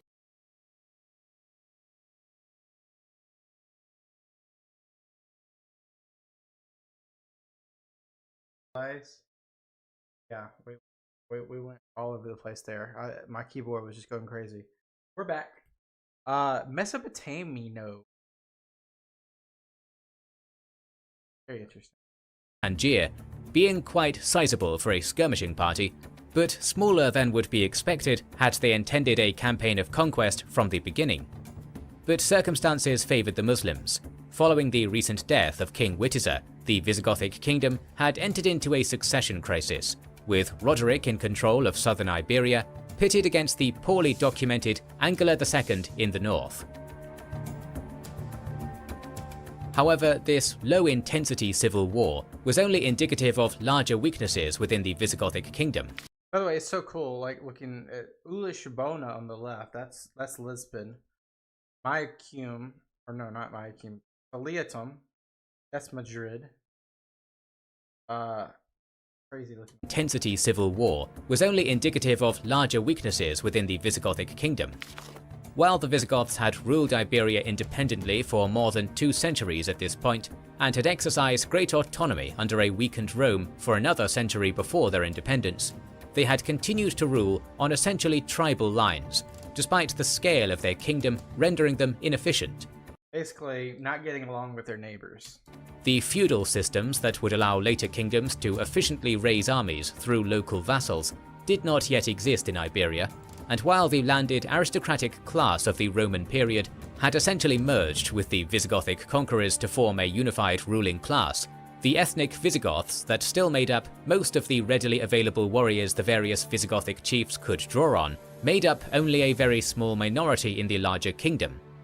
King Recared's abandonment of the Arian sect of Christianity, traditionally followed by the Visigoths, in 589 in favour of their kingdom's majority Chalcedonian Christian faith, accompanied by the abandonment of the Gothic tongue as a church language, had done much to unify the Visigoths with their subjects. However, the Hispano-Roman aristocrats had not been a warrior nobility, and the kingdom lacked efficient administrative systems by which to mobilize its peasantry to war. While every denizen of the Visigothic kingdom was theoretically required to provide military service to the king on demand, this duty was owed directly to the king, rather than to a more accessible local intermediary, making it a duty only too easy to ignore for the vast majority of the population outside Toledo and the king's own domain. Thus, while the Caliphate had been able to vastly expand its power through its conquests, through recruiting large numbers of converts in conquered territories for further campaigns, and by embracing the sophisticated administrative systems left behind by the Romans and Persians, coupled with laws laid down in the Quran, the military power of the Visigothic kingdom was not fundamentally changed from the tribal armies that had fought Rome under Alaric. TLDR to all of this, the Muslims are much more collected, connected. They have a way better understanding of military strategy because of their reps that they've gone through. They have a way better administrative ability to resource, to work together. They've learned from the Eastern Romans. They have learned from the Persians. Obviously, one of the, two of the best, greatest, longest lasting empires ever. So the Visigoths are in trouble. Its army still made up in large part by the personal warriors of Visigothic chiefs, despite the vastly larger Latin population they ruled over. In addition to the relative unpreparedness of their foes, the Arabs had a valuable ally on their side, Count Julian of Ceuta, who was most likely a Byzantine governor who had switched his allegiance upon his empire's abandonment of North Africa, rather than attempting to fight a doomed resistance against the Arabs. We saw a bunch of that happen. While it seems he aided by providing his suzerain ships for the crossing of the Strait of Gibraltar, his larger role in the story is somewhat in question. Despite his importance in later accounts, which claim he had made the first attack on Iberia with his own forces in 709, seizing loot with which to entice the Arabs to destroy Roderick for him and avenge his daughter's rape at the Visigothic king's hands, no mention of this grudge exists in the Mozarabic Chronicle of 754, the earliest surviving account of the invasion. And neither Julian's subservience to the more powerful Arabs, nor Musa's predictable decision to expand into the rich lands of the Visigoths require any tales of vengeance to explain. The accounts that paint Julian as the architect of the Visigothic kingdom's conquest also clash with both the Mozarabic Chronicle's assertion that Arab raiding had begun years before the conquest, and with the common narratives of later Christian accounts, which claim that it was the enemies of Roderick within Iberia that requested and facilitated the Muslim invasion. Oh. While any of these stories might be at least partially true, yeah, you gotta give everything with a grain of salt. You just gotta mush it all together, and somewhere in there you're gonna find the truth. they are likely irrelevant. With North Africa subjugated and inhospitable, with difficult-to-traverse desert to the south, the Caliphate's invasion of Hispania was an inevitability, whether Roderick was guilty of raping Julian's daughter or not, and Yeah, obviously. They just wanted to continuously expand. Julian would have been compelled to support Musa as a caliphal vassal, with or without any personal grudge.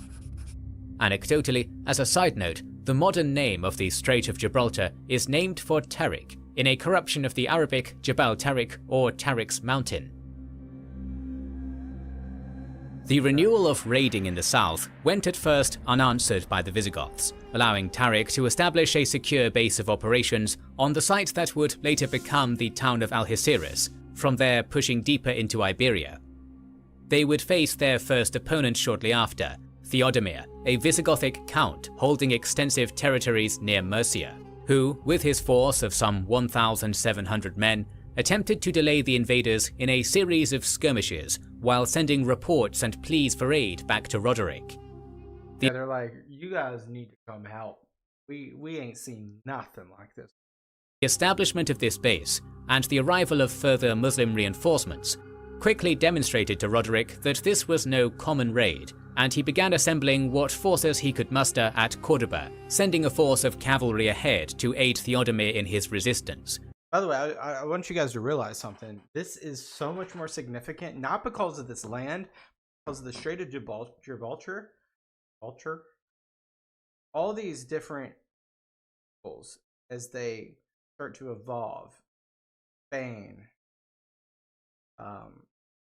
France, Germany, Denmark, Norse, England. Now they're just like different Germanic tribes and people at this point. They'll evolve and they'll start to, becoming a little bit more seafaring as life goes on. This Strait of Gibraltar is so important. It is strategically the key to the Mediterranean. You control this, you control the Mediterranean. Just as we saw in the Mediterranean itself with Egypt and Suez built. But that area that goes from Mediterranean to the Red Sea? I don't even know what I'm talking about. Anyway, this is such a strategic place that will butterfly effect. What I'm trying to get to. And instructing the Count to withdraw northward to join him. Meanwhile, he began his own much slower march south, hindered by poor logistics, the slow arrival of reinforcements from disloyal vassal chieftains, and a lack of discipline among the conscripted serfs. He finally regrouped with the battered remnants of Theodemir's force at Guadalete, their numbers weakened after a series of skirmishes over at least a month that greatly favoured the mobile Berber cavalry making up the bulk of Tariq's forces, which had also been mercilessly raiding the countryside so as to force Roderick into a battle on the field. Guadalete would soon be the site of a historically pivotal but poorly documented battle that has been the basis of countless conflicting tales and legends. The numbers involved are very much in question, with later Christian chronicles claiming as high as 187,000. That seems a bit high, eh? Though the number given for the Muslim forces in the Mozarabic Chronicle, 7,000 in Tariq's initial landing force, with 5,000 reinforcements, bringing the total to 12,000, is like... Right, like, there's a difference of 175,000. Crazy. At least significantly inflated as well, it is at least plausible considering the readiness of converted Berbers to join Musa's forces across subjugated North Africa. No figures are given for the Visigothic forces under Roderick, save a similarly unlikely 100,000 claimed by later Arab chronicles. The defenders did most likely outnumber the invaders, with over 30,000 in the highest modern estimates, though given the previously mentioned challenges in mobilizing their Hispano-Roman subjects, even a number half this large is likely generous. But they face problems of disloyalty that undermined their small numbers advantage. So really like 10 to 15, they're thinking. Some recurring themes found in both Muslim and Christian sources may shed some light on the events of the Bloody July Day. The previously mentioned Mozarabic Chronicle of 754, though a useful source for information on the Visigothic kingdom's history and politics, mentions the Battle of Guadalete only in passing and elaborates little on the tactics involved. It does, however, make it clear that many of the more powerful Visigothic tribal leaders had only feigned their support when accompanying their king to battle, intending to lead Roderick to his downfall and claim the throne themselves. And while later that's tribalism for you. Accounts are of questionable reliability, this general narrative of betrayal surrounding the kingdom's fall remains a constant. Some accuse Roderick of having had Witiza assassinated in a coup attempt, while many other accounts are quite hostile towards Witiza and his line as a result of the late king's anti-clerical policies, with villainization of Witiza growing harsher and more common as time passed. Witiza's opposition to a series of discriminatory decrees by the Spanish church councils targeting Iberia's large Jewish population might have contributed to this, given the growing hostility towards Europe's Jews in the era of the Crusades and Reconquista, a period that had seen renewed interest in the fallen Visigothic kingdom and to which many of these later chronicles trace. Many of these chronicles even suggest that two sons of Witiza, seeking to claim their father's throne, had invited the Arabs into Iberia, or that Iberia's Jews had used their close ties to the Jews of North Africa to do the same, seeking an opportunity to end their long suffering under the harsh anti-Semitic policies of the Visigothic kingdom and its church, which since 694 had even allowed for any Jew refusing baptism to be enslaved. Neither story seems likely, especially considering Witiza was unlikely to have been older than 25 himself when he died, making any children he might have had rather young for such scheming. Yeah, they would have to be like 11 or 12 at most. But whatever the case, if anyone had hoped to take advantage of the Muslim incursion to claim the Visigothic throne, they would be very disappointed. Roderick had his loyal Visigothic warriors, armoured and bearing axes and swords, split into two contingents, the Armoured and bearing axes and swords. larger making up the centre of the vanguard, and a smaller detachment held in reserve.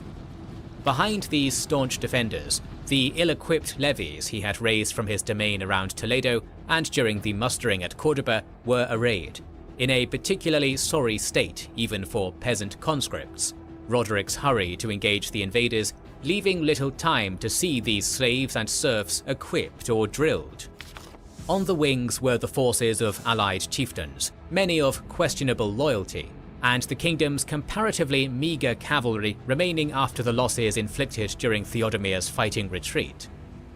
Tarik, though outnumbered, had far more cavalry than his foe, and fewer concerns of morale and loyalty. Though the majority of the Arab warriors that had come forth from Syria to conquer North Africa had either returned home or remained behind with Musa, he had a strong contingent of heavily equipped Arab cavalry making up his army's centre, with Berber and Arab infantry behind them, while Berber light cavalry on the wings and in the rearguard made up the bulk of his army. Accounts vary greatly, but it would seem that the first 2 days of fighting remained more or less in the balance, with both armies suffering mounting casualties and with greater Visigothic numbers seemingly giving them the edge at first. Both leaders encouraged their forces with speeches, Tarik chastising his forces for falling back during the second day's fighting, claiming that only by holding fast and seizing victory could they hope to survive and return home, and promising to lead them to riches and glory on the following day. When the third day's fighting began, Tarik would prove true to his word, personally leading his heavier cavalry in a charge that broke through the Visigothic warriors making up Roderick's centre. With the enemy vanguard depleted by 2 days' fighting, Tarik's cavalry soon found themselves with nothing but scattering serf levies between them and the enemy leaders and rearguard, with the Muslim infantry taking advantage of the breach and following closely behind. I'm expecting them to just run through them real quickly. The circumstances of the following rout are unclear. A Visigothic leader slain early in the charge seems to have been mistaken by the Muslims for Roderick, starting a false rumour of the king's death that That's so weird how often that happens. hastened panic and desertion in an army already held together by very little. Every horse. Some accounts claim that much of the Visigothic cavalry under Bishop Oppa, a possibly illegitimate son of Witiza's father and predecessor Egica, defected to Tarik as part of a prearranged betrayal, and while this claim is rather doubtful, it is clear that many did desert the king as the tables began to turn. A general rout soon followed, as the levies broke and the Berber cavalry charged the enemy flanks, running down fleeing soldiers. Though Roderick's personal forces put up a staunch defence despite their broken lines, inflicting sizable casualties, the premature rumour of the king's death I don't think that Roderick's gonna get killed here. would soon prove to have come only a few hours too early, and by the fierce battle's end, the king and a sizable portion of the Visigothic nobility had been slain. Okay. Though nearly 3,000, close to a quarter of the Muslim force, had been among the casualties, losses had been far greater for the defeated Visigoths, and their kingdom would not long outlive their fallen king. With the Visigothic kingdom so reliant on the military dominance of its ruling minority and commanding little loyalty from its subjects, this single crushing defeat effectively spelled its end. Tariq was quick to march to Toledo in the aftermath, where Oppa, who does not in fact seem to have been present at Guadalete despite later claims of his battlefield betrayal, had taken the Visigothic throne. Oppa would prove a ready collaborator with the conquerors, aiding them in capturing and executing many of the remaining Visigothic chiefs and nobility as they made to flee the capital. 712 would see Musa cross the strait with another army to join his victorious underling in pacifying the remainder of Iberia, with Tariq's army splitting into four in order to more swiftly overcome what little They're just going city by city. Scattered resistance remained. Some cities would put up spirited defences, with Seville requiring a 3-month siege and Merida 5 for Musa's army to capture, and with Seville even rising shortly in late 713 in a rebellion crushed by Musa's son Abdelaziz. However, the Visigoths' unpopularity in the urban centres, such as Cordoba, left many ready to accept their new conquerors, and even the Mazarabic Chronicle, though quite hostile towards the Arabs, makes note of Cordoba's flourishing after its later establishment as the capital of the new caliphal province of Al-Andalus in 716. This has got to be, besides capturing Egypt, the #1 accomplishment so far for early Muslim expansion. Though Oppa and some new other figures from the old ruling class retained a degree of their former status through collaboration, there would be no more Visigothic kings, and their lines quickly fade into obscurity. If Oppa, Angela, or any others had indeed conspired with the Muslims to take the throne, their ploy had failed, with the Visigoths being assimilated into the larger Iberian Christian population and their power broken. In their place, Musa placed Arabs in most positions of power within the newly conquered state, though the Muslims did also rely heavily on Iberia's Jews to help hold and administer their new territory. With the harsh restrictions put in place by the Visigoths lifted, Jewish communities were among the most eager in accepting the change of rulership, and many Jews rose to positions of prominence as advisors and officials under the comparatively even-handed governance of early Al-Andalus. However, this story would end in tragedy even for many of the victors, and Musa and Tariq would not enjoy the fruits of their success for long. By 715, they had completed the initial conquest of the peninsula, overrunning the lands of the Basques and the northern territories held by Angela, who disappeared from the record, making his supposed collaboration with the Arabs unlikely. But just as Musa had himself taken power in North Africa after the political disgrace of its conqueror, Hassan ibn al-Numan, Tariq and Musa, by this point feuding with each other over the spoils and glory of the conquest, a precursor for more Arab-Berber hostility to come, would be summoned to Damascus by a sickly and aging al-Walid. Every single time they're sickly and aging. Only to find the Caliph already on his deathbed upon their arrival. And these pictures of them they make me feel like they're 30. And his brother Suleiman, the acting monarch. Mired in a rocky succession, with al-Walid having backed his son Abdelaziz ibn al-Walid for the throne, Suleiman ordered Musa to delay his triumphant entrance into Damascus until after al-Walid expired and he properly became Caliph. In doing this, Suleiman hoped to claim some of the glory of the conquest to inaugurate his new reign.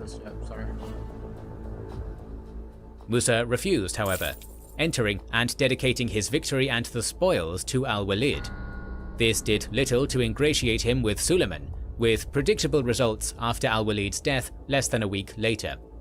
Tariq and Musa were both first stripped of their wealth, then disgraced and publicly paraded as traitors, ostensibly in response to Musa's complaints towards the confiscation, but in all likelihood an inevitable part of the broader crackdown on al-Walid's governors and loyalists that took place upon Suleiman's inauguration. The two conquerors of Al-Andalus would live the rest of their lives in obscurity, while Musa's sons, Abdelaziz and Abdullah, left behind as governors of Al-Andalus and Ifriqiya respectively, would both be killed on the Caliph's orders.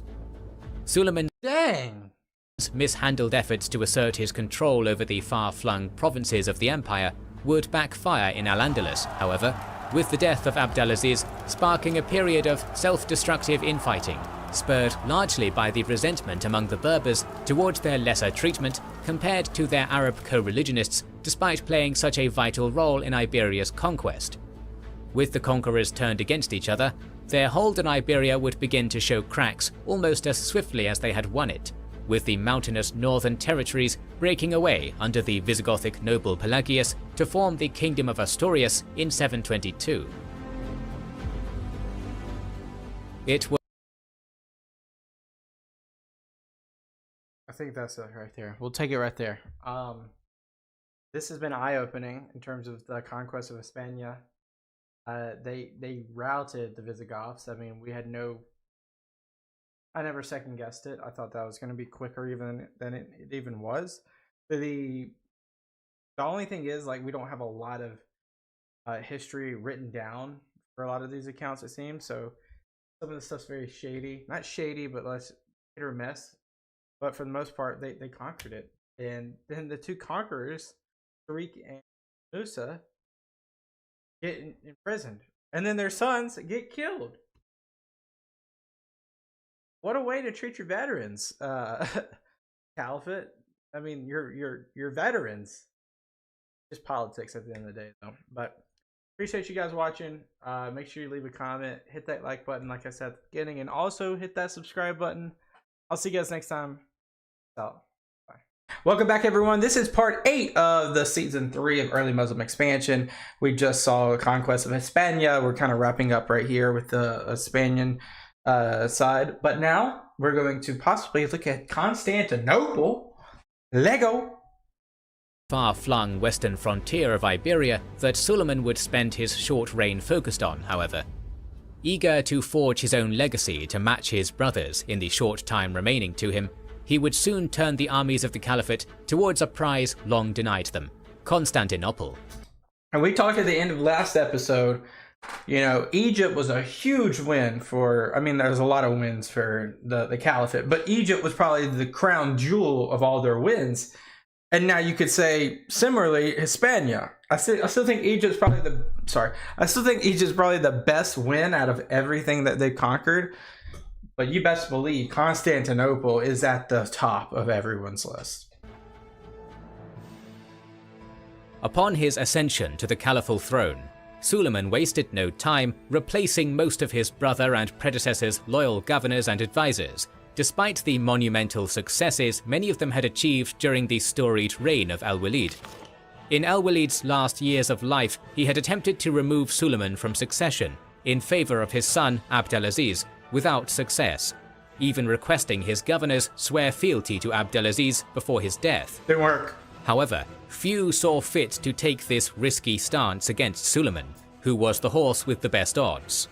Moreover, the rocky succession and support for Abdelaziz from Al-Hajjaj, one of the most powerful men in the Caliphate, created deep divides in the Umayyad court and caused Suleiman to see enemies around every corner. Very paranoid. As a result, after Musa refused to delay his entry to the capital until after Al-Walid's death, so Suleiman might claim the glory, both Musa and Tariq were stripped of their titles and disgraced. Yep. Qutayba ibn Muslim, who had brought Islamic rule to most of Transoxiana through a combination of military victories and shrewd diplomacy, would be extended the offer to keep his position by Suleiman, likely due to the large power base Qutayba commanded and the threat of civil war. Despite this placation, Qutayba, suspecting Suleiman would turn on him as soon as he felt secure enough to do so, and resenting the appointment of his longtime rival Yazid ibn al-Muhallab as the new governor of Iraq and Persia, denounced Suleiman as illegitimate and rallied his troops against the new caliph. So civil war was inevitable.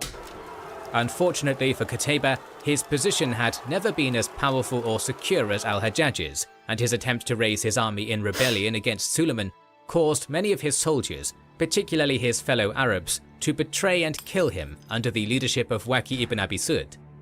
Although Waki would take over as governor of Transoxiana, the following years would see many of Qutayba's successes in the region reversed in a string of defeats and rebellions, and Arab control of Transoxiana would remain unstable for decades to follow. Meeting a similar end would be the famous conqueror of Sind, Muhammad ibn al-Qasim. As another ally of al-Hajjaj's, who had opposed Suleiman's ascension, Ibn al-Qasim was removed from power by Suleiman and promptly placed under arrest by his replacement as governor of Sind, Yazid ibn Abi Kabsha. Dang, we're cleaning house, aren't we? And sent to Ibn al-Muhallab's custody to be tortured and executed. Recently conquered Iberia. Golly, if you look at the last 3 or 4 people that did stuff for the caliphate, it's all in vain. It's like, we don't care. Screw you. It's crazy, guys. Would also see a similar power vacuum created with the execution of Musa ibn Nasir's 2 sons, the governors of Ifriqiya and Al-Andalus, leading to a period of the same self-destructive infighting. Meanwhile, Ibn al-Muhallab quickly stepped into the powerful role al-Hajjaj had long filled, and prepared for new conquests in the east. With anarchy reigning in the caliphate's distant western frontiers, Suleiman's focus was far closer to home.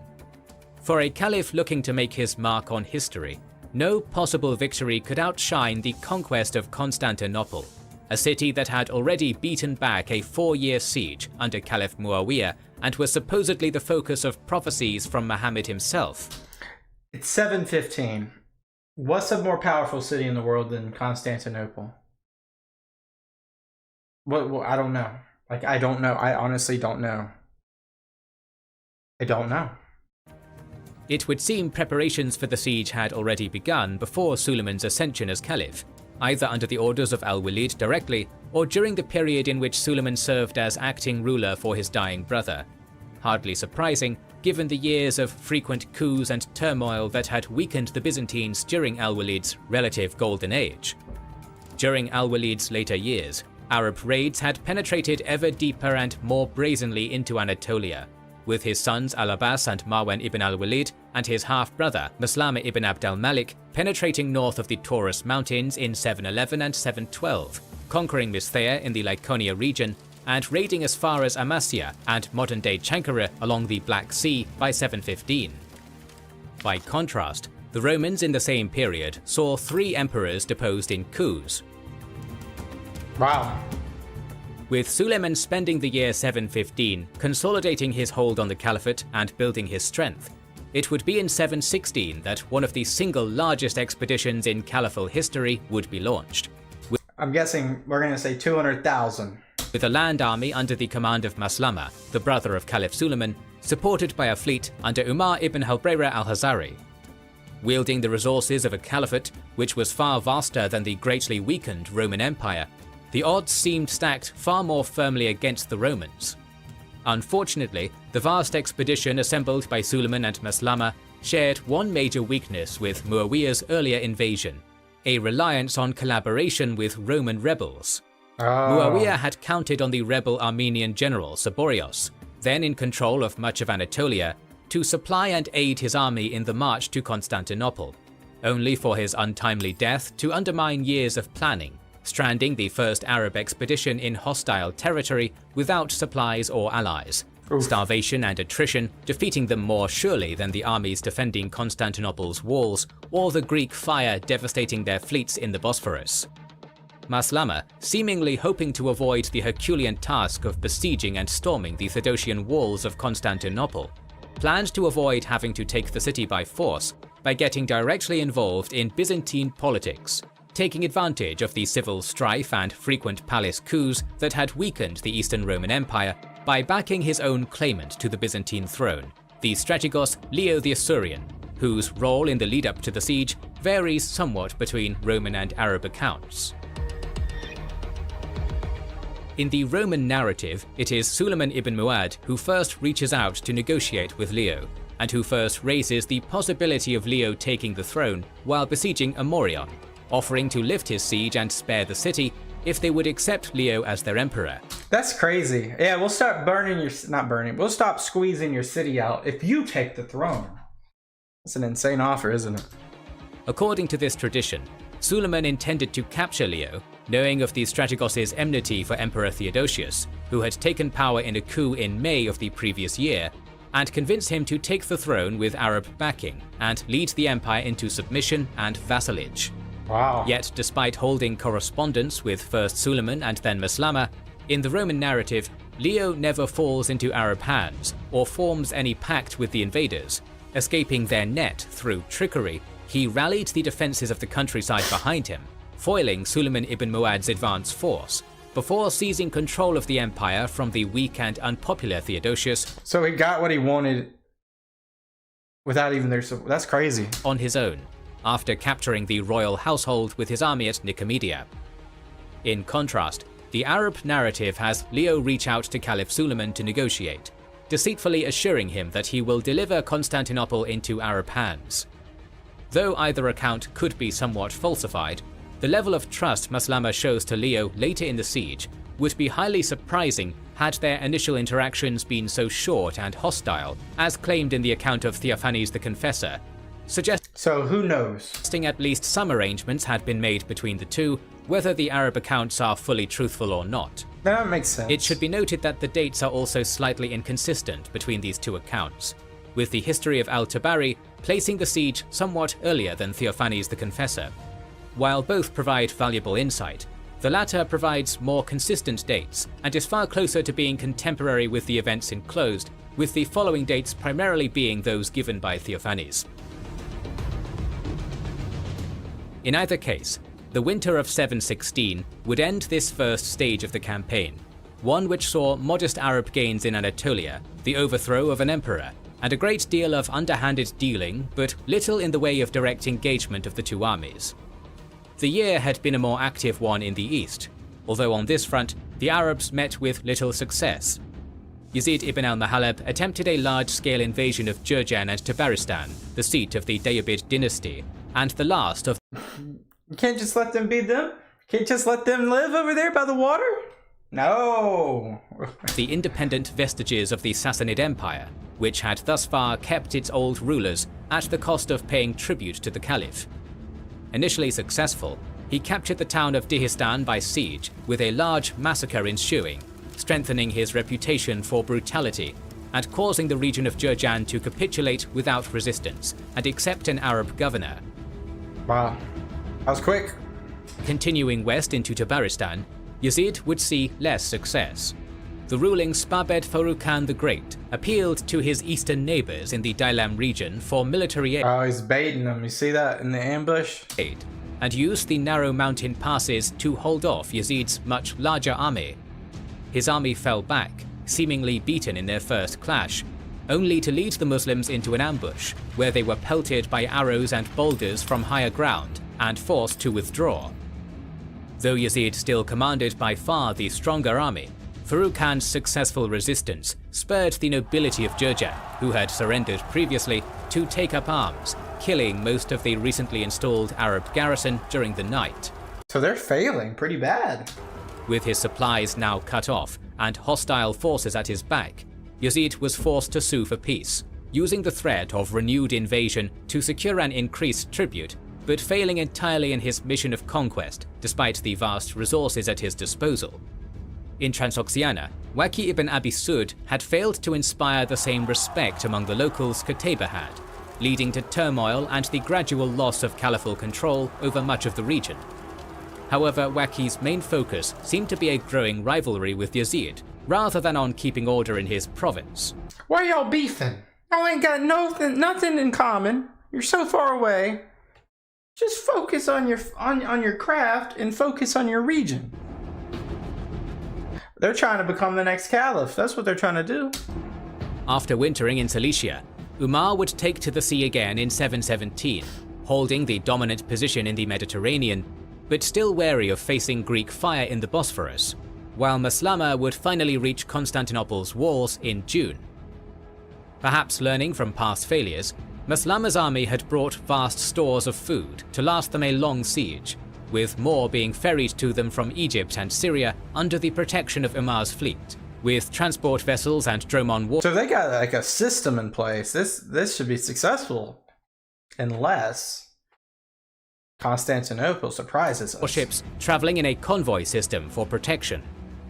To demonstrate his force's commitment to the siege, no matter how long it should take, Maslama had forbidden his forces to eat from the rich stockpile of provisions they had brought, instead building low walls and wooden houses for the besiegers around the city, and sowing crops in the ground to sustain them. So they're planting their seeds legitly, like actually. Feeding themselves by plunder and soon by their own harvests, Maslama's massive besieging force was transformed almost into a small city of its own, and looked well prepared to weather the bitter winter approaching. But according to the Arab accounts of the siege, Leo and Maslama remained in negotiations at this point. Leo still feigned allegiance to the Umayyad prince, and claimed he was doing his best to convince his subjects to surrender. In the main version of the tale, Leo claims that Constantinople's inhabitants would surrender in exchange for the Arabs' food stores to feed their trapped and hungry citizens and demonstrate the truth of Maslama's promises of safety in exchange for submission. Uh-oh, what's about to happen? When Maslama agreed, they looted the Arab army's stores and crops by night before returning to their defenses in the morning. In another version, Maslama even burns his own supplies on Leo's insistence that Constantinople would surrender without a battle if convinced Maslama was preparing for a major assault. At face value, these accounts might seem unlikely, but at this point, Maslama was negotiating from a position of strength. With transport ships from Tunis and Egypt resupplying him, he risked little, and an opportunity to avoid the daunting siege might have been too tempting to pass up. Whether the tales are true, or simply a way to scapegoat one commander for a broader military failure, the Arab naval supremacy would not be long-lived. As the fleet continued to arrive and ferry soldiers for the siege, many sailing past the city as far north as modern Istanbul's Ortaköy neighborhood, the convoys would be forced to sail past the Golden Horn, which was blocked with a chain and harbored the Roman fleet, which had been waiting for their moment of opportunity. For the large and unwieldy transport ships to sail north against the currents of the Dardanelles required a south wind. On September, I think I've heard this story where the Arabs, there's a chain, so for them to get over the chain, they move to the back of the boat to lift and then go over it. But first, an unlucky change of weather would see 20 of these large and logistically vital ships betrayed by the breeze and drift backwards with the current away from the safety of their escorts. Uh-oh. The Roman fleet wasted no time, sailing out from the Golden Horn to bathe them and their crews in liquid fire, a harsh blow with a cold winter approaching and a hit to the morale of the Arab fleet. Dang. In the historian Al-Tabari's words, the besiegers were forced to eat everything but dirt, suffering greatly over a cold winter outside the city. On this somber note, Caliph Suleiman would breathe his last, dying in October 770. These caliphs live like they have a stressful job. They don't live very long. In his brief reign, none of his grand ambitions had come to fruition, as Yazid ibn al-Mahalab's invasion had been a failure, and the attack on Constantinople had been stalled. The legacy Suleiman had killed so many for, and worked so desperately to build, would largely be one of setbacks and failures, overshadowed by the triumphs of his predecessor. Let me guess, Yazid's gonna be next. Suleiman had initially intended to be succeeded by his son, Ayub, but Ayub had died earlier in the year of a plague that was possibly Suleiman's cause of death as well. Okay. Instead, on his deathbed, he declared his younger cousin, Umar ibn Abdulaziz, a longtime ally of Suleiman's who had served as his governor of Medina, to be his successor as caliph, creating surprise and resentment among closer family members, such as his brothers Yazid and Hisham, though Yazid was promised right of succession after Umar. It was no coincidence that the newly crowned Umar II shared a name with the legendary second caliph, Umar ibn al-Khattab. Through his mother's side, he was the second caliph's great-grandson, a prestigious connection he emphasized greatly. With the arrival of spring, the pressure began to mount on the Arab army besieging Constantinople. On the Arab army? Provisions?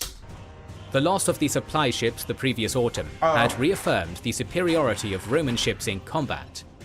However, Leo's fleet lacked the numbers to actively patrol outside the Dardanelles, or safely scout the movements of the Arab ships. With the arrival of spring, sizable fleets from Egypt and Tunis came bringing supplies across the Mediterranean to the besiegers. Keeping their distance from Constantinople, they landed secretly in various places, from Chalcedon to the mouth of the Gulf of Nicomedia, on the Asian side of modern Istanbul. However, the crews of these fleets were mostly Coptic Christians of Egyptian descent, thousands of whom had been relocated to work the shipyards of Tunis after the conquest of North Africa by Hassan ibn al-Numan. Upon the fleet's arrival on Roman soil, organized mutinies among the Egyptian crews broke out among the Arab fleet, with the crews taking control of some ships, while many others escaped, fleeing to sanctuary among their fellow Christians in Constantinople. Wow. With the fleets paralyzed and crippled by the loss of so many crewmen, and Leo informed of the Arab fleet's location and sudden weakness by the defectors, the Roman fleet sailed forth once more from the Golden Horn, capturing or destroying the great Arab fleets nearly in their That's insane. Like East. I did not know the supremacy. It's just crazy, the supremacy they have in the naval front. entirety. While the land army still held firm at first, the Romans had retaken full naval dominance for the time being. They cut the besiegers off from supplies or effective reinforcement, with the army divided by the now uncrossable Dardanelles. The entry into the conflict of the Bulgarian Khanate, ruled by Leo's ally Khan Tervel, would spell further disaster for the Arabs. With the besiegers on the European side of the Dardanelles cut off from retreat, without ships to ferry them across, a huge portion of the demoralized army, forced to spread out across the countryside to forage for food, and unprepared for the attack of a lightning-fast cavalry army, would be defeated and massacred. This is not going to end well for the Arabs. With the army facing destruction on the European side, smaller defeats at Roman hands in Asia, and starvation throughout, Umar would end the grand expedition and call his cousin Maslama home, leaving more than 20,000 dead to hunger, Greek fire, or Bulgar horsemen behind them. Wow. The disaster would weaken the Umayyad state and serve as something of a turning point. Though Umar would be well remembered for his political reforms, this largely marked the end of the great Umayyad conquests. More than the loss of manpower and ships at Constantinople, overextension and the rise of powerful governors would sap the ability of the Umayyads to project power outwards. Already the frontiers of Transoxiana and Iberia had been left almost completely to their own devices, with little support from faraway Syria, as anarchy and infighting ate away at the Caliphate's power in these far-flung regions.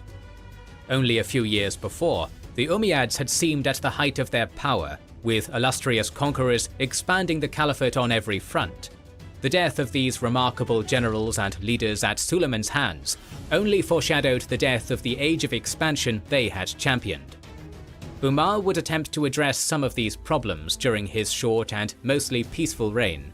The poor treatment of non-Arab Muslims, a common cause for rebellion in past decades, would improve, with the jizya tax now exempted for all Muslims rather than Arabs only. That makes sense. My goodness. I was waiting for that. Attempts at reconciliation with the Shia would be made as well. Yet this is largely seen as the start of a stagnation and decline that would last until the Umayyads' overthrow some 3 decades later. Wow. 30 more years. Following Suleiman's death and the end of his disastrous period as Caliph in 717. Okay, I think that's a good stopping point right there. Wow, I think they had an idea what they were gonna do.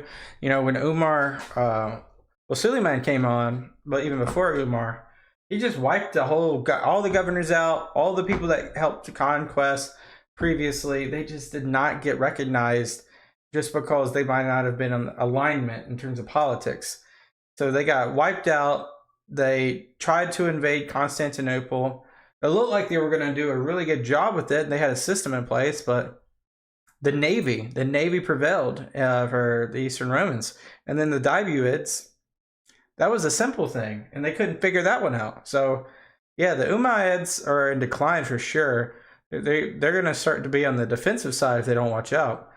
So I'm excited to see kind of what happens from here. We got about 45 more minutes, so maybe 2 or 3 more videos. So excited for what comes next. Appreciate you guys watching. Every single one of you. I read all your comments. I really do appreciate you guys. You guys have a great rest of your day. I'll see you guys next time. Peace out. Bye-bye. Welcome back, everyone. We are continuing with the early Muslim expansion. This is North Africa, Europe, and Central Asia. Part, I don't even know. But let's continue. We just saw the siege of Constantinople fail again. What's next? After his period as caliph in 717, the caliphate was granted a brief reprieve from its troubles through the mostly peaceful and uneventful 3-year reign of Umar II. Despite a small Iraqi Kharijite rebellion in 718 seeing some initial success against local forces, Syrian troops swiftly put it down under Umar's cousin Maslama ibn Abd al-Malik, and the frontiers remained mostly quiet during Umar's brief reign, and the attempted political and social reforms he championed. As seen in previous episodes, numerous revolts against the caliphate had come about due to the poor treatment of non-Arab converts to Islam, or Mawali. Rebellion among Mawali, got it. Persian-speaking Iraqis had threatened to topple the Umayyad dynasty twice, under Muqta al-Thaqafi during the Second Fitna and Ibn al-Ash'ath in 700 AD, and Iberia was plagued by ongoing strife between its Berber and Arab conquerors. Umar made efforts to address this problem, making all Muslims exempt from the jizya tax, rather than Arabs only. That's, finally, we have equality. Which, sort of. If you're not a Muslim, you don't have equality, so no freedom of religion, but nevertheless. Coupled with expanded missionary activity to encourage conversion in his still minority Muslim empire, brought some degree of improved cohesion and stability at the cost of cutting into the caliphate's tax revenues. However, several events during his reign would have long-term repercussions. First, the caliphate met its limit on its far eastern frontiers, where the Arab holdings in Transoxiana became the battleground against a new rival in the form of Tang China. They're fighting China? Didn't know that. Caliphate's holdings in the region were recent conquests brought about by Qutayba ibn Muslim, who had since been a victim of Suleiman's purges, leaving the distant frontier bereft of this popular and skillful leader. Thus, when the Arabs were drawn into an ongoing conflict between the Tang and the Tibetan Empire as a Tibetan ally, it would soon spell disaster. The caliphal vassal Khan Suluk of the Turgesh's invasion of the Tarim Basin would meet staunch opposition from Ashinashan, a leader amongst the Western Turkic Khaganate and a commander of the so-called Protectorate General to pacify the West. Despite both the Arabs and Tibetans sending significant reinforcements for this offensive push, and holding a numerical advantage, the mostly Turkic Tang-aligned force opposing them would win a decisive victory. I mean, and you imagine that this is like crazy far away from anything central to the caliphate, so it makes sense that this is kind of like far-fetched for a win. Breaking the siege of Aksu, while another Chinese force simultaneously defeated the Tibetans along the Yellow River, assuring Chinese dominance in the region for the next few decades. Suluk, for his part, promptly switched to the winning side and swore fealty to the Tang after his defeat at Aksu, even going on to attack his former overlords in Fergana, a poorly We got a traitor amongst us. defended region. There was little support from the caliphate's core to be found on the frontiers, for reasons we will soon cover. However, this period did see success in Al-Andalus, where Governor Al-Sam ibn Malik had managed to bring most of the Arab-Berber infighting under control, allowing him to capture such major holdouts as Barcelona and Narbonne from the Visigothic remnant under King Ardo in 719, with the aid of Syrian and Yemeni new arrivals. With the minting of the first Arab coins in Iberia, marking their The first Arab coins ever were in Iberia? That's cool. gradual transformation from a mere occupying army to the vibrant hybrid civilization Al-Andalus would later become. Closer to home, the rapid succession of caliphs was creating its own problems, among them the arrest and later escape of Yazid ibn al-Mahallab, formerly governor of Iraq under Suleiman, and the leader of the ambitious and increasingly powerful Mahalabid family. Over the previous decades, the prestigious position of governor of Iraq had come to hold power almost rivaling that of the Caliph himself, given its traditional oversight over all of the Caliph's eastern provinces, making the stance of Iraq's governor a major factor in any thorny or contested caliphal succession, such as those of Suleiman and Umar.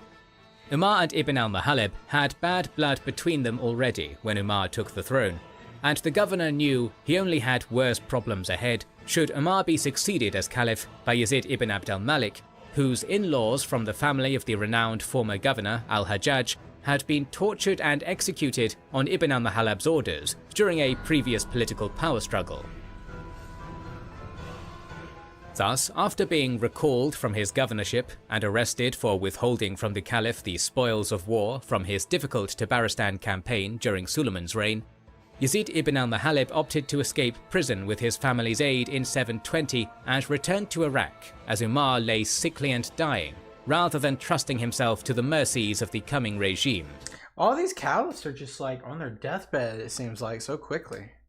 Umar's death in the same year brought Yazid ibn Abd al-Malik to the throne as Caliph Yazid II. Thus, the all-too-short years of peace under Umar were brought to an end, as Yazid was immediately forced to contend with a Mohammedan rebellion in Iraq.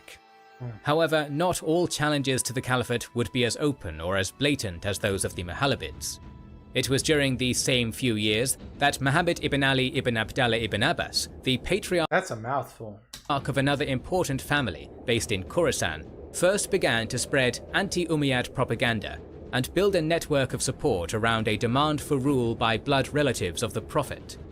And while his and his family's efforts on such a distant frontier attracted little attention from the Umayyads in Damascus at the time, the name Abbasid would soon be known throughout every corner of the caliphate. Yep, I know about the Abbasids.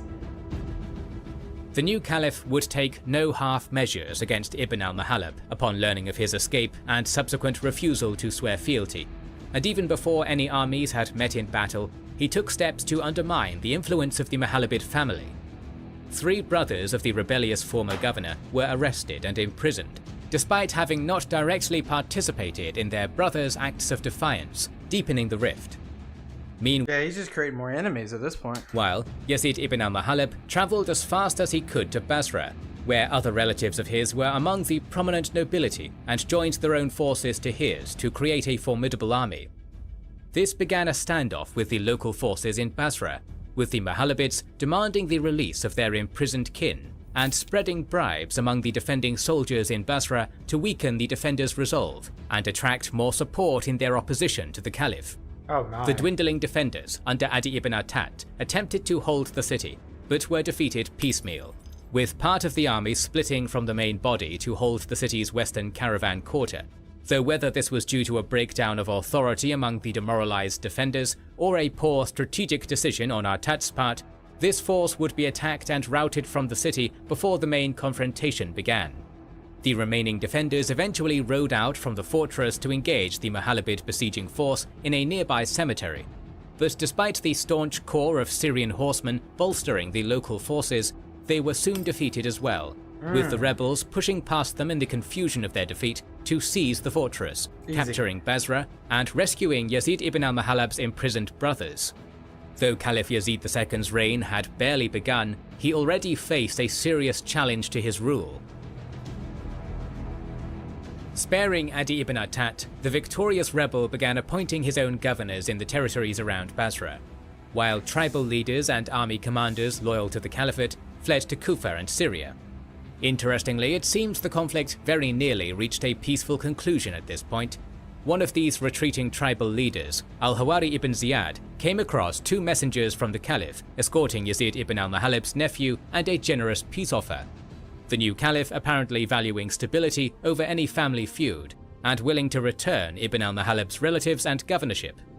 However, Ibn Ziyad argued against this, informing the messengers of Attat's defeat, and insisting Ibn al-Muttalib could not be trusted, convincing them to turn back. Ibn Ziyad's own family rivalry with the Mohammedans may have played into his actions, as Ibn al-Muttalib's nephew, Humayd, suggested in his pleas to the messengers to continue on to his uncle. But whatever his reasons, he ensured through a few words that the civil strife would continue. However, despite Caliph Yazid's reluctance to do battle, the advantage was nevertheless his. While the Mohallabids had secured the support of most of the tribes and army commanders in Basra, aided by lingering resentment towards the caliphate lasting since the tyrannical reign of al-Hajjaj, they had been too slow to seize control in Kufa before its reinforcement, despite the prominent places many members of the dynasty had held in the region. Thus, after some skirmishing against General Maslama ibn Abd al-Malik that saw the Euphrates crossed and the Al-Jazira region retaken by Umayyad forces, Ibn al-Mahallab left Basra with its treasury in hand, intending to march to Kufa. An advance party of Maslama's army sabotaged the canals south of Kufa, however, creating a flood that cut the Mohammedan army off from their destination, as well as from any possible reinforcement from Kufan supporters and family members, and leaving them stranded near Karbala in August 720, where Maslama's main force would catch them on August 17th. An initial engagement set the tone of the battle, with an advance force near Yazid's brother Abd al-Malik ibn al-Mahallab initially driving back the Umayyads' own advance party under al-Abbas ibn al-Walid and nearly claiming victory, only to be routed when the Syrians managed to rally and regroup with the bank of the Euphrates at their backs. Abd al-Malik would regroup with the rest of the army, digging trenches to fortify their camp next to a bridge across the Euphrates, and stationing part of the army on the opposite bank to protect a line of retreat. However, these precautions would not save the Mohammedan rebellion when the battle was finally joined. According to the sometimes unreliable testimony of the historian Abu Miknaf, Yazid ibn al-Mahallab favoured a night attack on the Umayyad camp to fill in the Umayyads' own trenches under the cover of darkness and prepare for a decisive assault at daybreak, but was overruled by the chiefs and leaders among his army, who insisted they abide by the terms of honourable combat under the Quran they had agreed upon with the Umayyads prior. There's honourable combat in the Quran? I didn't know that.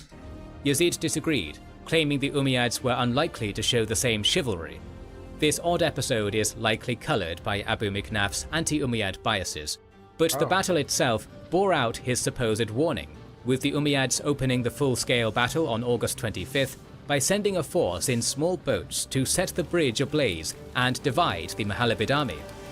On top of cutting off a line of retreat and stranding some of Yazid's forces on the opposite side of the river from the battle, the torching of the bridge was already enough on its own to cause many of Yazid's questionably dedicated soldiers to break and attempt to flee, only to be rounded up and beheaded as an example on their own commander's orders, leaving the Mohammedan ranks in chaos before the first blows were even traded. A greater blow would be the death of Yazid's brother, Habib, who commanded the Mohammedan right flank, and perished early in the battle. The death of his brother, combined with the other setbacks and pressing defeat, seems to have unbalanced the elderly Mohammedan leader, whose words and behaviour following are marked with a single-mindedness bordering on madness. Dismissing advice to retreat to Wasit, he pressed on with the remains of his wavering forces, charging straight for the Umayyad centre, where Maslama was camped. Oh, he wants it all. With little care for manoeuvre or nuance. The greater Umayyad numbers and Yazid's seeming death wish made the outcome of the battle certain.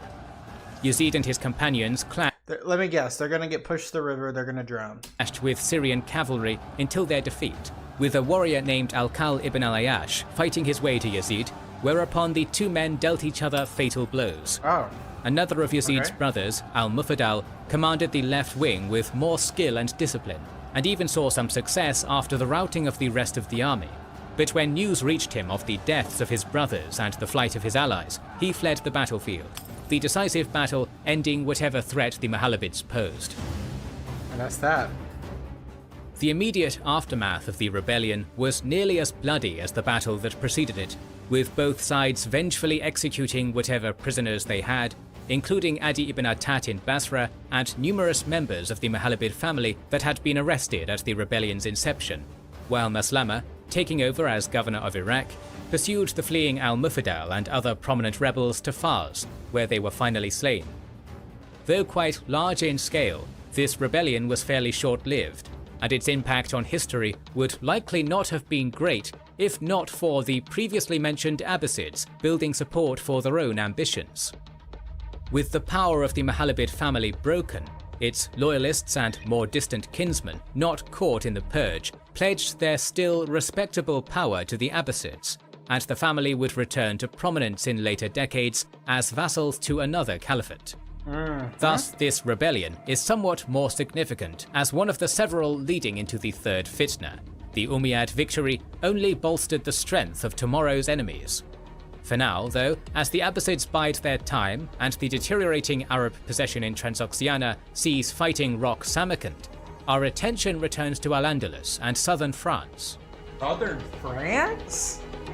The previously Like past the Pyrenees? mentioned Andalusian governor Al-Sam ibn Malik, now more secure in his new holdings and reforms, chose in early 721 to continue the conquests of the Umayyads further northwards into the lands of the Franks, gathering an impressive army, likely 10,000 to 15,000 strong, even if the 6-digit figures given in Frankish accounts are dismissed. This is almost near Charlemagne times, like 100 years. On top of bringing further prizes and revenues for himself and the Caliph by his conquests, Al-Sam seems to have rushed into further outward expansion, in part to keep the fragile harmony within Al-Andalus, hoping the Arab and Berber soldiers and settlers so recently at each other's throats could come together for plunder and holy war in France, rather than returning to their infighting at home.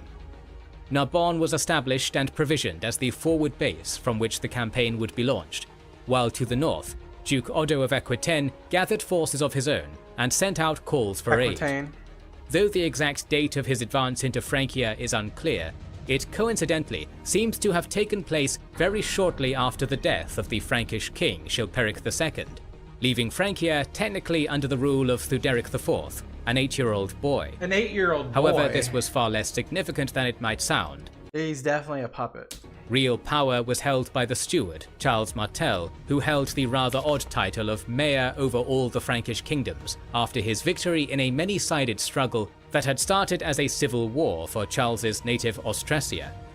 When Chilperic, then king of Neustria, had attempted to take advantage of the chaos and jointly invaded with King Radbod of Frisia, their opportunism backfired, with Charles eventually defeating not only his Austrasian rival, Plectrude, and the invaders, but also the previously mentioned Odo, who briefly joined Chilperic as an ally once the Neustrian King's War was a defensive one.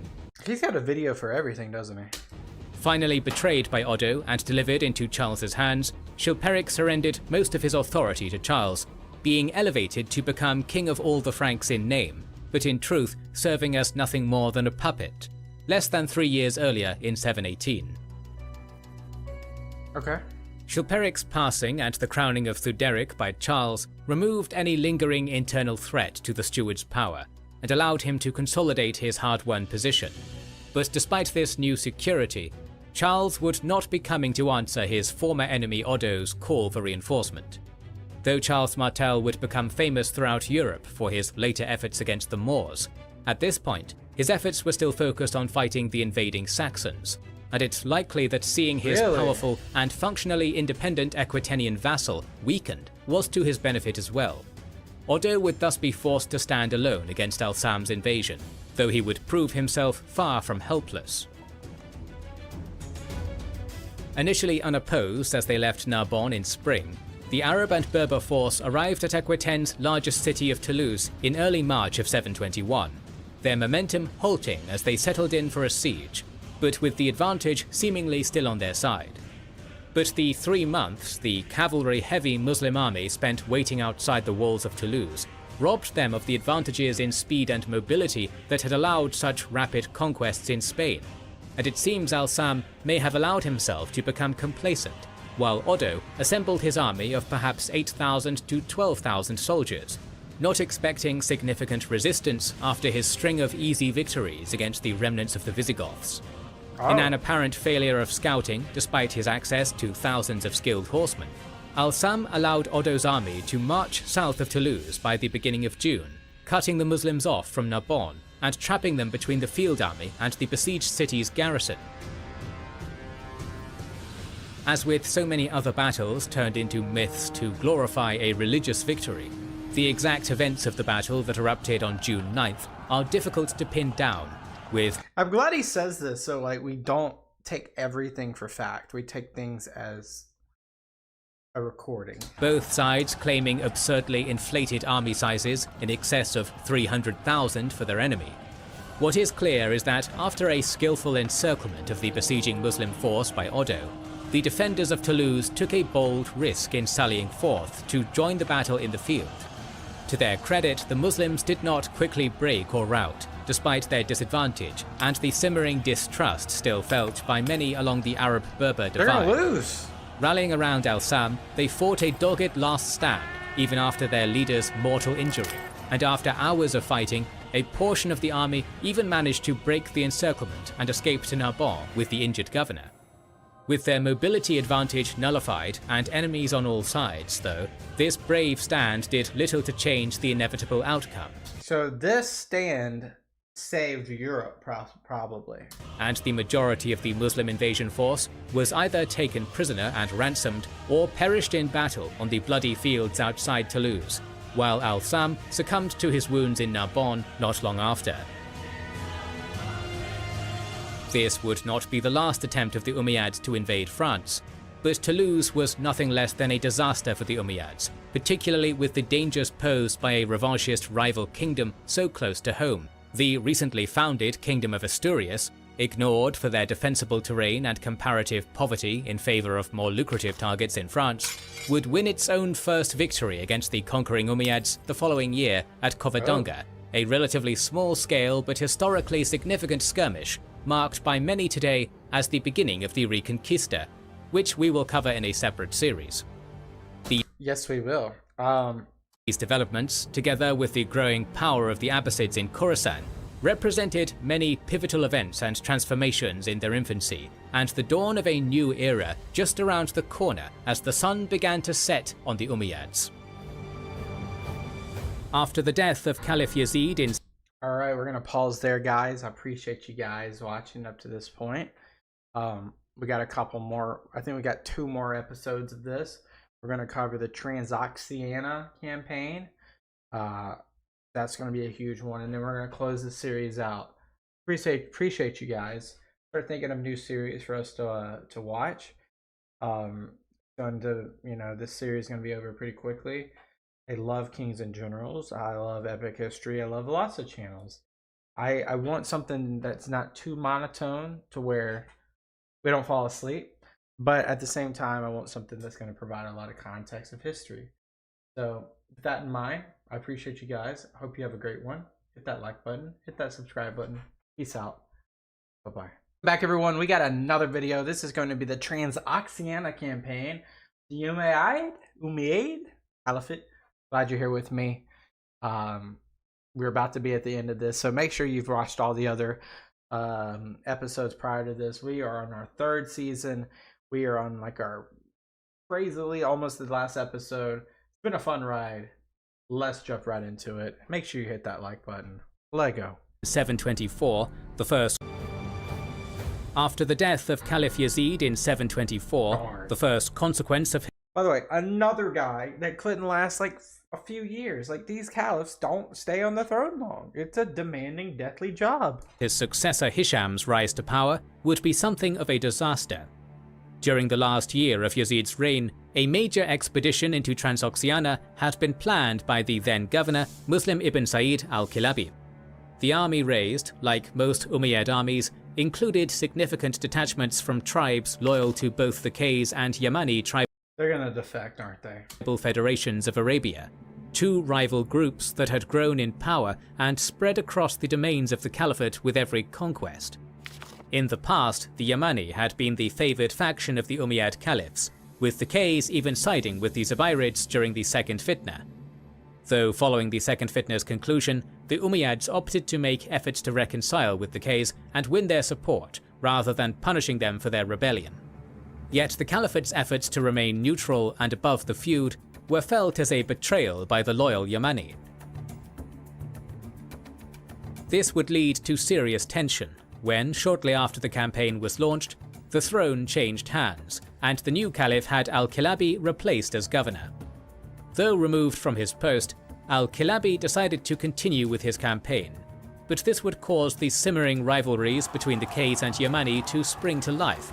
As al-Kalabi belonged to the Qaysi, the Yamani contingent under Amr ibn Muslim refused to follow him across the Oxus after his demotion, preferring to wait for him to be recalled and follow his replacement into battle instead.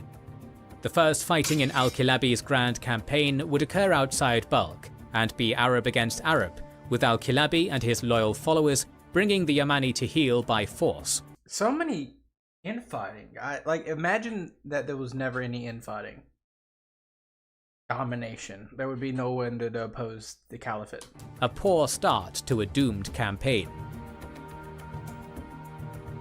Weakened by internal conflict, and with many of the defeated Yamani deserting, al-Kilabi's diminished army joined with Sogdian and Hephthalite allies from still loyal principalities such as Samarkand and Saganian to march against Turgesh-aligned Fergana.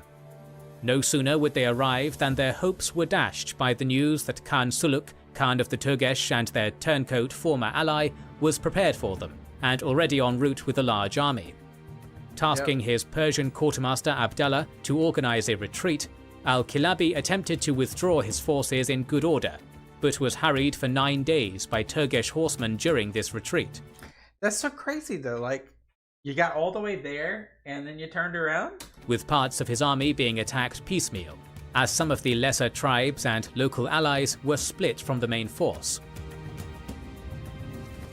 Crossing the Jaxartes would mean relative safety for the retreating army, and they ended the 9th day close by, though al-Kilabi opted to make camp rather than travel by darkness and risk nighttime raids. This would prove a mistake though, as the Turgesh-aligned forces of Fergana and Tashkent used this opportunity to maneuver themselves between the river and the retreating Arabs. Al-Kilabi's army, already exhausted from more than a week of forced marching, awoke to find enemies both before and behind them, their path of retreat and access to water cut off. Y'all should have got some water at the local Walmart, and you would have been able to be good. Problem was, there was no local Walmart. With no other options, al-Kilabi ordered his exhausted army forward, beginning a battle that would be remembered as the Day of Thirst. The day was won by the Muslims, but the cost was heavy. The rearguard's commander, Humayd ibn Abdallah, died in battle to hold off the Turgesh pursuers, but the bulk of the army eventually succeeded in breaking through the enemy lines to cross the river. Those maneuvers. Ultimately, the heavy casualties and abandonment by local allies meant this Pyrrhic victory on the Jaxartes massively weakened caliphal power in Transoxiana, with the Arabs withdrawing to more secure frontiers around Balkh, as former vassals abandoned the caliphate in favor of the Turgesh, and by extension the Tang Empire of China's sphere of influence. Despite the new governor Asad ibn Abdallah's best efforts to rebuild trust and good relations with the caliphate's local Sogdian allies over the next 3 years. The worsening rivalry between the Qaysi and Yamani federations would be of further concern as well, with some tribal leaders among the spurned Yaman Federation joining the Mohammedads in clandestine support for the Abbasid clan's whispers of revolution, and one even turning to the Kharijite heresy and embarking on a short, doomed rebellion in Yemen the following year. Transoxiana, a place that we wouldn't really think about when we think about Muslim rule. And it's been just like a juggle fest ever since they got in that area. The years 724 to approximately 727 saw the caliphate remain fairly stable and secure, if not entirely at peace. Cyprus was raided by sea, and attacks on the Byzantines by the long-serving general Maslama ibn Abd al-Malik continued in Anatolia. Are you gonna try again? With Caesarea being conquered in mid-726. The Eastern Roman Empire was far from toothless, however. Emperor Leo the Isaurian, who had beaten back the massive siege of Constantinople some years prior, had ended the years of anarchy that saw so many emperors raised and deposed, and brought a measure of stability back to the caliphate's oldest rival. Nice. Under pressure, and unable to compete with the caliphate in direct military might, Leo's hopes lay with his ally on the caliphate's northern frontier, the Khazar Khaganate. 727 would see the Caucasus Mountains become a major battleground for the still recently enthroned Hisham, part of the ongoing Arab-Khazar wars that will be the focus of an upcoming series. Oh, okay. The Khazars would not be the only threat to face the Caliphate in this period, and the following year of 728 only spelled further trouble, both in the north and east, with even Samarkand, which had long served as the stronghold and regional capital for the Caliphate in Transoxiana, erupting in unrest. Following the Day of Thirst, Governor Asad ibn Abdallah al-Kasri had initially succeeded in stabilizing the Umayyad hold, but with the tribal feud within his ranks worsening and Abbasid-backed missionaries and seditionists beginning to make their presence felt in the Caliphate's far east, al-Kasri seems to have been overtaken by paranoia by 726, dealing out punishments to many perceived enemies, some severe and some humiliating. We see this all the time with leaders. Once you get like that power, always looking over your shoulder, you don't know who's coming. Flogging his predecessor's right-hand man, Nasser ibn Sayyar, having a collection of tribal leaders imprisoned and shaved bald repeatedly in mockery, and chopping off the legs and hands of a suspected seditionist. That's just gonna make you more hated though. These and other actions began to alienate both his forces and the locals, and led to his replacement in 728 by Ashras ibn Abdallah al-Salami. Good. Hoping that guy did not need to be in power. To inspire greater support and loyalty from the locals, Ashras sent the missionary Abu al-Saida to Samarkand and the surrounding regions to call for conversion to Islam, with al-Saida promising the lifting of the jizya tax from all converts. His efforts I thought they already did that though. Were remarkably successful, bringing in numerous converts and building mosques in the city. But after Samarkand's ruler Gurak complained to Ashras of falling revenues and suggested some had simply feigned conversion to escape taxation, the governor eventually... Sorry for pausing again, but I said this all the time during this entire series. What's to say that these guys aren't just faking being Muslim so they don't get taxed, so they don't get killed? I mean, it makes sense, guys. Like, no matter what you guys believe, if you're in year 728, you were born in... I'm just gonna start talking off my head right now, but a mule right here, that little city to the left. You're born in the mule. You're an orphan. Maybe you're not an orphan. You grow up, go to a local religious place. Yeah, maybe you're Orthodox, maybe you're Jewish, maybe you're what do you call it? Maybe you are polytheism. You believe whatever you believe. Maybe you're atheist, whatever. And then an invader who has killed many of your family, who has killed many of your friends, you've seen burn and torture people, not because they're horrible people, but that's war. They'd say, all right, you there, will you believe in our God? Or will you face the consequences, economically or physically? What are you going to do? Are you going to be a martyr for your religion? Maybe, but probably not. So, the conversion ways that these guys are going about it may be good in some instances, but maybe there should be some... And I think it's really a leadership problem. It's not a ideological problem. I'm not saying... people trying to convert people to be Muslim is bad. I'm not saying that. I'm saying the way that some of these generals were doing it, or governors were doing it, were maybe a little bit too harsh. You got to come in soft sometimes, especially when people are scared. If people are scared that they're going to die, or they're going to get all their stuff taken, they'll do, okay, yes, I will be Muslim, but it's not genuine. So you really don't gain anything there. See what I'm saying? That's my soapbox. Actually ordered the recent conversions to be ignored and the tax collection to continue as before. Outraged, more than 7,000 locals refused to pay their taxes, supported by Abu al-Saida in opposition to Ashras and the Caliphate. The imprisonment of the missionary and other leaders among the would-be rebels diffused the situation before it could devolve into bloodshed. But the disillusioned former followers of al-Saida sent offers of alliance to the Turgesh Khan Suluk to drive out the Caliphate from Samarkand, further undermining their hold. Things would only get worse in 729. Resolving to take the fight to Suluk with another offensive campaign, Ashras sent his vanguard commander, Qatan ibn Qutaybah, son of the great conqueror Qutaybah ibn Muslim, ahead of him across the Oxus, as he camped in Amul with the bulk of his army.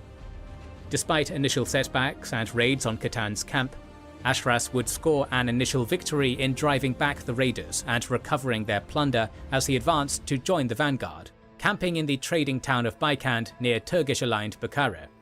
But in a near repeat of the Day of Thirst, the Arab army was encircled by night, awakening to find themselves again cut off from water. In the following Battle of Baikand, despite thirst sapping the army's strength, These guys definitely are like, based on these animations, they're probably shooting an arrow, like not forward, but like as they're driving or riding their horse. They're shooting backwards, probably, I bet, or to the side, which is very strategical. And the Turgesh killing more than 700 in the initial bloody engagements. Qatan and Ashras separately managed to break through enemy lines and escape with their forces, each thinking the other had perished for 2 days before rejoining each other among the still Arab-held forts near Bukhara. Ashras did seize victory of a sort from this setback. Suluk's pursuit was turned back after a bloody 2-month siege at the fort of Kamaja, initially driving its Arab garrison from their trenches outside the fort and storming the gates, only for the defenders to light blazing fires in the midst of the fighting and force the Turks back. After several failed attempts to break the defenders' resolve through assaults on the walls, attempts at bribery, and a mass execution of prisoners that was copied in equally grisly fashion by the defiant garrison, Suluk was forced to withdraw, allowing Ashras to lay siege to Bukhara and even capture it in 730 after wintering at a nearby oasis. But even this short victory would soon be for naught. In the aftermath of Baikand, Gurek defected to become another ally to the Turgesh, and though the sizable Arab garrison in Samarkand under Sora ibn al-Hur still held the city itself, it was now surrounded by hostile territory and ruling over a hostile population. When Suluk marched on Samarkand in 731 to restore Gurek to the lordship of his city, the new governor, Al-Junayd ibn Abd al-Rahman, sent a large army, recorded as 28,000 strong, to relieve them. Okay. But the relief force would find itself besieged in turn after Suluk lifted the siege to intercept it in the steep, dry Taktakaracha pass between Kish and Samarkand. A battle broke out in the narrow pass, cavalry clashing on the more open Muslim right flank, while fierce fighting took place on foot against the cliffs on the Muslim left. Though the fighting was close, with slaves and the Arab baggage train even being offered their freedom to join the fighting, the Muslim right was soon broken and driven back, leaving Al-Junayd under pressure in the centre. With the two battered armies separating at dusk, Al-Junayd, tasting likely defeat in any further open battle, made the decision to dig trenches and fortify their camp despite the lack of a water source, sending orders to Samarkand's garrison of 12,000 to depart the city and relieve their relief force. Will he do it though? As the garrison sallied forth on their mission, despite Sora's misgivings and attempted refusal, spies sent word of their coming ahead to Suluk and Gurek, who departed from the pass to seize their true prize, meeting them in battle atop a hill not far from the camp of Al-Junayd. Here, without cliffs to protect their flanks or the numbers to match the Turgesh allied army, the garrison found themselves marching into grass fires set by their foes and harried by cavalry on all sides. I mean, this is just formidable, guys. How do you get past this? The outnumbered force was soon shattered, run down, and slaughtered by enemy horsemen as their confused formations broke up in the thick dust and smoke. Sora died in battle, and although Al-Junayd would survive and escape thanks to this diversion, this decisive defeat, coupled with a religious revolt led by Al-Harith ibn Saraj in 734 that united a portion of the Arab settlers with overtaxed local converts against the weakened Umayyads, would cause the almost total collapse of power in Arab Transoxiana for nearly a decade to follow. Yeah, Oxiana is not going to go Muslim for a while. The most storied battle of Caliph Hisham. All right, so we're going to pause there, guys. We got one more video for early Muslim expansion. That's it. As far as I know, that's it. Guys, I appreciate you guys so much. It seems like, we learned a little bit more about the infighting. Transaxiana just becomes a continuation of back and forth. What I said about like conversion makes so much sense to me. Hope it made sense to you. But overall, yeah, the Umayyads feels like they are stagnating a little bit right now. They're not losing control. They're just kind of like plateauing, you know? So we got one more video. I'll see you guys there in the next one. Until next time, peace out. Hit that like button. Subscribe for more. Bye-bye. Welcome back, everyone. We are on our final video ever. Not really, not ever, but final video for early Muslim expansion. I'm glad you're here. Today, we got the Battle of Tours to start us with. Looks like we're in Iberia. Glad you're here with me. Make sure you hit that like button. Make sure you hit that subscribe button if you love history just like I do. Smush the cat. Okay, let's go. Islam's reign did not take place in Transoxiana, however, but in France. The Caliphate's previous defeat to Duke Odo at Toulouse, though a major setback, had not spelled the end of their ambitions in the region, and numerous raids were launched from the forward base of Narbonne during the 720s.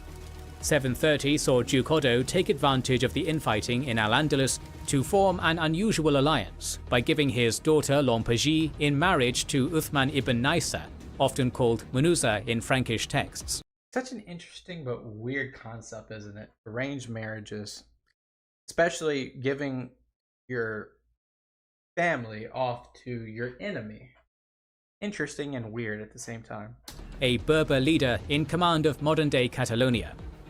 Though this deal would briefly stop the raids and bring a measure of security to Aquitaine, it would very quickly backfire when Uthman rose in rebellion against the recently appointed Arab governor Abdurrahman al-Ghafiqi. With his allies' ill-advised rebellion swiftly crushed, Odo found himself facing not simple Berber raids, but the incensed and vengeful governor's army, which in early 732 launched a lightning attack into Navarre, seizing Bordeaux by storm and inflicting a heavy defeat on Odo at the river Garonne. Wow. With the hero of Toulouse bloodied and on the retreat, the path seemed open for a far greater offensive than Al-Sam's.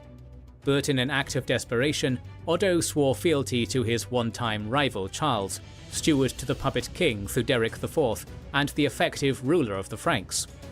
While Charles had been absent in Toulouse, he had not spent the intervening 11 years idly. Knowing a confrontation with Al-Andalus was inevitable, he had taken out a large loan from the Pope, equipping and training one of the only professional standing armies in Western Europe since the collapse of the Roman Empire. In comparison, Abdul-Rahman, though remembered as a just and generous leader in Arab texts, seemed quite unprepared for confrontation with a rival such as Charles, unsurprising considering the rapid turnover of Umayyad governors and the preoccupation with Arab-Berber rivalries closer to home that the governor had worked so hard to calm.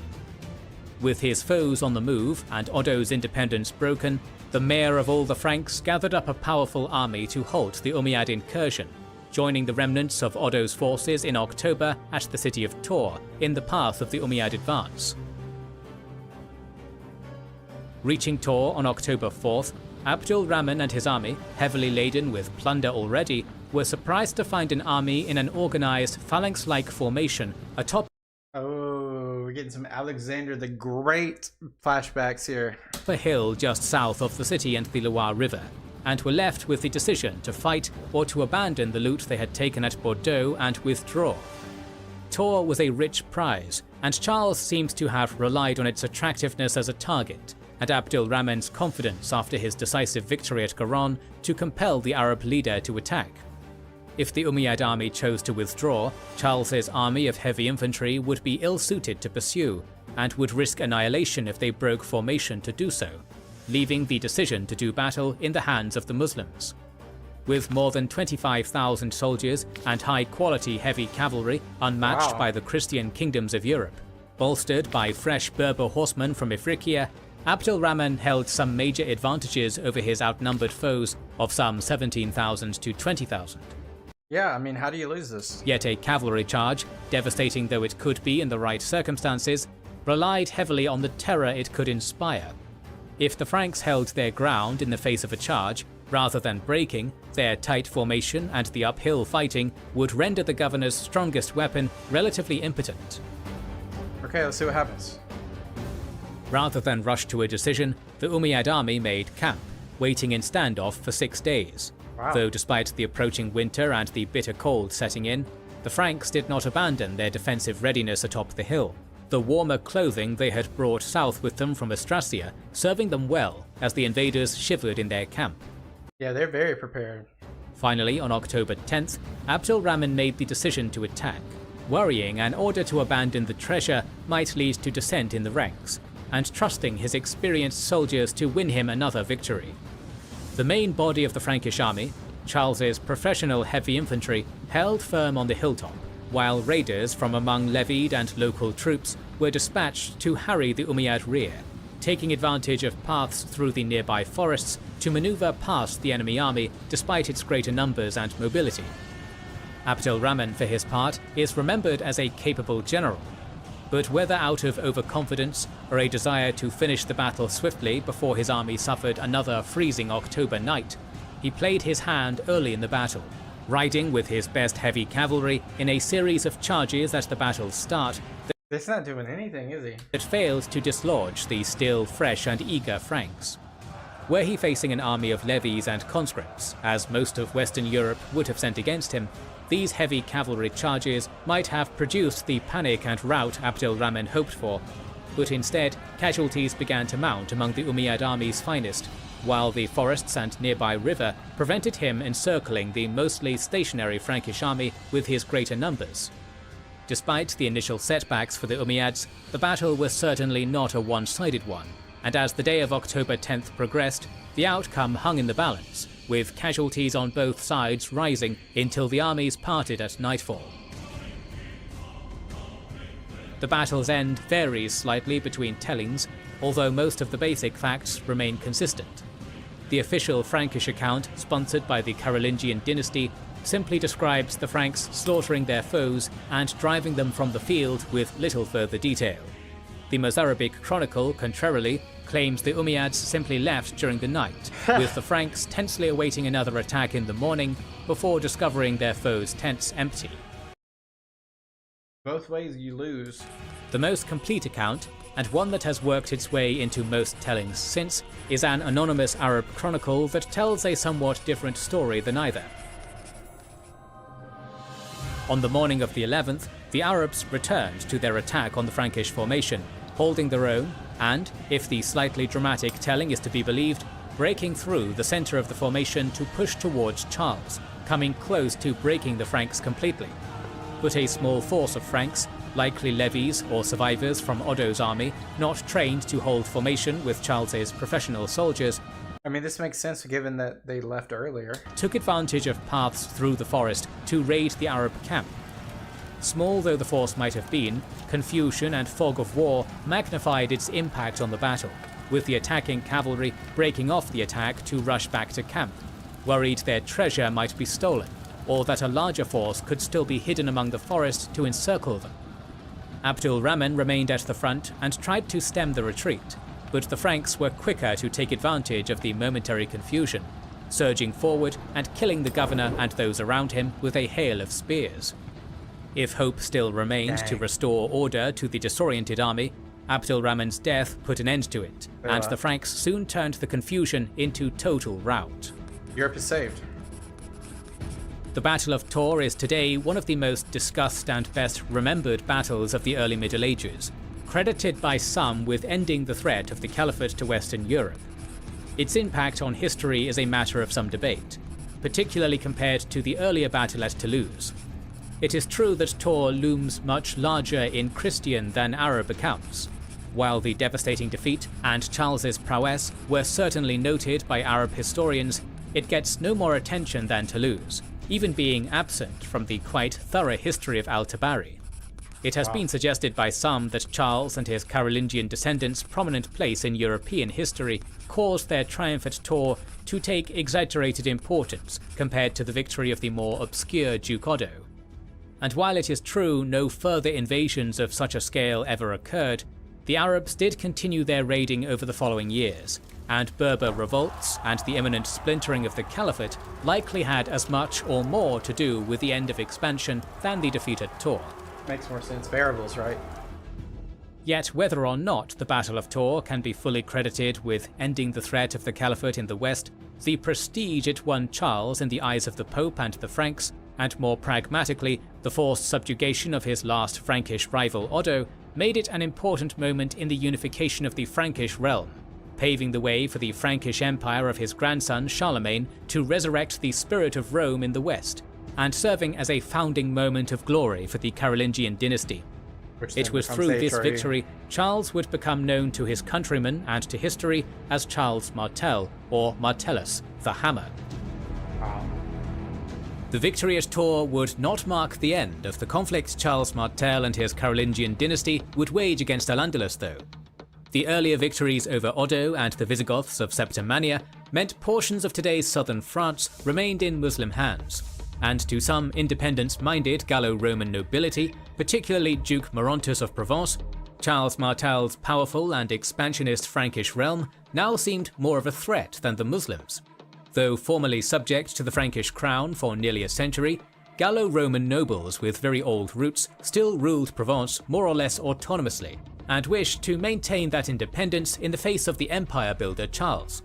Thus, in 734, 2 years after their defeat at Tours, the Umayyads added Avignon to their realm, apparently not through conquest but through diplomacy, with Maurontus willing to forge alliances with non-Christians to avoid subjugation. Other accounts suggest that it was in fact conquered, along with Al in 735, by Narbonne's Umayyad governor Yusuf ibn Abd al-Rahman al-Fihri.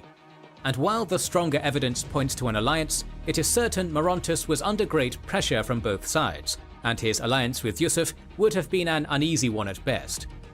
Whatever the case, with 735 also seeing Duke Otto's death, and Charles receiving the formal pledge of fealty from his successor, Hunald of Bordeaux, the stage was set for a new set of confrontations between the Hammer and the Caliphate.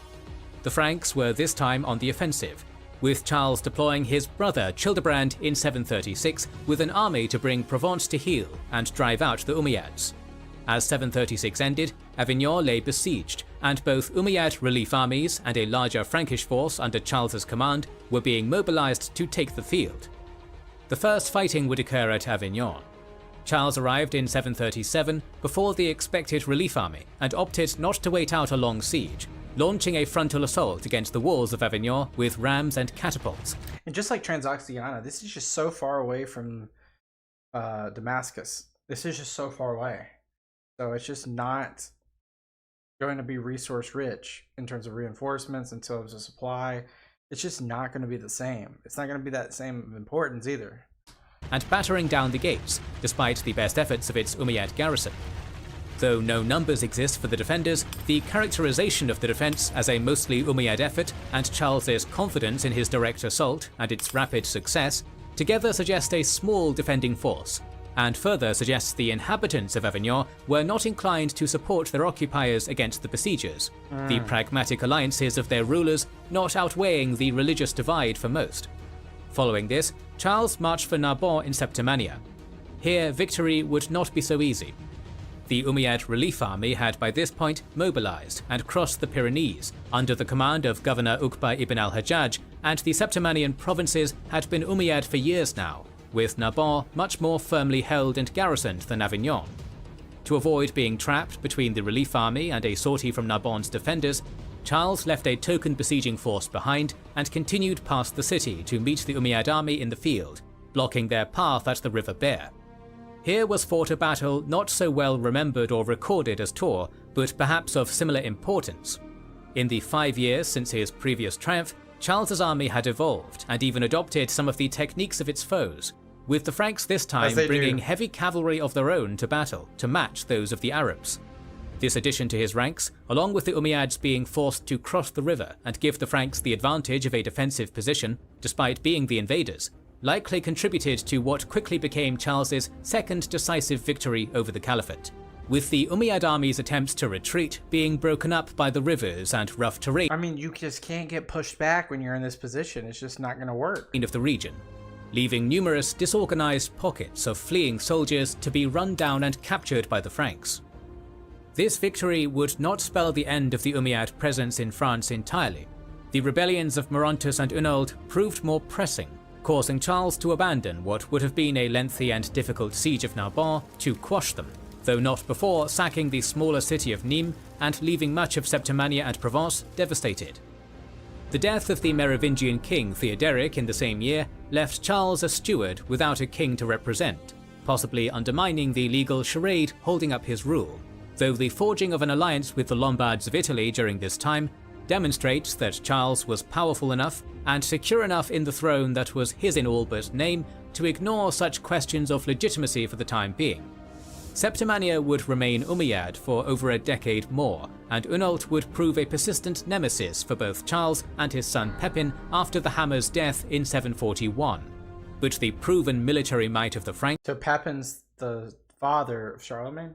the added weight of the Lombard alliance, and the Arab-Berber hostilities now brought to a boiling point by Kharijite preachers across Iberia and North Africa, meant the once-threatening caliphate could do little to aid its northern allies or protect its Septimanian holdings. The growing Carolingian Empire, so recently imperiled by Umayyad invasions, would be able to take the offensive at its own leisure in the years to follow. The next two sub-series of our series on the early Muslim expansion will continue this story, and we'll talk about the Arab-Khazar Wars and the rise and fall of the Abbasid Caliphate. Ooh, we got more to watch. To ensure you don't miss them, make sure you are subscribed and have pressed the bell button. Please We gotta turn captions on. We gotta make sure I don't miss. and we'll talk about the Arab-Khazar Wars. All right, I gotta write that down, guys. Gotta write that down. Arab Khazar Wars, rise, all Abbasid. I think I already did the rise and fall of the Abbasid Caliphate. I can't remember if they did it or the Epic History did it, but I did it for sure. And the rise and fall of the Abbasid Caliphate. To ensure you don't miss them, make sure you are subscribed and have pressed the bell button. Please consider liking, subscribing, commenting and sharing, it helps immensely. Recently we've started releasing. Alright guys, you guys do the same. Make sure you hit that like button and subscribe button so we don't miss any reactions together. This was an amazing series. Hats off to Kings and Generals, guys. They are phenomenal what they do. Animations, storytelling, fact finding, XYZ. They are just amazing. I've learned more about Muslim history over these last three documentaries than I have the first 27 years of my life. And yes, I'm 27, so you want another fact from me. But the continuation of this history is just crazy. We started at 6, like right before, like it was like 6:30. Now we're in 100 years of early Muslim history, whether it be the beginnings in Mecca and Medina, and then the continuation into the desert, and the continuation of the Tigris Euphrates, the continuation to Syria and the Levant, then pushing to Egypt and then North Africa, and pushing further east and further north to the mountains and the Central Asia, to the sieging of Constantinople and Anatolia, to the sieging and continuation of Iberia, to France. The craziness is just continuing. We got a lot more to watch together. This isn't just what we do.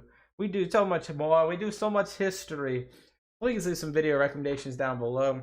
I'm going to check out the Arab-Khazar Wars and see if they have that up there. If they do, we might move on to that. If they don't, we might move on to something else. I'll see you in the next one. Peace out. Have a great one. Bye-bye.